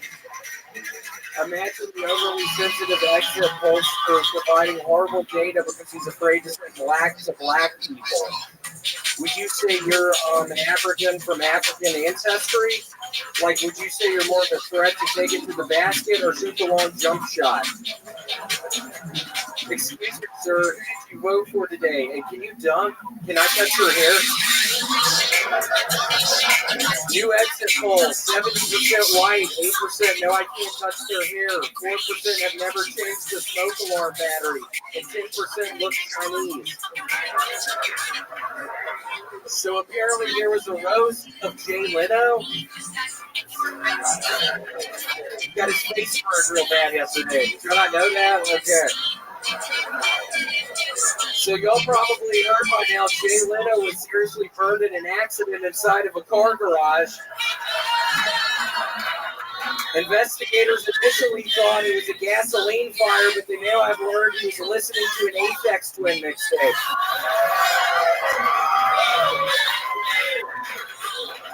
But seriously, Jay Leno suffered severe burns to the face in a freak car fire. When asked for a comment, Steve-O said, "Man, that ain't shit." Everybody is always like, "I wish MTV played more music videos." Everybody except Steve-O's royalty checks. Okay, that's it. So, hell yes. William Lights Out Montgomery doing it again. Exit poll jokes. Very, very interesting. Very seasonal. Yeah, I was a little worried there at the beginning, but then luckily people started laughing a little bit. Very worried at the beginning of that website. And it got better and got a little better. How did it make you feel inside when they weren't laughing at the beginning? I was a little fucking horrified. I put a lot of blood, sweat, and tears into the set tonight, and when people are fucking laughing, it really puts me on edge. I've had a really hard week. My aunt got trapped inside of a Target. It was the weirdest thing. I've had just a really hard week. Wait, how did she get trapped inside of a Target? She had recently watched Home Alone 2 Lost in New York, and she thought she could get inside of one of the little playhouses in the Target and then rob the Target machine later on that night. It didn't really work out. She was just stuck in the play equipment the whole time. They ended up smelling her body. Oh, wow. Yeah, like a week later. Yeah, she's dead. Oh, wow. That's yeah, super dead. It took us a while to get to the she's dead part. Yeah, she died. And then I fucking put my fucking blood, sweat, and tears into this goddamn set, and people are fucking laughing. Yeah, it's going act a little bit, Tony. Yeah. I swear to God. Yeah, how does it make you feel? It makes me want to talk to my aunt again! But I can't! What would you say to her? God, I miss you. Thank you so much. I miss your sweet notes we would pass in class. She's an aunt. She's like right by my age. We were best friends growing up. She's passing notes. I really miss those fucking notes. God. what do you do? I haven't seen William in a while. How's it? I enjoyed it. I'm really sorry about that. You're able to like cook the eggs for those. Yeah. Same age. Same age. Wow, same age. Right. How much older are your parents? 15 years, 10, 15 years. 10 to 15 years older. Wow. I'm trying to do the math real quick. What that question you just asked me, I'm thinking, hold on. Yeah, thank you. Thank you. Yeah. What do you say? Sweat in tears. What do you think? I mean, literally, I dropped a cup in my kitchen this week, and I accidentally stepped on a bunch of glass, and there was literally blood all throughout my fucking apartment this entire week. I couldn't get it up. So, yeah, literally blood, and I was crying a lot because my aunt died, so that's the tears. How about the sweat?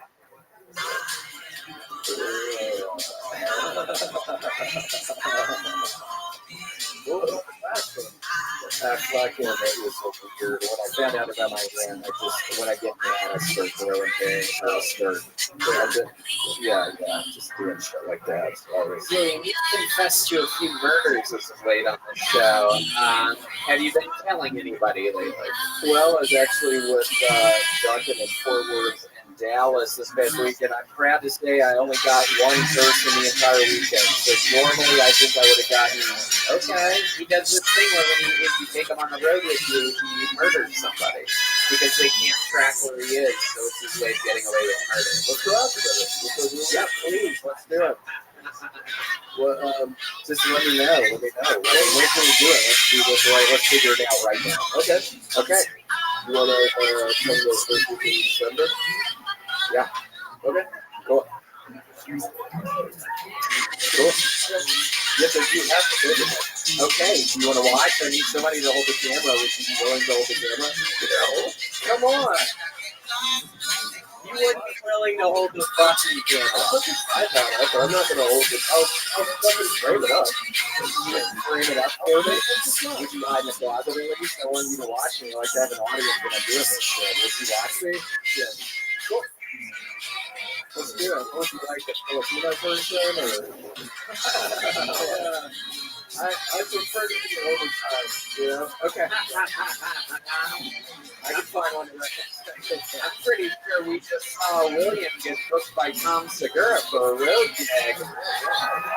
This could be a good match.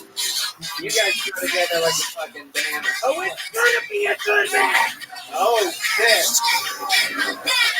Give me a fight back, man, you're gonna love it.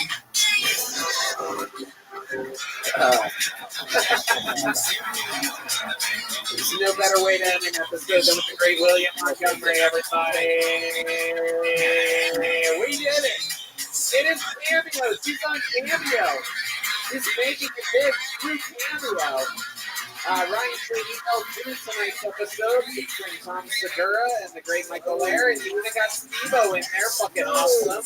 All those things are available at RyanTrujillo.com. It's incredible. Yeah, he draws every episode while it's happening, all the way in Los Angeles.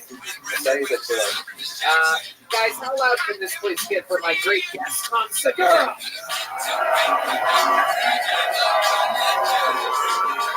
He's all over Netflix, the best podcast in the world, resident of Austin, Texas. How about one more time for the band, huh? That's the Screwball Peanut Butter Whiskey Kill Tony band. That's Michael Gonzalez on the drums, John Dees on the keys, Matt Fioling on guitar, Paul Beamer on the horns, and the great Steve Magnus on the bass guitar. We love you guys. Thank you to the Red Rose, the Yellow Rose, Deep Eddy Vodka, and all of our other amazing sponsors. Austin, we love you. We'll see you next week. Thank you so much, everybody. Bye.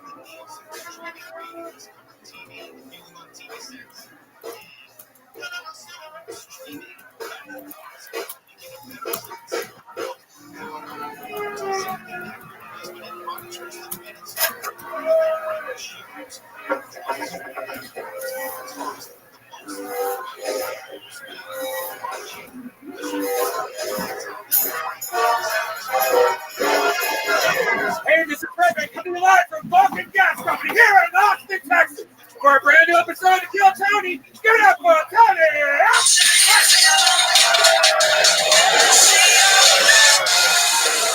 Who's ready to have the best goddamn Monday night of their lives, huh?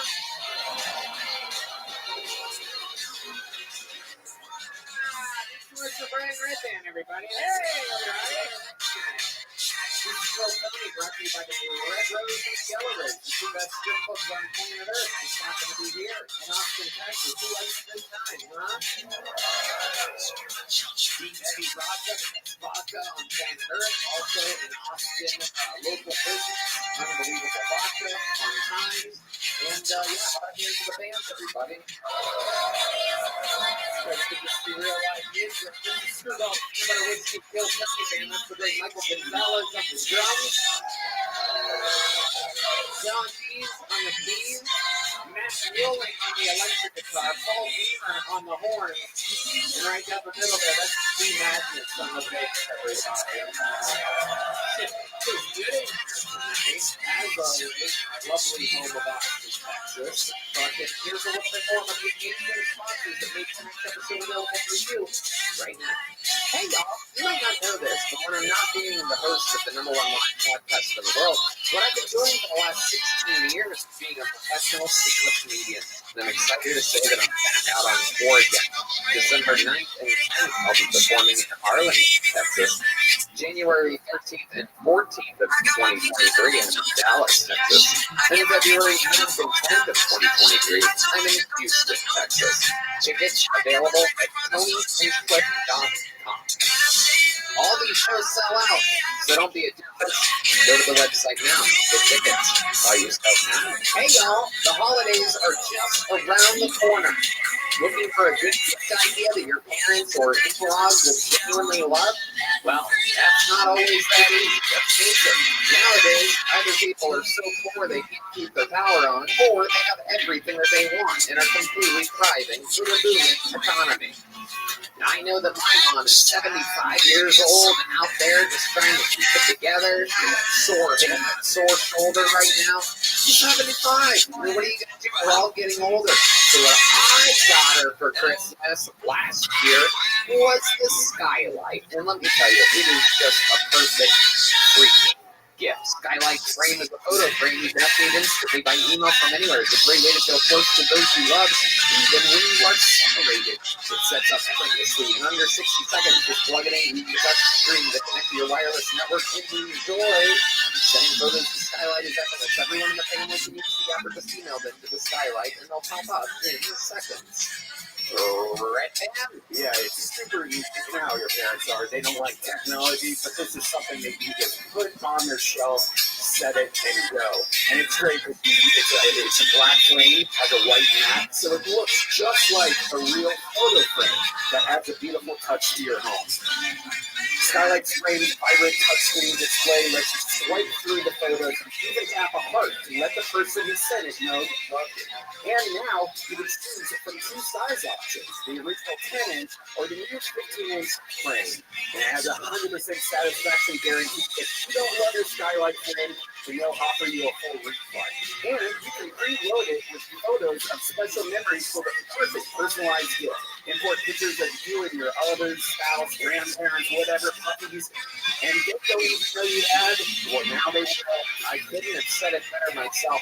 Again, I gave my mom one of these last Christmas, and she actually cried tears of joy when all the photos of her grandkids and other loved ones started coming in. Tears of joy. I was also standing on her foot at the time, but I didn't. All right. Hey, look, people. Now, as a special offer, you can get $15 off your purchase of a skylight frame. You go to skylightframe.com and enter the code Tony. That's right. To get $15 off the purchase of a skylight frame, just go to skylightframe.com and enter the code Tony. That's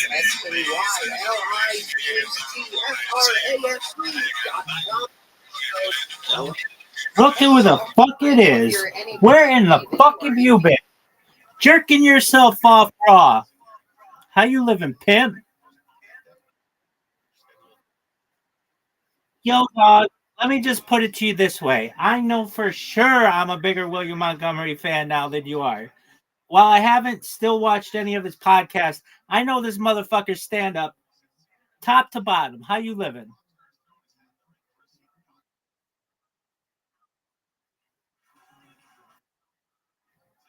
Who?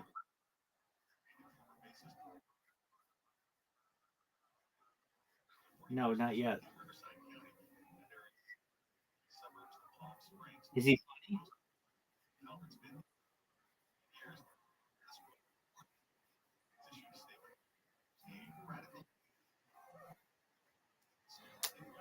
funny?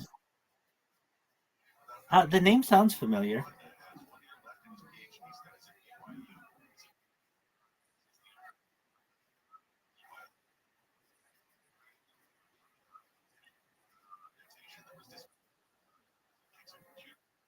Wait, you know this guy? No, I do know him.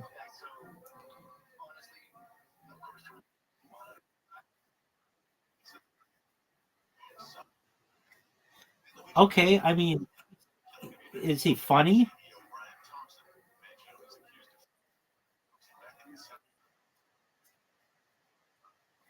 Is he a stand-up?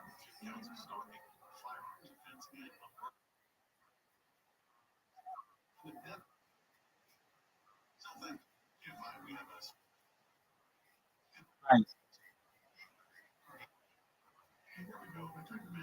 All right. Well, you can have David Cho until I dominate you and know everything about him. Was he on Joe Rogan recently?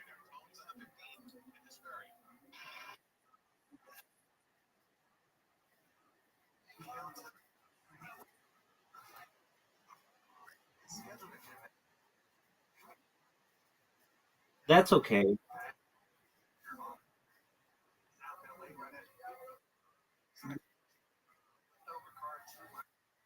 Yeah, but I probably knew about him first.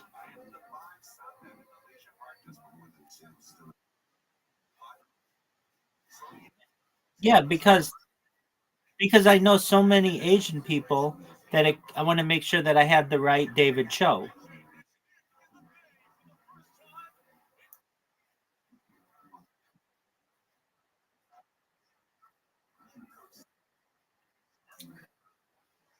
Dog, I'm still on. Go ahead.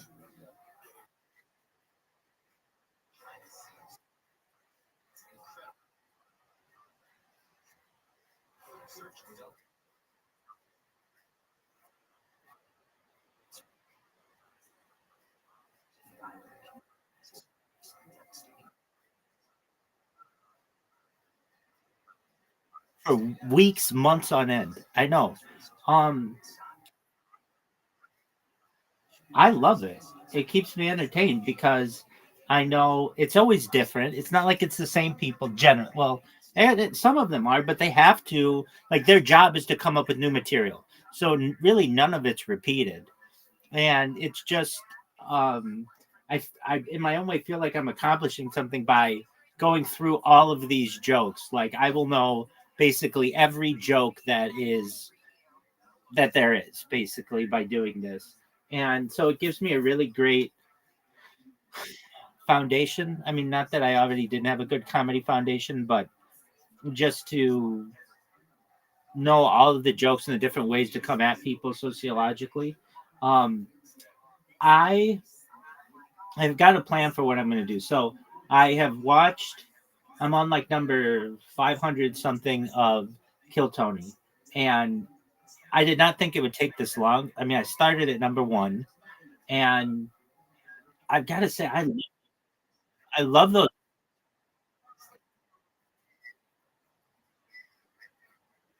No, I had been through like 500 to 700 multiple times, but I'd never gone to Kill Tony 1 and just started from the beginning. Just like I've never done that with the Joe Rogan experience. To do that with the Joe Rogan experience takes like 300 days. So to do it with Kill Tony, it's taken like 2 months or something. Um, but I I mean, I know everything about the show and their ups and downs, but I really love to see the show grow, where these guys started off as broke guys in LA, and now they're millionaires in Austin. And basically, the journey that they've taken together and how they've improved people's lives. Um, and to me, it's not the same. It's like all new. I mean, unless I've seen them before, but they basically take a segment of time that has to be new. It's not allowed to be repeated or even stolen from someone else generally, and then they critique them, and it's very fast paced. No one's on there more than like 20 minutes, and then it's always someone new. And then there's famous people on there that I think make it really cool as well. And I mean, generally, it's the same people within the Joe Rogan verse, as people call it, the Rogan sphere. And I don't know if I agree with them politically. That's like a pretty vast assertion, but I can tell you that I agree with how they handle people. And it's like, dude, just get to the point, or like you should have like done punched it up this way, or that was absolutely hysterical. And um I love to laugh. So like if I were to take any type of podcast or whatever and judge laughs per minute, because that's how you judge stand-up comedians now in like a scientific way. Comedians are getting very scientific.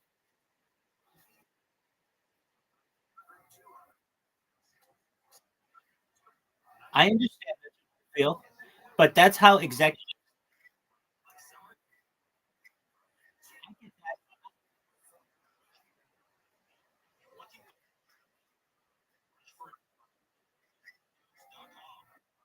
I understand, and yes, sometimes you want that big payoff. I get that, but if you're just, I mean, this it's mindless entertainment that is always funny. Here's the big thing about it: it's not copyrighted, or at least I don't get copyright strikes when I watch it. I would love to watch TV series, and I have on this, but I get copyright strikes. So I like to avoid those as much as possible. So I have to kind of stay to the same people who don't have their content necessarily copyrighted, or they won't give you strikes against it. So I've made the decision. I'm watching now. I'm going to watch the end of the Kill Tonys. So they're on like number 710 or something like that now. Then I'm going to go through and watch Lex Friedman, um, because that's much more intellectual and very interesting podcast that he has. He's very monotonous and very um, unexciting to me, but I think he's a good interviewer and he has fascinating people on, and I think he asks good questions. So I mean, they're positive things. So I'm going to watch his, and then I'm going to watch Joe Rogan. I think from episode one, and that'll take me like to the end of the year. Um, that's kind of.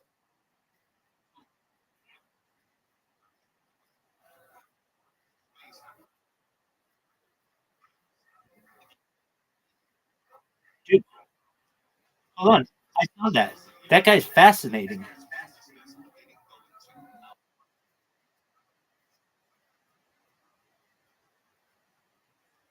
Guy does have a big nose, but isn't that a fascinating episode where like Lex is in a suit in the middle of the rainforest and like it's super hot and sweaty and there are bugs all over?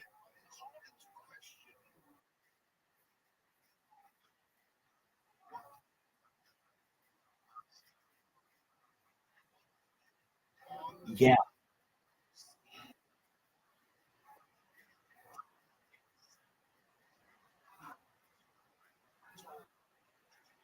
right. That's a fascinating episode, and that guy's fascinating with the Amazon. I've always been interested in the Amazon and what's going on there. I mean, basically, you've got this virgin land that's dominated by certain species. Humans really do have some influence, but not really. I mean, they're like indigenous people.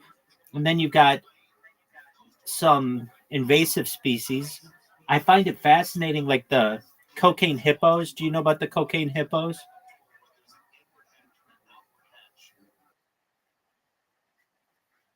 No. No, this is just something. No, I don't know if they mention it there, but okay. Do you know who Pablo Escobar was?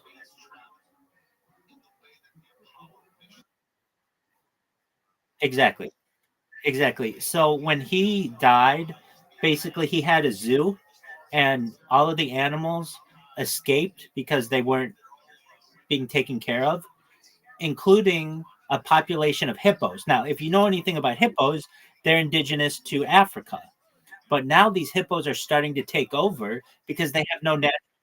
Isn't that hilarious? They have no natural predators there, and there's like a population of like hundreds of hippos in South America, and there's no stopping them. Number one, the hippos are really difficult to find. Number two, they're really difficult to take down. Like if you're gonna like nobody really cares because they're so deep in the Colombian and South American rainforest. So now there's like an invasive species in there of hippos that is just, and it's a perfect environment for hippos that love water and they love vegetation and they don't have any natural predators there. And so they're really,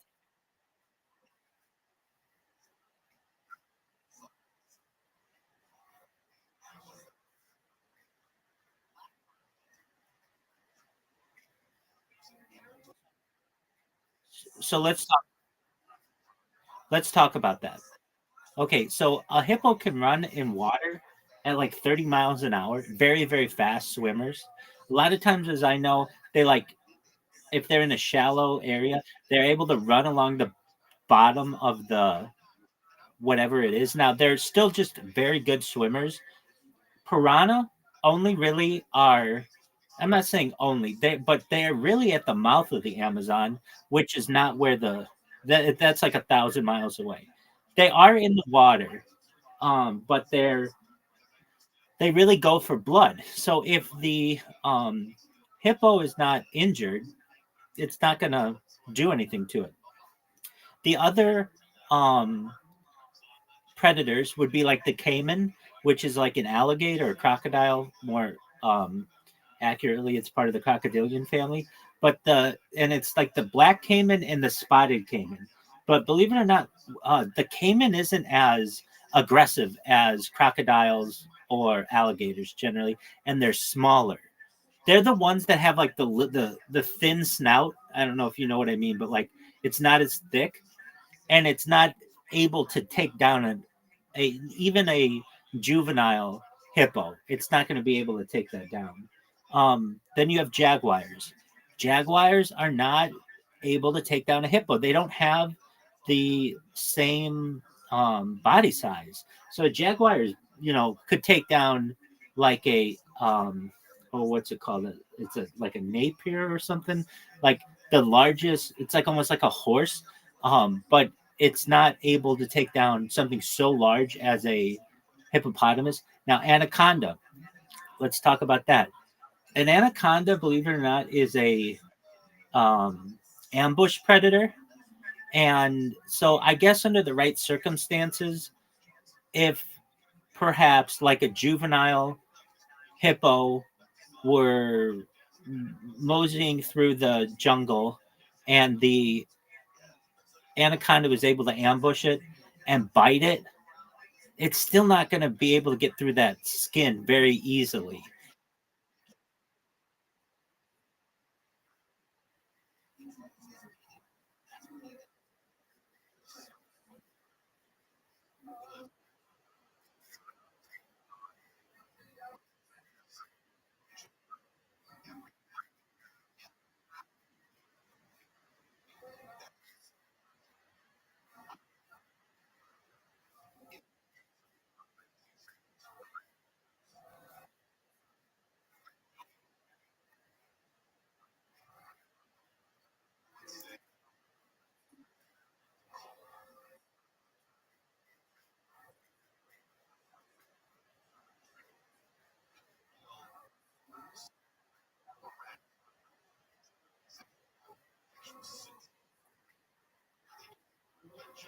Well, think about the size of the jaw of an anaconda.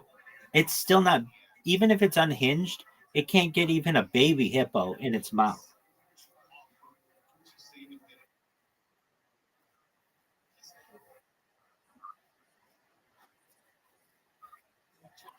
Right. Or like, smaller mammals. But yeah, or in addition to as small.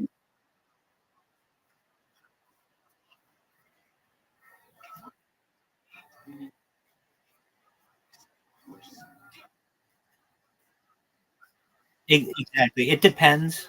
I was reading this thing on Reddit the other day. Somebody was like, what could kill a lion, like an adult lion? And there are quite a few different things, including tigers and giraffes and hippos and rhinos and elephants. Like, there's a lot that can kill um, these animals. And one thing, like, we have the writings of ancient kings who would like pit these animals against each other to find out or try to figure out like what is the king of the jungle, so to speak. And like, or they'll take alligators versus crocodiles. Which one wins? Generally, crocodiles are more aggressive and bigger, but it just depends on which one. It's all about which one is able to lock on first. It's about timing. It's not necessarily like, oh, 10 out of 10 times this is going to. Exactly.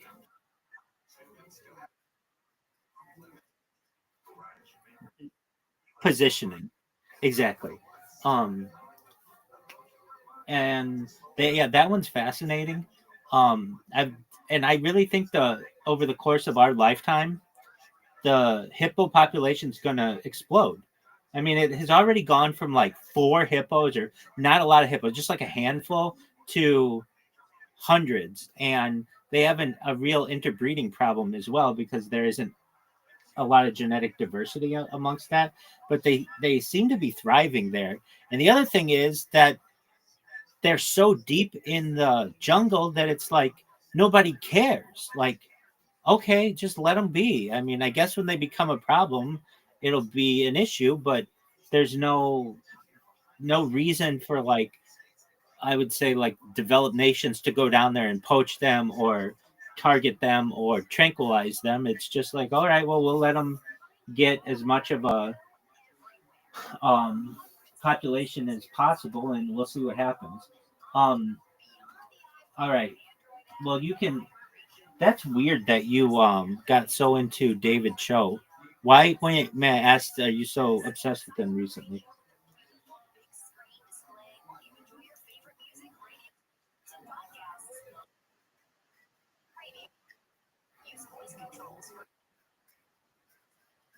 Oh, sure.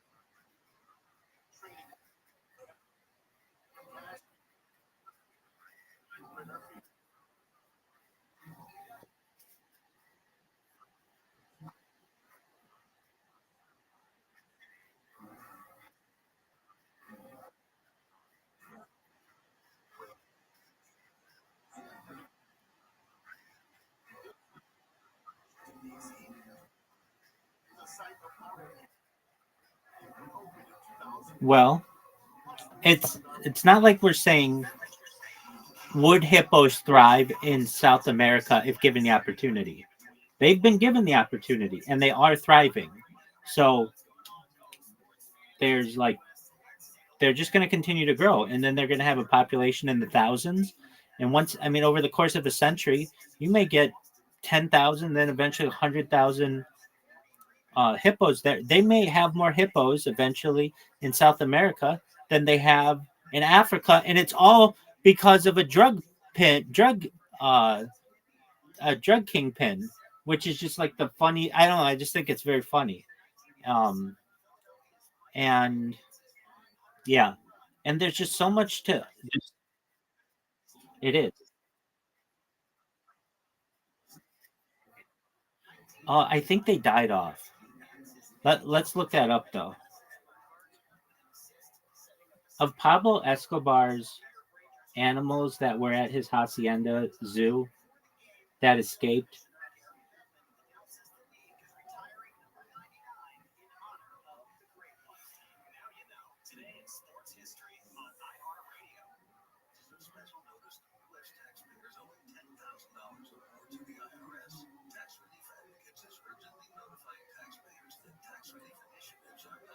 of Pablo Escobar's zoo, what animals escaped and were successfully or were able to successfully breed aside from hippos?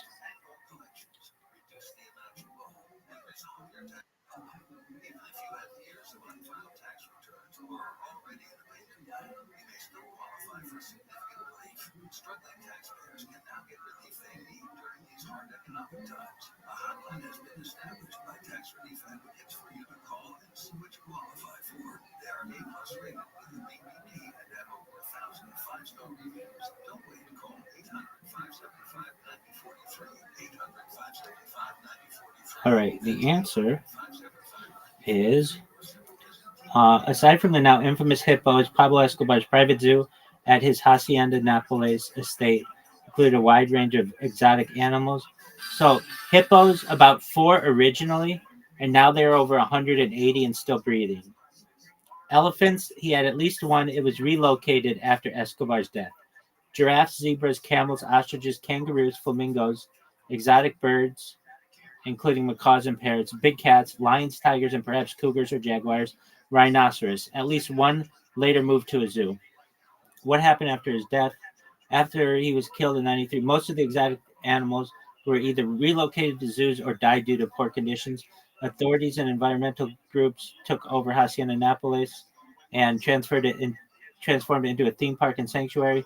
Most species did not successfully breed post Escobar, largely due to being removed or failing to adapt to Colombia's climate.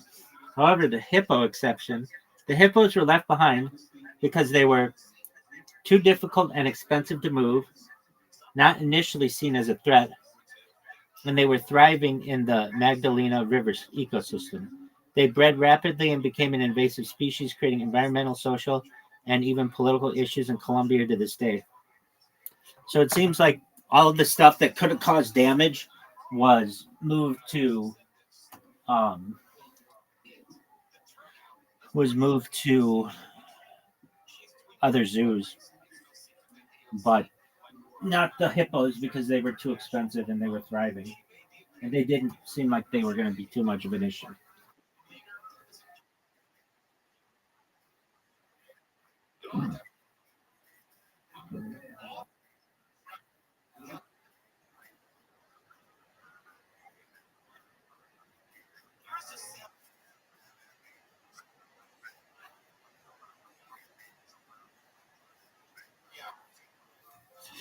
That's what I thought maybe might have happened, but it seemed like no, that didn't happen.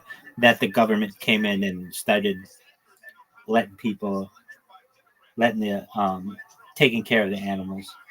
But it that may have happened with the hippos that they were just like be free. It doesn't really say how they got out, but they're an invasive species now. And if they see, yeah, I mean it was a zoo, so um Okay, so how did you become such a big David Cho fan?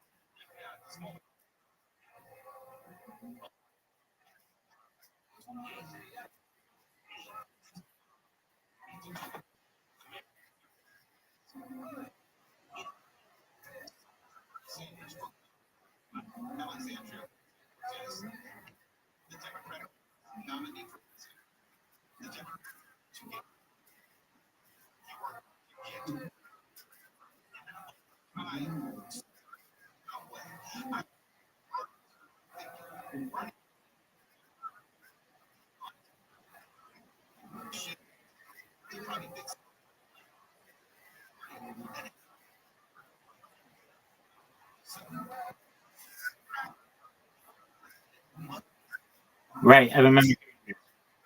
Right, and he all his stock.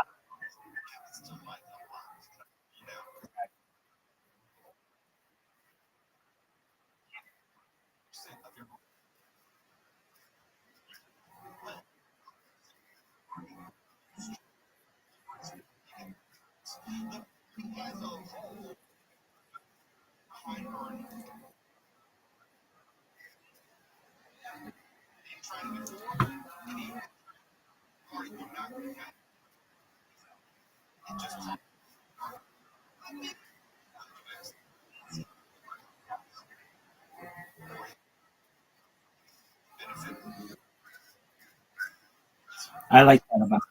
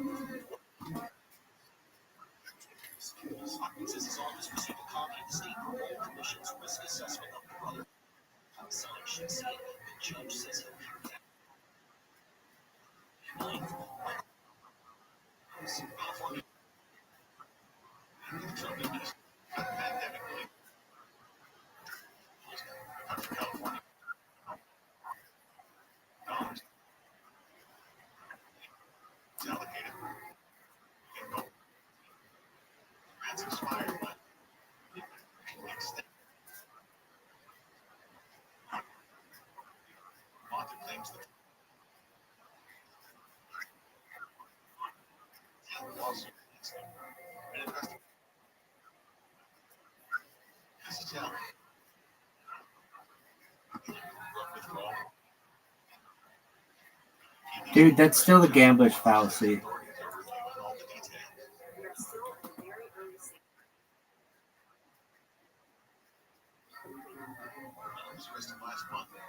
The odds are just too high to do it.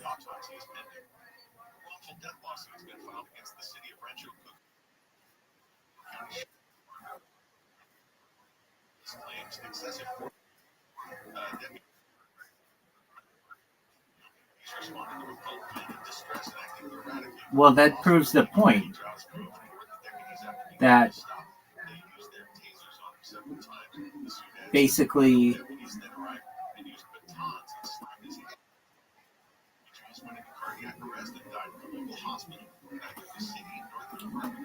I mean, the gambler's fallacy is basically there were 49 red spins in a row. If on an even board, on an even wheel, then that means the 50th has to be a red. Or it really should be. No, it's still 50-50.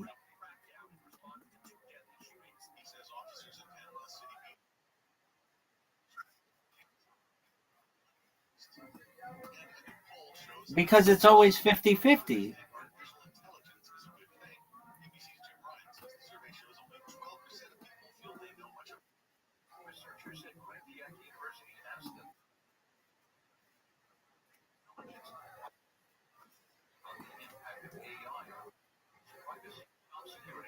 Right.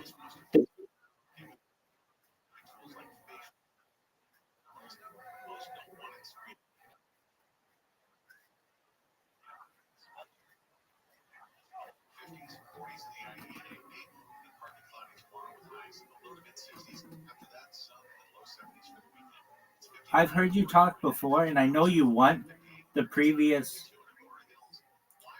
spins to impact, but they just simply don't.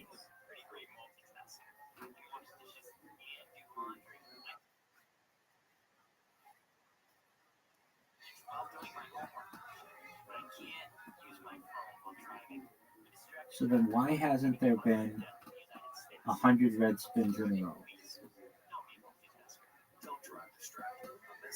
Because the odds are very low for that to happen.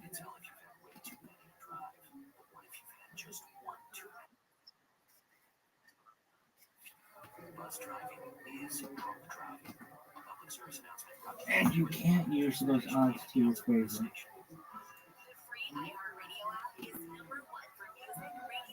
The odds are the same. It's 50-50.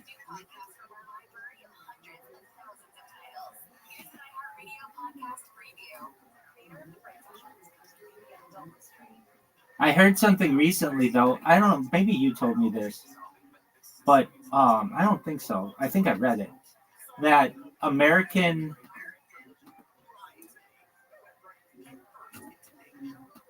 roulette wheels are starting to contemplate 3 green spots as opposed to 2. Like, as I understand, Monte Carlo has 1, Vegas has 2, and they're starting to right.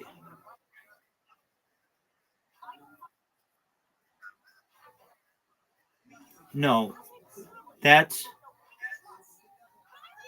3-card Monte or whatever. Monte Carlo is a city or like a principality on the Mediterranean where, like, did you ever see the James Bond movie Casino Royale?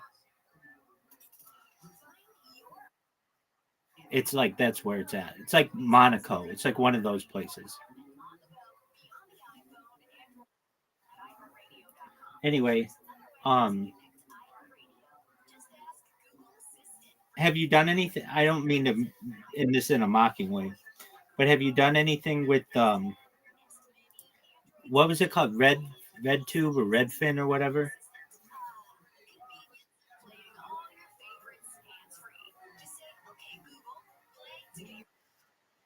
No, no, no, no. I know you. I know you're. I know. I know what that was. I knew yellow and red, but I meant that one. The app. Did you do anything more with it?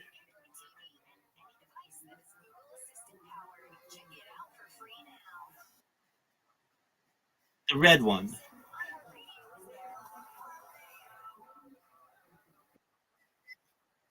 No, no, no, no. I know yellow and red was that cryptocurrency that you helped a friend with. But the red part was like was like that Chinese app.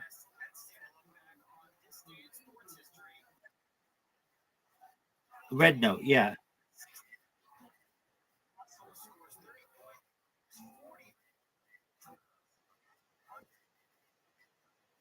I know. Did you do anything on it, or you don't go on that app anymore?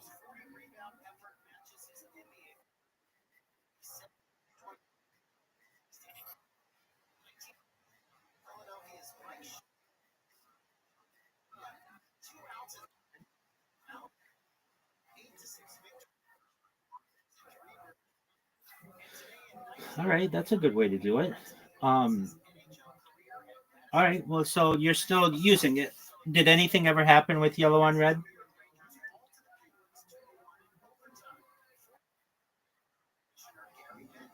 Let's,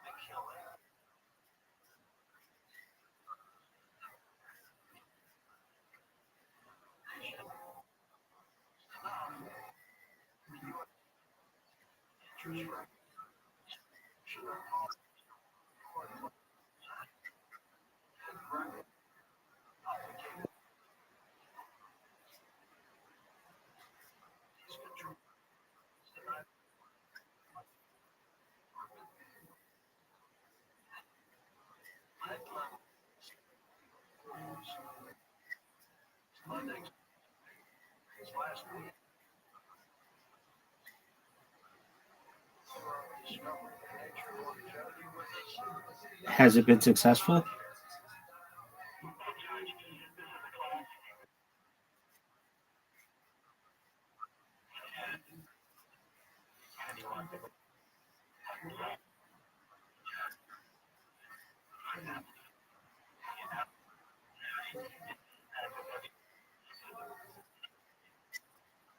Yeah, I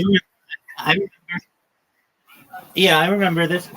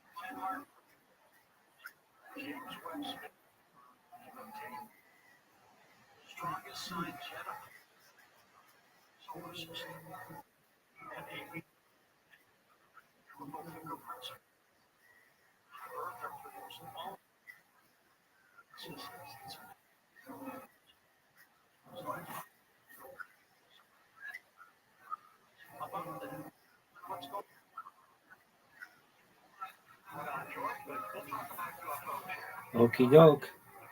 Have I told you about Blue Sky?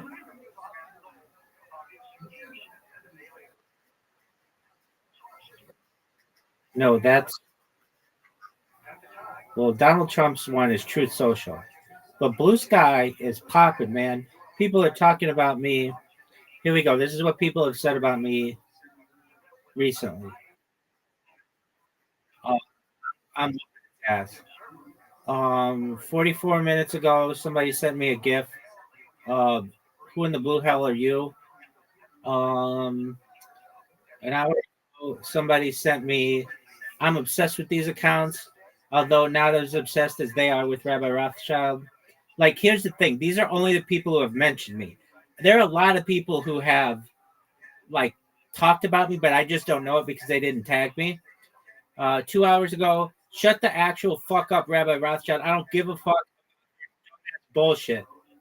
That's so funny to me. Um,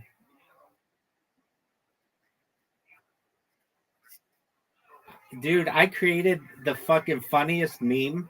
You know that you know that Drake meme where he's like it's orange and it's like he's wearing like a Nike shirt and like an orange jacket. It's from the Hotline Bling and it's like two pictures of him. The top one is him like pushing something away and then the bottom one is him like pointing at something. You know what I'm referencing? All right, so the top one says it's got the poop emoji and it says whatever the fuck you're doing now. That's where it's like stop, don't talk to me about that. And then the bottom one is him pointing and then just this list of things that I want people to do, which is come say hi to me in my Discord, check out my social media, type Rabbi Rothschild and YouTube filter by live, look at my blog, like all these things. Okay. Oh man, I've worked so hard on what'd you say? Yeah, but it's readable. Okay, so here's what it says. Um, okay.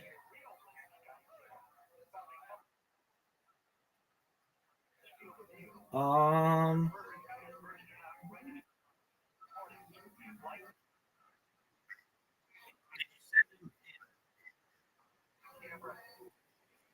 wait, I did or I didn't?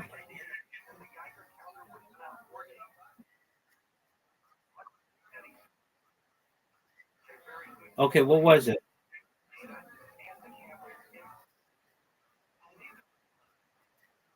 Oh yeah, I did see that. I didn't respond.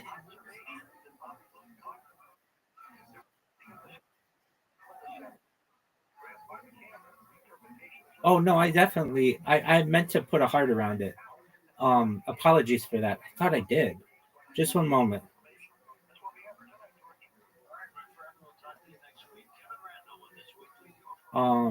Yeah, I did see that.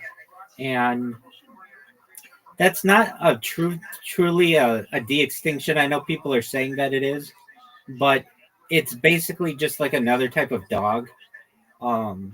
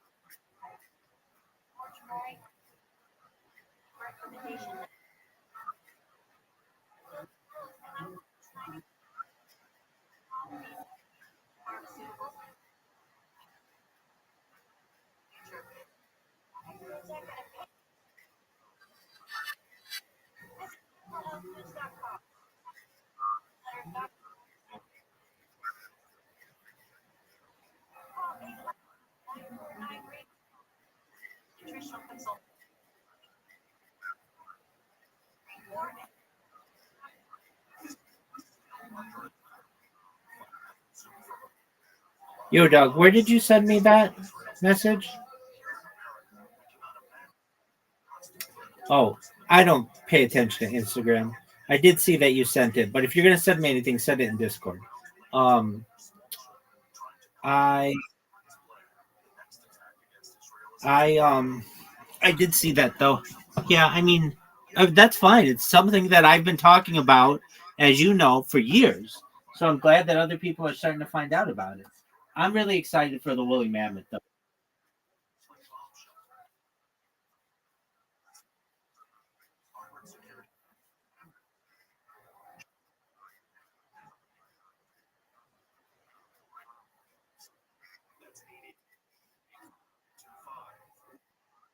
Yeah, and that's incorrect. The first one was the Pyrenean ibex in 2003. The reason why they don't count that is the Pyrenean ibex was only brought to fruition, or was only brought to term, and died 13 minutes afterward.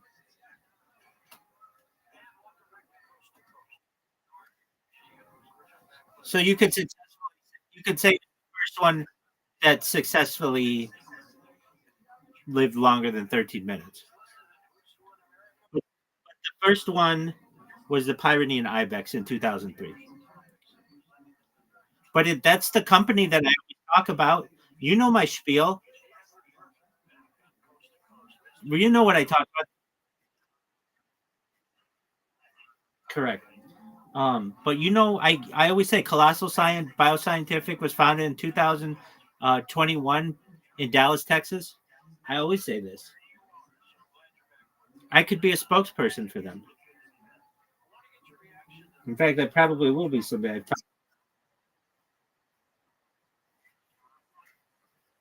Oh, they will, but they will in the future when I blow up. Okay, so I I was reading.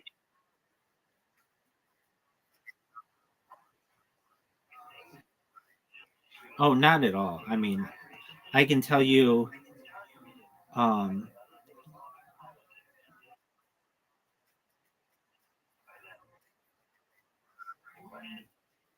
yeah, I mean, I don't know anything about that. Yeah, I don't know anything more about that than any general person, but I don't need to. With um, with the advent of AI, I'm an expert in it immediately. I just have to put it in. It's true.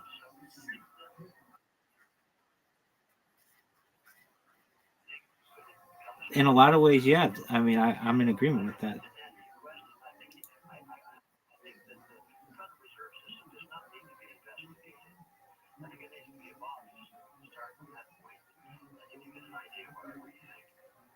Okay, I'm trying to send you this this meme. Let's see here. This guy took a picture of it. So I'll send you his picture of it. It's so funny to me that these guys, they're like kind of obsessed with me. Well, and then I get really positive people about what I do. And I mean, look, it's the middle of the night and I've got 2 women and somebody else in here plus you. That's cool. Sure. Miss Aquarius, she is a person I met on Discord. She was just interested in what I was doing, always live and socialize. And she and I have become good friends.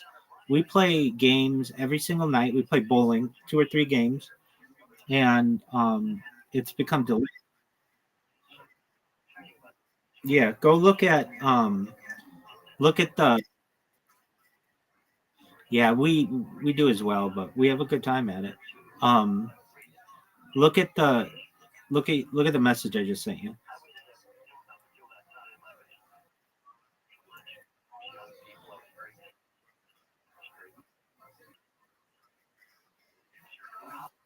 Thousands of times, tens of thousands of times. Well, maybe not that many thus far, but spamming something. So you may be like, okay, well, why did you choose this meme? And this is the genius of it. Okay, when I first started, I had this video of me allegedly fapping. There you go. So I had this video of me that I used to post in Harry Potter Obama Sonic 10 Inu of me allegedly fapping. And I put a heart emoji over my dick so that you couldn't see anything. So it wasn't like lewd. I mean, it was lewd, but like it was censored. And I sent that to everybody on Blue Sky. And that was like the Fort Sumter, if you know what that was, like the start of the Civil War between Blue Sky and my accounts. There was no nudity. So whether there were children, adults, there's no nudity. So well, with who cares if it's evocative? Anything's evocative. Cleavage is evocative. So long as there's no nudity, there's no issue.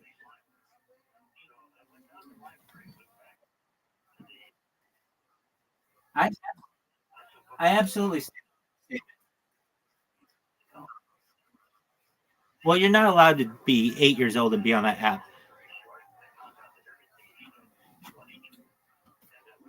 But yeah, I would say so. I don't think that. I mean, there's no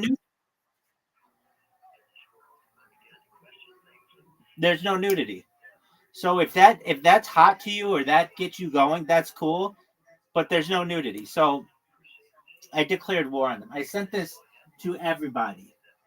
And a lot of people thought it was really, really funny because I had this voiceover on it. I did this voiceover of Mike Myers from his Coffee Talk series from SNL in the 1990s. It was very funny. And I would send that to everybody. Well, Blue Sky started getting wise to what I was doing, and they created like a bunch of different systems to prevent me from sending this video. And so then I started sending like a shorter version of it, and that worked for a while, but then they basically got it so that I couldn't send it anymore. Then I tried to disguise it with like text over it. Just we went back and forth. It's been this Tom and Jerry cat and mouse kind of game that I've been playing with them. So then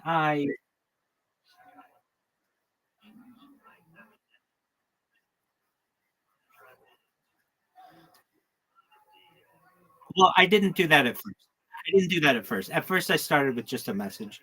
And then I would get some attention, but not a lot. I mean some, but then I would post this like long thing of text that I had.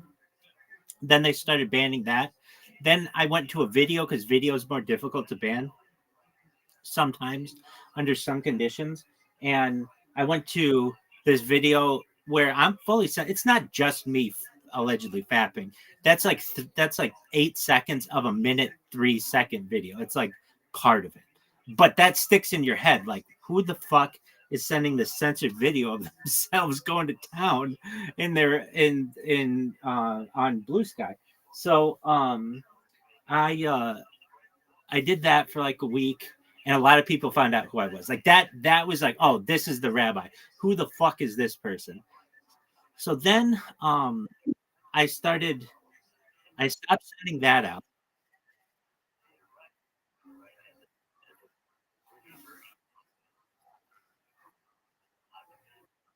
Well, here's the thing, it was censored. So you may think that's what it was.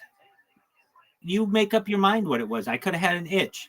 You never know. It was censored. So it's basically do with that what you will. Then I sent out like this large message, this large screenshot. Then I sent out like every 3 days or so they come up with some kind of strategy to ban me. And so I keep having to alter my strategies.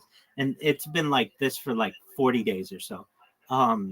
Then I did something that was really good. Oh,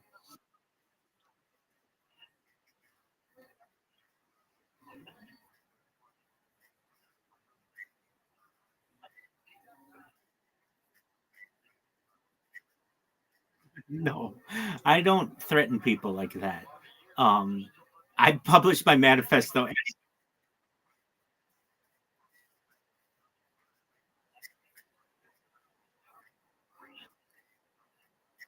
No, I published the manifesto like 1,000 times. I had this huge thing of text, this wall of text.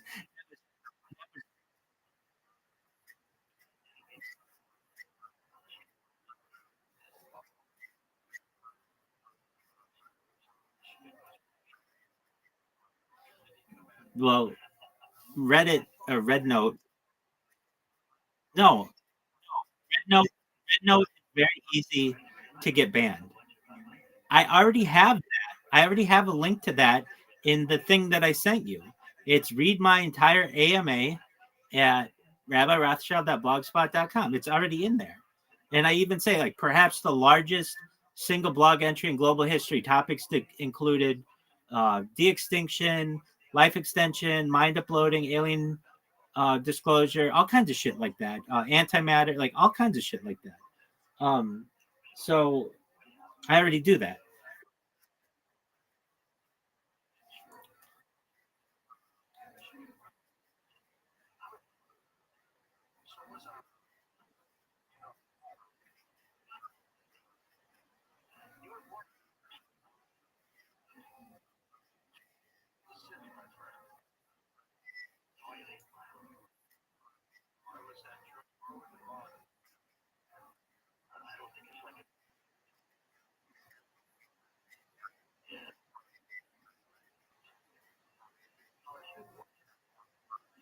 Well, perhaps, I mean, that's basically what Kick did. They didn't post my stuff. Well, they posted some things about me. They're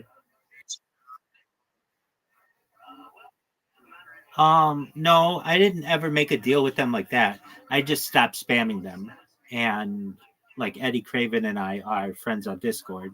And I basically told them that I've got a truce with them. Like, I really want to make that a good platform, but so for now I've stopped spamming. I spammed them for 8 months straight, got everybody to know about who I am, and I've stopped spamming them because it's it's a lot of bots on there, and it's not like real people. I mean, there are some real people, but they got better and better at banning me, and so I just gone to new platforms, and Blue Sky is perfect. So okay, so why did I do this Drake meme? So I tried a lot of different things. Like I tried a bunch of different pictures. You know those like ransom notes that people write that have like different letters from magazines? You know what I mean? Like where every letter is like a cutout from a different magazine. You know what I mean?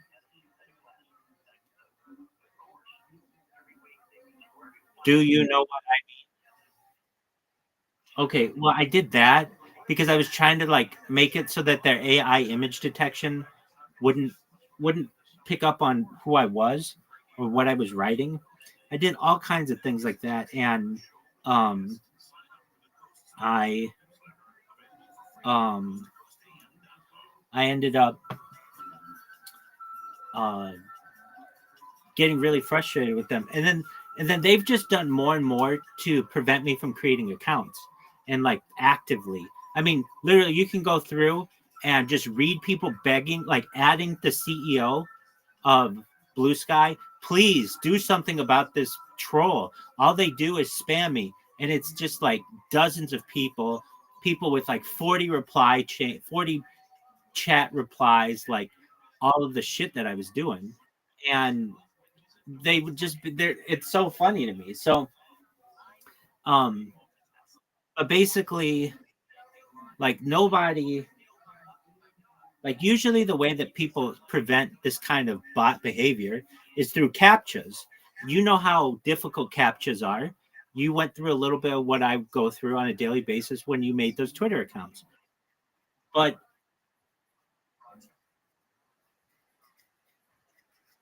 no, not even close. I think I've done more captchas than any person in the world who hasn't been paid for it.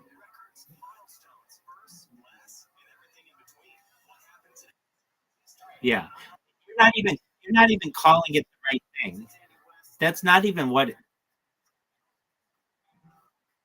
you weren't even doing captchas. You were doing Arcos challenges. You don't even know what they were called.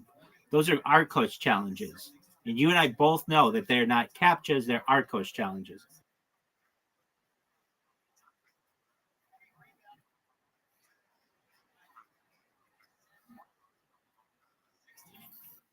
Street image. They find the mic. Exactly. Okay, did I include exactly?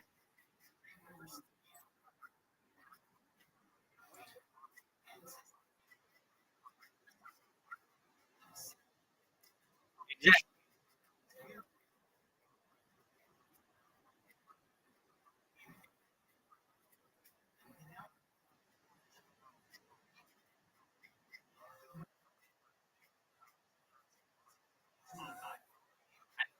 I agree with you 100%. If I ever did stand up, it would be on those. And like, do I include the guy on the bike? Like, do I include that little extra? I clicked them. I clicked the guy on the motorcycle because sometimes it's like, I mean, it doesn't really. I don't think it's one way's right or one way's wrong. There's some leniency in it, but yeah, all those things. Find the bus, find the fire hydrant, find the crosswalk. I mean, I know those things like the back of my hand. So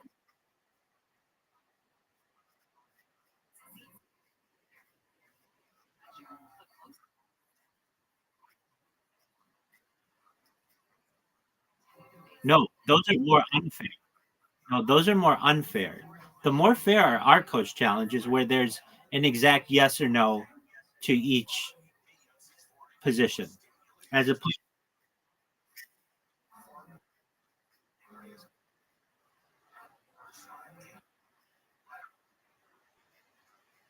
because what do you define as a mountain? Like it says hills or mountains, if you know what it really says. And sometimes people may define things as a hill, and sometimes people may not define it as a hill. It can be very vague. And then sometimes it's just like the top of a roof, but it looks like a mountain or it looks like a hill. And I know that AI thinks that that's a hill or a mountain, and but it's really not. um, they'll say like buses, click on all the buses. Well, sometimes they'll include large vehicles as buses that aren't technically buses, but it's like I know what they're saying. They want me to click this thing. I mean, those are very subjective. The Arcos challenges are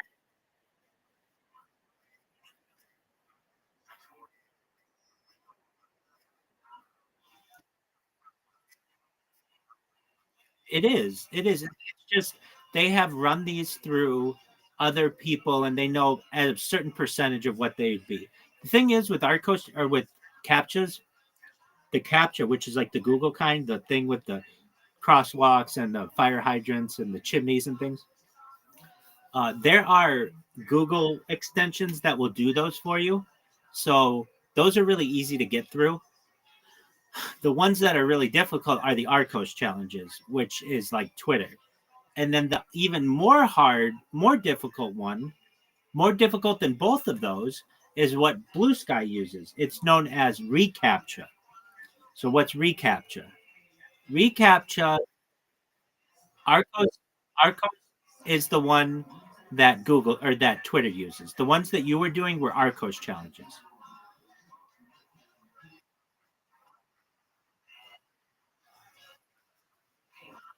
People with the chairs, or like what direction is this person pointing, or where the finger's pointing. Those are Arcos challenges. And if you're wondering like what this is, it's just the companies that do them. Like Arcos is one company, reCAPTCHA's another, and then CAPTCHA's another.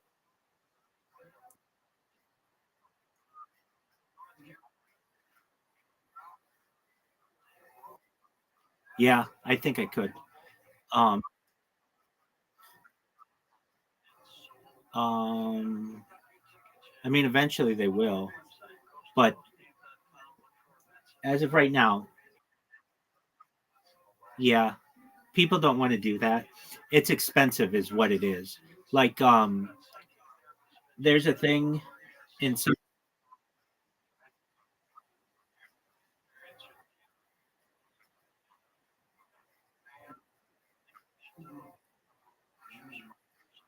Yeah, but it costs money to run those.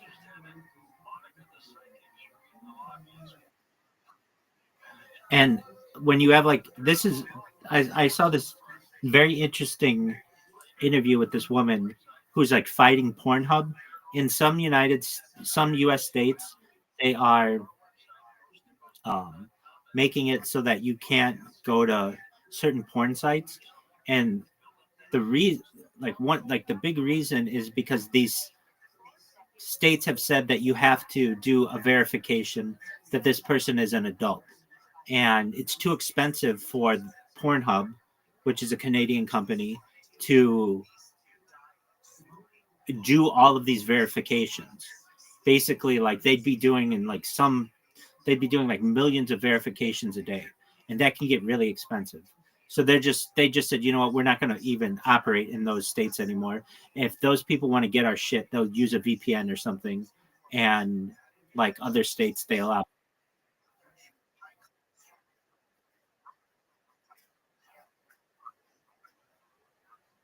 Well, it's are you 18, and then you have to do a verification, which some of them are like just show a picture of your face, and will delete it. Which will they really delete it? Who knows? Um, and those are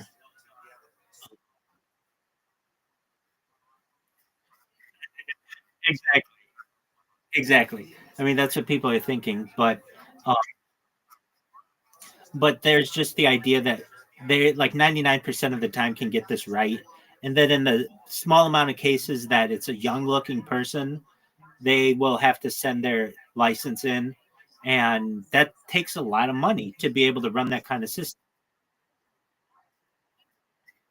No, they don't need that, but they need to show their ID, and that's not an automated system. So basically, they're just not operating in like half of the states or something right now. Um, okay, so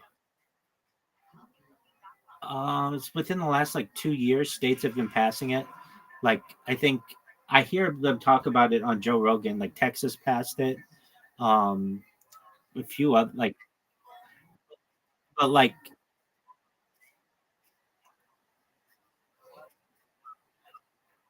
well, so I really I thought this was stupid at first, but then I heard this interview of this woman who is like fighting Pornhub, and what she said made a lot of sense. What ends up happening, and it's really sad, is people will post underage people children. And like if you want to upload something to Pornhub, generally you can just upload it without like you just have to register an account, but you don't have to show your ID. You don't have to show anything. And it could be like a rape video, it could be like a underage video, it could be all kinds of videos. And they need like 15 people to flag it in order for it to get a human review. And basically what was happening is just it became overwhelming to get some of this filth off of these websites. So what they ended up doing, they like a lot of these porn websites got rid of all their amateur porn. They just have like big companies that do it now, because one of the reasons was you would get somebody who would have like revenge porn on somebody and they would upload that, and it's really difficult to get that taken down. And these women primarily, but men and women, were fighting so hard to get this stuff down because, you know, a boyfriend took it and they were underage or whatever. And then, you know, like the people are basically on the other end are having to watch like underage people. It became very complicated. And so what they ended up doing is saying that if you want to upload and use these sites and such, you have to be verified. Okay. And that has helped, because then you just can't be a random person who uploads something. And I mean, but those are your major porn sites. There are a lot of like other porn sites that you can still upload whatever you want. And so it becomes very much a cat and mouse game. And it's really sad that, but I understand why. Like at first I was like, this is so stupid that they want to put these restrictions on things. Just make it say like you have to be 18 or whatever. But then I started to learn from this woman who is an advocate for against the pornography industry. And I wouldn't say against the pornography industry so much, against bad actors, no pun intended, but like basically Pornhub, and it's like what it really is Mind Freak, but then that changed its name as well. But that Canadian company that owns like all the porn companies, that so she I saw a really good interview.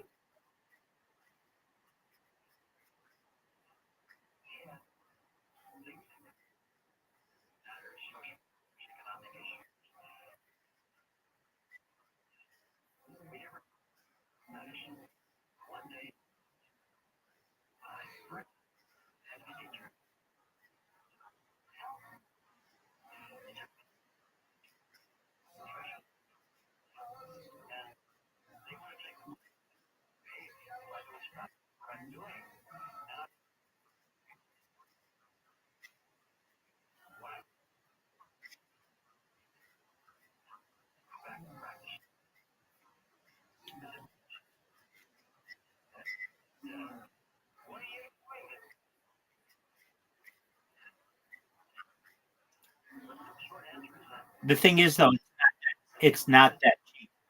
It's not that cheap to do all the verifications, and you have to do like multiple verifications per day per person. Sometimes it becomes very expensive, and it isn't profitable. That's why they stopped in a bunch of states, because they didn't want to have to pay for all of the verifications. And a lot of it's AI, but even in the 1% of the 99 that they don't know, you still have to pay someone to do this. And that can be a difficult job too, because how do you know? I mean, this is what this woman says. How do you know if somebody's really 18 if they're uploading a video? How do you know?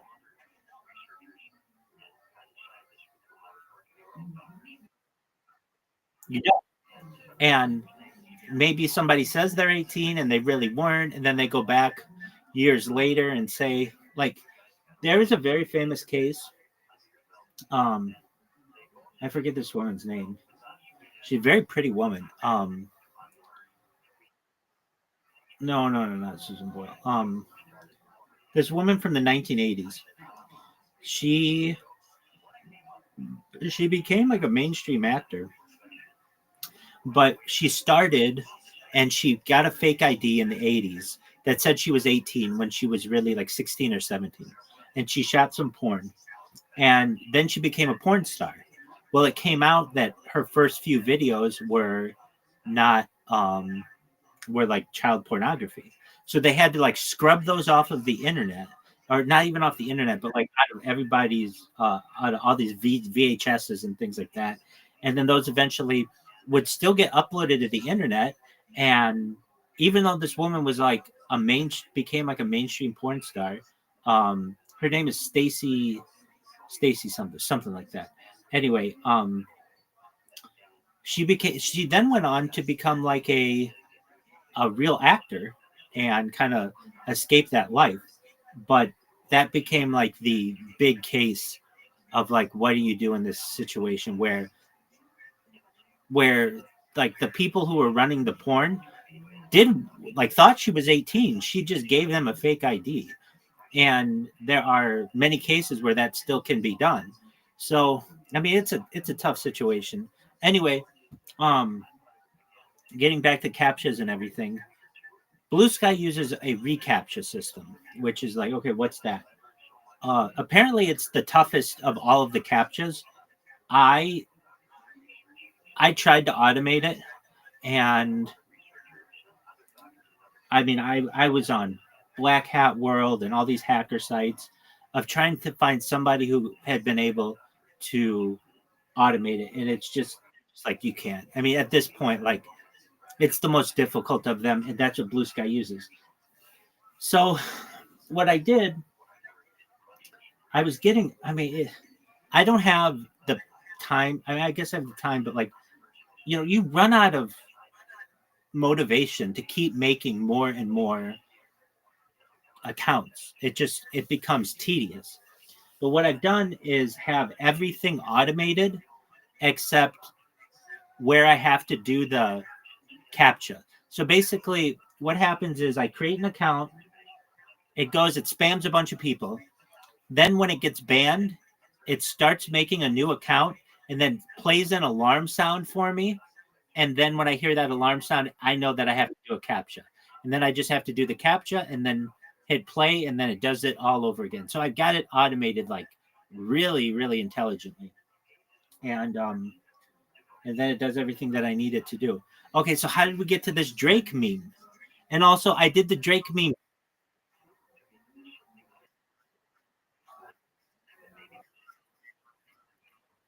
Yeah, good question. You have to like identify which animals are looking at you in the face as opposed to like looking to the side. Or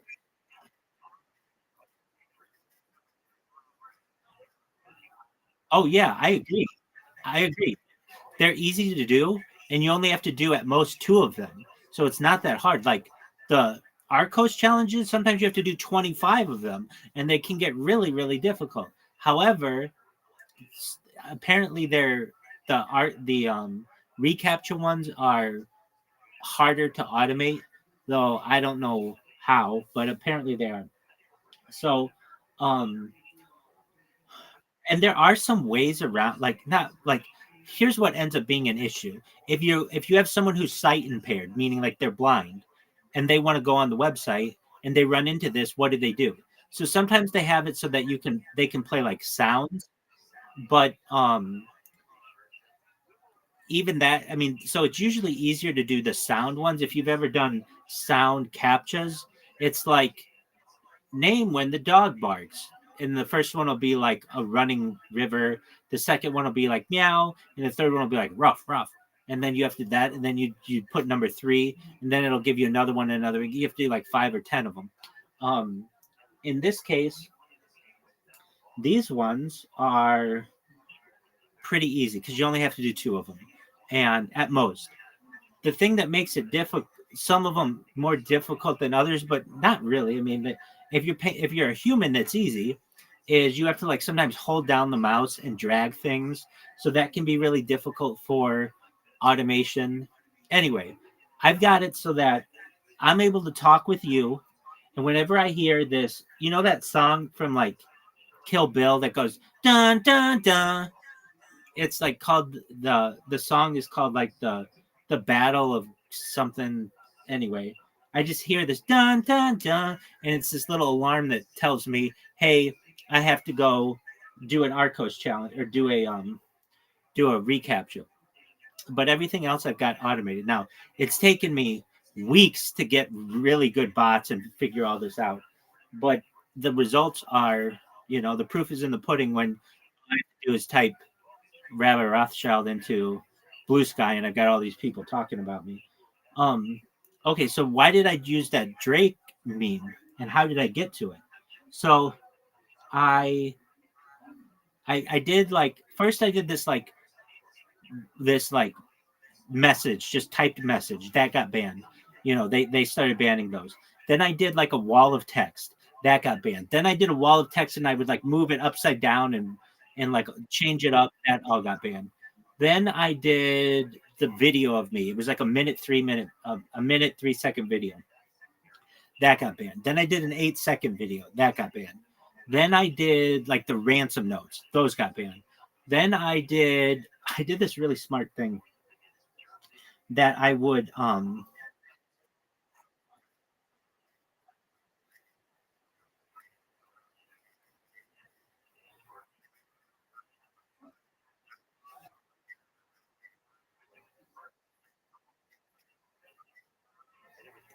yeah, so I get all kinds of people talking about me. And I ended up, what did I do? I then I went through a day where I almost gave up on Blue Sky because I couldn't create a single account and I didn't know why. And I tried everything, Riser. I even tried like using virtual machines where you run like a computer within your computer. And I didn't really know how to do this too well. I mean, I had to learn how to do it. So I could basically run different instances of Windows on another or Mac within my computer, but I was still getting banned and I didn't know. No. That's way you know that I would I would have had that. No, anything like that I would have had really easy. So it turned out the way that they were banning me was through the domain names of the fake email addresses I was using. So what I have to do is spoof an email address, like basically put a fake email address in, do the CAPTCHA, and then change the email address to be a legitimate one, and that works. And so that can get pretty complicated, but I've got a really good system for doing it now. Okay, so then what? So I end up and it doesn't work every single time. Sometimes I have to restart them or whatever. You know how it is, but like they work really well. All right. So then how did I get on Drake is a question that I certainly have for myself. All right. So I ended up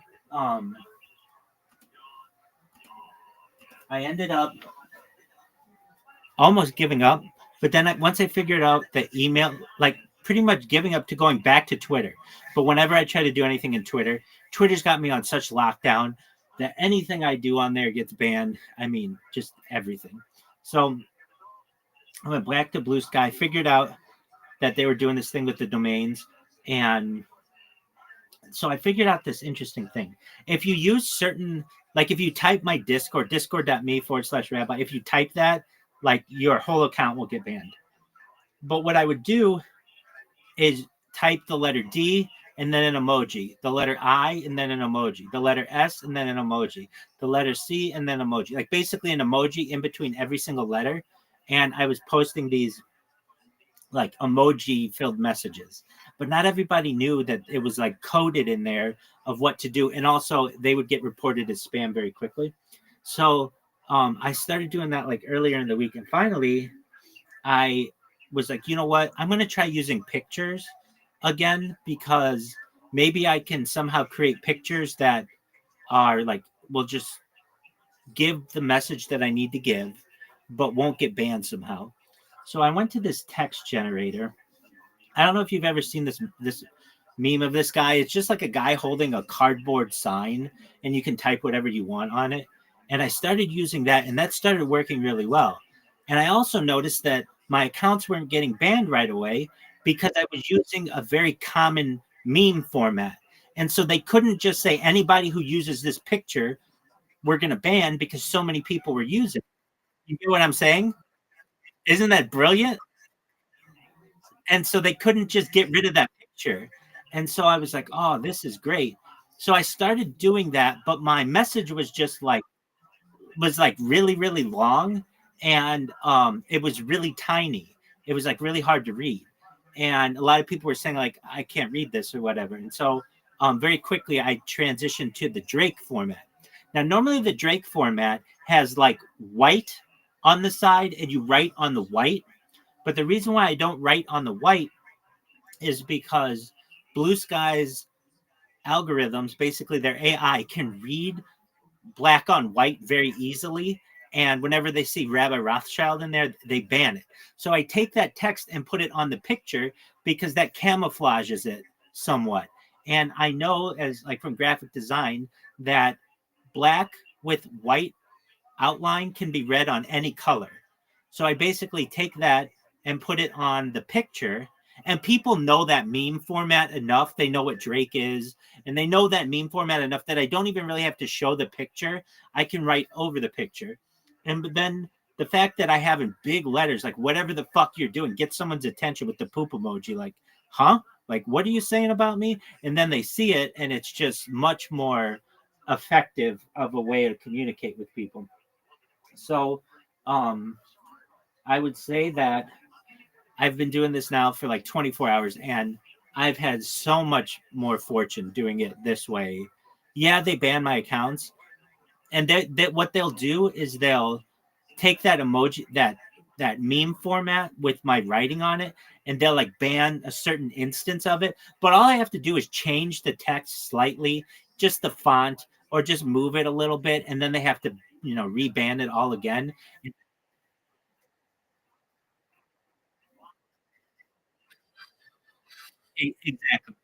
Exactly. I'll test it. So I'll type something, it'll let me type something. I'll post other pictures, they'll let me post. The second that I post that one, boom, it bans the whole account. Account not found, account has been suspended. And like immediately. So I know that they have something on their end that basically has like a bunch of a collection of all my different pictures that I've used. And they say if any accounts use these pictures, they're automatically going to be suspended. But all I have to do is just change slightly that text, move it around a little bit, and that changes everything. It's a brand new image then, basically. And I know that I'm not saying they're giving up, but like I know how quickly they used to ban my accounts, and I would get maybe like 10 uploads, and then they would ban. Now I get 100, 150, 200, 300 sometimes, different spams of this. And another thing is, since it's not like when I was doing the video takes like 5 or 10 seconds to upload, and it can vary. Sometimes it'd be 15 or 20 seconds using a VPN. With an image, it's uploaded in like 5 seconds. It's very quick. So I can do more of them more efficient, or I can spam them more efficiently. And so yeah, I mean, I'm basically making Blue Sky my bitch, which is hilarious. And it's just a matter of time until I go viral. And I mean, I know I say that, and I've been saying that for a long time, but I just have to stick to this. And like, people are starting to find out about me to the point where they come in here and talk with me. I had one guy who was like, he came in and he's like, I'm like, hey, do you mind if I tell you about my project? He's like, if you don't stop sending me that video of you masturbating, I'm going to sue you. And I said, whoa. Firstly, there's no nudity. So I can't get in any trouble for this, okay? And secondly, it's to get you in here. It was to get your attention, and that's what it did. Do you mind if I tell you about my project? And he was like, fine. And I was able to tell him, and he's like, you know what? You're not a bad person at all. I see what you're doing, and I'm an advocate for what you're doing now. Now that I know Now I know, and what you did worked. It got me in here, and like exactly.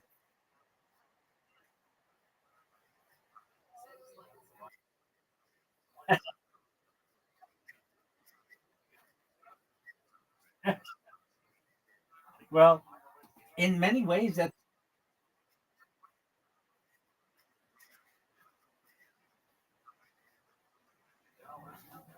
yeah.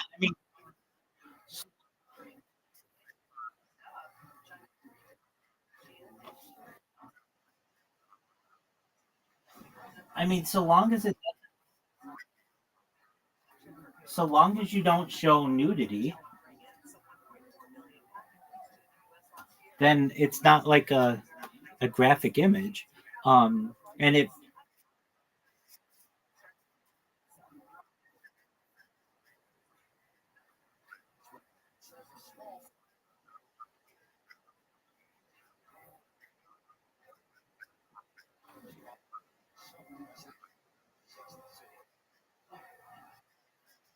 yeah, I know.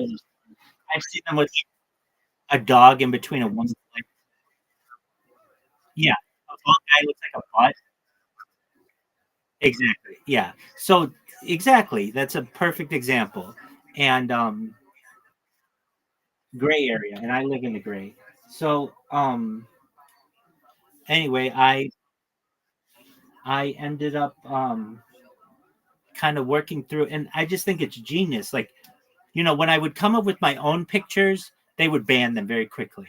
But if I use an already accepted meme format, they can't ban that because then they'll lose too many of their users because too many people use that meme format. I just think it's absolutely hilarious. And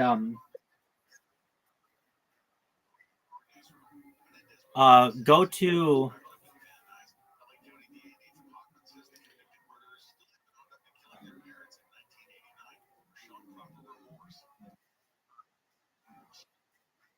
yeah, he looks like John Lennon. Yeah, that guy. So I was using that, but the words weren't big enough to like be on the sign. And then the next, like, I just used this. If you type in man holding sign text, whatever the first website is that comes up, it's like a template site. So you can choose like any kind of meme format and type it in there. It's a really useful site. I use it constantly. Um, and it's been I mean, what I've been doing has been working.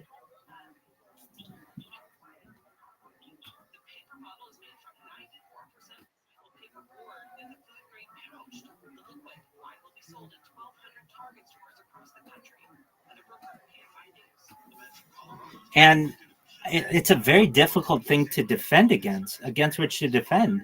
Like, I'm thinking of myself like I'm Blue Sky. How do I stop this person? I can't ban all their VPNs because then no one will be able to use VPNs. I've already tried to ban all their emails, but they've got this workaround on emails. And I even have a backup to that. If they ban all these emails, there's a website that I use that allows for spoofing of like Gmail accounts, and they're not going to ban at Gmail. That's like the biggest email provider. Um, and I have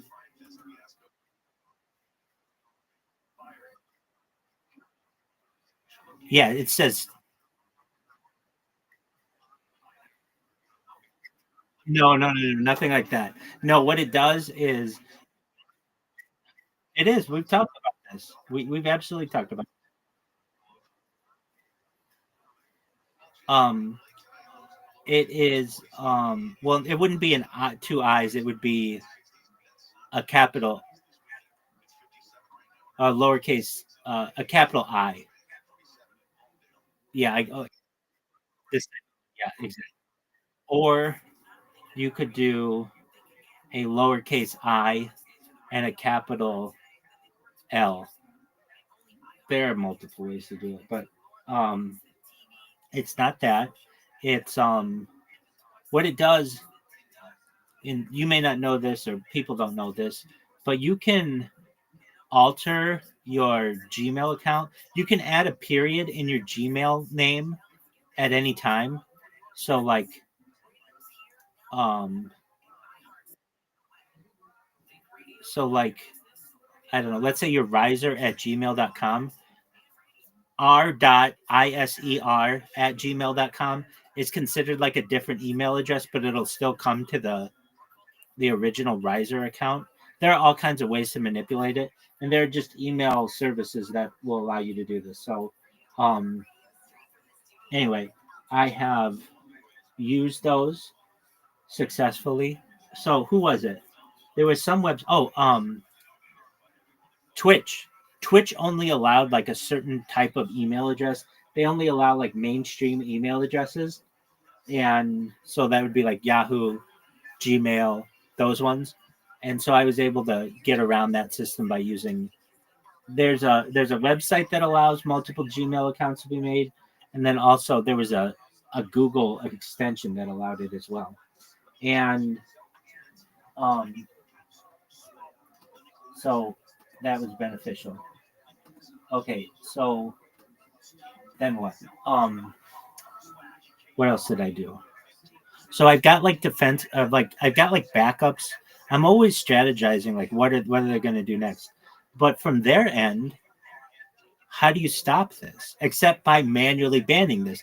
And that means you literally have to have somebody working 24 hours a day manually banning accounts, and that takes work. I mean, it's not easy, and you have to confirm that these are my accounts and not just somebody who looks like mine. And there are people who repost my stuff, so that means, you know, if somebody reposted it, do you ban them as well? Why would you ban them? I mean, it's just, I make it very difficult for them, and they're not that large of a company, and they're decentralized, so their head offices are in like Seattle, but they're all over the world. But I know like the CEO, her net worth is like $5 million. That means that like she's not, you know, like Jack Dorsey, the guy who started it, his net worth is like $10 billion now, but he's not as involved in the company as much as he once was. So basically, like they can't, I'm not saying they can't go out and buy and like hire like 10,000 people to stop me. They certainly could, but it's not as easy as some of the other platforms. So for right now, if I did this for a month, I'll be the most famous person on Blue Sky, just like I was on Kick. Everybody knew about me on Kick. Well, why didn't I blow up on Kick? Because frankly, if you have a chance, go to a website called botted.wtf, BOTTED.WTF. This will tell you how much like your favorite streamers are being botted. And I had a guy in here yesterday who bots for people, and he wanted to bot for me. It's just so expensive. If you want it 24 hours a day for a month, it's like $5,000 a month, and I just don't have the money to be able to do that long term. I did it for months, not $5,000 worth, but enough, and it doesn't get you that much. But like right now, the top streamers on Kick, the top one right now, 99% of their viewers are botted. Number 2 is 86%. Number 3, 94%. Number 5, 65%. Number 6 is 71%. Number 7 is 72%. Number 8 is 81%. Number 9 is 99%. Number 10 is 98%. Like these are very high botted rates. Does that make sense? Like it says the top guy, this person, it says they have 35,000 people watching them, but in reality they have 357 people watching them.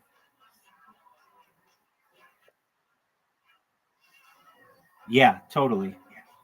And I'm basically the opposite of the dead internet theory because I'm live all the time and I'm like a real person. So anyway, I just think this is very interesting what I'm doing. To me, it's exciting to me because it's like I finally have found an avenue that's working for me. And you know, when I first started doing this, people would be like, "Oh, this stupid rabbi again.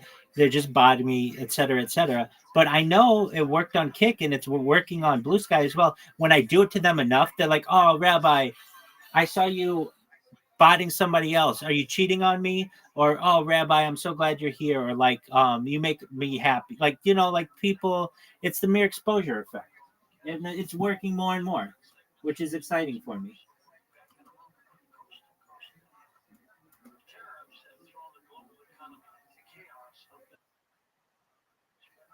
Dude, Zoot has been in here so much. We've been playing, I told you this, 5 games of mini golf a night. He also bowls with us.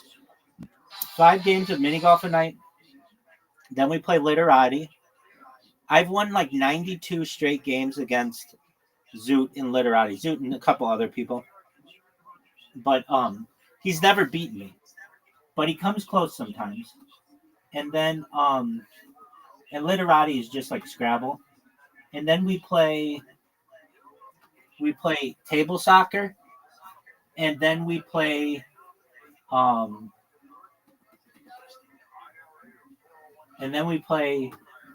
and usually I beat him at that.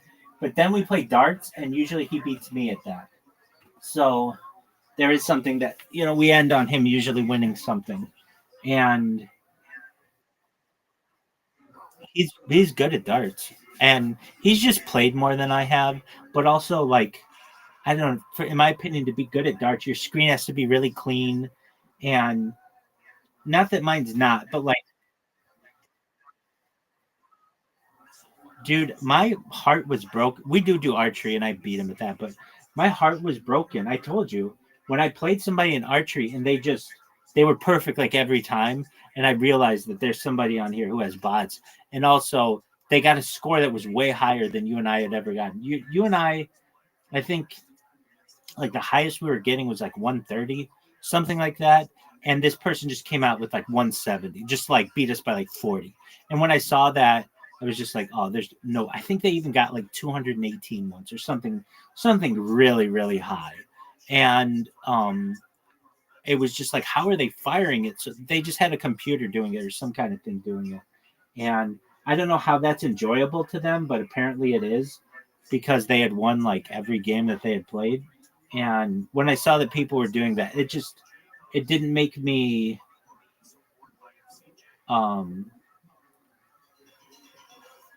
I didn't want to play other people anymore. Now, to play against another person is fine. That I can do, and that's more fun. But if I'm going to play against like ranked competition, I don't want to play with them on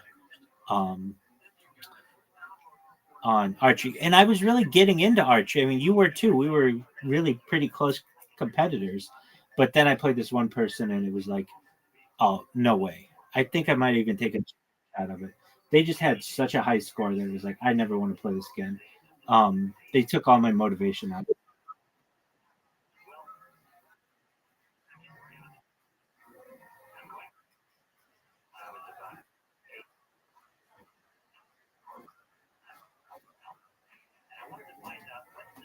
Wait, what's your example?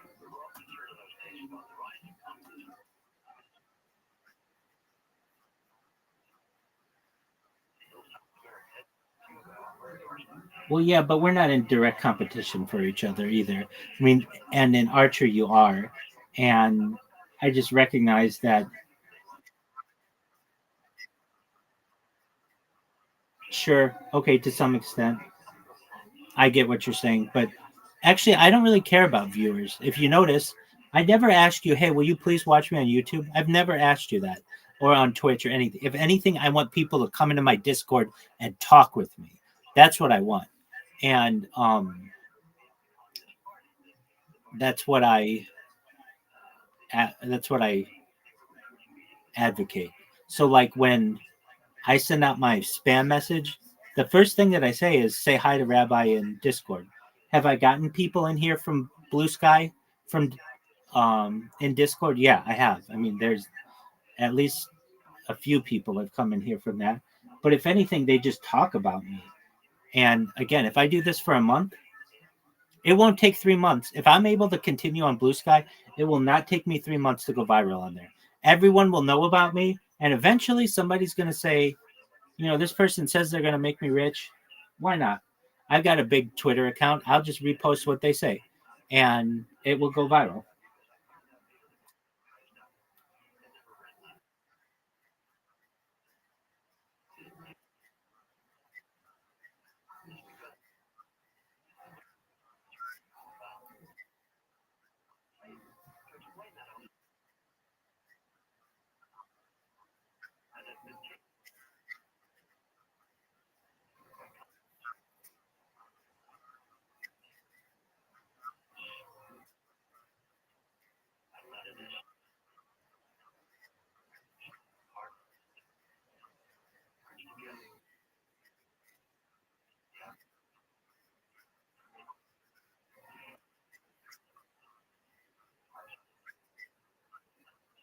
I, that's okay. They're just little tricks. Um, there's there's one. I forget what it is, but it's very well. There's the classic delete System 32 on a Windows computer. Yeah, but if you don't know, you don't know. And there will be people who do it. There are people who do that every single day and have for 30 years. There's also one when you're playing a game against somebody, it's like press Windows Q or something, function Q or something. It's basically quit, auto quits. Um, and so you'll tell people like press Control Q or whatever it is in order to unlock the cheat codes, and you're like, oh, okay, it's Control Q, and then boom, you lose. Um, yeah,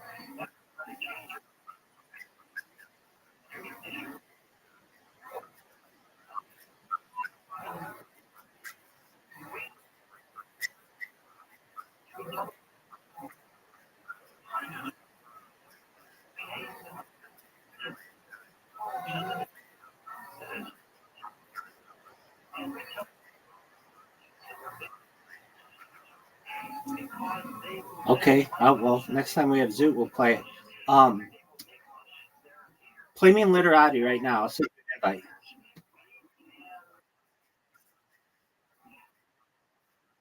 You know, I'm not really big into that,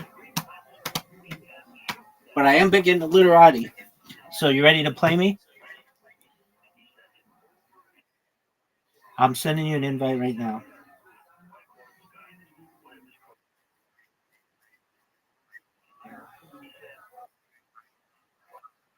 That's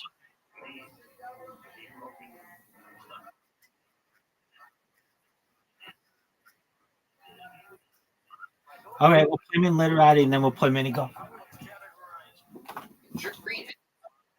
Christmas. You know what I think Okay, of I when will I once like we're done with Christmas? this. I think of my favorite thing in the attacks No. and chugging water after every cannabis rip, it's time to upgrade to an icy freeze pipe. Freeze Pipe's unique line of freeze 300 degrees. Freeze Pipes, bubblers, and pipes are twice as smooth and half the price of those other guys' bongs. The secret is the freezable glycerin chamber that comes on every piece. Pop one of these glycerin chambers in the freezer for 1 hour, and as smoke passes through it, it's cool for an easy on-the-lungs toke. Speaking of... Yeah, it's your turn when you. So a couple things. Shuffle changes the order of the tiles that you have. Swap allows you to take out some tiles and replace other tiles with what you already have. And the pass is just pass. We thought we were smart doing, and now it's legit. The hype is real. With a 4.4 star rating and over 1,100 reviews, Freeze Pipe has been trusted by thousands of Americans for over 5 years. So, for a premium smoking experience at everyday great prices and free shipping, visit thefreezepipe.com and use code TONY for 10% off your entire order. That's the THEFREEZEPIPE, thefreezepipe.com, and code TONY for 10% off. Hey y'all, Michael Lair has a brand new merch store, and there's no better time than now to support one of the great figures in the history of the show. It's really cool stuff. Shirts, hoodies, everything you can imagine. Go check it out. michaellair.threadless.com. That's Michael Lair, Michael LEHRER.threadless.com right now. You guys ready to start tonight's episode? You guys can do better than that. Are you guys ready to start tonight's show? I have two unbelievable guests for you. One of them, one of our favorite comedians from Los Angeles who we haven't gotten to play with in quite a while. And the other, one of the best DJs to ever exist. Make some noise for George Perez and Dead Mouse. Yeah!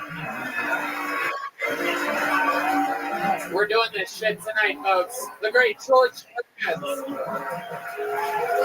Dead Mouse. It's a return to our roots tonight. That is... Who the fuck was singing that? Is that Deemer back there? Holy shit, Paul. Welcome, guys. Hello. Modelo and Corona have joined the chat. And that's just George Perez. He is. What's up, Tony? What's up, my boy? Welcome back, George. It's been a long time. I love you, bro. Indeed. Welcome back. You're out killing all the diversity hires and shit. Fucking out there smashing right now. Then hit swap and swap out whatever else you want. A little bit. You're out there smashing out. Whoa. Sometimes I forget he's back there. This is Joel from Dead Mouse, everybody. This is the real fucking, is that the right way to say it? No. It's like saying Brian from Red Band. Oh, okay. You guys get it. This is your first time sitting on the panel of the show. You're in Austin, Texas right now. How do you feel? Tired. Quality naps, but promptly woken up with that lovely Nickelback serenade. That was beautiful. George Perez, we might need you to give our new friend here a bump of cocaine. George, while being one of the great comedians on planet Earth, will also sell you cocaine at any point. We're at the... I've known him long enough now that we can just promote that straight up on the show now. I mean, it's beautiful. We're going to have fun. A ton of comedians signed up for the chance to do 60 seconds. Maybe it's a veteran of the decade, or maybe it's their very first time. Maybe it's someone in the audience, and maybe it's someone that's been coming here for months trying to sign up and get pulled out of that bucket. They get 60 seconds uninterrupted. If I pull their name out, you know their time is up and you hear the sound of a kitten. That means they have to wrap it up then, or else there. Sometimes some of these short words are, and you wouldn't know it. And then I interview them, and we all. And then we look it up. So, like, what's read? Ready to start tonight's show? Very good. Re is an alternative of ray, a statement of befuddlement, intoxication, a state of great excitement, or frenzy. A year and some change ago, and now he's completely rich and happy. This is Hans Kim, everybody.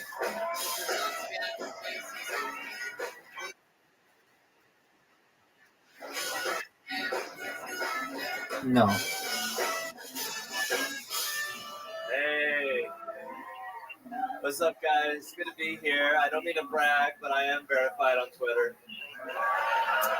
Thank you. More difficult to get verified on Twitter. I think it should be more difficult to get $8. Get back Yeah, to you. work, girls.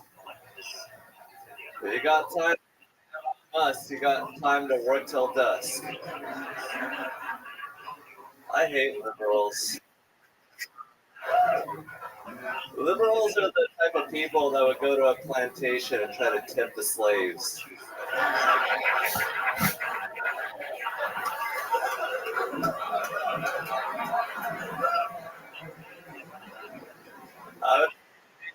Russian war right now. At least when we lost the war, it was far away.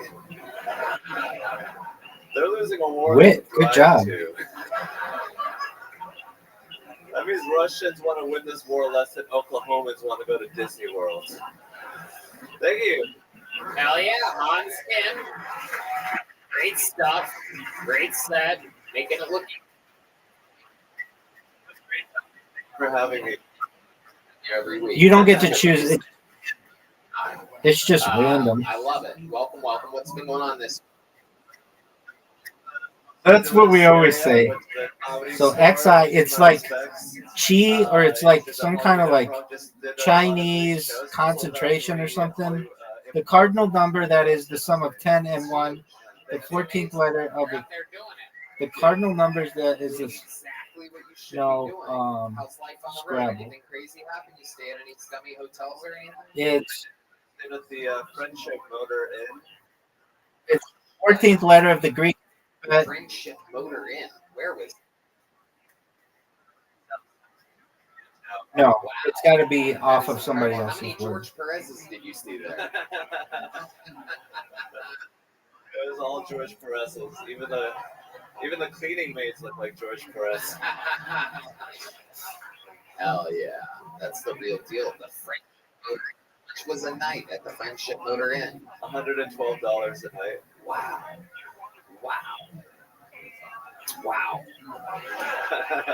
Absolutely incredible. What made you pick there? It was cheap and also good quality ratings. Like I could have gone for $98 a night, but I was like, let's splurge. Oh wow! Hell yeah! The extra $14 there. Incredible. What would you have gotten for $98? What did you upgrade to? Toilet. It was tell they got clean sheets. The Bears minimums, very good. They didn't have a Kleenex, so I was just jerking off into toilet paper. Wow, here we go. Now the deets are coming out, folks. Oh my goodness, Hans. Wow. I love it. Tip the slaves, liberals. I was wondering where you were going there. That'll definitely work here. I would love to see that one in San Francisco. I would love to see it. What did we tip the slaves? They deserve it. I love it. Hans. What else is going on in life? Anything else crazy? I did two.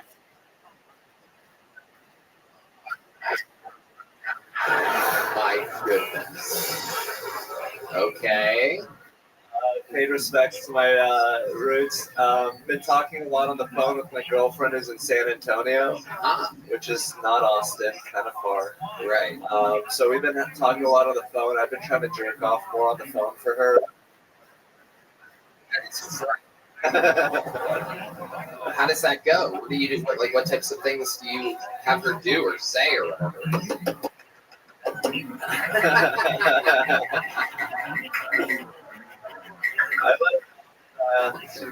Is that the sound of jerking off?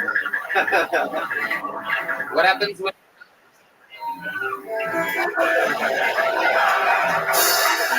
Sean B's on the keys. Oh, that's That was good. fucking Mage. amazing. You guys are freaks. I love Texas. Yeah, something like a dog gets. What noise do you make when you come on? Secrecy. Oh, okay. There you go. I'm thinking mange. Oh yeah. Gross. Oh yeah. That first got me. It was so Asian. He was like, I go, whoa. Oh my God, you pull out a samurai sword when you come. I like that. This is your first time seeing Hans. What do you guys think about Hans? You guys? Yeah. Tony and hey, Stone Mexican. We would have called him. Thank you. I love it. Hey, how did my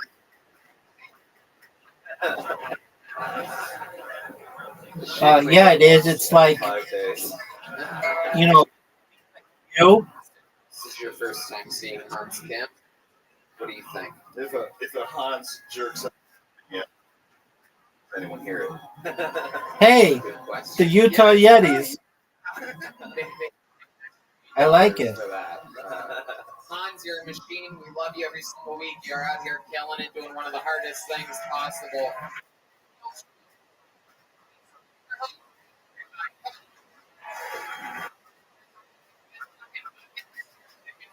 Wackier. We're about to meet a human being. Could have traveled here a long distance. That's a thing.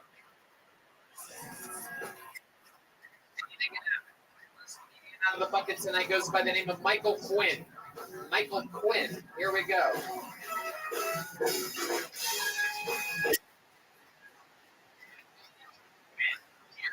Everybody. Make some noise for Michael, everyone.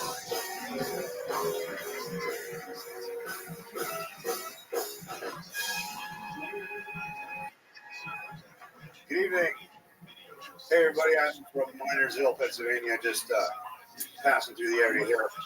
And I was in the Army 20 years, and Kane is second time I was in Iraq. Where he's on there's a big ball of flame. My Humvee gets blown back.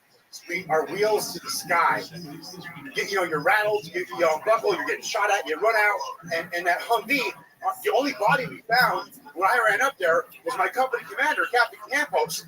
You wouldn't think a motherfucker would be alive, let alone conscious. He's screaming, Sergeant Quinn, he's missing his left arm, his left leg, totally blown the fuck off. What do you say to him about like that? I'm like, hey, sir, you're going to be all right now. Get it? You're just it's okay. It's okay. He didn't get it either. He didn't get it. He died. That's it. He was the reason we were in that fucking ambush. Like, we took a wrong turn. Like, this would never even have fucking happened to me. Anyway. All right, there you go. Michael Quinn, everybody. With what has to be, without a doubt, one of the funniest war flashbacks I've ever seen in my entire life. Thank you. That was wild. Hell yeah. All right. Let's begin. How long have you been doing stand-up? About 4 years ago I started. Okay. I took the whole You can't do like that many. Yeah, there you go. 15 months off. So, Hey, what do you mean by pandemic? You know what I mean. Come on. I mean, you know what I mean. But I want the listeners to know what you mean. They know what we mean. Now, come on. Come on. Yeah. Because everybody knows what I mean. Well, if they knew what you might as well say it. The McRib is back, hey, go get your 4th booster shot with the free McRib NFT.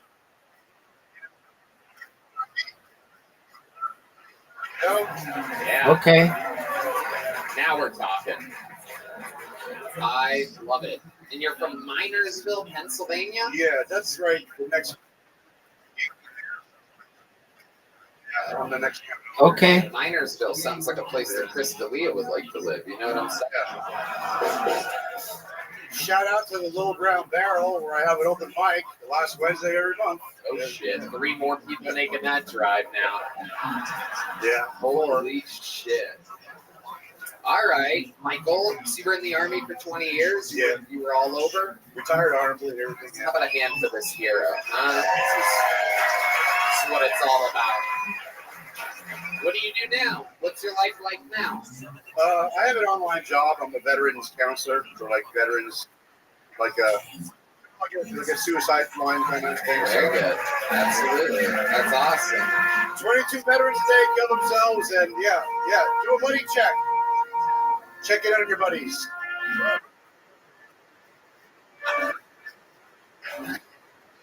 Michael, what do you? I have a hip issue. I have like 2 hip replacements, but I do like them.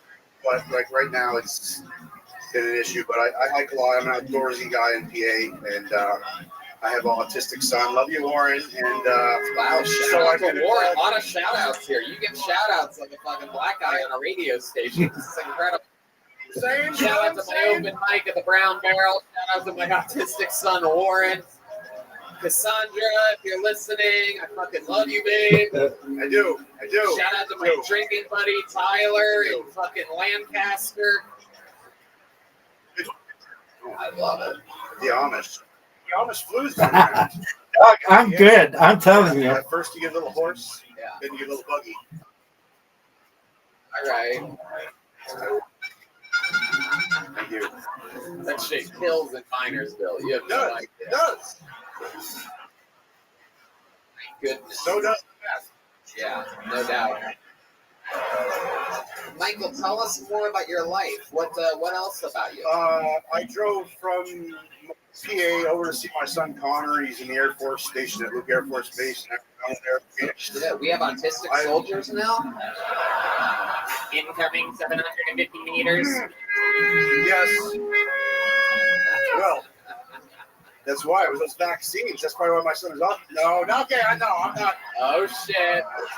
This guy needs some sweat to start their own conspiracy theories. I love it. You just fucking have. Like it, man. It's your. What do you think is your wild? Yeah, it is. It's short for pizzas. I believe that Zaz. Arabic. It's from the 1980s. I believe in a drunken state. My dirty whore ex-wife. I said, I want you to put here on in Arabic, my ex-wife is a whore. And then when I got the translation, I found out it says no search results. So that's I'm walking around with no fucking search results on my fucking arm in Arabic. That's fucking, you know. So that was, and for years I walked around with that until somebody told me it actually fucking, I thought it said my ex-wife was a whore.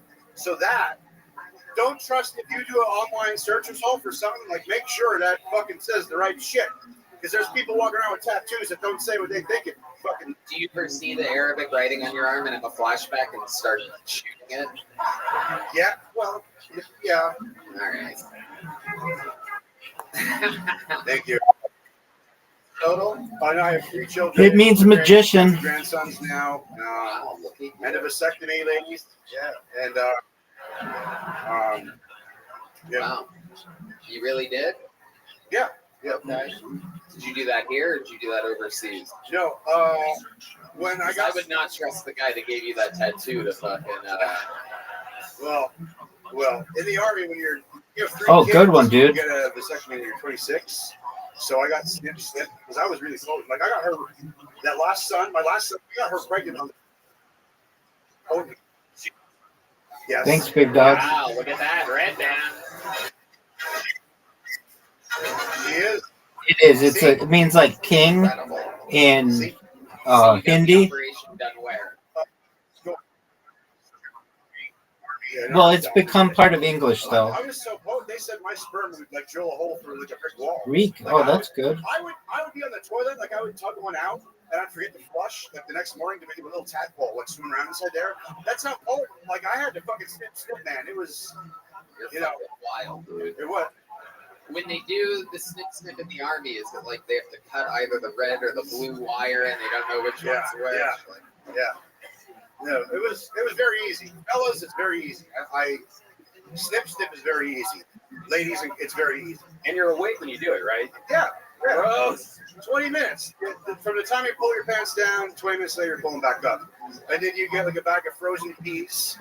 You put them on your sack. You take, what does it say in the bottle? Take one pill every 4 to 6 hours. So take like 2 or 3. Drink a 22 ounce of Heineken or Yingling. And then what? SpongeBob. All right. And then. Thank you, Michael. Yeah. And then there's this discharge. Well, I love your style, man. Congratulations. You got out of the bucket. That was a lot of fun. Thanks. Thank you for your service. Here's the real Texas authentic Bill Tony joke book for you to go fill out. You could write on that. You can put it in your shoe and minimize your limp a little bit if you want. You can do a lot with those joke books. Back to the bucket we go. You guys having fun yet? All right, you get it. We're doing this shit tonight. Make some noise for your next comedian, James Harvey, everyone.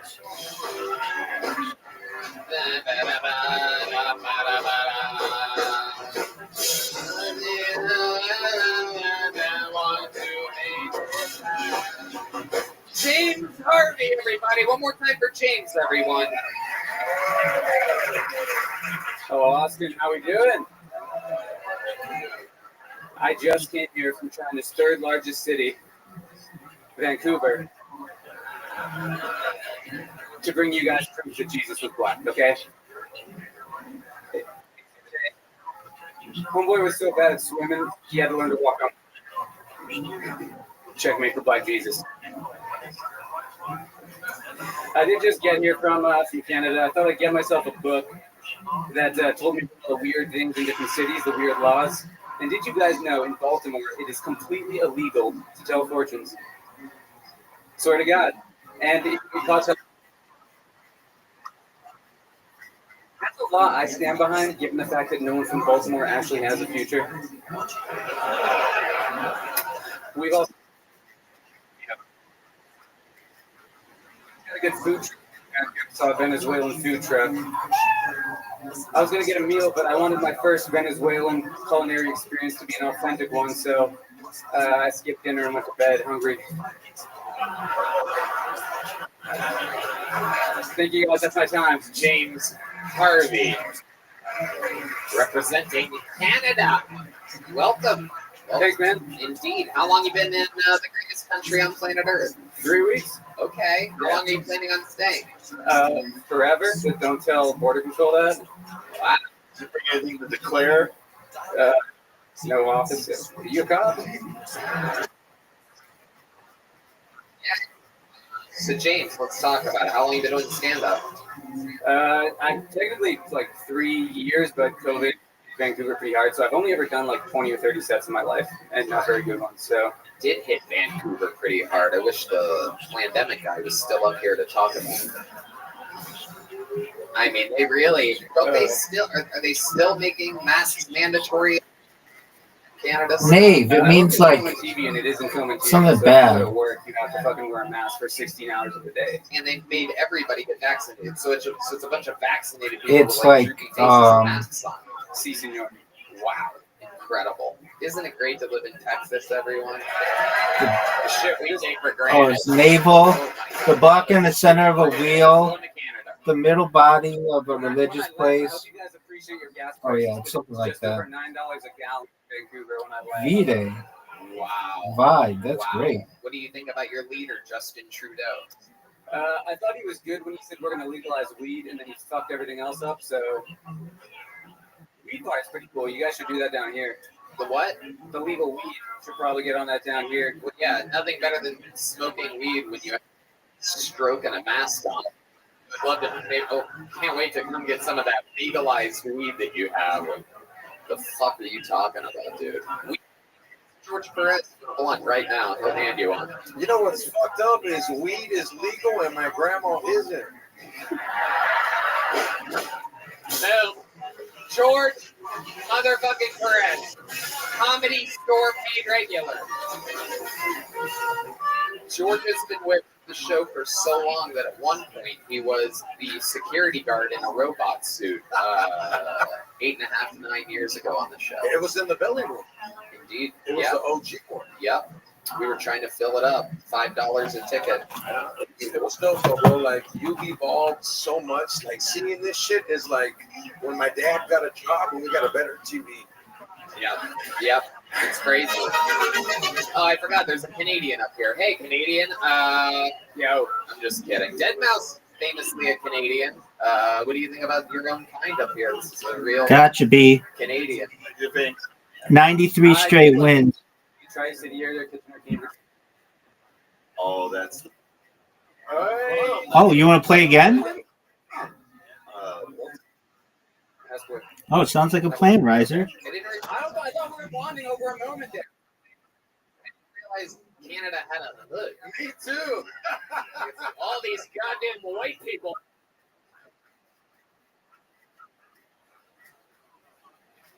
I always go first as the. What's the hood? Describe it to us. It's not an advantage. Not an advantage.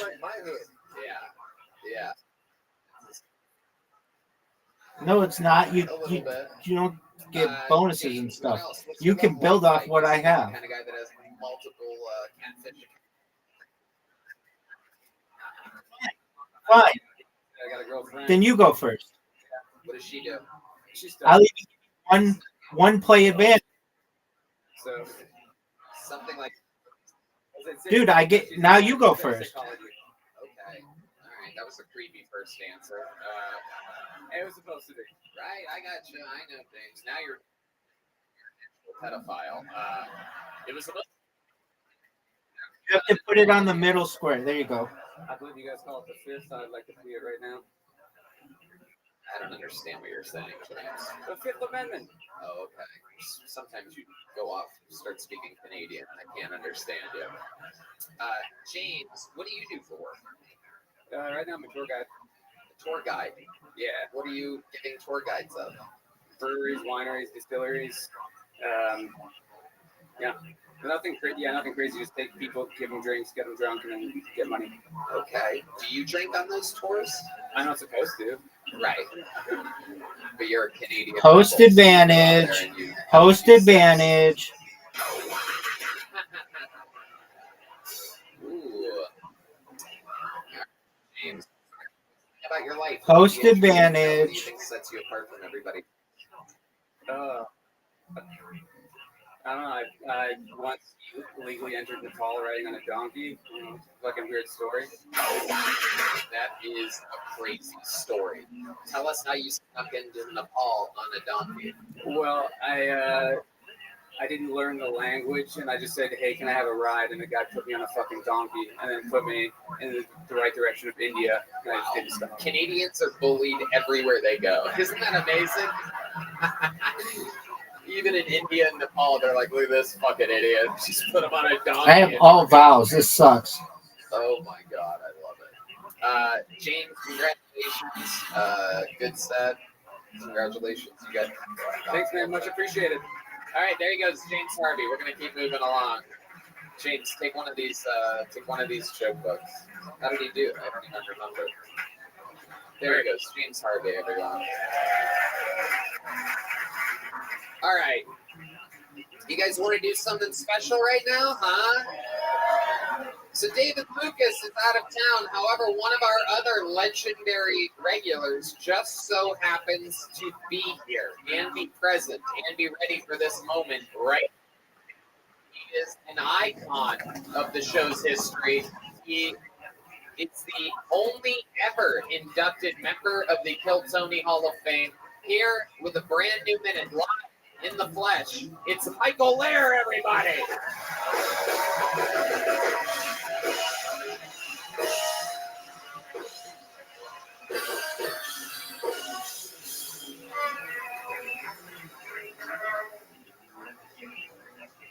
My app just froze.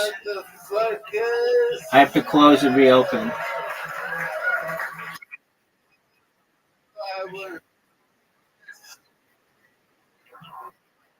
listen from obviously I didn't go through with it. 1/3 I go through. But the worst part about it was my chatty Uber driver on the way home.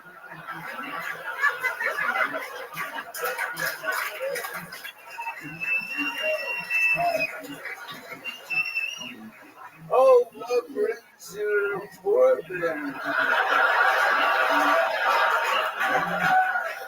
What the fuck is Guy? I tried to stay silent, hoping she would shut the fuck up.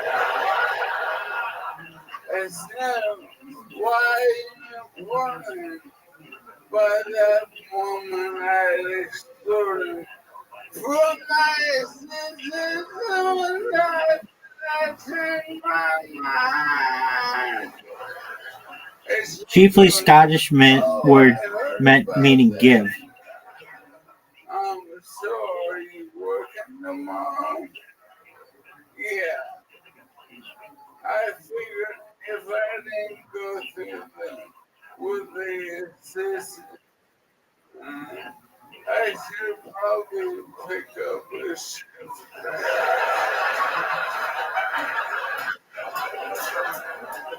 And then she's like, well, why did you move to Austin?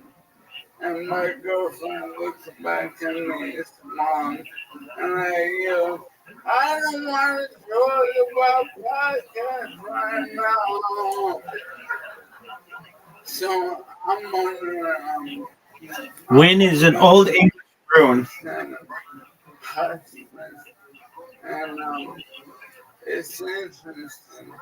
100% of my nurses are female and African American, and 0% of my nurses have ever heard of Joe Rogan.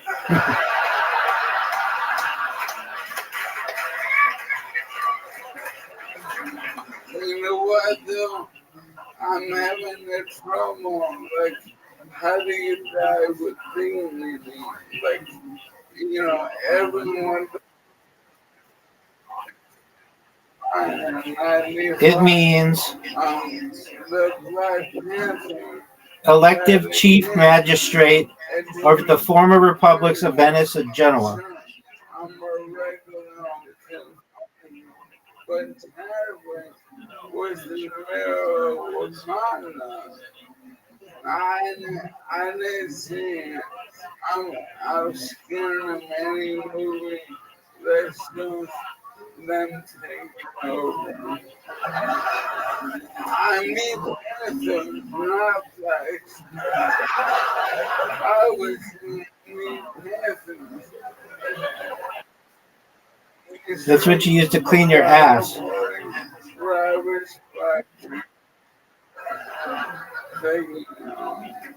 Wow. Michael Lair with the brand new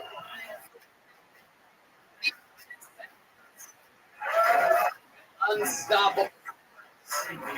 Welcome, my friend. That was fucking amazing. You're doing it. Fucking really doing it. Talking about real shit. You really did move to Portland like 4 weeks ago and had a scheduled assisted suicide for 2 weeks ago. And you pulled out and fucking here you are. You're doing what you love to do. Yeah.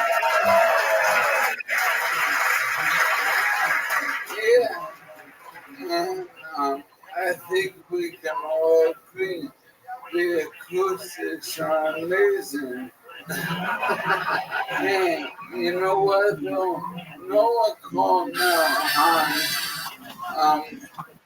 And this hotel was right by Greentown and South Central, which are nowhere near each other. Yeah, actually, now that you fucking Right. literally like, But you don't get points for it. But it's great. If I was eyes. All those years will be mine. I love it. Michael, you're an absolute fucking murder. Hilarious stuff. That Uber ride thing is incredible. I imagine that's got to be real, right?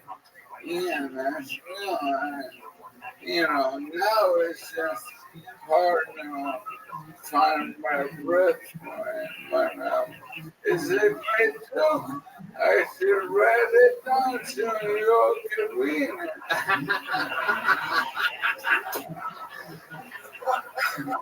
Michael's one of the human beings to ever be on the show. Fucking incredible stuff. What else is going on in life? Anything else you want to talk about? Your jokes were absolutely incredible. You did 4 times the average amount of time that a normal human does. Yeah, I wonder why. Yeah. Yeah, exactly. You use the time when you have it, my friend. We'll give you as long as you want. You hear those stories of like Eddie Griffin doing 3 hours at the comedy store, and you're like, why would someone let them do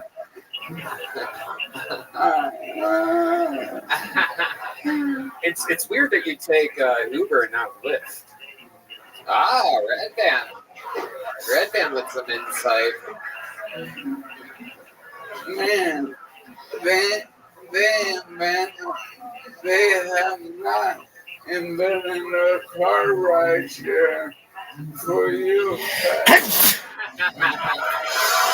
Yeah, they do. Yeah, they do. Yeah. Red Band gets an Uber XXXL. Right? Say, hey, told you.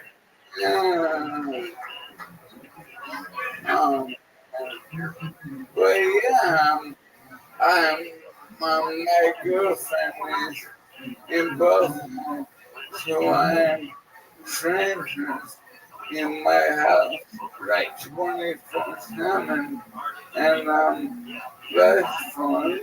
Yeah. Rotating nurses 24/7. Yeah. 3 a day, working 3 8-hour shifts, right? Yeah, I live in a studio apartment. Yeah, it is a studio apartment. Yeah, so it's really 24/7 of holding your thoughts. I'd imagine so. Not easy. Blame it. I would blame it on the chair if I was you. Blame it on the chair. Blame it on the chair.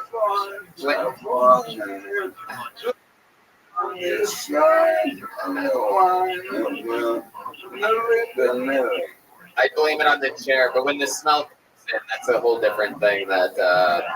Anyway. Dude, I've been smelling since my 30-year diagnosis. Like this, I cannot be now. Yeah, absolutely. Side and how great Michael Lair, ladies and gentlemen. Bill Tony, powerful, hilarious, legend. Make some fucking noise for Michael Lair, huh? Fuck yeah. You guys having fun out there, huh? Your next comedian goes by the name of Jimmy Clifford, everyone. Here we go. Jimmy Clifford is next on Bill Tony live in Austin, Texas. How many of you guys like it when comedians do good on this show? How many of you guys like it when comedians do bad on this show?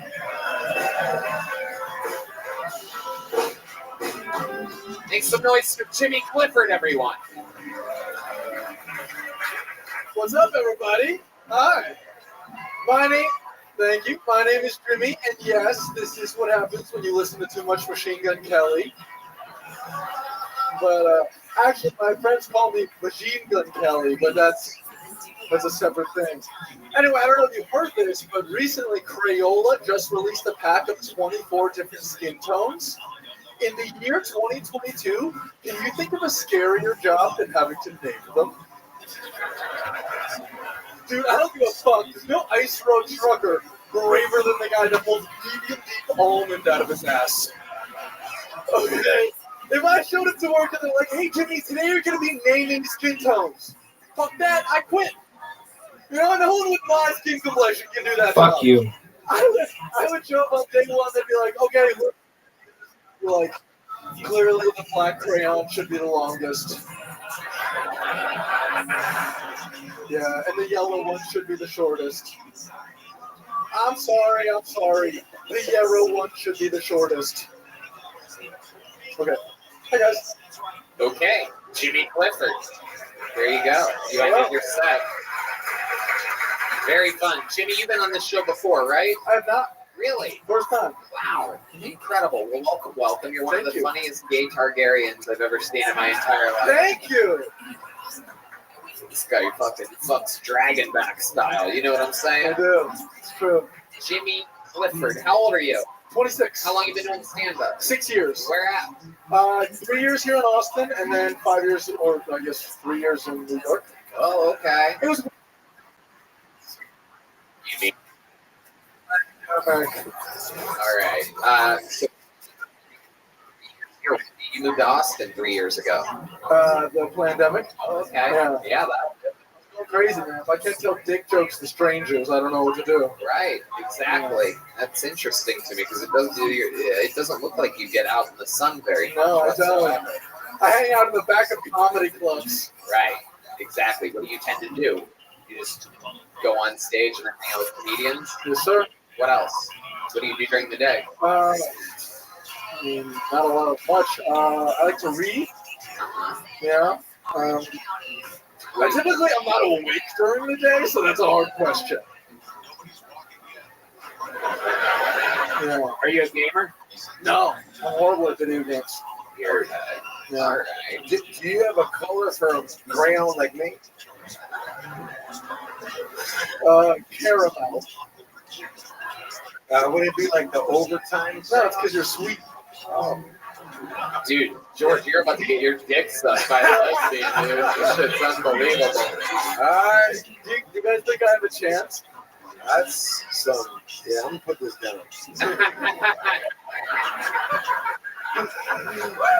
Come on, George, I'll give you some blue eye baby. Let's go. Oh my goodness. You could get Jimmy pregnant right now. Yeah, you could. I'm very fertile.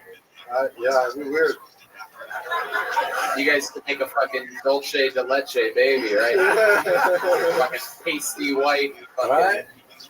I don't know. Are you gay, Jimmy? I'm not gay. No. Are you a lesbian? Oh, yes, I am a lesbian. Very good. What's your love life like, Jimmy? You seem like you're kind of fucking into some crazy shit. I mean, I have a girlfriend. You do? I do. How long have you been with her? I would say about a month, but we met about 3 months ago. Okay. I met her at the Fringe Festival in Scotland, and then she came here. So now she's here. She came here to be with you? Yeah. Whoa, incredible. I know. Is she all pasty and shit too? Yeah. Well, yeah. What does she do? She studies law. Yeah. She studies law and hangs out with you. I know. It's a dichotomy. Just a fucking Jinx, wow. Fucking Holly Culkin's nephew all day. Yeah, that's okay with me. Incredible. What do you tend to eat? It looks like you don't get much iron in your diet. Just pussy mostly. That's the problem. Ah, I see.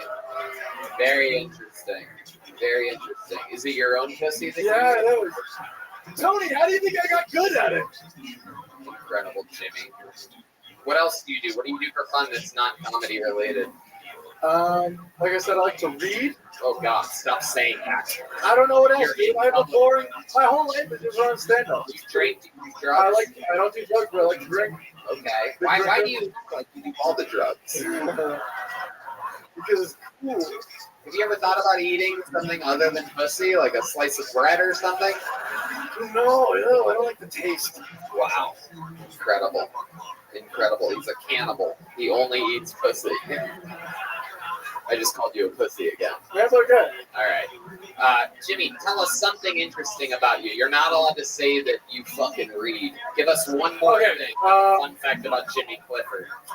Something interesting about me, I travel a lot. I do. Yeah. I go all over the world. Yeah. Yeah. You ever go on a donkey ride in Nepal? Not yet. Not yet, but I came back from the Edinburgh Fringe Festival. I was there for a full month, just drinking with the Scots. Right. Yeah. Okay. All right. You ever been to Scotland? No. You drink some Iron Brew? So what? You drink some Iron Brew? I drank a lot of things. I don't ask questions. You know. He's got drinks pussy too. Yeah, I do. He didn't read the label. Did you ever hear of Buckfast, Tony? Buckfast? Yeah, Buckfast. It's a drink they have in Scotland, and they did a study. 90% of the aggravated assaults in Scotland were a direct result from someone drinking Buckfast. Wow. That's a lot. Is that a whiskey? No one knows what it is. It's like, I think, a tonic wine. Okay. All right. Yeah. With HGH or something? Why did it make everyone so angry? I just think it gives them confidence. Okay. Is your girlfriend a fan of your stand-up comedy? If she's not, she doesn't talk about it, so that's a good thing. Absolutely. Yeah. All right. Her parents are very intelligent, which is uncomfortable because the only thing they see about me is my dick jokes online, and so they're like, "He seems nice," you know. Okay. Yeah. Interesting. All right, Jimmy. Well, continue to do comedy. You're doing it, dude. You're out here in Austin, Texas. What's your favorite thing about living in Austin? I like the attitude of Austin. I feel like when I was in New York, everyone was rushing to die. I liked the attitude of Austin right up until you said that you liked the attitude of Austin. And now I just realized I no longer like the attitude of Austin. It's too friendly for Tony. You're part of it, then I don't like the attitude. You look like you sing in the shower like it was the song. You sing stuff like that? Baby, you know I'm fucking amazing at this. I do, but I don't sing what you sing. Hold on. These guys are going. What do you sing? I want to know. I sing R. Kelly and I pee in the shower. That's what I do. Very good. It's a new R. Kelly documentary coming out on. There's a new R. Oh, guys, that's enough. No, I'm not gonna do it. You're making me have to go to the bathroom. Stop it. Jimmy, congratulations. You got pulled out of the bucket. We'll see you again soon. Here's a joke book. You want one of these? It's real Texas leather right there. You should eat steak and go out in the sunlight until your skin is that color.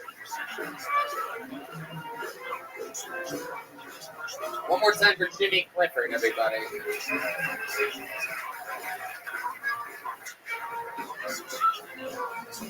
Mel Well, Safi. I destroyed Mel you. Safi is next on Tony. You had the best fucking things.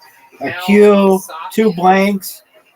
You could have fucking. You want to play me again? Wow, that's a lot of information. She's upstairs and she's pregnant. Isn't she the girl that we had on a few? Hey, you invite me so that I don't have host advantage. Great. Are you gonna bitch and moan about host advantage? Here she is, everybody. Very pregnant Mel Safi. No, I don't. Thank you for your patience. Hey guys, my STFU, dog. The STFU. energy here tonight. How's everybody doing? Well, now you're not. It feels like the perfect time to let you guys know that my dad's been in prison my entire life. This guy knows what I'm talking about. You know you can shut off the chat, Escaped federal prison. That's my favorite reason that he's in there now. which I've just shut. I shut off the chat. Sister and me crossed the border into Mexico. As soon as you know I became a Hey, police officer. it doesn't work. Well, with No, it Mexico doesn't. fucking It doesn't work. Okay, now it works. I am actually a Latina. I know you were all guessing that already.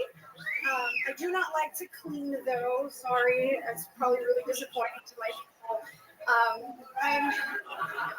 I'm a housewife with a wop, not a mop.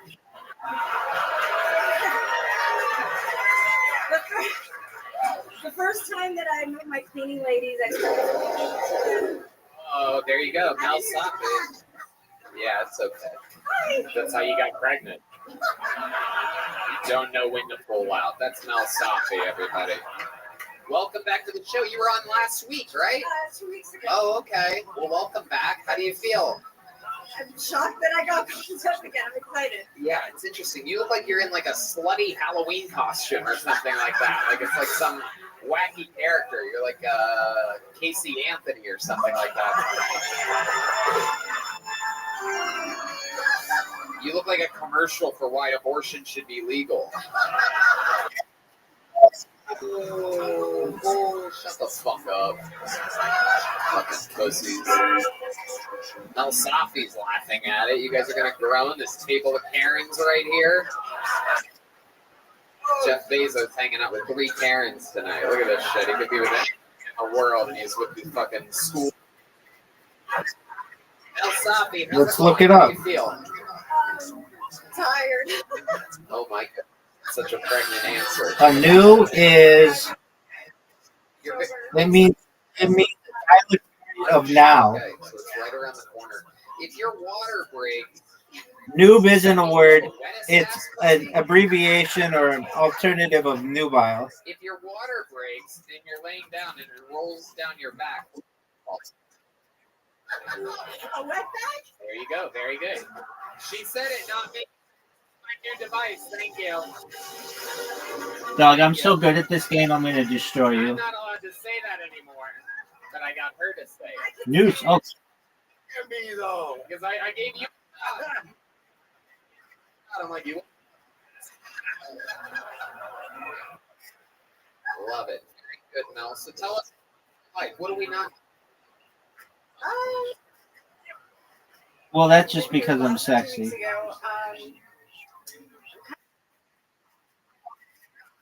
miss drinking. Is that? Say. Yeah, he escaped. I lived in Mexico just because we were fun. I was a toddler, so I barely remember. And No, not 11 on the first, 22 on the first, because I got a double score. he wanted to come get us, so he tried to come back. He presumed his brother's identity at the border and didn't know his brother was wanted for some other shit. Oh no! Damn. This is the most fucking Mexican shit I've ever heard of in my life. I feel like it's Thanksgiving dinner right now. Kev. She looks like guacamole too. She does. Same here, dog. It means Sophie. This is an incredible look. a state of dreamy tranquility, often induced by smoking materials such as marijuana. Like that. Wow. Is that what they call it? I went from taking bumps to wearing bumpsuits. Wow. Is that true? You're out there doing little fucking bumps raising babies? Sometimes. Wow. Hey, everybody here knew you were Latina because you came to work pregnant. George Perez, baby. That's what I'm talking about. That's what the fuck is up. I don't have the cleaning stereotype, but I make a lot of babies. I tend to overdress the things. I'm late all the time. My dad's in prison. Wow. Sound like my family. My I'll see you on Thursday, right? Right. I'm actually not Mexican. I'm Cuban, but. Oh wow. Okay. All right. I can tell you're guacamole because you let a lot of people dip. Hey.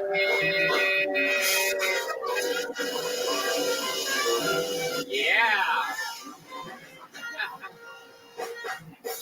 You fucking slut. Remember the guacamole is extra. It's not cheap. Oh my goodness. Wow. This is extra 75 cents at Chipotle.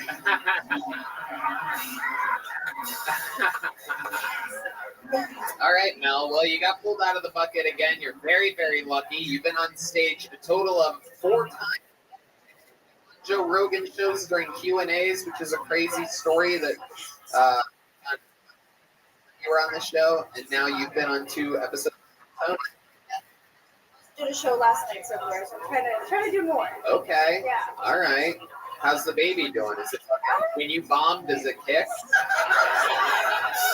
He's good. He's good. Okay. It's a he? It is for now. Oh, okay. That's You why. never know. You never know these days.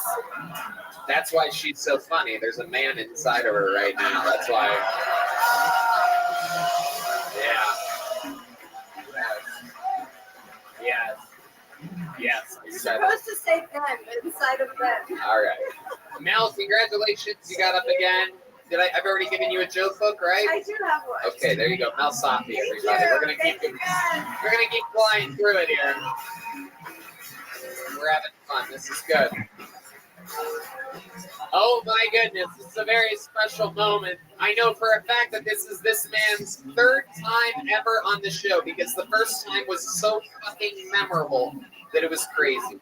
He said nothing his entire first minute on the show. And he destroyed as hard as we've ever seen anybody kill. His 2nd time on the show, he spoke. It did not go so well.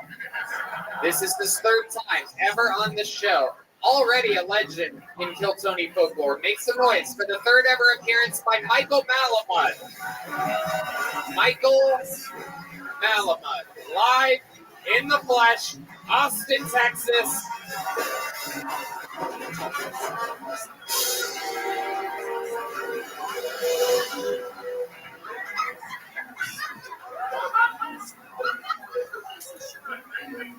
I'm excited to be here too. Dove? Sorry about the delay in return. I was sleeping under a wet rock under the building for the last 6 weeks, taking a little nap.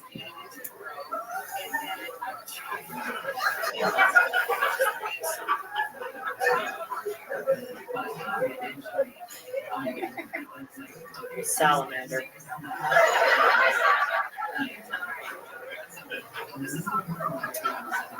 Rain came and I got flooded out. Had to get up here, saw Kill Tony happening, said, fuck it. Round 3.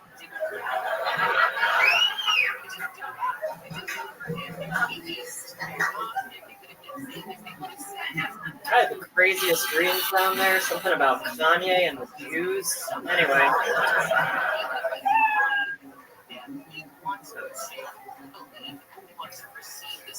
But I'm always going to run into the bear, man.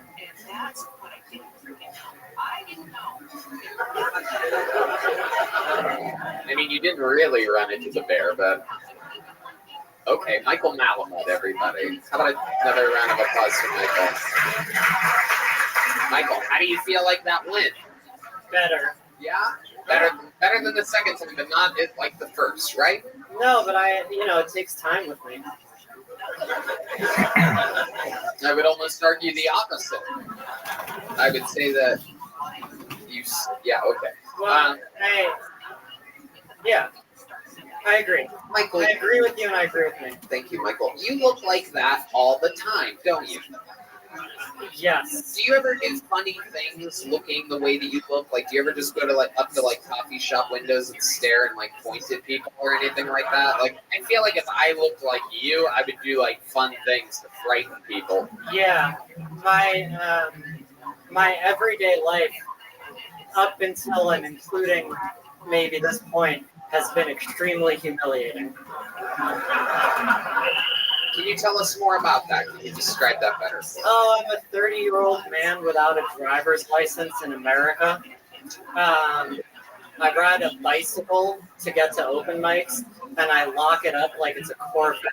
I got my bike stolen a few weeks ago, and I fumble with it, It's beautiful. I'm gonna have to get their names someday. Where did your bike get? Where did your bike get stolen from, Michael?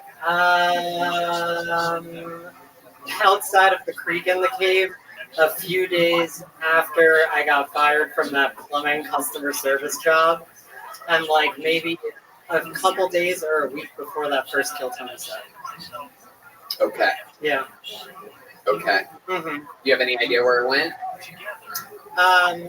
Probably into a crack deal, if I know the creek in the cave at Right. 35 Yeah. at 7th Street. That is true. Yeah. I can get it back for you. Yeah. Yeah? Yeah. Is there anything special about the bike that got stolen? Oh, it had a crate in the back. I used to be able to get my groceries in it. Oh my goodness, that's incredible. Yeah. Wow. Are you ET? Dude, I Catherine. think I'm an alien. Good one, man. I don't think I'm ET. Right. Okay. So do you ever paint like happy trees or anything like that? Starting to do like a live video with comedians who don't like hiking, walking through the woods, and then I kill them. Holy shit. Has anyone ever told you that you look like you're turning into a gay werewolf? No, has anyone ever told you that you look like the epitome of a gay man? Yeah. Yes, they do. They tell me that every single week. I told them about the green room. They literally, that's what everyone says about me. So I've heard. Indeed. Literally, on the show. Michael, what's something interesting about you that we don't know? I got slimed on Nickelodeon when I was a kid in Orlando. No way. Oh, Holy shit. The American Dream. It was fucking amazing. Oh my goodness. Were you on Double Dare? Where were you? No, it was a private event, but I have the pictures to prove it. It was a private event? It wasn't a private event, but it wasn't videotaped like Slime Time Live. It was just like a Nickelodeon, like you go through, and then it was some kind of show. It was like Pornhub. It's on Pornhub. Red Band says it's on Pornhub, so it's on Pornhub. A private sliming. It wasn't my God. It's hard to describe. Every time I say it, It does. Yeah. It was a private event at Penn State University. They put a blindfold on me, and then I started getting slimed everywhere. It was very bizarre. Was this in West Hollywood? Yeah, there's a category for that on Pornhub. Wow. Incredible, Michael Malamud. So what about your current life? What is your actual living situation? I believe the under the rock thing, but I also imagine like a pile of cardboard boxes or something like that. I live in a one-bedroom apartment with a roommate. Okay. Yeah. You're in the living room? No, bedroom. Okay. Historically, I was in the one bedroom, but now I'm living with someone. Lost the job, so Right. he kind of. So how are you making money now? Well, I work at I got a new job, and I'm. What do you do now? Well, I'm at a food truck, and I work at Juice Land. Whoa. Yeah, I don't know for how much longer now, but Right. yeah. Right. Incredible. Incredible. You said that first. Yeah. All right, Michael. How do you like working there? What's your favorite or least favorite thing about that? Oh, I like it a lot. It's my favorite thing is juice. And my least favorite thing is working. Wow. Wow. It's interesting because Kanye West's most favorite thing is working, and his least favorite thing is juice. Come on! Stupid. Stupid, but in the moment. Michael Malamud, congratulations. You got on this show again. We'll see you again soon. There he goes, Michael Malamud. Are we already there? Should we go to this bucket again, huh? Let's see what happens here. Make some noise for Ryer Hammerman. Ryer Hammerman girl. Okay. It's a girl named Ryer Hammerman. Make some noise for Ryer, everybody. Oh my God. It's your turn, Rye. Hello, Rye residents from Wichita. Friends, so fun. And name's Ryer. If you're not sure, kind of just sounds like a gay lion. Rawr, I'm so vicious. I just moved into somebody's house, and they don't know I'm there yet, but that's fine. I've been dressing up like a pillowcase. You know, Ryer, you mean a pillow? No, the case. I'm a protector. That I don't have a special friend to protect. What? Nobody wants a bite of that mystery airhead, right? Come on. They don't want to spin the wheel of sexuality. No, because when you date me, you're playing roulette. You know, it could be a lesbian, maybe transgender, right? Possibly one of those really woke straight women. The best allies become their victims. Right, thanks. Hey, Ryer. Very funny. Hello, welcome to the show. Thanks. You're incredible. Thank you. Fuck yeah. How long you been doing stand-up? Like a year. A year and a half. You seem like you're fucking built for this. Thanks. Where are you from? So I just moved here from Chicago. Okay. And you chose Austin as the place to go. What Okay, we'll look it up. I visited the CDC, and I bombed so hard, and they hated me, and I just decided to come figure it out. Wow, incredible. I love it. It means like a plain You Jane. are one of the funniest high school football coaches we've ever had on the show. I love this vibe. What do you do for fun, Ryer? I do a lot of unicycle, I like to write. I have pucks. I do a lot of stuff. Are you a lesbian? Yeah. Okay, yeah. Just making sure, because I don't know what's what anymore. You look like your pussy eats back, by the way. That fucking thing. That thing. Dude, I feel like we've met on lesbian dating. No doubt. No doubt. I'm there. I'm there. Just like you. It's like a reverse you. I'm a reverse you. We're basically like arch nemesises. Like if this was a Marvel movie, we would fight. Feminine guy versus what would we? Yeah, masculine girl. What? Yeah. Ryer, so what do you do for work? I'm a nanny. Oh, you're a nanny. Okay. Hell yeah. Okay. And you're currently employed taking care of kids. Yeah. Okay. Young. I'm 21. Years old. Wow. Look at you. Incredible. So let's talk about it. What's the difference between Chicago and? It's really like, I think stylistically it's completely different. Like I think. Wow. Yeah, look, we have dumb bitches here too. It's incredible. It's unbelievable. No.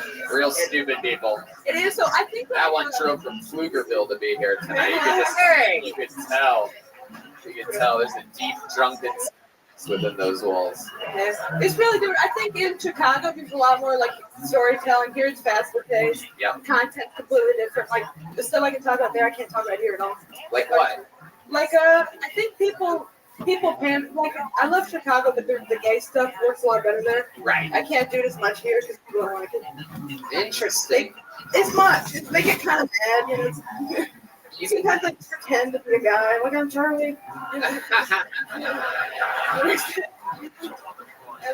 That's incredible. Now, have you always known that you're into women?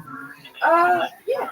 I mean, I think so. Like I dated a guy when I was like 14, but then he came out as gay like a month later. Oh hell yeah! So I knew pretty much. Right. Yeah. I didn't know that's how that worked. I didn't realize it was like an STD or something like that, where you could just catch gay. But I guess that works out. Very, very interesting. What do you like to do for fun, non-comedy related? Well, I like writing a lot. I like unicycling. You really unicycle? Do you have a unicycle with you? Damn. It'd be so weird. Yeah, that would be great. We have a ramp and everything ready to fucking rock. That's incredible. How long you been unicycling for? Since I was a kid, so I was like 8 maybe. What was so- harder, telling your parents that you're gay or that you're a unicycler? Stupid. No. So dumb. No, I think they didn't know I was gay for like till recently. Whoa! Oh my God! Really? Oh yeah. Are your parents deep madness? This is incredible. How did they not fucking know? Yeah, I was on the wrestling team.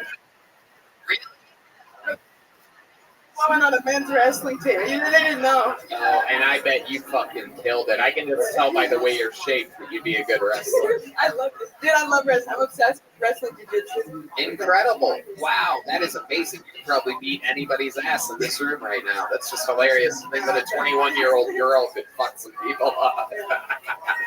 I would not fuck with you, Ryer. You seem like a rock star. You ever have to defend yourself? You ever have to fight in the real streets? Dude, I've been mugged so many times. Wow, Chicago. Shout out to Pearl City. It's an America. Glen.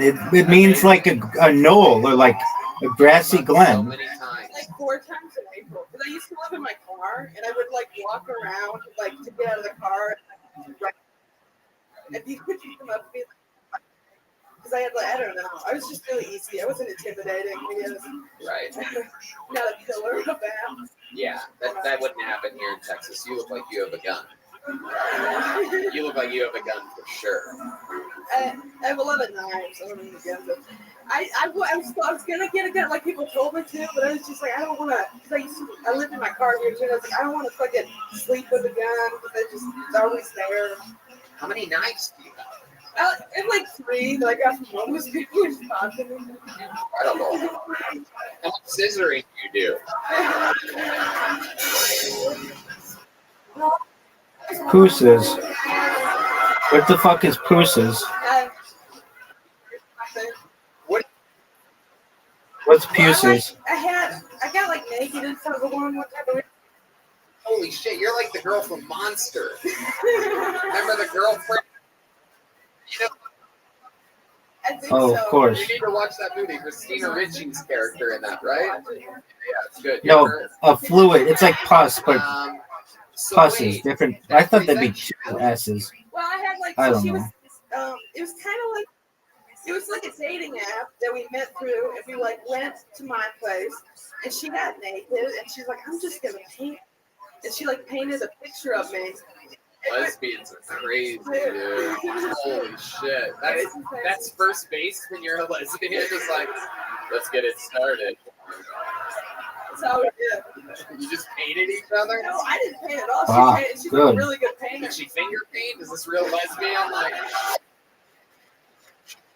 Like that one, big dog.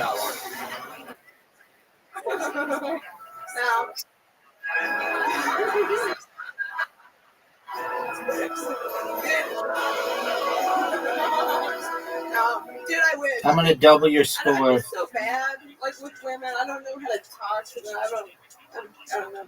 Damn, it's hard. really? Yeah. Oh shit, we're gonna help you. We're gonna help you, Ryer. We're Maybe, gonna do- maybe not. You're gonna be eating pussy like Joey Chestnuts who eats hot dogs any day now. We're gonna help you here. Keep signing up. Come back again. You're very, very funny. Ryer, take one of these with you. That's a big, real fucking joke book by the EYE. That was It's a awesome. proper noun, dog. Ryer cameraman. First appearance on Kill Tony. I don't know. I think we should do one more bucket full. What do you guys think? One more? Okay. That's it. We can check a lot of diversity off of our checklist for tonight's show. We hit like 4 things just with Ryer alone just then. All right, Rodolfo Reyes, everybody. Rodolfo Reyes. I'm guessing he came with George Perez from LA. The name like that. Here comes Dog, I Rodolfo, doubled you everybody. up. Your final bucket full of the night. You guys having fun? This crowd sucks. Just like that. One more time for Rodolfo, everybody. What's up, guys? What's up? Debbie Lovato is now using the pronouns they, them. She went You want me to call your boyfriend? Debbie, I don't care what you call yourself. I'm still gonna fuck you. Demi's hot as fuck, guys. Suck the fart out of that ass. Hold on, I'm calling Zoo. Do you ever look at a dog owner and be like, yeah, he definitely fucks his dog? Like, you know, I'm talking about that guy that takes, like, bro, his dog doesn't even go to the bank. Leave his ass at home. Probably puts fucking peanut butter on his nuts too. Fucking dog fucker. I did shrooms for the first time a couple weeks back. Yeah, okay. I felt like Dude, pick up. Started talking to animals. Are you ready to lose at golf? Cat talk for let's fuck. Riser. I'm tired of fat bitches not being out in public to go eat. You know, especially when they order a fucking salad. Like, Haley, who the fuck you kidding? You're 400 pounds. Get that fucking 4x4 in your mouth and take the fuck out, you know? Hell yeah. I called him, he didn't pick up. I'm sorry. But There you go. Thank you, Redman. Very good stuff there. Rodolfo Reyes. Yes, sir. I sent you an I don't know what that invitation. was, but you're basically a piece of shit, dude. Came out guns ablazing, just fucking Yo, hitting on I sent you an Demi Lovato invitation. from our podcast. Super creepy. You got any pets? I have a Frenchie back in California, but yeah. Wow. I bet you do. But Dude, you said you were going to play me in golf. Or just randomly fucking. I'm not a dog fucker though. That was me, dog. I don't know. Okay, All right. Rodolfo, did you once try to get over the border? Take care. Thanks for playing. Come back. Don't be a stranger, dude. I'm not that Mexican, I guess. Okay, where are you from? See you tomorrow. Come back tomorrow. How long have you been in Austin? For about 6 weeks. Okay, what brought you here? Comedy. Yeah. I tried. How often do you do this? I just started in May on my birthday. I did my first open mic at the Creek and Cave, and I've been doing it ever since. Okay, what do you do for a living? How do you make money? I currently work at HEB. Yeah. Wow. Woo. Okay. Fuck that place. I'm just kidding. Okay, what do you do there? Pretty much make sure everybody's working. You know, just walk around. You're the manager? I'm the boss. I'm Get the the big boss. fuck out of here, dude. Yep, the big boss. Holy shit. I think you're gonna get fired for that. I don't think you're gonna survive this one, dude. That's fun. Wow, you just walked right into Austin and got a job managing an HEB. How'd you pull that off? I just walked in and they hired me on the spot. I don't know. I guess it's that easy, you know? They hired him in the pet aisle. I'm a pet specialist, yeah, for sure. Rodolfo, tell us more about your life. What do you do when you're not doing stand-up? Let's see. I like to eat. Let's see. I watch a lot of, I guess, like Netflix, Hulu, stuff like that. What else? There isn't really much to do around here. I mean, there's a lot of outdoorsy stuff, you know. I'm not really into that. But yeah, I'm just pretty much hang out, I guess. So you just lay around watching Netflix? Pretty much. If I'm not working, I'm doing comedy stuff. So yeah, but other than that, nothing much really. No. Nothing at all. No. Interesting. How about 6 months ago when you were in Orange County? Did you have more hobbies or something there? Oh, so yeah, I grew up racing motocross. Did that for a while. Worked at a motorcycle shop for like 10 years. Okay. Before coming over here. So yeah. You ever seen a lesbian on a unicycle? No. So I'm hoping Ryder shows me that later on. But it's not. Yeah. They don't use a seat. Oh shit! It's just straight pole. Nice. No lube either. No lube either. Thank you for tagging my jokes with bad tags, Rodolfo. It's always good to smother out the laughter when it happens. You've really learned a lot from 6 months at the creek in the cave. Rodolfo, what makes you think that you should be doing stand-up comedy? Like, I love it, so I'm gonna keep going. So. Right, I love it. How old are you? I'm 29. 29. Yeah. Okay. Hey, Tony, I'm from Orange County. Hey, yeah, I'm from Santa Ana. No way, Born and raised. All my baby's moms are from Santa Ana. Yeah, that's what's up. There you go. I probably know them too. Do you go back home a lot or no? If we find out George is his father right now, I'm gonna be so excited. Primo. He's my primo. What were you gonna say though? Actually, so last week my dad just passed away on Tuesday, and then my cousin passed away on Friday. So I'm definitely going back to California for the funeral. Yeah, you are from Santa Ana. You're going back Friday? Probably going back in a week or two. Yeah. That is incredible. You died on stage tonight. What is happening with this family? Oh my God. The good thing about being Rodolfo Reyes is he still has 95 living relatives. So. No, Tony, but like you're supposed to say it Santana. Santana, yep. Big bad Santana. How did your father pass away? What happened? He was sick for like 8 years. He had like multiple stroke. He was a diabetic. So his health was just declining over and over. Right. Eventually, you know. Okay, yeah, that's a much sadder answer than I was hoping for. Rodolfo. Well, fun times. Congratulations. Here's a little joke book. Welcome to stand-up comedy. We believe in you, Rodolfo. Thank you. There he goes, Rodolfo Reyes, everybody. All right. There's only one place to go from here, ladies and gentlemen. Your final comedian of the night is the longest-standing regular in the history of the show. He has performed more new one-minute sets than anybody ever has in Kiltony history. The man is an icon. Some people call him the Memphis Strangler, the Big Red Machine, the Vanilla Gorilla. This is the great William Lights Out Montgomery.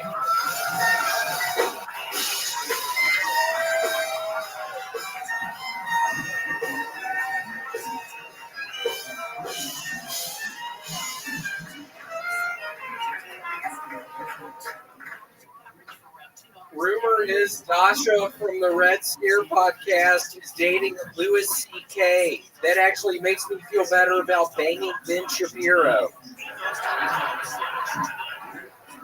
News continues to come out regarding the death of the Green Power Ranger. And at this point, I think everyone is just trying to figure out what he was doing in that village in Pakistan when he detonated his bomb vest.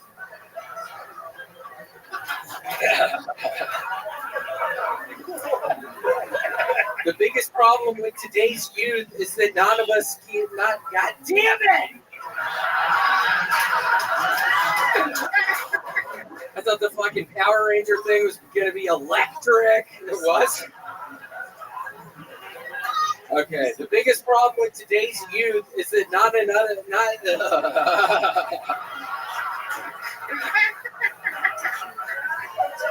Let's try this for the third time. The biggest problem with today's youth is that not enough of us keep calm and chive on. Okay, not a lot of payoff for messing it up. 2 seconds.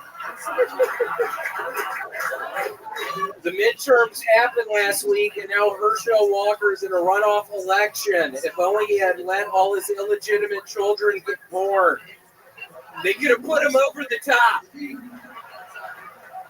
This just in, Rita Repulsa is being flown to Guantanamo Bay for involvement in radicalizing the Green Power Rangers.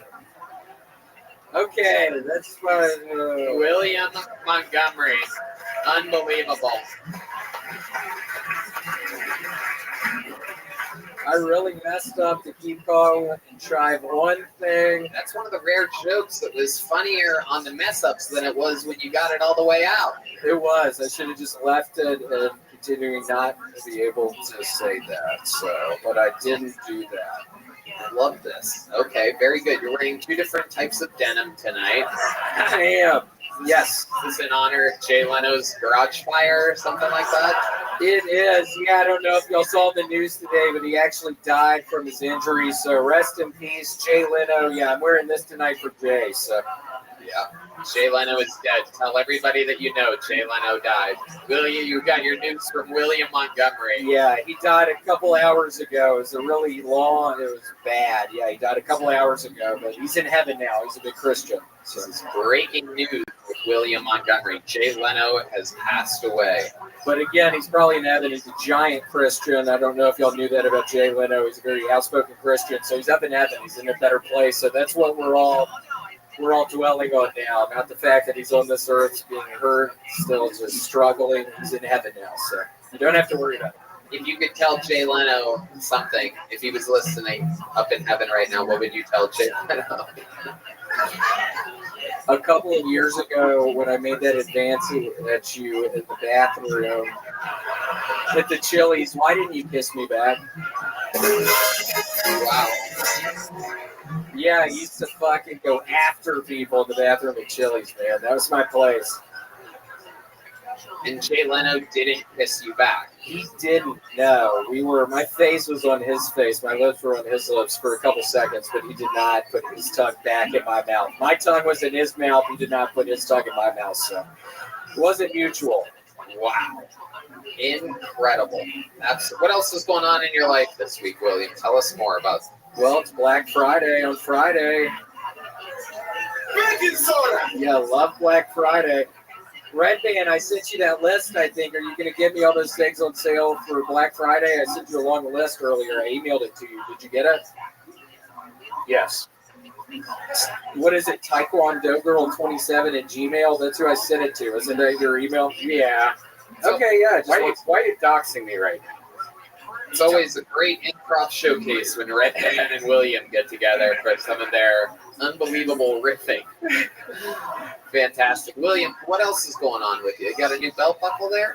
I do, yeah. This is actually solid gold. I have become a spokesperson for the Chili's restaurants. The Chili's, yeah, they sent me this solid gold belt buckle, and I actually hit somebody so hard in the fucking face with it last night. This is actually, I think, going to be a big upgrade from my other belt I was using to strangle people with. Dead Mouth 5. I don't know if you knew this, but I actually strangle people with my belt. So now this one, I can hit him on the head and then strangle him. So.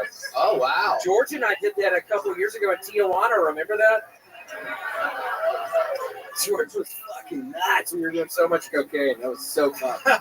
What else did you do that night? Tell us more of the details. Oh, man. Do you want to tell him? We went to Hong Kong. Shit. He stole those shoes from a Mexican. I love stealing shoes from Mexicans, so you're right about that. What do you love more than stealing shoes from Mexicans? Oh, man. Probably stealing necklaces from... Okie dokie. Let's just keep moving along here. William, is there anything that you're passionate about this week? Yeah, I started reading my favorite author of all time, Cormac McCarthy, released a new book this past month. I read 200 pages in the past 2 days. I'm literally about to go back to my place after this and hopefully finish it in the next day or two. Wow, another person called The Passenger. I don't know if anybody likes Cormac McCarthy. He's probably the best living author. Only people in the balcony respond to that. Damn. But yeah, very exciting. I've literally spent the past, 10 hours the past 2 days reading it. Wow, I love it when comedians talk about how much reading that they've been doing on the live podcast that we're on right now. Incredible. Anything that you're passionate about this week? Yeah, I'm passionate about finding out what this bitch just said. What did you just fucking say? What did you say? What did you say during William's set? Yeah, I saw that cocksucker moving. I was just wondering what the fuck was coming out of your dumbass fucking mouth, bitch. Don't fucking talk during my shit. I've been doing this for 4 fucking years now, bitch. Don't fuck with me. This belt buckle is solid fucking gold, bitch. Do you know how heavy this thing is? God. The previous 4 members of Dead Now 5 found out. What did you say during William's performance? What were you talking with your friends here about? A prolific reader, huh? Wow. I don't think cocksucker is the right name for her mouth, William. She seems like a birthdays only kind of lady, you know? Prolific reader. Is this your man right here? This one's yours? Wow. Okay. Stop talking. This fucking lady is crazy. These women out here are wild. You double vaccinated? All right. Triple. William, I love your style. Everything's great. Anything else you want to talk about before we let you go? There is something going on. There's a store called World Market. They're doing this thing where they hide gift certificates throughout the store. I literally found 2 of the gift certificates on Saturday. It took me a couple of hours. I found them under some bowls. So if anybody lives in Austin, go to World Market. They're literally hiding all of these gift cards throughout the store. Look under the fucking bowls and look at, just trust me, it's worth it. How much did you love finding those gift certificates at World Market? Oh, well, I was really loving it. I mean, I got $10 off my fucking purchase. I got some chocolate-covered macadamia nuts. They have wonderful chocolate-covered macadamia nuts there. Well, William Montgomery's on Cameo. Check him out on Cameo. Get your own personalized message from the great William Montgomery. How about a hand for my guest tonight? Dead Mouse. George Perez. What's up, my boy? He's all over. He's on tour. George Perez, what's your website? Where can people get tickets to your stuff? GeorgePComedy.com. GeorgePComedy.com. Yes. Dead Mouse, you're probably sold out for everything for the rest of your life. So we're just happy that you joined us. How about one more hand for my guests tonight? Dead Mouse 5. How about a hand for the best damn band in the land, the Screwball Peanut Butter Whiskey Kill Tony Band, Michael Gonzalez on the drums. John D's on the keys, the great D Madness on the bass, Matt Mueling on guitar, and Paul Deemer on the horns. Here's the drawing from Ryan J. Ebald is in. It's unbelievable. Check it out, RyanJEbald.com. And we have a new drawing from the local artist Chris Rogers here that he's going to show you right now. That's for sale right now after the show to the highest bidder. So if you want a Hans Kim art piece, you got it. Did you guys have fun here tonight, huh? All right, we'll see you guys next week. Thank you so much. Love you.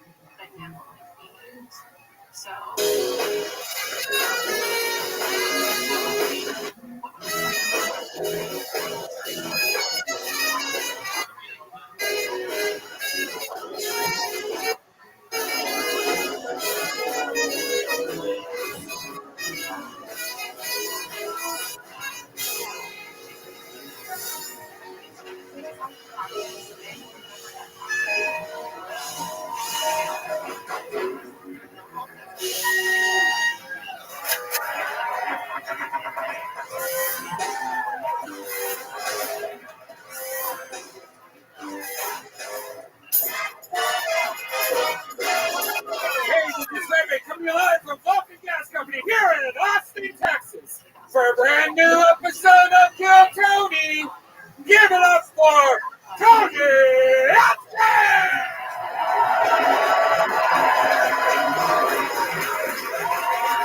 Who's ready to have the best goddamn night of their lives, huh? Yeah, make some noise for Red Band, everybody. Oh, hi, You're at Kill Tony live in Austin, Texas. Brought to you by the Red Rose and the Yellow Rose, the 2 best strip clubs on planet Earth, are here in Austin. And of course, the great Deep Eddy Vodka, the best vodka in the world, also made here in Austin, Texas. How about a hand to the band, everybody? Did you guys see that shit? Are we here tonight? You guys present? It's the Kill Tony Band brought to you by Screwball Peanut Butter Whiskey. It's the great Michael Gonzalez on the drums right there. John D's on the keys. You have those tapioca noodles? That's the great D Madness For right sure. there on bass guitar. Joining us tonight, Daniel Howard on the electric guitar.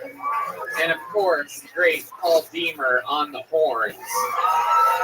Very fun. Before we start tonight's show, here's a little bit more from the amazing sponsors that made tonight's episode available for you here right now. Hey, y'all. You might not know this, but when I'm not being the host of the #1 live podcast in the world, what I've been doing for the last 16 years is being a professional stand-up comedian, and I'm excited to say that I'm back out on tour again. January 13th and 14th of 2023, I'm in Dallas, Texas. Then February 9th and 10th of 2023, I'm in Houston, Texas. Tickets available at TonyHinchcliffe.com. All these shows sell out, so don't be a doofus. Go to the website now. Get tickets while you still can. Hey, y'all. Let's talk about the one thing that might be missing from your daily routine, hydration. Liquid IV fuels your everyday well-being by helping you stay hydrated. In just one stick, you get 5 essential vitamins, and you're hydrating 2 times faster than water alone. I was hungover the other morning. I had a 10 a.m. golf tee time, and my goodness, to get there, you have to leave half an hour early. If you want to practice, that's another half hour. So my alarm's going off at 8 a.m. I left the bar at 2:30 here in Austin, Texas, having a good old dang time. So what do? A liquid IV before bed, 1 in the morning, and then what am I doing? I'm beating my friends in golf. Be a winner, drink liquid IV, cure your hangover, be a better athlete. If you're sloppy, liquid IV is good for you. If you're a superior athlete, liquid IV is good for you. All my smartest friends are doing it, even Red Band. I love it. It's great. It's the best flavors. Concord Grape, Tropical Punch, Cherry. I love them all. And it's way better than those sugary sports drinks. I used to drink so much Diet Coke and all this junk. Now I just grab a little packet, put it in some water, and boom, amazing. And it hydrates faster than regular water, 2 times faster, and it's more efficient than water alone. It contains 5 essential vitamins, B3, B5, B6, B12, and vitamin C. With 3 times the electrolytes of traditional sports drinks, it's made with premium ingredients, it's non-GMO, and it's free of gluten, dairy, and soy. Yum. Grab your liquid IV in bulk nationwide at Costco. These are great people. They've donated over 25 million servings in 50-plus countries around the world. Get it nationwide at Costco, or get 20% off when you shop Better Hydration today at liquidiv.com. Use the code TONY at checkout. If you're drinking eggnog, you're going to need a pick-me-up in the morning during this holiday season. So get Liquid IV, liquidiv.com. Use the code TONY at checkout. That's 20% off anything with the code TONY at liquidiv.com. You guys ready to start tonight's episode, huh? My guest tonight, one of the funniest guys in the world. He lives in Los Angeles now, originally. One of my favorite New York comics.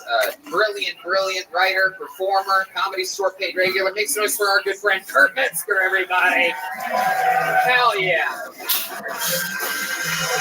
The great Kurt Metzger is here. We're doing this shit. A multiple-time guest of the show, guy that gets it, brilliant writer on the Kyle Donegan Show, the Jimmy Dore Show, touring stand-up comedian. Fuck yeah, Kurt, welcome back. Those are good roast jokes. Thank you. Do you have any? I would say some positive things about Bert. Okay. At his roast. Yeah. Like, can I say a genuine positive thing about Bert, not a roast? Yeah. I thought it took a lot more guts for him to do his hour with no shirt on than it did for Tig Notaro. I thought that was a lot braver. She took her fucking shirt off. But Bert did that twice. Nobody's patting him on the back.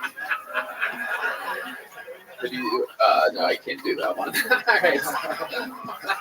You almost got me in trouble there, Kurt. We're going to have fun here tonight. You've been a guest on the show multiple times before. You guys know how it works. How many of you, this is your first Kill Tony, huh? Oh, you guys raised your hands because you don't know you clap at a live show. That's hilarious. A bunch of people signed up with a chance to get on this stage. They get 60 seconds